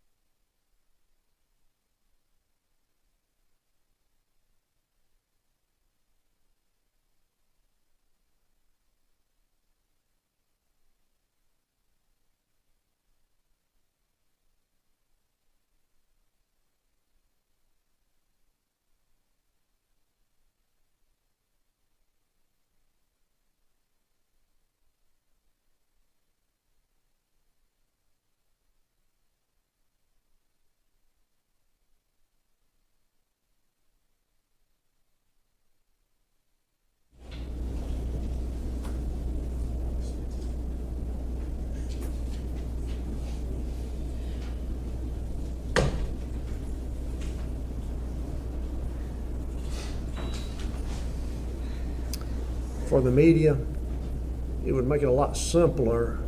When I used to watch those Superman programs, they would wear fedoras with press stuck out of the hat. So if y'all would just simply start doing that, we could identify who was media and not. Otherwise, I don't know, how many of y'all are going? Do we know? We got 1, 2, 3, and then the cameraman who's outside 4, and whoever's outside is going. I would suggest that y'all, if you don't have a common vehicle, that y'all go out and get your vehicles and be ready. I'll try to kind of coordinate. If I know where y'all all going to be over in the Covington News parking lot, we'll try to coordinate to make sure that everybody's going at the same time. Okay, but y'all can go ahead and go now. We're finished here. We're going to be in recess for y'all to go use the restrooms, and then I want y'all to congregate back here, and the bailiffs will take you back into the holding area, that we can go out the portal that way. Okay. You to Investigator Jeff Alexander on this evening? Yes. Okay. And do you recall going over that statement? I do, but I don't remember exactly what was said on it. Would it refresh your memory if you're able to see Yes. a couple pages of it? I'm going to show the witness states a copy of the interview, pages 10 and 11. If you can just read page 10 down through 11, where I've got those 2 highlighted brackets, starting at the first paragraph and then down. See if that refreshes your memory.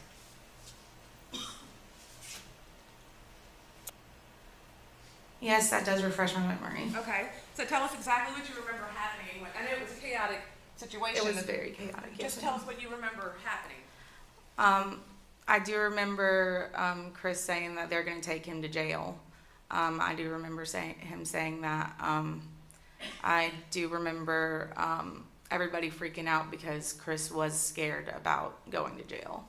And what did you say about him getting out of the car or stopping at the marathon? I was screaming no at everybody, that God's got us, we got to get to the baby. I was screaming no. At that time, did you know whether the baby had been found alive or dead? No, I had no idea. I thought the baby was alive. Did it strike you as odd that Chris McNabb wanted to jump out of the car when he found his baby had been found? Very much so.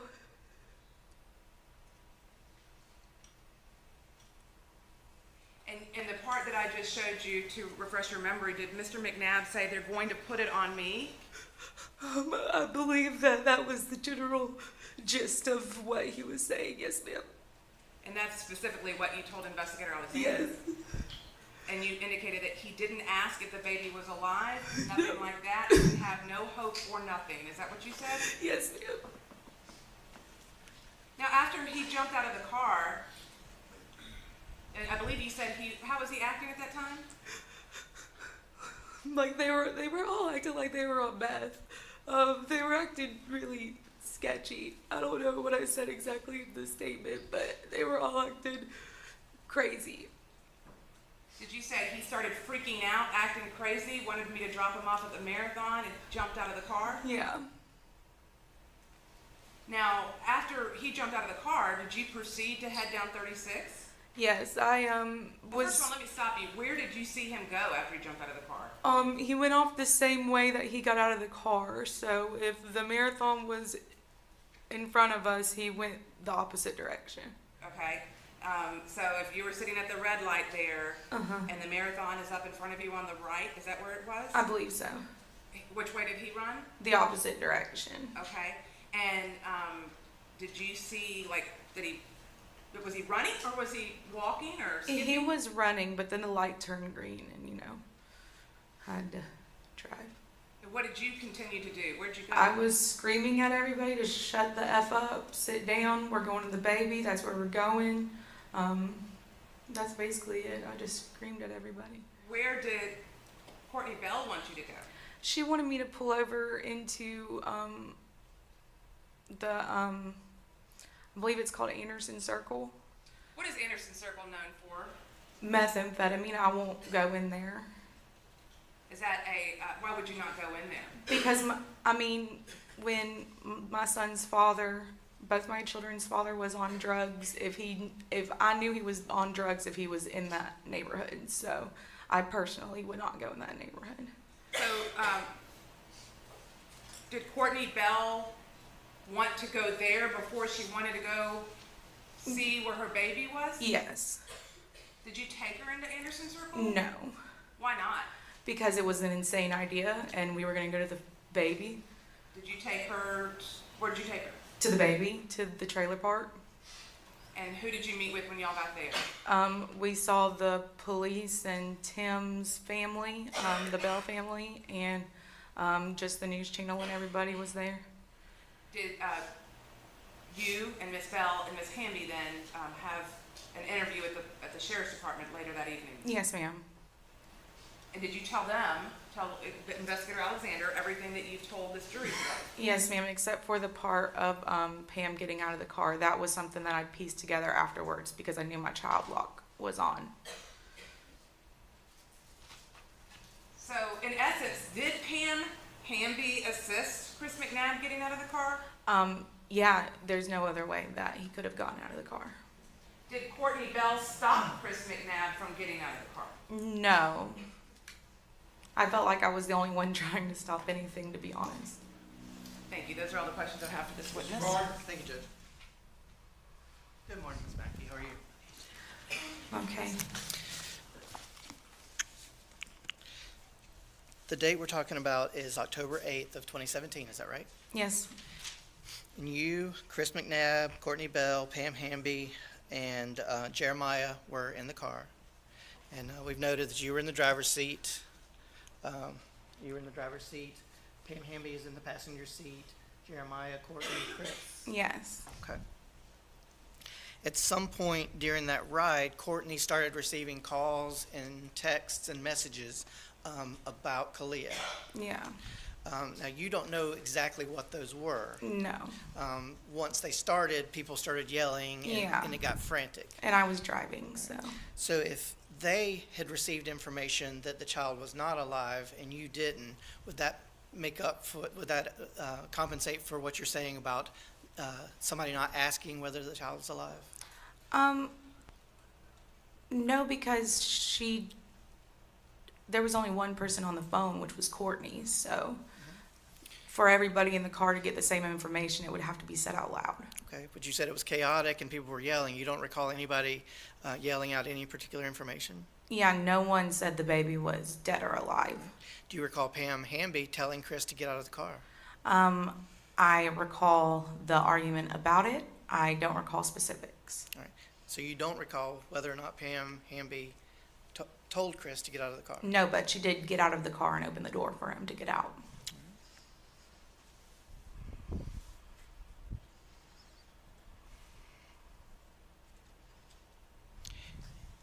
When did you learn that the child had been deceased? In all the panic at the scene. Once you got to them? Right. So if Cortney had received a text from Craig Weatherford saying that the baby was dead before all of this happened, you wouldn't have known about it? No, I would have had no idea. That's all I have, Judge.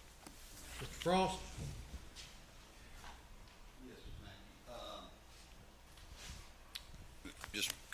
simple questions.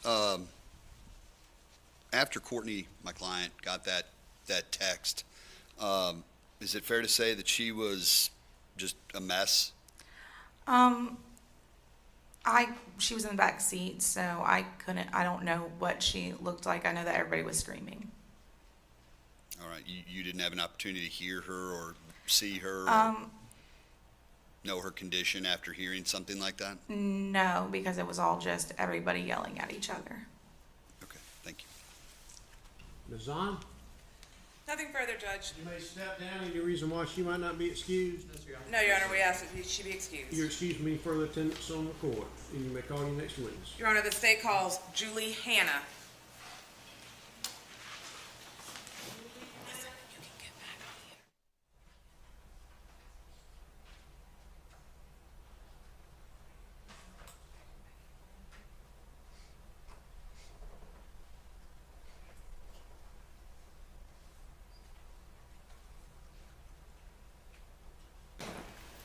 Slide on up to the microphone, Ms. Hanna. Just raise your right hand, please. Do you solemnly swear or affirm that the testimony that you shall present in the matter now pending before this jury today will be the truth, the whole truth, and nothing but the truth, so help you God? Yes, ma'am. Okay, thank you. Please state your name. Julie Hanna. Last name spelled H-A-N-N-A-H. Yes, ma'am. Okay.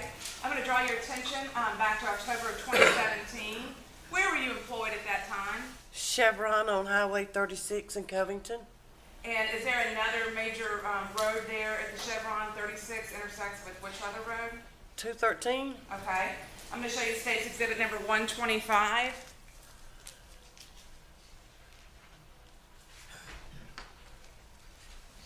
Do you recognize what State's Exhibit number 125 depicts? Yes, ma'am.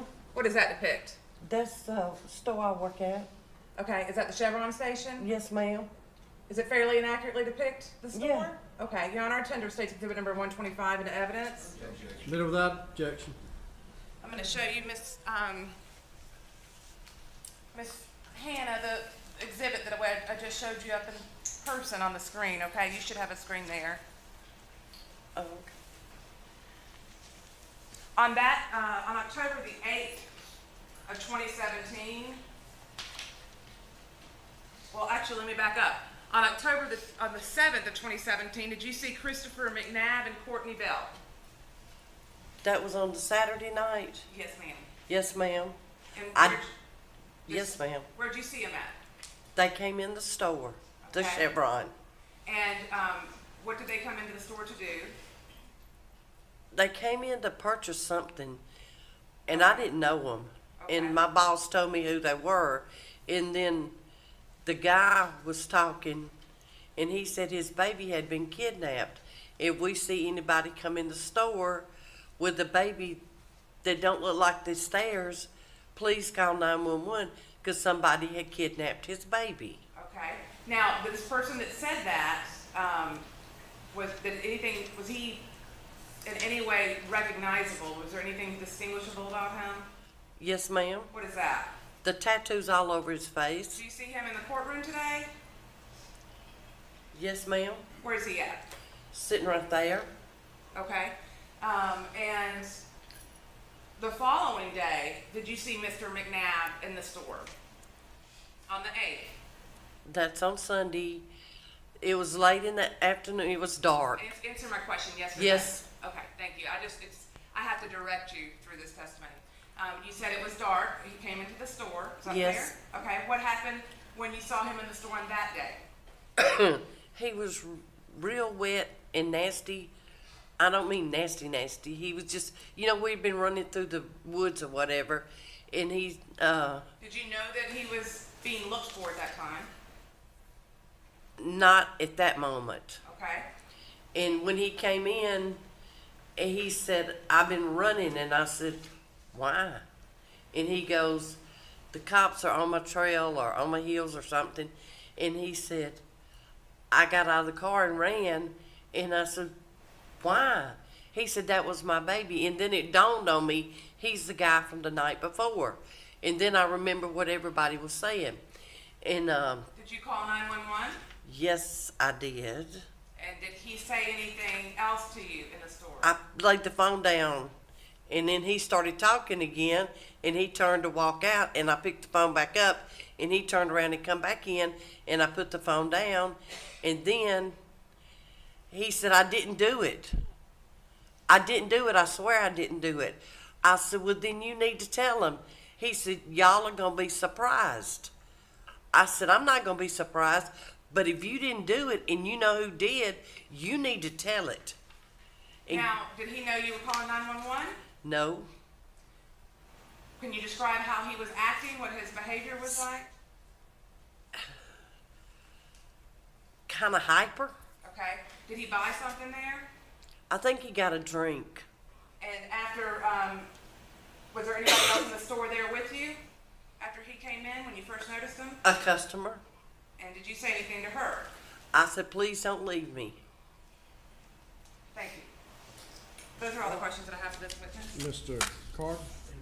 Hi, Ms. Hannah. Hi. On October 7th, a Saturday, when they came in, Mr. McNabb was respectful. He didn't do anything weird. He didn't steal anything, anything like that. Is that correct? No, sir. All right. They just made their purchase, and he told you to please be on the lookout for his baby. She was missing, and if somebody came in and it looked like they had a baby, would you please call the police? He was talking to my boss, yes. Okay. The next day when he came in, he was wet, he was hyper, and he told you I didn't do it. That's all I have, Judge. Mr. Frost? No questions, thank you. You may step down. Call your next witness. State calls Catherine Wesley. May Ms. Hannah be excused, Judge? No objection. No objection. You may excuse from any further attendance on the court.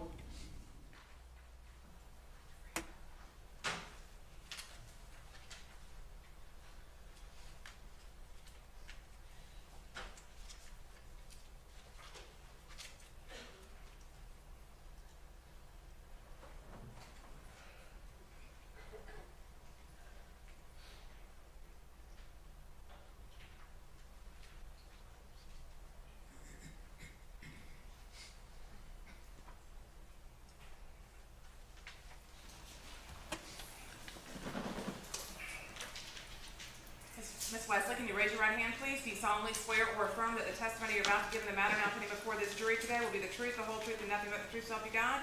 Yes. Thank you. Please state your full name. Catherine Wesley. Ms. Wesley, I'm going to draw your attention back to October the 8th of 2017. Did you have the occasion to be in the Chevron station at Highway 36 and 213? Yes.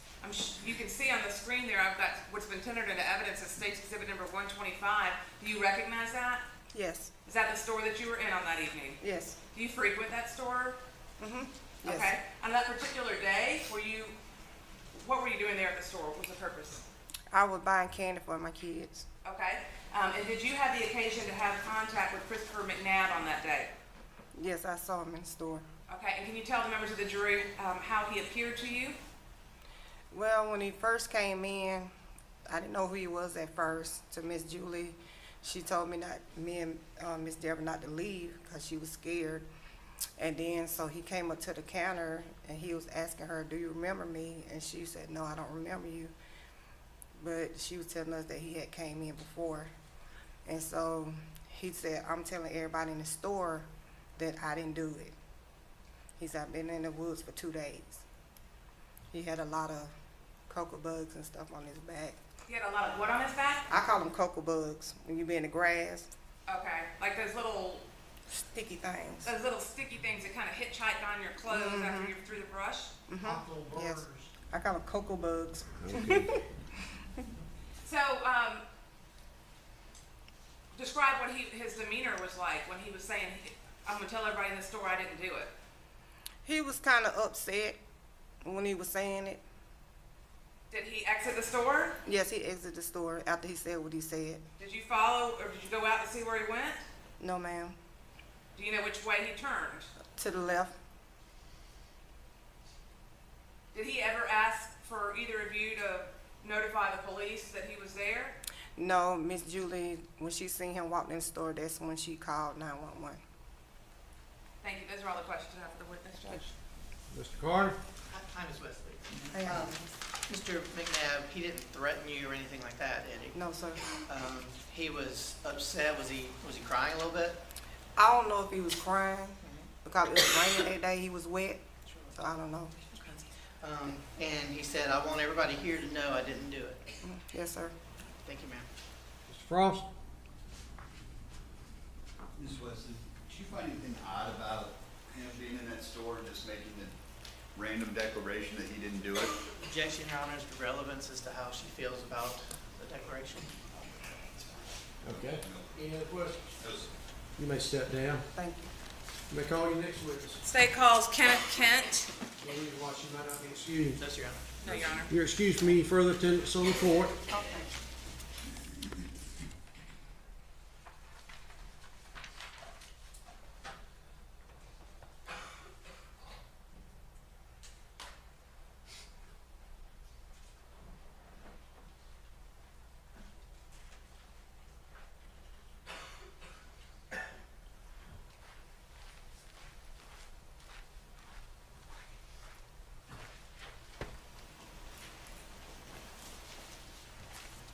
Raise your right hand, please. Do you solemnly swear or affirm that the testimony you're about to give in the matter now pending before this court today, before this jury, will be the truth, the whole truth, and nothing but the truth, so help you God? I do. Thank you. You can have a seat. Please state your name, sir. Kenneth Kent, What is your rank, Corporal, and where are you employed? Newton County Sheriff's Office. How long have you been employed at the sheriff's office here in this county? 21 years. All right. I'm going to draw your attention back to October of 2017. What was your assignment at the sheriff's office at that time? I was a supervisor in the Uniform Patrol Division on Now- day watch. Specifically on October the 7th of 2017, did you respond, along with other deputies from the Sheriff's Department, to the Eagle Mobile Home Park in the late morning hours? Yes, ma'am. What was the nature of that call? It was in reference to a missing child. And when you arrived at the location there in the trailer park, what did you do? I arrived after several other deputies have already arrived on location.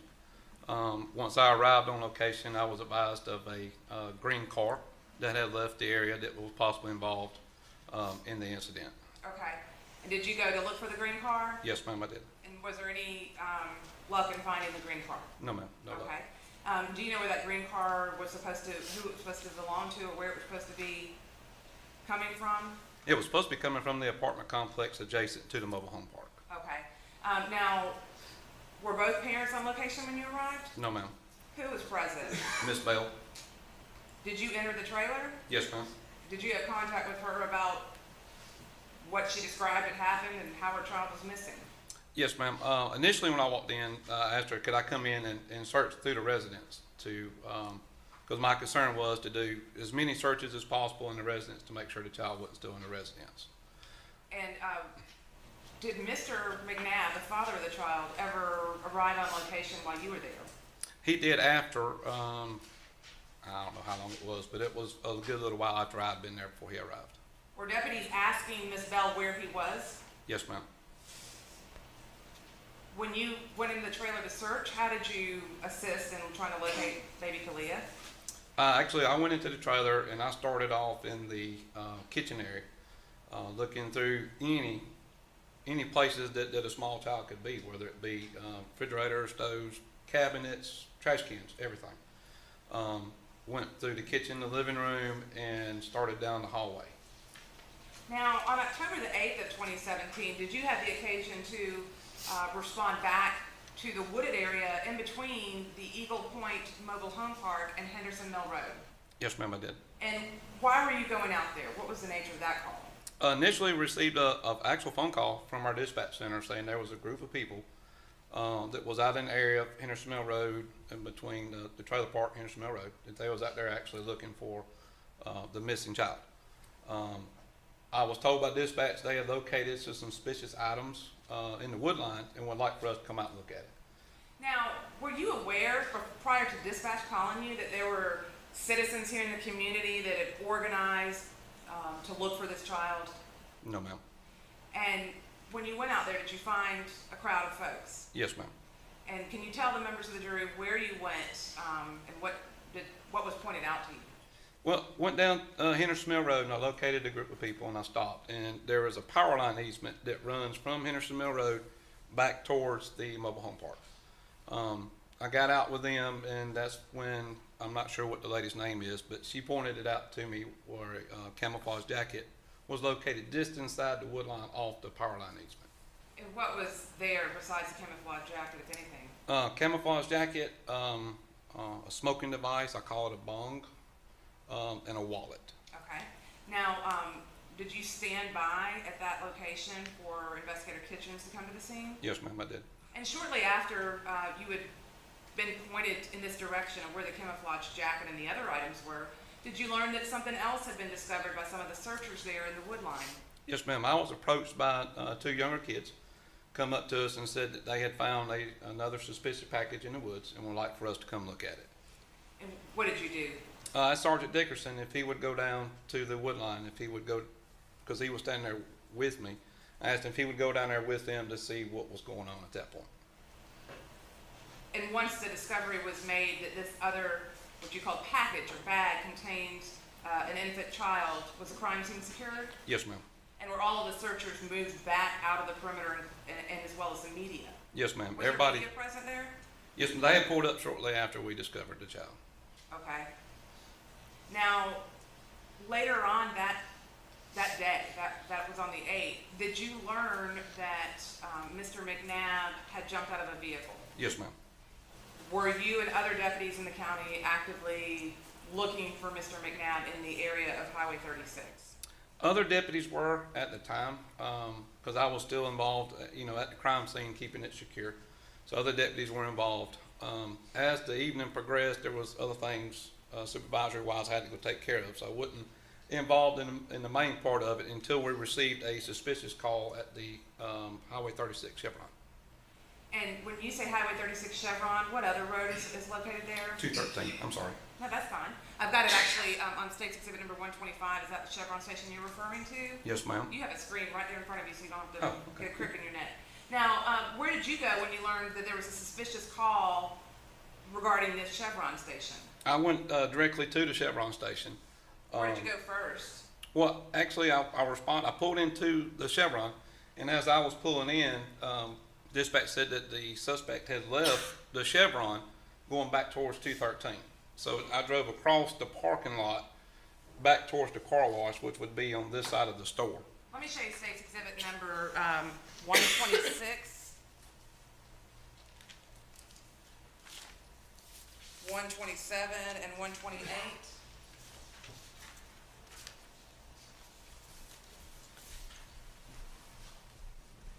Do you recognize what State's 126 is? Yes, ma'am. What about 127 Yes, ma'am. and 128? Yes, ma'am. What do those generally depict? The Chevron station at 36213, and that's the car wash that's adjacent to it. Okay. And what about State's Exhibit number 127? That's the car wash. All right. And State's Exhibit number 128? That is the automated car wash on the back side of the car wash. Okay. And do those all fairly and accurately depict the car wash and the Chevron station there at 213 and 36? Yes, ma'am. Your Honor, I'd offer States 126 and through 128 into evidence. Yeah, all admitted without objection. I'm going to show you State's Exhibit number 126, Corporal Kent, and if you can, tell the members of the jury where you went after first going to the Chevron station. You can draw on the screen with your finger. Oh, okay. The main entrance is back over in this area, and this is where I entered into the parking lot. And at the time of arrival, they told me that the suspect then went back towards the car wash. So I drove here in front of the car wash, and just on the right side of the car wash, I drove around to the corner where a group of people had gathered. Okay. So I'm going to show you State's Exhibit number 127, because you just mentioned that they told you that he had gone to the car wash. Who is the they that you're referring to? Dispatch, I'm sorry. Okay. Dispatch had told me that he had went towards the car wash. Okay, and so where were the group of people gathered, if you can show us on this photograph, 127? On this side, but more towards the back side of the car wash. Okay. Were you on foot or in your patrol vehicle at this time? I was doing my patrol vehicle. When I pulled up with a group of people, they pointed, I kind of draw this way. They pointed back towards this way of the car wash and said that he ran back towards that wood line. Okay. And did you get out of your patrol vehicle, or were you driving at that time? Well, actually, since they said he went this way, I actually took my patrol vehicle and pulled all the way down here on this back side of the car wash, and that's where I actually stopped at. And that's when I got out of my car. Okay. And did you see Mr. McNabb? No, ma'am, not at the time. Okay.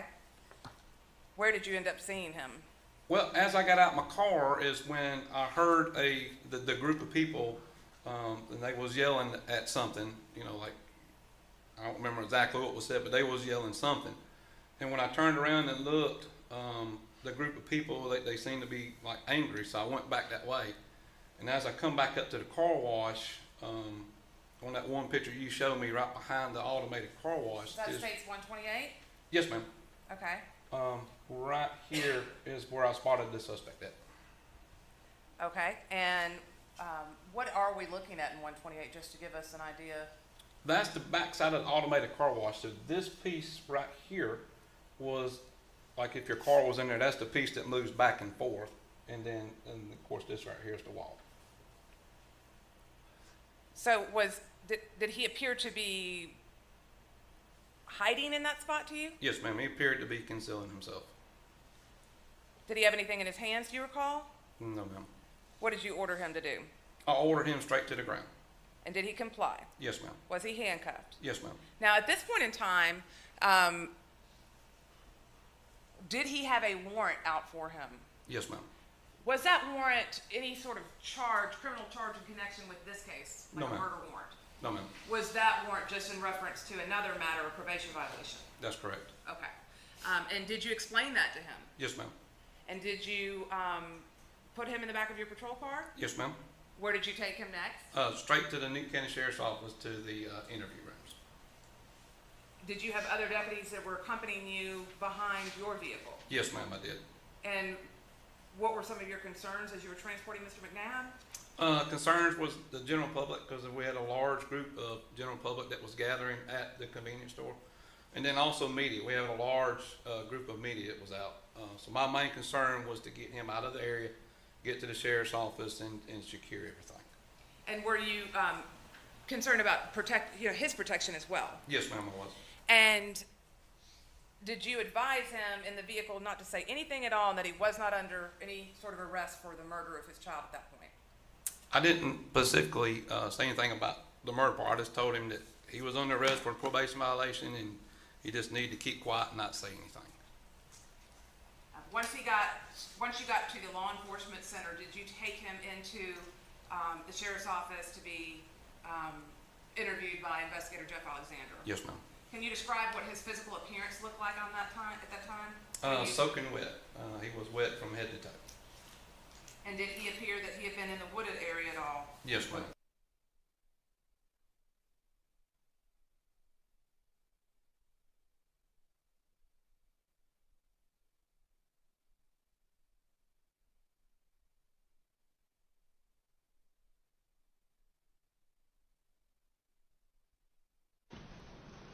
Your Honor, may Corporal Kent step down? You may. Okay.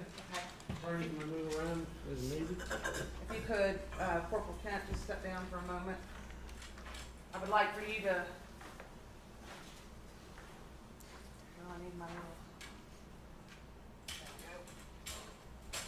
I would like for you, if you could, to tell us what we're looking at here. Do you recognize this map? Yes, ma'am. Okay, can you turn kind of with your back to Ms. Yeager so that the jury can see what you're saying as best as possible? It's kind of a tight spot here. Okay, what intersection is this up here at the top of State's Exhibit number 88? Up here will be 36 in the bypass. Okay, and can you tell members of the jury again, what are some of the popular locations that they might recognize at that intersection?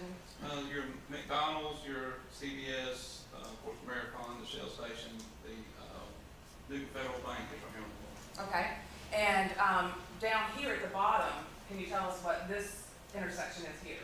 Yes, ma'am. That's Highway 36 and County Road 213. Okay, and where did you learn that Mr. McNabb had jumped out of the car?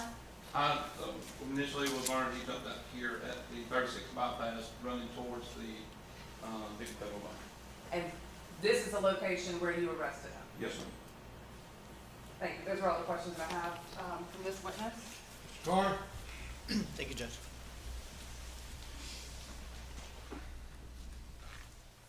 Just 1 second, I want to get these exhibits in case you need them, Mr. Carter, and get this out of the way.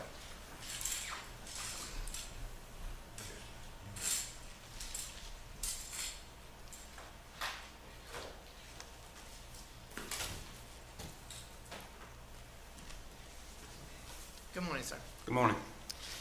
Just have a couple of questions for you. You were one of the first people to respond on October 7th once the 911 call was made that the child was missing, right? That's correct. You, Corporal Walden, Deputy Hicks, and I guess training deputy or Deputy James were the first 4 people there. I believe so, yes, sir. And Christopher McNabb was not there at the time that you arrived initially, but he showed up a little bit later. Yes, sir. All right. And you were able to speak with Courtney Bell right there on the scene just a few minutes after she'd called 911. Is that correct? Yes, sir.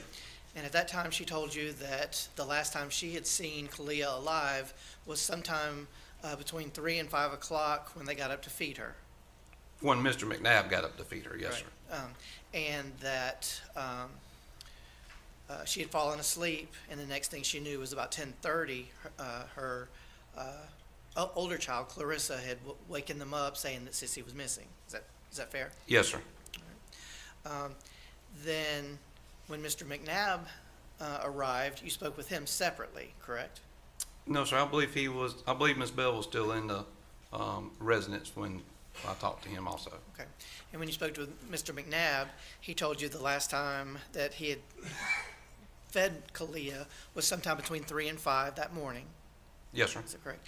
And that at about 9:30 a.m. that morning, he had received a text from his dad letting him know he had received some money. That's correct. At that point, he said he got up, checked on the girls, they were okay at 9:30, and he laid back down on the couch and went to sleep. Yes, sir. And he relayed that sometime around a little bit before 10:30, Clarissa, the 2-year-old, had waken them up and told them that Sissy was missing. Yes, sir. Okay. Well, I don't think she said she was missing, but she kept saying, like, sissy, like Right. something was wrong. Sissy gone, Sissy. Something Sissy. like that, Okay. yes, sir. And she was upset. Yes, sir. Okay.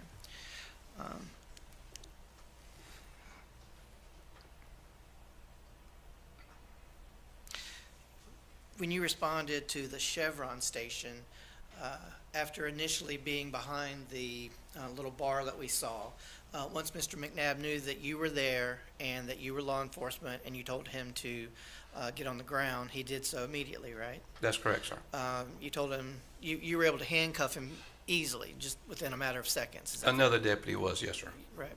And he didn't fight with you, didn't resist at all. No, sir. He got in your car, and due to the factors that you mentioned earlier, you went directly to the law enforcement center, the sheriff's office. That's correct. While he was in the car, Mr.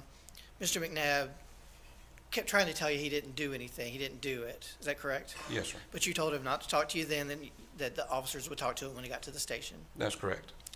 That's all I have, Judge. Thank you. Mr. Frost? Corporal Cannon, just one question. Approximately how far is it in miles or feet or whatever it is from where Mr. McNabb jumped out to where you apprehended him? I'd say approximately 1.5 miles, 2 miles. 1.5 miles, 2 miles. Very good, thank you. Yes, sir. Anything else, Ms. Son? Nothing further, Judge. You may step down. Any reason why he might not be excused? No. sir. You're excused me further attendance on the court. Call your next witness. State calls Craig Weatherford. You raise your right hand. Do you swear or affirm that the testimony you will give, no matter how often before the court, will be the truth, the whole truth, and nothing but the truth, so help you God? Yes, ma'am. Okay. You can put your hand down and if you'll slide up close to that microphone. And can you state your name for the record? Gerald Craig Weatherford. Okay. And Mr. Weatherford, I don't mean to embarrass you, but why did you come from the back today? I'm locked up for probation violation and possession of marijuana. And do you know Courtney Bell? Yes, ma'am. That's my first cousin. Do you know Christopher McNabb? Yes, ma'am. I do. How do you know him? He was with he's the father of two. He was with Courtney Bell. And did you know them back on October 6, 2017? Yes, ma'am. Did you see them on that date? That was the morning after, right? Yes, ma'am. Yes, ma'am. That was the morning after. Okay, Kalia went missing on October 7th. Did you see them the day before that? Yes, ma'am. Yes, Okay. ma'am. And where did you see them at? At their trailer off Highway 36. Do you know what time of day that was? It was around 8 o'clock, ma'am. And why Morning or night? It was night, sir. Sorry. did you go over there? Cortney gave me a call, and I went over there, and we did drugs together. Where had you been just right before that? At the apartment complex at my mother-in-law, Misty Davis's apartment with my fiance Diane and the children. Okay, does Missy also go by Melissa? Yes, ma'am. Yes, ma'am. And so you went down to the trailer. What did you do once, to Courtney and Chris's trailer, what did you do once you got down there? Oh, we all smoked a bowl. We smoked meth. Yes, ma'am. How long do you think that you stayed there? I was there maybe not even 15 minutes at the top. Did you see Kalia or Clarissa that night? Yes, ma'am. I didn't see Clarissa. I saw Kalia. Okay, and where was she when you saw her? She was in the back bedroom in a bassinet. Okay, and was she okay? Yes, ma'am. She looked fine. She was sleeping good. Did anything else happen while you were there? I went to see the baby. It was the first time going over there in a good while. First time since the baby was born. And I seen the baby, and I was looking at the baby, and they come back there, and they was being loud, and I was like, y'all be quiet, and that was it. And I left, and that was it. Okay. And what happened the next day? The next day, I got a call. I don't remember if it was me or my fiance that answered the phone, but it was a call saying that the baby was missing. The call came from my grandmother or either my mother. I'm not sure. It was kind of crazy at that time. Okay, and around this time, were you also using drugs at this time? I just woke up that morning, Okay. so I wasn't high at the moment, but I had drugs in my system. What did you do after you received that call? On the way over there, well, I didn't do it. On the way, me and my fiance went over there. I think we even took the kids with us. And as soon as I got there, I spoke to police in the trailer park. And Were Courtney and Chris there when you arrived? no, ma'am, they was being questioned at the Newton County Sheriff's Department. Okay. And what did you do once you got over there and found out what was going on? What did you do? I made a post on Facebook. That's how I advertised for work at the time. Made a post on Facebook with a picture of the baby, trying to get information of what, because I was thought at the time that, I was led to believe that somebody took the baby. So I was trying to get somebody to come forth with information, and I called Channel 2, Fox 5, got them out there. Okay. Did you do anything to search on that date? No, ma'am, they wouldn't let us search.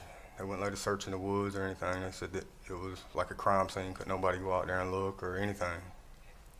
Did you later see Chris and Courtney at all that day? Yes, they actually, Cortney and Chris, they went with me and my fiance and 5 kids back to my house that night. Did you first meet up with them at their trailer? Yes, ma'am. Yes, ma'am. And was the news there at that time? I think they might have been. I think they might have been there before Cortney and Chris got back. Okay. And do you remember Chris at all ever going to speak with the news?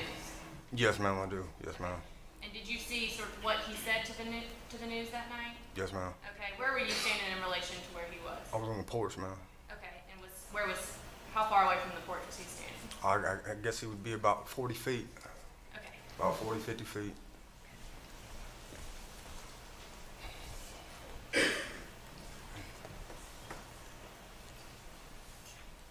May I approach the witness? You may. I'm going to show you State's Exhibit 70. Do you recognize this? Yes, ma'am, you showed it to me earlier. Okay, so we've reviewed this video? Yes, ma'am. Okay, and when you reviewed it, was it a fair and accurate depiction of what you saw Chris say to the news that night? Yes, ma'am. Okay, Your Honor, I tender State's Exhibit 70 at this time. Mr. Carter? Your Honor, I do object based on relevance. This is something that Mr. McNabb statement Mr. McNabb made to reporters at the time in an effort to get his child back. So I would object based on relevance. Objection overruled. Permission to publish? You may. I've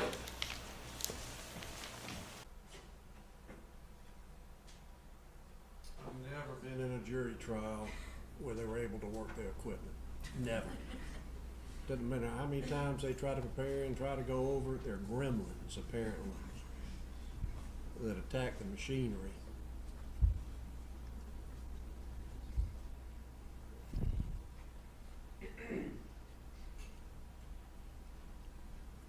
It's ready to play on the state's laptop, Judge. It's just not coming up on the.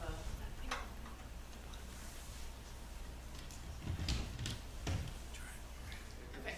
No, it's good.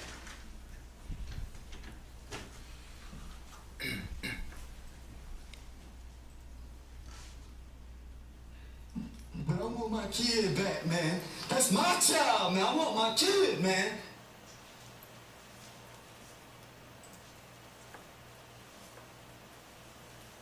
And Craig, where were you standing, I guess, in relation to him, if we saw him in front of the camera? Where were you? I was behind him on the porch, man. Okay, and after that, what did y'all do? I believe earlier you said that they came to stay with you at. Yes, ma'am, they did. They Okay. did. And where was y'all's house located? On Alcoby Road.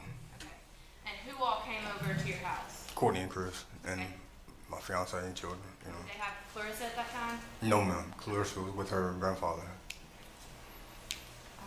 What happened once y'all got to your house?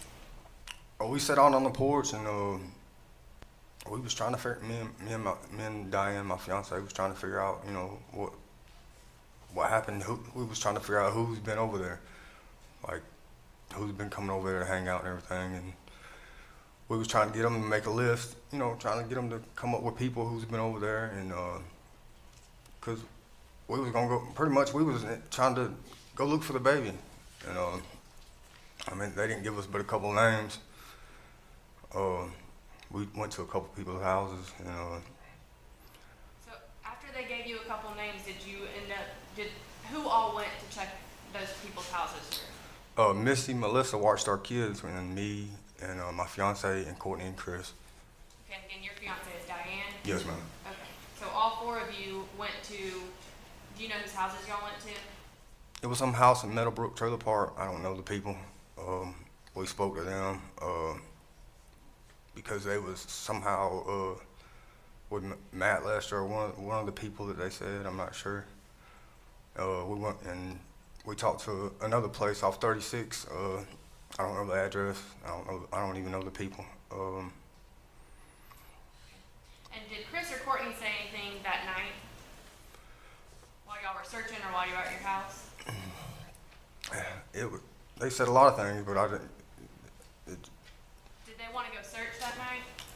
Did they actually want to search for their baby rather than talking? Didn't seem like it. Didn't seem like it, but I guess it was, you know. Okay. And did Chris say anything about not wanting to search where they've already been looking? Yes, ma'am. Yes, ma'am. Okay. Did you eventually, after y'all went and talked to these people, did y'all come back home? Yes, ma'am, we did. Okay, and what happened after that? I went to bed. Me and the wife went to bed. Put the kids to bed. Well, the kids were already in bed. Melissa had kids, so me and Diane went to bed. I don't know. And the next morning when y'all woke up, what happened then? I went to Jersey. I drove up to the store and got me a cup of coffee. I come back, and Chris and Courtney was up by then moving around, and they wanted a cup of coffee. So we went up there and got a cup of coffee, and on the way up there, I was really trying to get them away at the time because I had a bad feeling when I woke up that morning. And on the way up there, I don't remember what I said, but I was insinuating that, you know, pretty much I wasn't trying to say it like that 'cause I wasn't trying to start nothing, but I had to get away from them. We had to take them somewhere to do something. Chris was my best friend at times, and me and him was close. And He told me, he was like, Craig, I can't believe out of anybody you would think I killed the baby. Was there any reason for you to believe at that time the baby was not alive? No, ma'am. No, ma'am. I just had woke up with an eerie feeling. And what happened after he said that? What did you do? We continued to go to the store and got a cup of coffee. And we came back to my house. I got Diane up. I went in there and told her that, we got to get ready. We got to go. We got to, because we were supposed to go to meet up with the search party that morning anyway. Did y'all meet up with the search party? Yes, ma'am. Me and Diane did. We dropped them off.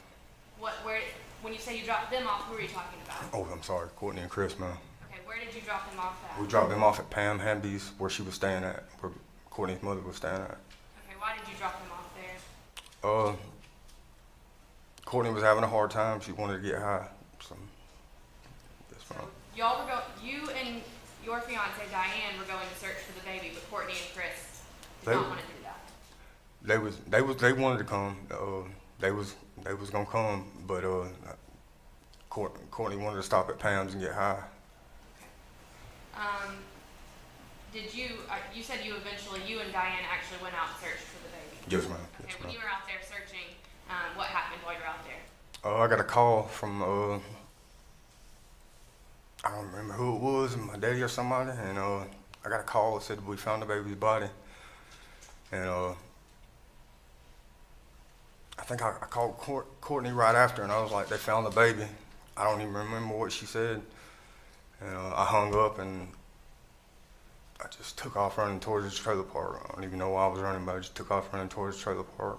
So you just stated that they simply found the baby. Did you say whether or not the baby was dead or alive at that time? I think she asked me, or I don't remember what was exactly said, so I can't say it, and I don't know, but I'm not quite sure. Okay, and you said you took off running to the trailer park. What did you do once you got to the trailer park? I was running, okay,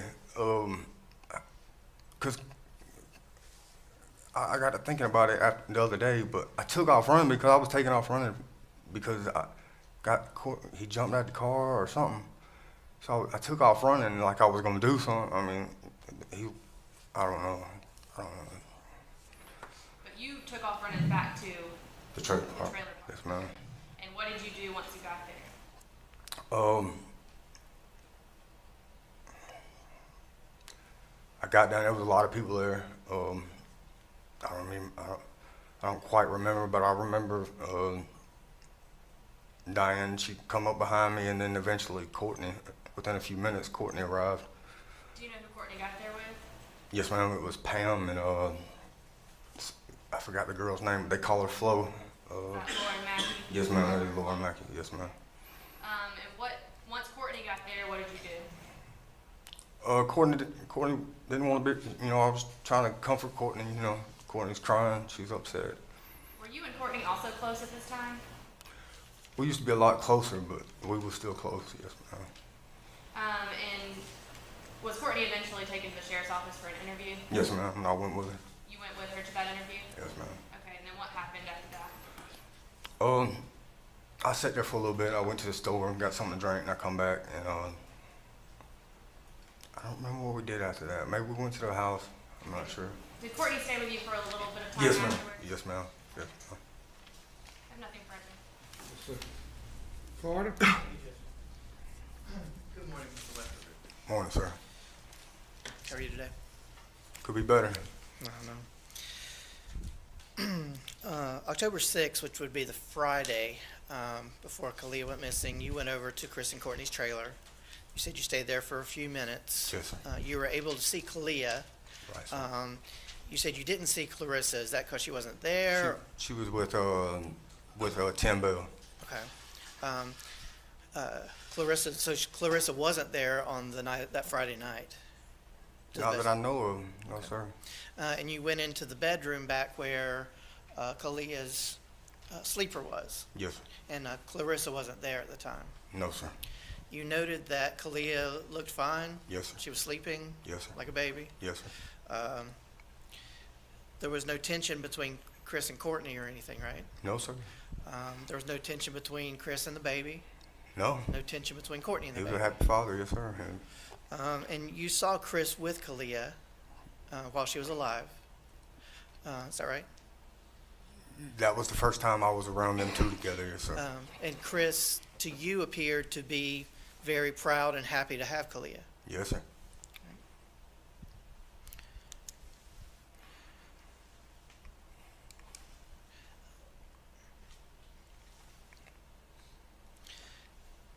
The next time you went back out to the trailer the next morning when you heard that Kalia was missing, right?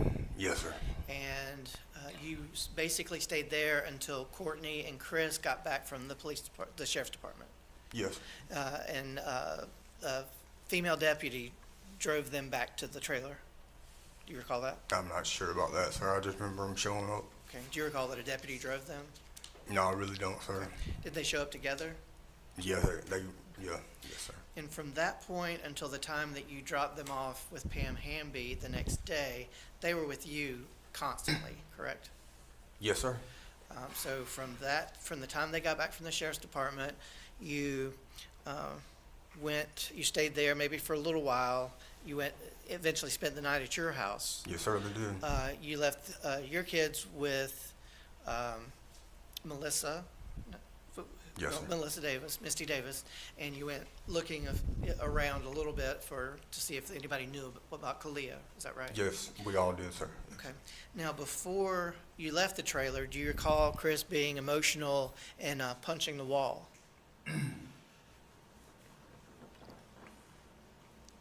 remember them talking about that. I don't remember that, sir. Okay. Was there any period of time that you know of between that time that they showed back up at the trailer until you dropped them off at Pam Hamby's house where Chris or Courtney were alone by themselves for any period of time? No, it wasn't, sir. Okay. They were with you till pretty late that night, out talking to people, trying to look for Kalia. Yes, sir, very late. And then you came back, you went to bed. When you woke up, they were still there. They were sleeping. In the WSB video, that's only a couple of seconds of sound. Is that right? Yes, sir. The actual context of it, there's a longer video. Is that right? Yes, sir, it is. He didn't just walk up to a camera, yell that, and walk away. Is that right? Is that fair? There wasn't no talking before that, sir. It was basically it. There was no talk. He walked up to the camera and he said maybe a few words other than that. But basically, yeah, that's about it. Okay. Then the next day, you were out searching for Kalia. Is that right? Yes, sir. Where were you? I was across the street with Diane, my fiance, and a family that I met out there. Okay, across which street? Across 36, sir, across from the trailer park. Okay. And there's another trailer park over across the street, is that right? Yes, there is. The name of it's not coming to me, but it's maybe High Point? Not even sure, but it might be right. Something like that. All right, so you were over in that general area searching. Well, I was directly across the street from the trailer, really directly across the street from 36. So I wasn't over that far. Okay. And your dad was actually searching on the other side. Yes, sir. Is that correct? Yes, sir. Do you believe that it was your dad who probably called you and said that they had found the body? It could be right, sir, but I can't say for sure. I really can't. You testified earlier that whenever the person called you, they said they had found her body, right? You didn't say they said they found her. You said they found her body. So you knew at that time that Kalia had died. I asked, or no, it was the way that he said it, or whoever said it, and made me, I took it as, the baby it wasn't good, Okay. Whatever he said led you to believe that Kalia was deceased. Yes. And then you immediately called Cortney. Yes, sir. Is it possible you texted her? It was so traumatizing at the time. I mean, really, I don't know if I called her. I thought I called her, but I could have texted her. I really possibly could have. Okay. When you called Courtney or texted her, either one, at that point you were aware that at least the report you had was that Kalia was deceased. Right. And you probably relayed that information to Cortney, is that Right. correct? Yes, sir. Now, you said at some point the morning of the 8th, you were just feeling weird about being with Chris and Cortney. You thought, you just felt weird. Just had a bad feeling, yes, sir. And you said, Chris said, I can't believe you think I killed my child. Is that right? Yes, sir. Now, that was in direct response to you basically saying, did you do something with her? Is that fair? Yeah, yes, sir. You basically said, did you do something with her? Did you kill her? Basically. And he Basically. said, I can't believe you'd even think that I would do something like that. Yes, sir. Okay, so it wasn't just out of the blue. He didn't just say, No. I can't believe you think that. You asked him, did you kill your child? And he said, no, I didn't, and I can't believe that you would believe that. I didn't say, did you kill your child? I was insinuating that somebody did something, you know? All right. And he said, and his answer was in response to your question. Yes, sir. Yeah. After you left their trailer on October 6th, where'd you go after that? Me and my fiance went home. Yes, sir. Okay. Did you ever go back to the trailer that night? No, sir. Did you ever go back to the trailer that morning? The next day, after it happened, Prior to 10:30, did you go to the house? the night, On the October- Friday? On October 7th. No, sir. No, sir. Who was with you during that period of time? My fiance and my 5 children. What time did you wake up, do you recall? When we got the call. When we got the call the next day. And you smoked methamphetamine with Chris and Cortney on that prior Friday, is that right? Yes, sir. Does methamphetamine make you do things you wouldn't ordinarily do? Yes, sir. I would say yes, sir. Yes, sir. That's all I have to answer. Ross? This text or call, whichever it is, Mr. Carter asked you if you had conveyed to my client in that text or phone call that Kalia was no longer alive. And your answer was, you thought so? The way I, could you read? My question is, are you certain? You kind of seemed like you weren't real sure when Mr. Carter asked you if you had conveyed to my client, Cortney, that Kalia was no longer alive, in your estimation, from whatever source you had. The way I took it, yeah. So that was what you got from the source that you had, correct? Right. All right. And when you conveyed the news via whatever method to Cortney, you didn't seem certain that you let her know to an exact degree. Oh, I let her know. You did? Yeah. You're positive? I'm positive. I don't remember what exactly was said, but I know for a fact that she understood what I was saying. You know, whatever the way I said it, she understood what I was saying. Because she broke down at the time. She broke down.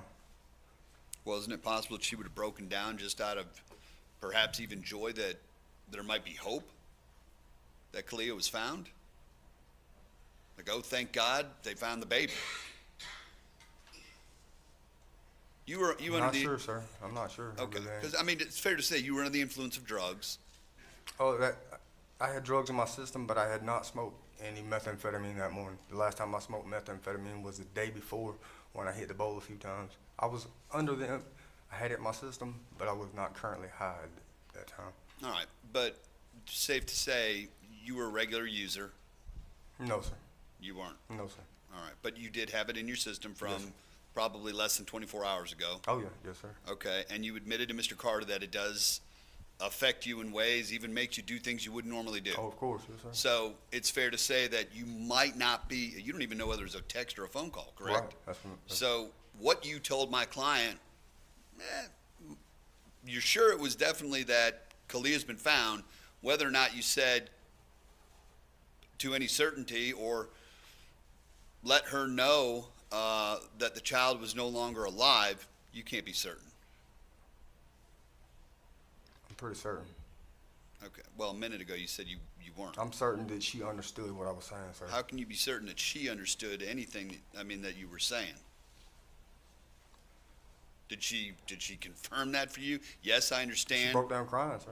Okay, well, again, could there not have been other reasons, like? I guess there could be. Okay, fair enough. My client, she was going through some issues at that time, correct?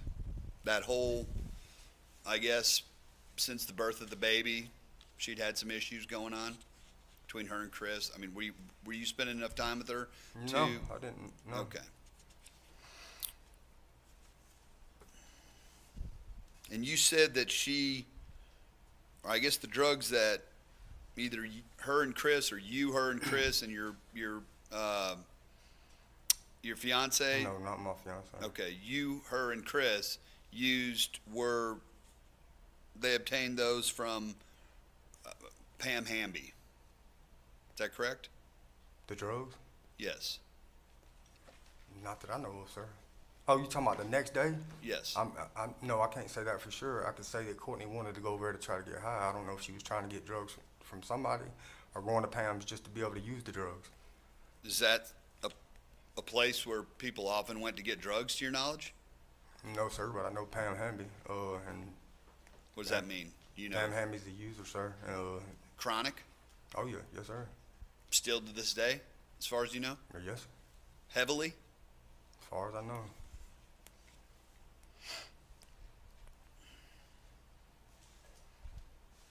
Okay, thank you very much, Mr. Weatherford. Yes, sir. Ms. Stone? Mr. Weatherford, how many kids do you have? Me and Diane have 5 together. Okay, and are you saying that some of those kids are just Diane's kids? No, ma'am, I got 3 with my ex. Well, they're mine. They're all no, yes, ma'am. I'm their father, yes, ma'am. Do you love those children? Yes, ma'am. Do you take care of those children? Yes, ma'am, I do. Okay. Did you love your cousins? Or Yes, your ma'am. baby cousins, Clarissa and Kalia? Yes, ma'am. Okay. Did you break into that house on October 8th or October 7th and take that child out of that house? No, ma'am. Okay. Did you kill baby Kalia? No, ma'am. Okay. No further questions. Mr. Carter, Mr. Frost? You may step down, take him on back. Call your next witness. The state calls David Jones.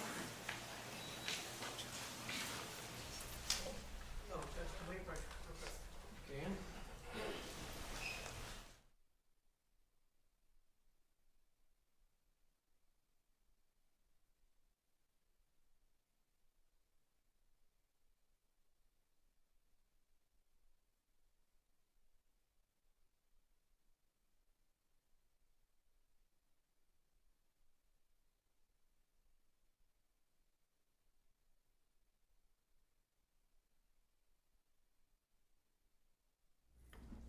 You have the next witness? Will you raise your right hand? Do you swear or affirm that the testimony you will give in the matter not coming before the court will be the truth, the whole truth, and nothing but the truth, so help you God? I do. Have a seat. And will you state your name for the record? David Jones, And where are you employed? Newton County Sheriff's Office. And what were you working there back in January of 2017? Yes, I was. I guess back in October of 2017. I'm sorry, October of 2017, and then January of 2018. Yes. Okay. And what were your duties with the Newton County Sheriff's Office at that time? I was assigned to the warrant division. And were you of assistance when Mr. McNabb was arrested back in October of 2017? Yes, I was. And was your assistance requested to help locate Cortney Bell in January of 2018? Yes. And were you aware at that time that the grand jury had indicted Ms. Bell? Yes, I was. Were you able to eventually arrest Cortney Bell? Yes. Okay, and how did you do that? With the help of a confidential informant. And where was she arrested? In Home Depot parking lot in Conyers. And were any other agencies of help to you at that time? Yes, Rockdale County and Conyers PD. I have no further questions. Mr. Carter? No questions, Your Honor. Mr. Frost? No questions. You may step down. May I be excused, sir? Yes, sir. Do something else. No, Oh, excuse me for the attendance on the court. We're gonna take our break now. That's what this bench conference is about. It was about them wanting to have a break. So I'm gonna excuse y'all back to the jury room. Don't discuss this case with each other. Take them on back. Were you on duty on that Saturday? I was not. did you have the occasion to be notified that there was an investigation that was beginning or ongoing over at Eagle Point Mobile Home Park? Yes, I received a text from Corporal Freeman, Investigator Freeman, stating that an infant had been kidnapped or missing, and he was asking for some assistance. Did you respond to that location? I did. And was Corporal Freeman already there when you arrived? He was. Now, what was taking place on the scene when you arrived? When I arrived, Corporal Freeman was kind of giving directions to other deputies as to searching the home and watching people. Our division commander, Captain Crum, was on scene at the time. It's my understanding that both Mr. McNabb and Miss Bell were sitting inside the residence by the time I had gotten there. Did you have any contact with either of them? Eventually I did, yes. Can you describe where that was? Sure. A little preliminary. Corporal Freeman and I spoke, and we determined that the case was more than likely going to become a major felony case. So we advised that we got together and decided that I would go ahead and take the lead on the case. I asked him where were the parents, and he told me they were inside. I walked inside the trailer through the front door. Mr. McNabb was sitting on a couch, and Miss Bell was kind of standing in the living room area. Did you do a lot of questioning at that point in time with either of them? I didn't do any at that point, no. Did you make a decision to have the two of them interview about the events that they were reporting had occurred in the hours before they called 911? I did. When I initially made entrance into the trailer, Mr. McNabb recognized me from previous experiences together. And the only question I asked them both was to take me to where they last saw the child. And did you go back to where that was? I did. And can you describe where that was inside of the trailer? Sure. It was the very back bedroom, the master bedroom. The sleeper was still against the wall at that point. It was basically just under the window unit air conditioning, in between the toddler bed and a stack of Rubbermaid totes and other things. Did you photograph the sleeper there in Yes. the master bedroom? I did. I'm going to show you State's Exhibit number 122 and 123. Do you recognize these exhibits? I do.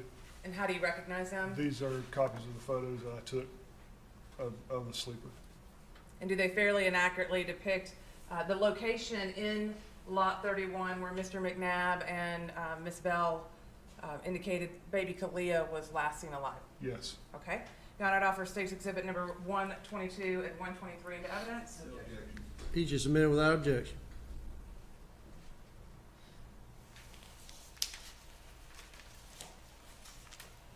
May I publish, Judge? You may. All right, I'm showing you State's Exhibit number 122. And could you tell us what we're looking at in State's 122, sir? Yes, this is just a photograph of where the sleeper, Probably million. Yeah. We'll let you stay going down, stay the second figure out.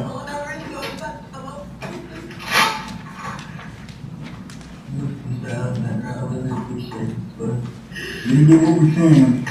You know, it sounds like we're just picking at y'all, but you guys are the ones that have the most information on a 15-day-old child.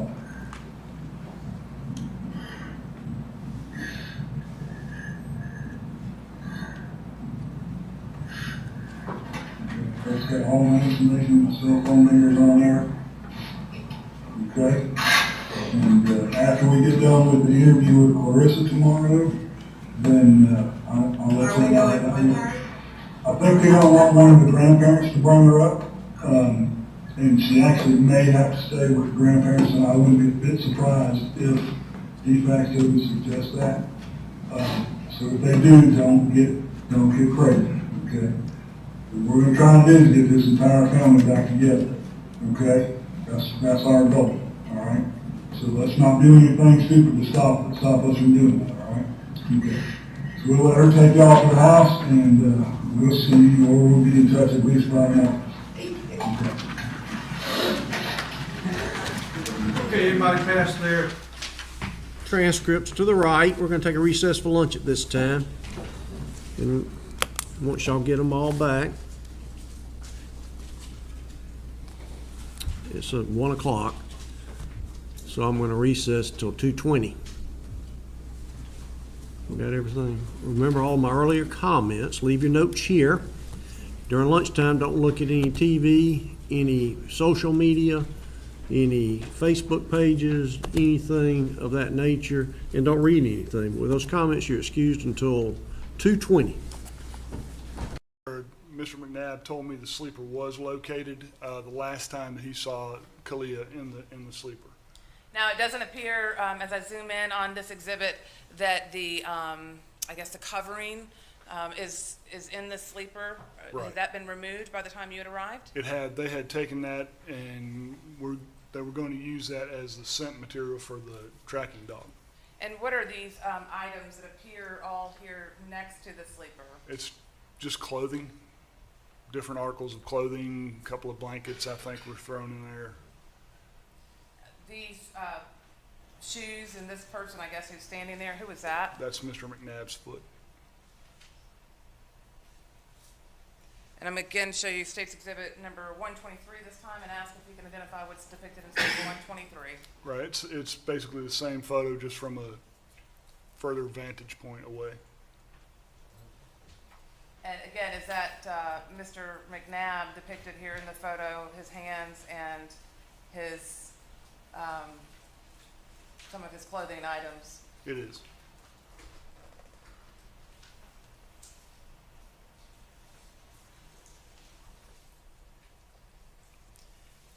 Were Mr. McNabb and Miss Bell separated as they were transported to the sheriff's office to be interviewed? Yes, I had them both transported in different vehicles and put in different interview rooms. Now, were you aware, you indicated earlier that the lining, it's been previously admitted as State's Exhibit number 63, that the lining had been removed out of that sleeper for the canine search, is that correct? That's correct. Where was this search taking place? At that point, it's my understanding that the search had been taking place in the wooded area between the trailer park and Henderson Mill Road. The dog had started a track basically down that logging road, whatever, the power line road. Were you made aware that Mr. McNabb had come from 36 after a period of time that investigators were there talking to Miss Bell about her missing baby? Yes. Did you think it odd that Mr. McNabb left Lot 31 and went into the woods immediately to look for his child? I thought it very odd, yes. Would the sheriff's office have focused a search with a number of deputies and canines in those woods between the trailer park and Henderson Mill had Mr. McNabb not gone through those woods himself? We would not have, no. As an investigator with 34 years of law enforcement experience, have you worked such a case where a child is kidnapped from a trailer and found in the woods nearby? Actually, this is the first of this type that I've worked. When you brought them to the sheriff's office, first of all, who brought them to the sheriff's office? I believe Deputy James transported Miss Bell, and I think Corporal Walden transported Mr. McNabb. And where were they placed at the sheriff's office? In two separate interview rooms. Did you interview each of the defendants? I did. At this point in time, were they in custody? No, Were they under arrest? they were not. Was it important to get information from the two people who had last seen baby Kalia? It was extremely important to get that information as quickly as we could, yes. Did you need to get information to establish a timeline as to where each of the parents were, where the little toddler Clarissa was, and where baby Kalia was on the evening hours of October 6th into the morning hours of October the 7th? Yes, that would have been the utmost important thing to get at that point. Did you, nonetheless, even though the defendants were not in custody, did you advise them of their Miranda rights? I did. And did you use a form in order to do that? I did. We have a generic Miranda rights waiver form that we always use at the sheriff's office. It's got our logo and everything on it. It's the same form that we use every time. I'm going to show you State's Exhibit number 1, which has been previously admitted in a prior hearing into evidence. Can you show me, or tell me if you recognize State's 1? I do. What is that? It is a Miranda rights waiver form that we used with Mr. McNabb on the 7th of October. And what time do you have listed there? I have 13:20 hours, which is 1:20 in the afternoon. Okay. And can you advise the members of the jury of what you advised Mr. McNabb in terms of what his rights were on that date? Sure. The way I do it is I turn the form over to the defendant or the suspect or the subject that I'm interviewing, and I kind of read it upside down. I've done it so many times. It says, number 1, it says, I understand I have the following rights. Number 1 says I have the right to remain silent, and then I stop and ask, do you understand that? And if they say yes, I just have them initial in a box beside it. Number 2, anything I say can and will be used against me in court. Say the same thing, do you understand that? Initial, I have the right to talk with an attorney and have that person present while I'm being questioned. Again, initial, if I cannot afford to hire an attorney, one would be appointed by the courts to represent me before questioning. Same thing with the initials. And I can exercise my rights at any time and not answer any questions or make any statements. Those are the rights that we always read whoever we're questioning. Okay. And did Mr. McNabb acknowledge all those rights with his initials? He did. Did Mr. McNabb sign the form indicating that he understood those rights and wished to speak with you about his missing daughter? He did. Your Honor, I know it's been previously admitted in a hearing, but I would tender State's Exhibit 1 again for the purposes of this trial. No objection. Submitted without objection. Is the interview that you conducted with Mr. McNabb after he signed this form, was that something that was recorded? It was. And how is it recorded? Both audio and video recording. We have an audio and video recording system in the sheriff's office. And I also always try to interview suspects or subjects or anybody with my pocket recorder also. And did Mr. McNabb speak to you in that interview room for a period of time? He did. And after that recording was made, was it transcribed? Yes, it was. And you had the opportunity to listen to that recording of his interview? I have. And is that a fair and accurate recording of the interview that you conducted with Mr. Alexander on the 7th day of October of 2017? With Mr. McNabb, yes. Okay.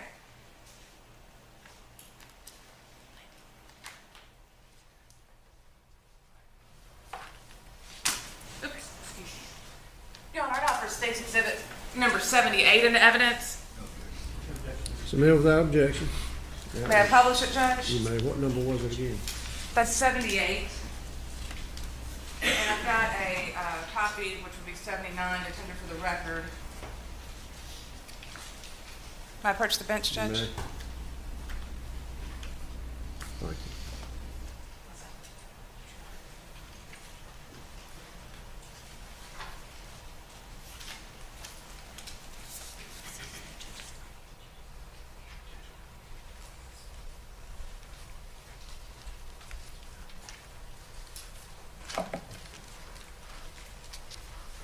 Again, these instructions I gave you earlier about not reading ahead of time, you can pass them out.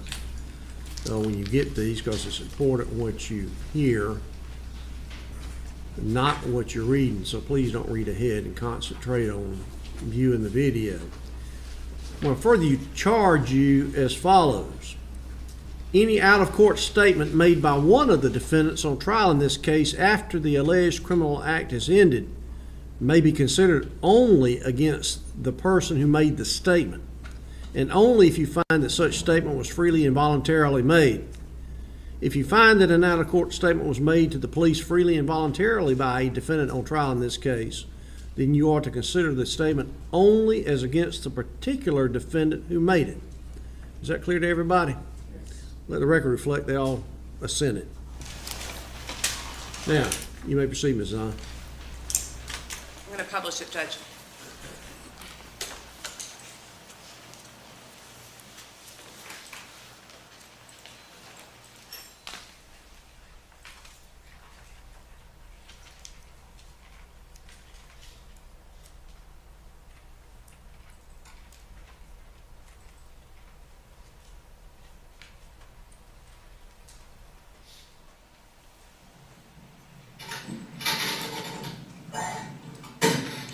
Show this for me, please. You want a cup of water or anything? Okay, thank you.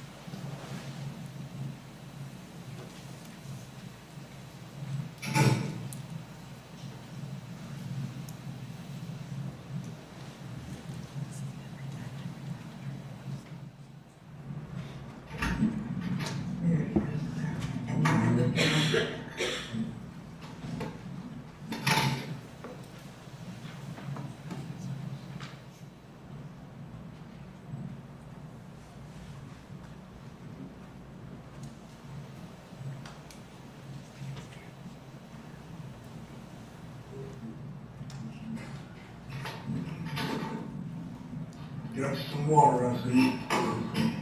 You hang on just a second, I'll be right back.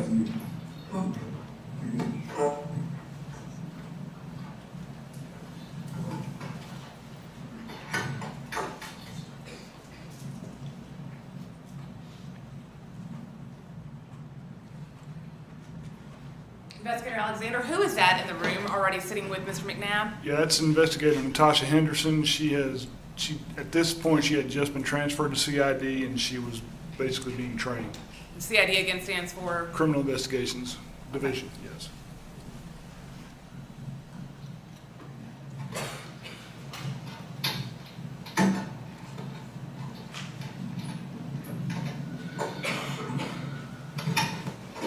All right. Over here.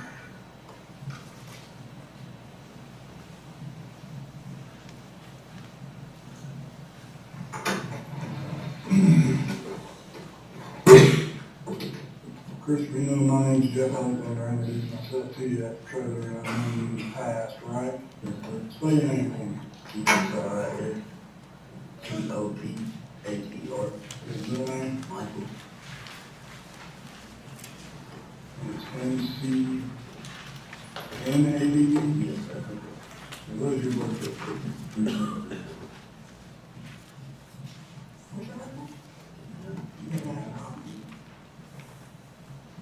Y'all at lot, what's that lot number out there? I don't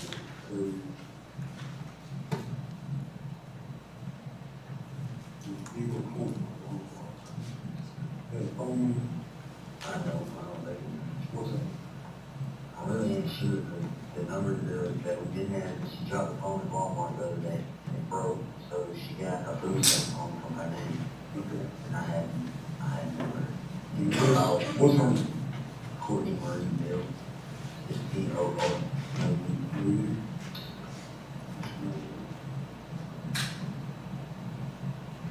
What her birthday is?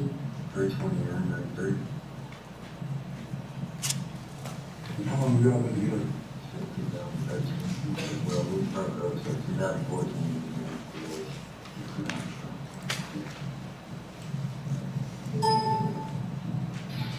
All right, we're gonna do some formality stuff, just like we see on TV, and I gotta do this, not that we're being charged with anything, we just gotta get information from you.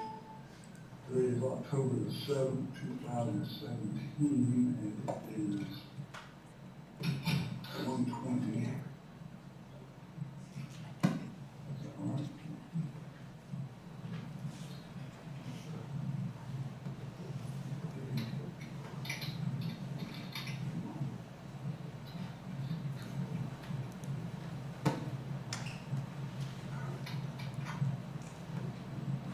All right, we're gonna go over this form here and get this out of the way right quick. What this is one of our Miranda rights waiver form, correct? And it says, I understand I have the following rights. Number one says I have the right to remain silent. You understand that? All right, go ahead and put your initials in that box right there. Number two says, anything I say can and will be used against me in a court of law. You understand that? Yes, sir. Number 3 says I have the right to talk with an attorney and have that person present while I'm being questioned. You understand that? Yes, sir. Number 4 says if I can afford to hire an attorney, one will be appointed by the courts to represent me before any questions. You understand that? Yes, sir. All right. And number 5 says I can exercise my rights at any time and not make any statement to answer any questions. Do you understand that? And read that bottom line to me. Having these rights of mine, I wish to speak with law enforcement. I have not been promised anything, nor have I been threatened, coerced, or forced in any way to make this statement. You understand what all that means? Yes, sir. Okay. You feel like talking with us this afternoon? Yes, sir. All right. If you would print your name in that first box there and then sign right over here.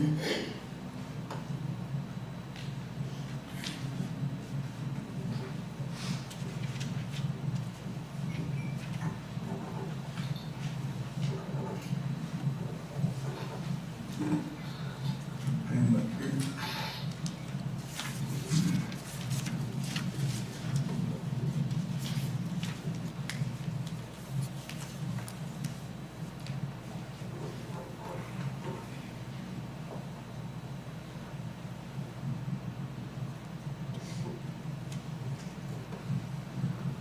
All right, one thing I am going to ask you to do, Crystal, please pull that hood and that hat off so I can see your face. There we go. You got a lot of tattoos, huh? Yes, sir. How long you had all them tattoos? Okay. Now, the reason we're here today is we got a report that you had a 15-day-old child. Is that correct? Yes, sir. And what's her name? Kalia Claire Noel McNabb. Spell it for me. DAYLIYAHBLANOELLAH.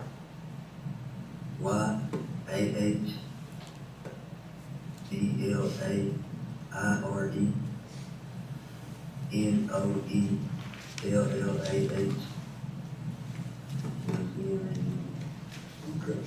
And what was her birthday? 9/23/17. So she is right at 15 days old, right? Okay. I want you to take me through, Christopher, the last 24 hours of your life, so we can kind of get what's going on here. Yesterday, when we woke up yesterday, we didn't have our kid. Okay. Where were they at? I think it was Tuesday. Tim Bell, Jack Bell, and Barbara Bell came. And who were they? They're my girl's dad, grandpa, and grandma. Well, I was at Buddy's house, and my old lady took my kids to her cousin. Okay. Okay. And I think it was like 11 o'clock that night. And the next day, I mean, this is just what I've been told. I don't know for a fact exactly what went down, but Well, how about this? Tell me what you know. they showed up at my girlfriend's cousin. Okay. And your girlfriend is Cortney. From according to your girlfriend. Okay. Her fiance, you know, like, we claim to be married. Okay. Because we love each other, but they showed up at her cousin's house, Megan, the big girl with blonde hair that was not under the pink shirt. Yep. They showed up at her house and pretty much, I mean, they took the kid. You know what I'm saying? Okay. And, I mean, she got in the car with them or whatever, but they did not have our permission to get those kids. Okay. Okay, so, when they done that, me and my baby's mother were at the house in Eagle Point, Pine Valley, I call it Pine Valley. Yeah. Okay, so anyway, their trailer park where her cousin lives is right across the street, whatever that's called. High Point or whatever it's called. Whatever, I don't know what it's called, but anyway, that's where they were at, the kid with her cousin. Okay, well, when they got the kid, they came across the street. They had an extra key to the car that I paid $600 in insurance on, with the understanding that it was going to be Cortney's car. And it was Cortney's car, so we had the car for like 3 months or better. Okay, so I paid for 6 months insurance, $600. I gave it to them cash within like a 2-week period or something like that.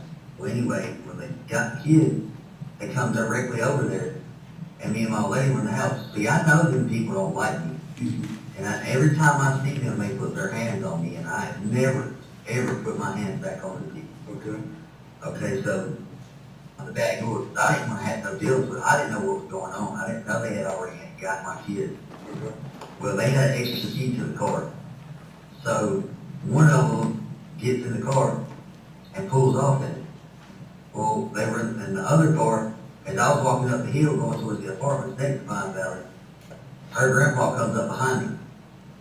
And he's arguing and fussing and everything, and he's hollering at me. And I'm like, look, dude, you just took that car. You owe me $600. Because I paid $600 in the insurance on that car. If you're taking it, then you owe me money. You know what I mean? Well, we fussed for a minute or whatever. Well, I was already on the way to go up to the Melissa Davis lady's house, or apartment, to go to Walmart. Well, we didn't end up going to Walmart.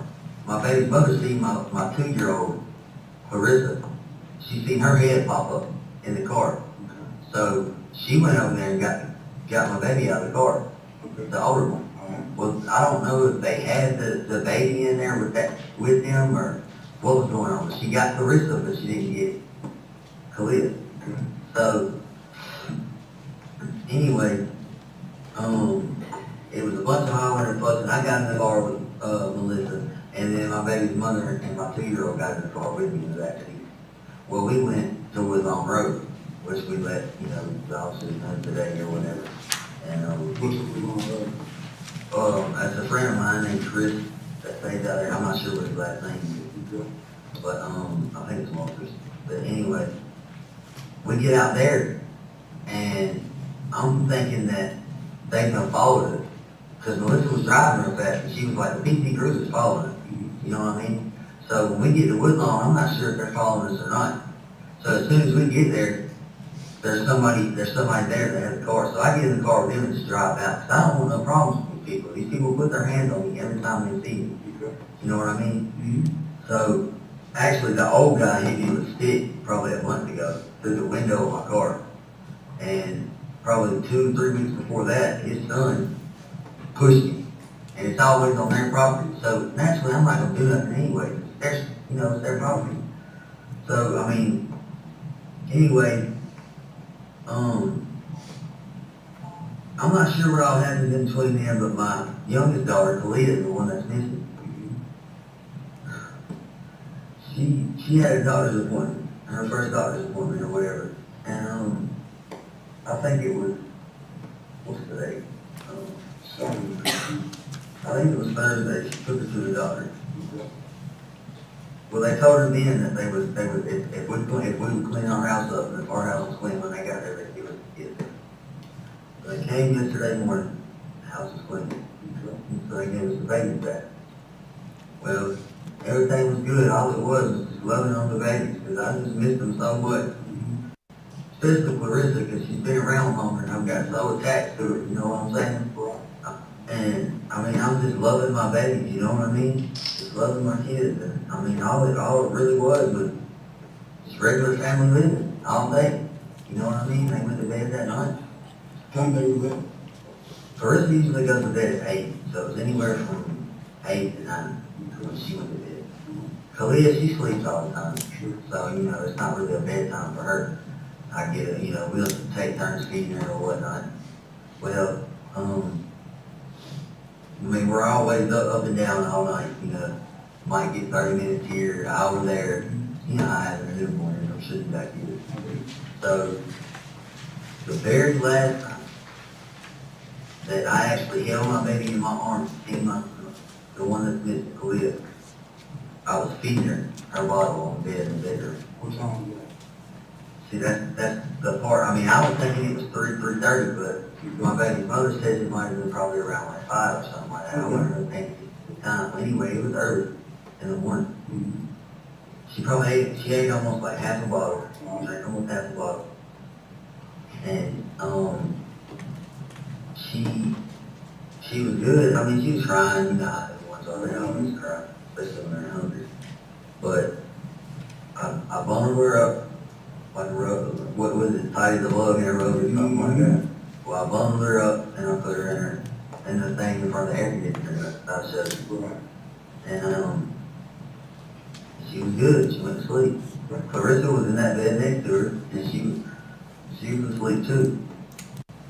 So I go back in the living room and me and my baby's mom went to sleep on the couch. Well, at about, I guess, I didn't know what time it was, but I'm gonna say what time it was because I asked my baby's mother what time she looked on the phone. My dad texted at supposedly 9:30 and it woke me up. So, Where was your phone? it was her phone. Where was it? It was sitting on the table right in front of us on the coffee table. So I heard it go off. So I looked at it and it's a text from my dad. And supposedly he's in Tennessee. So he's like, y'all up? And I was like, yeah. I said, yeah, because I mean, you woke me up on the phone. So anyway, he was like, I'm about to go to the store in a little while and send you some money. Because my rent was due yesterday, but the landlord started paying today and I work for my dad. So, you know, he helps me out whenever if I don't have a good week or whatever, which I haven't worked none this week. But, with all that's going on with the kids and stuff. But I said, okay, thanks, Pop. And I got up, I walked back there to the room, everything was good. The baby was in the little bed, Doris was in her bed, everything was good. Nothing was out of place, nothing was missing, the baby was still there. I went back in the living room, and me and my baby's mom, well, my baby's mom was still asleep at that time, so I went back to sleep. Well, the next thing I know, my little girl Carissa comes in the living room, and she's like crying, but not like, not like super crying, you know what I mean? Just whining. And I woke up to that, and my baby's mom asked her, what's wrong, baby, what's wrong? And she was acting funny. She kept like backing up behind the couch. Like she would get like, you know how the couch was sitting? All right, well, when you come down the hallway, you come to the side of the couch. So she kept backing up to the side of the couch, like in the corner of the wall of the couch. Like she was trying to hide or something. So my baby's mom was like, go back there and check on the window. So I got up, and as soon as I got halfway down the hallway, I seen that in the empty. There wasn't anything. I went on ahead and went in there to make sure. Well, the first thing I noticed was that she wasn't there. So I was like, oh my God, I started freaking out. You know what I mean? I'm thinking that my little girl's gonna pick her up. She got a bad habit of picking her up and trying to carry her around. Me and my baby's mom both had to take her from me several times every day. So,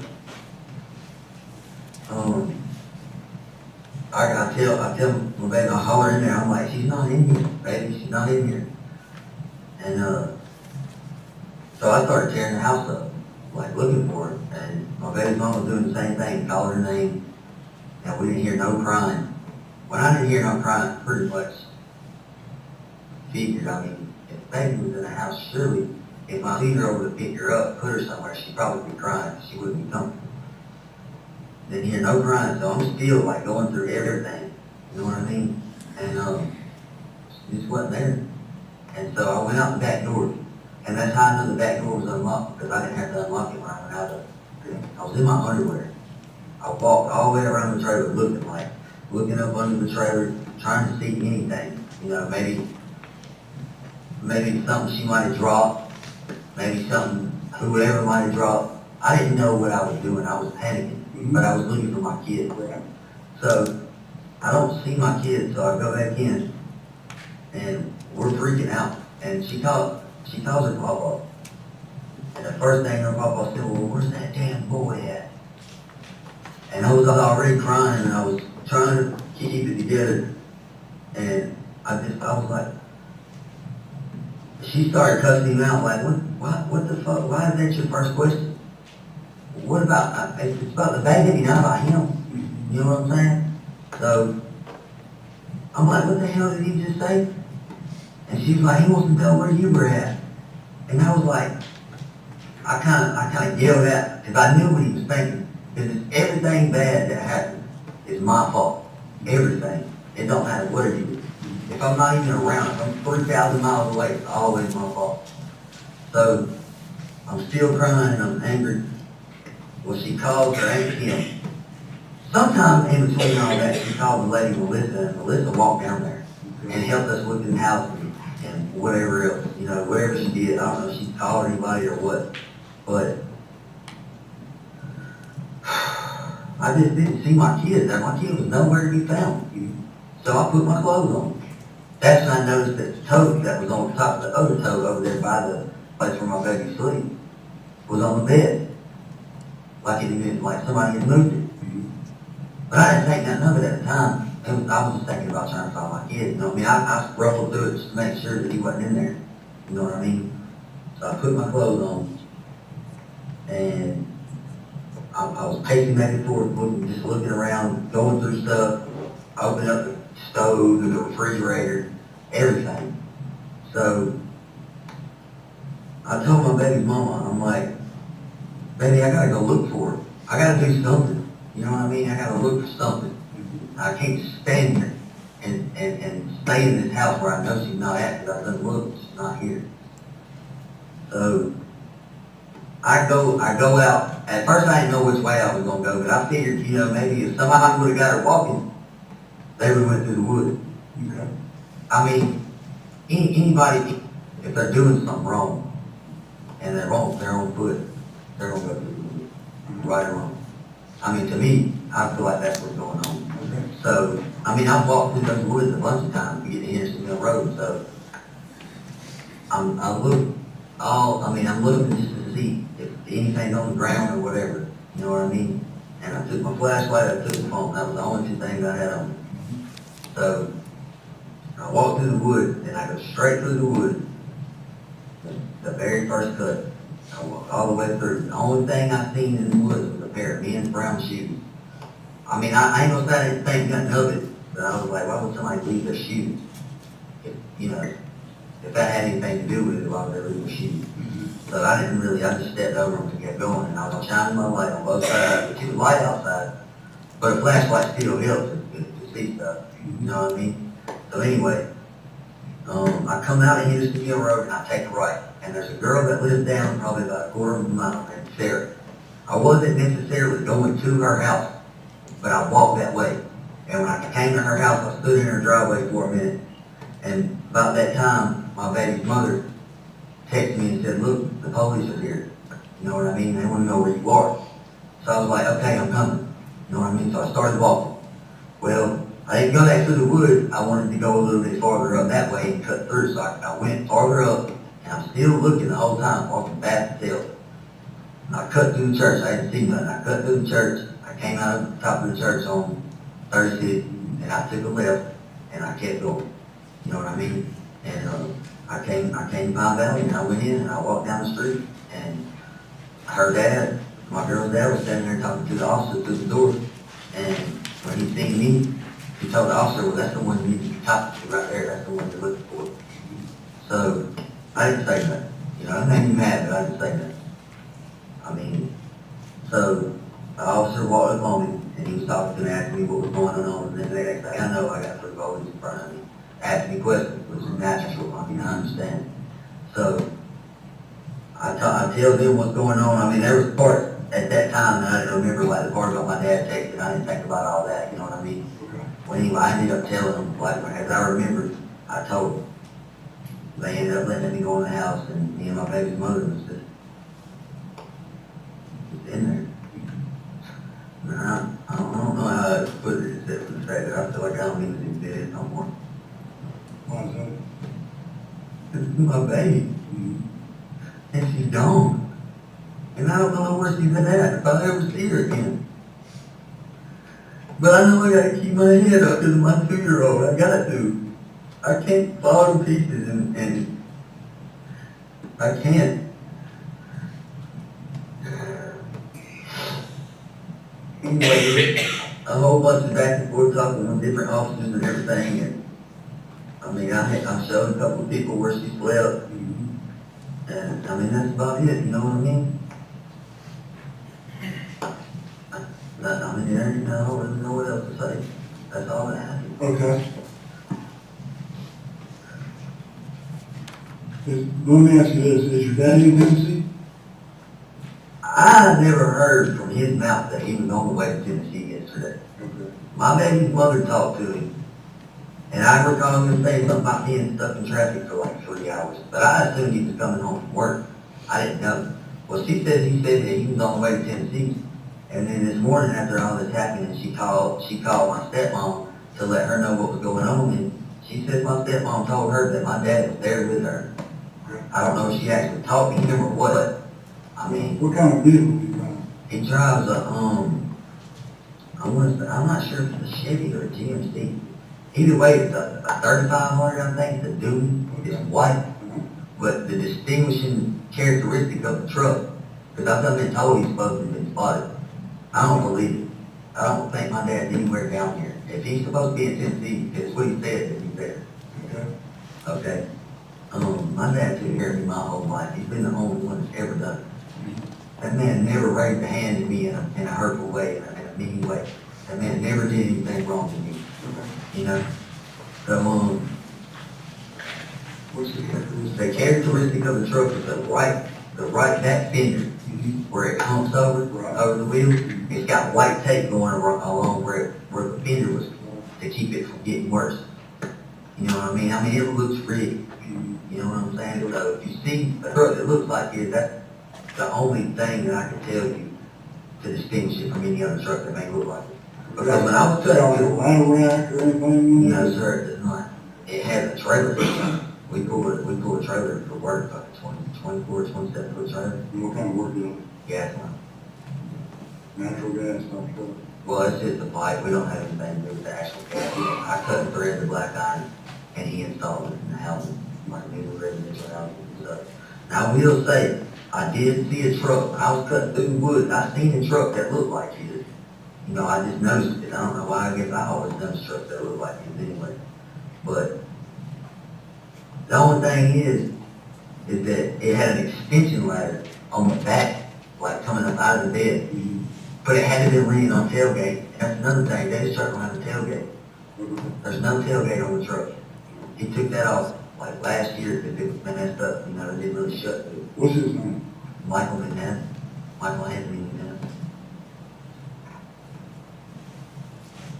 I can pretty much guarantee you that if anybody thinks they spotted my dad, they're wrong. Okay. And that's fine. I just, you know, My dad was. probably don't have anything to do with anything, One of the officers, you know, mentioned that he was spotted down here. I'm pretty sure it wasn't. but you gotta take your time. I mean, I don't know. When my stepmom called my girl, I didn't even hear the conversation. She told me about it afterwards. But supposedly, my stepmom asked her, can she get the baby for a month or 2 or 3? Because she knows that Clarissa goes in there and picks her up, and you know, she don't want nothing bad to happen to the baby. My girl told her, no, I want my baby. I'm keeping my baby. And when she told me the story, I'm like, that's right, you did the right thing. I'm not giving my kid up to nobody. I work, I can take care of my kids, you know what I mean? I mean, I ain't got my eyes on every single second of every day. But I'm good at when she does pick her up like that. I always get her from her. She's never dropped her. She's never tossed her. Now, one time, like, I think the first day that they came back from the in-laws' house, she picked her up and she was upside down. When she picked her up, she held her upside down, and I grabbed her from her. And she didn't even start crying, because I grabbed her so quick and I swallowed her and I rocked her. And she didn't even start crying. She was okay.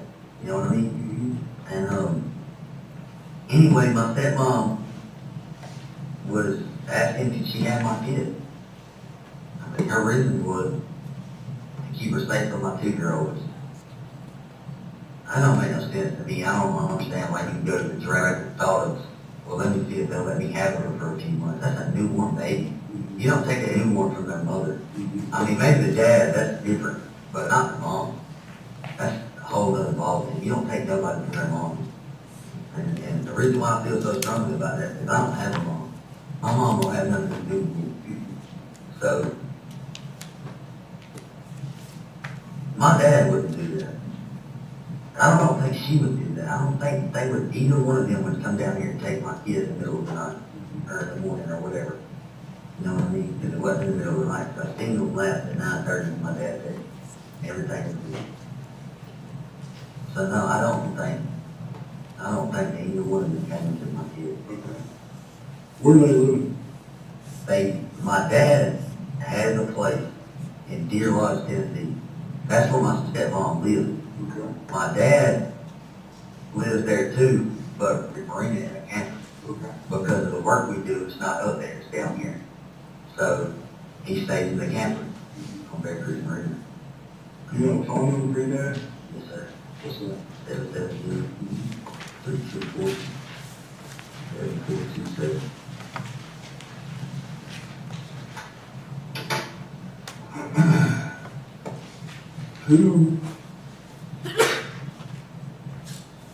Who else would come off the top of your head, Christopher, who would come, I gotta get out of this chair.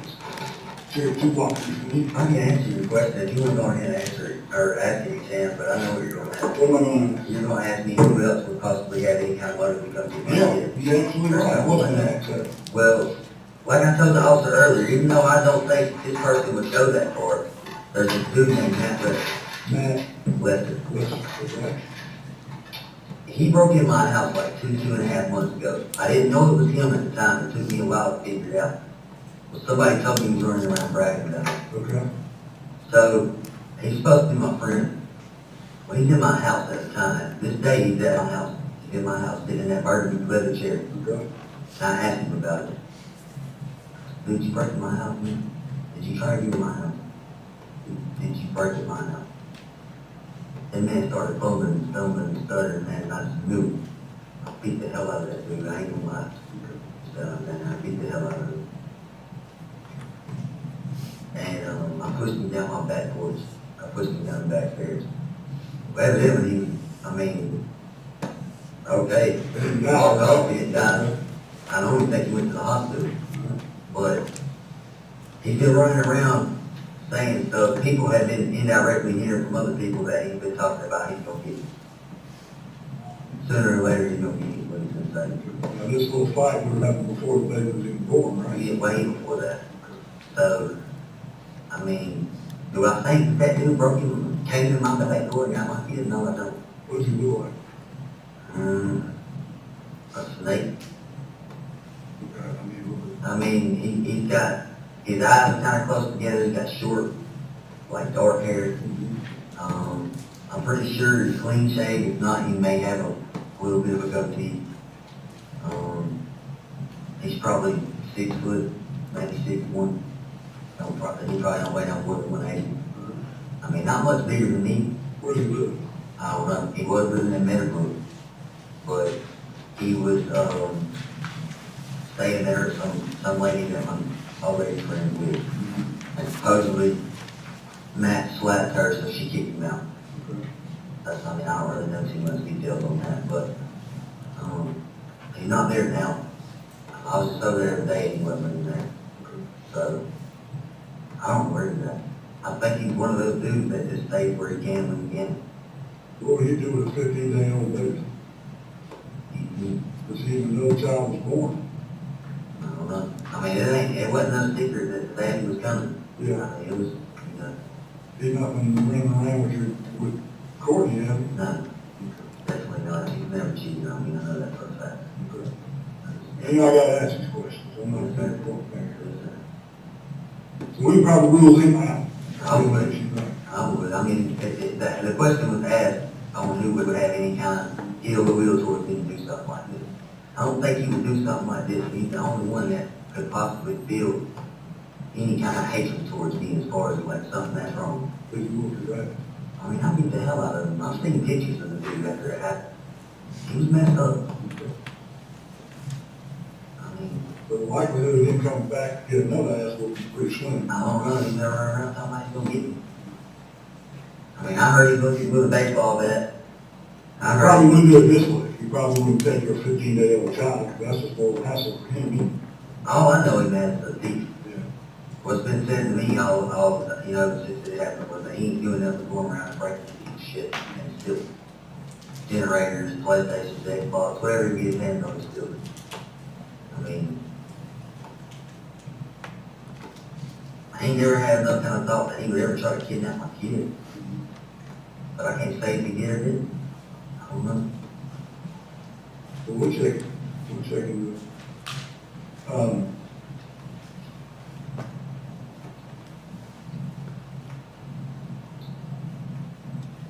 Let me ask you this, Christopher. What was Kalia, what did she have on when you saw her last? She had purple Girl called one. It was purple with short sleeves, one thing that wrapped between the legs and buttoned up. She had a diaper, and she had one of these purple, and it said something like, "My daddy works out," or something like that. I think it had a picture of some kind of animal or something like that, lifting a bench press, you know what I mean? And she was wrapped up in a blue blanket. I think it had some black letters on it, I ain't sure. But it was like a baby blue blanket, like real soft, kind of big. Just a baby blanket, sure, about this big. And that's it. If you had guessed, how much would you say, well, she went to the doctor just the other day, right? 5.4. 5.4 ounces. She was born. 5 pounds, 4 ounces. She was born 5'6". She went down like 4'9". She got back up 5'1" before we left the hospital. I had the doctor the other day, she was 5'4". Yeah. I mean, my first daughter, she went from 6'9", 6'6", 6'9", 6'3", back up to like 6. I think back up to like 6'9" or something like that. What color eyes does Clea have? Dark blue. I mean, real dark eyes. Pretty much about like all that. She got any hair? Yeah, she's got. Her hair's gonna probably end up like mine. I mean, it's dark hair. Thick or baby hair? Or? It's a little bit more. It's in between thick and baby hair. It's black. You know what I mean? It's there. I mean, you can play with it. It's probably about that long. Okay. Something like that.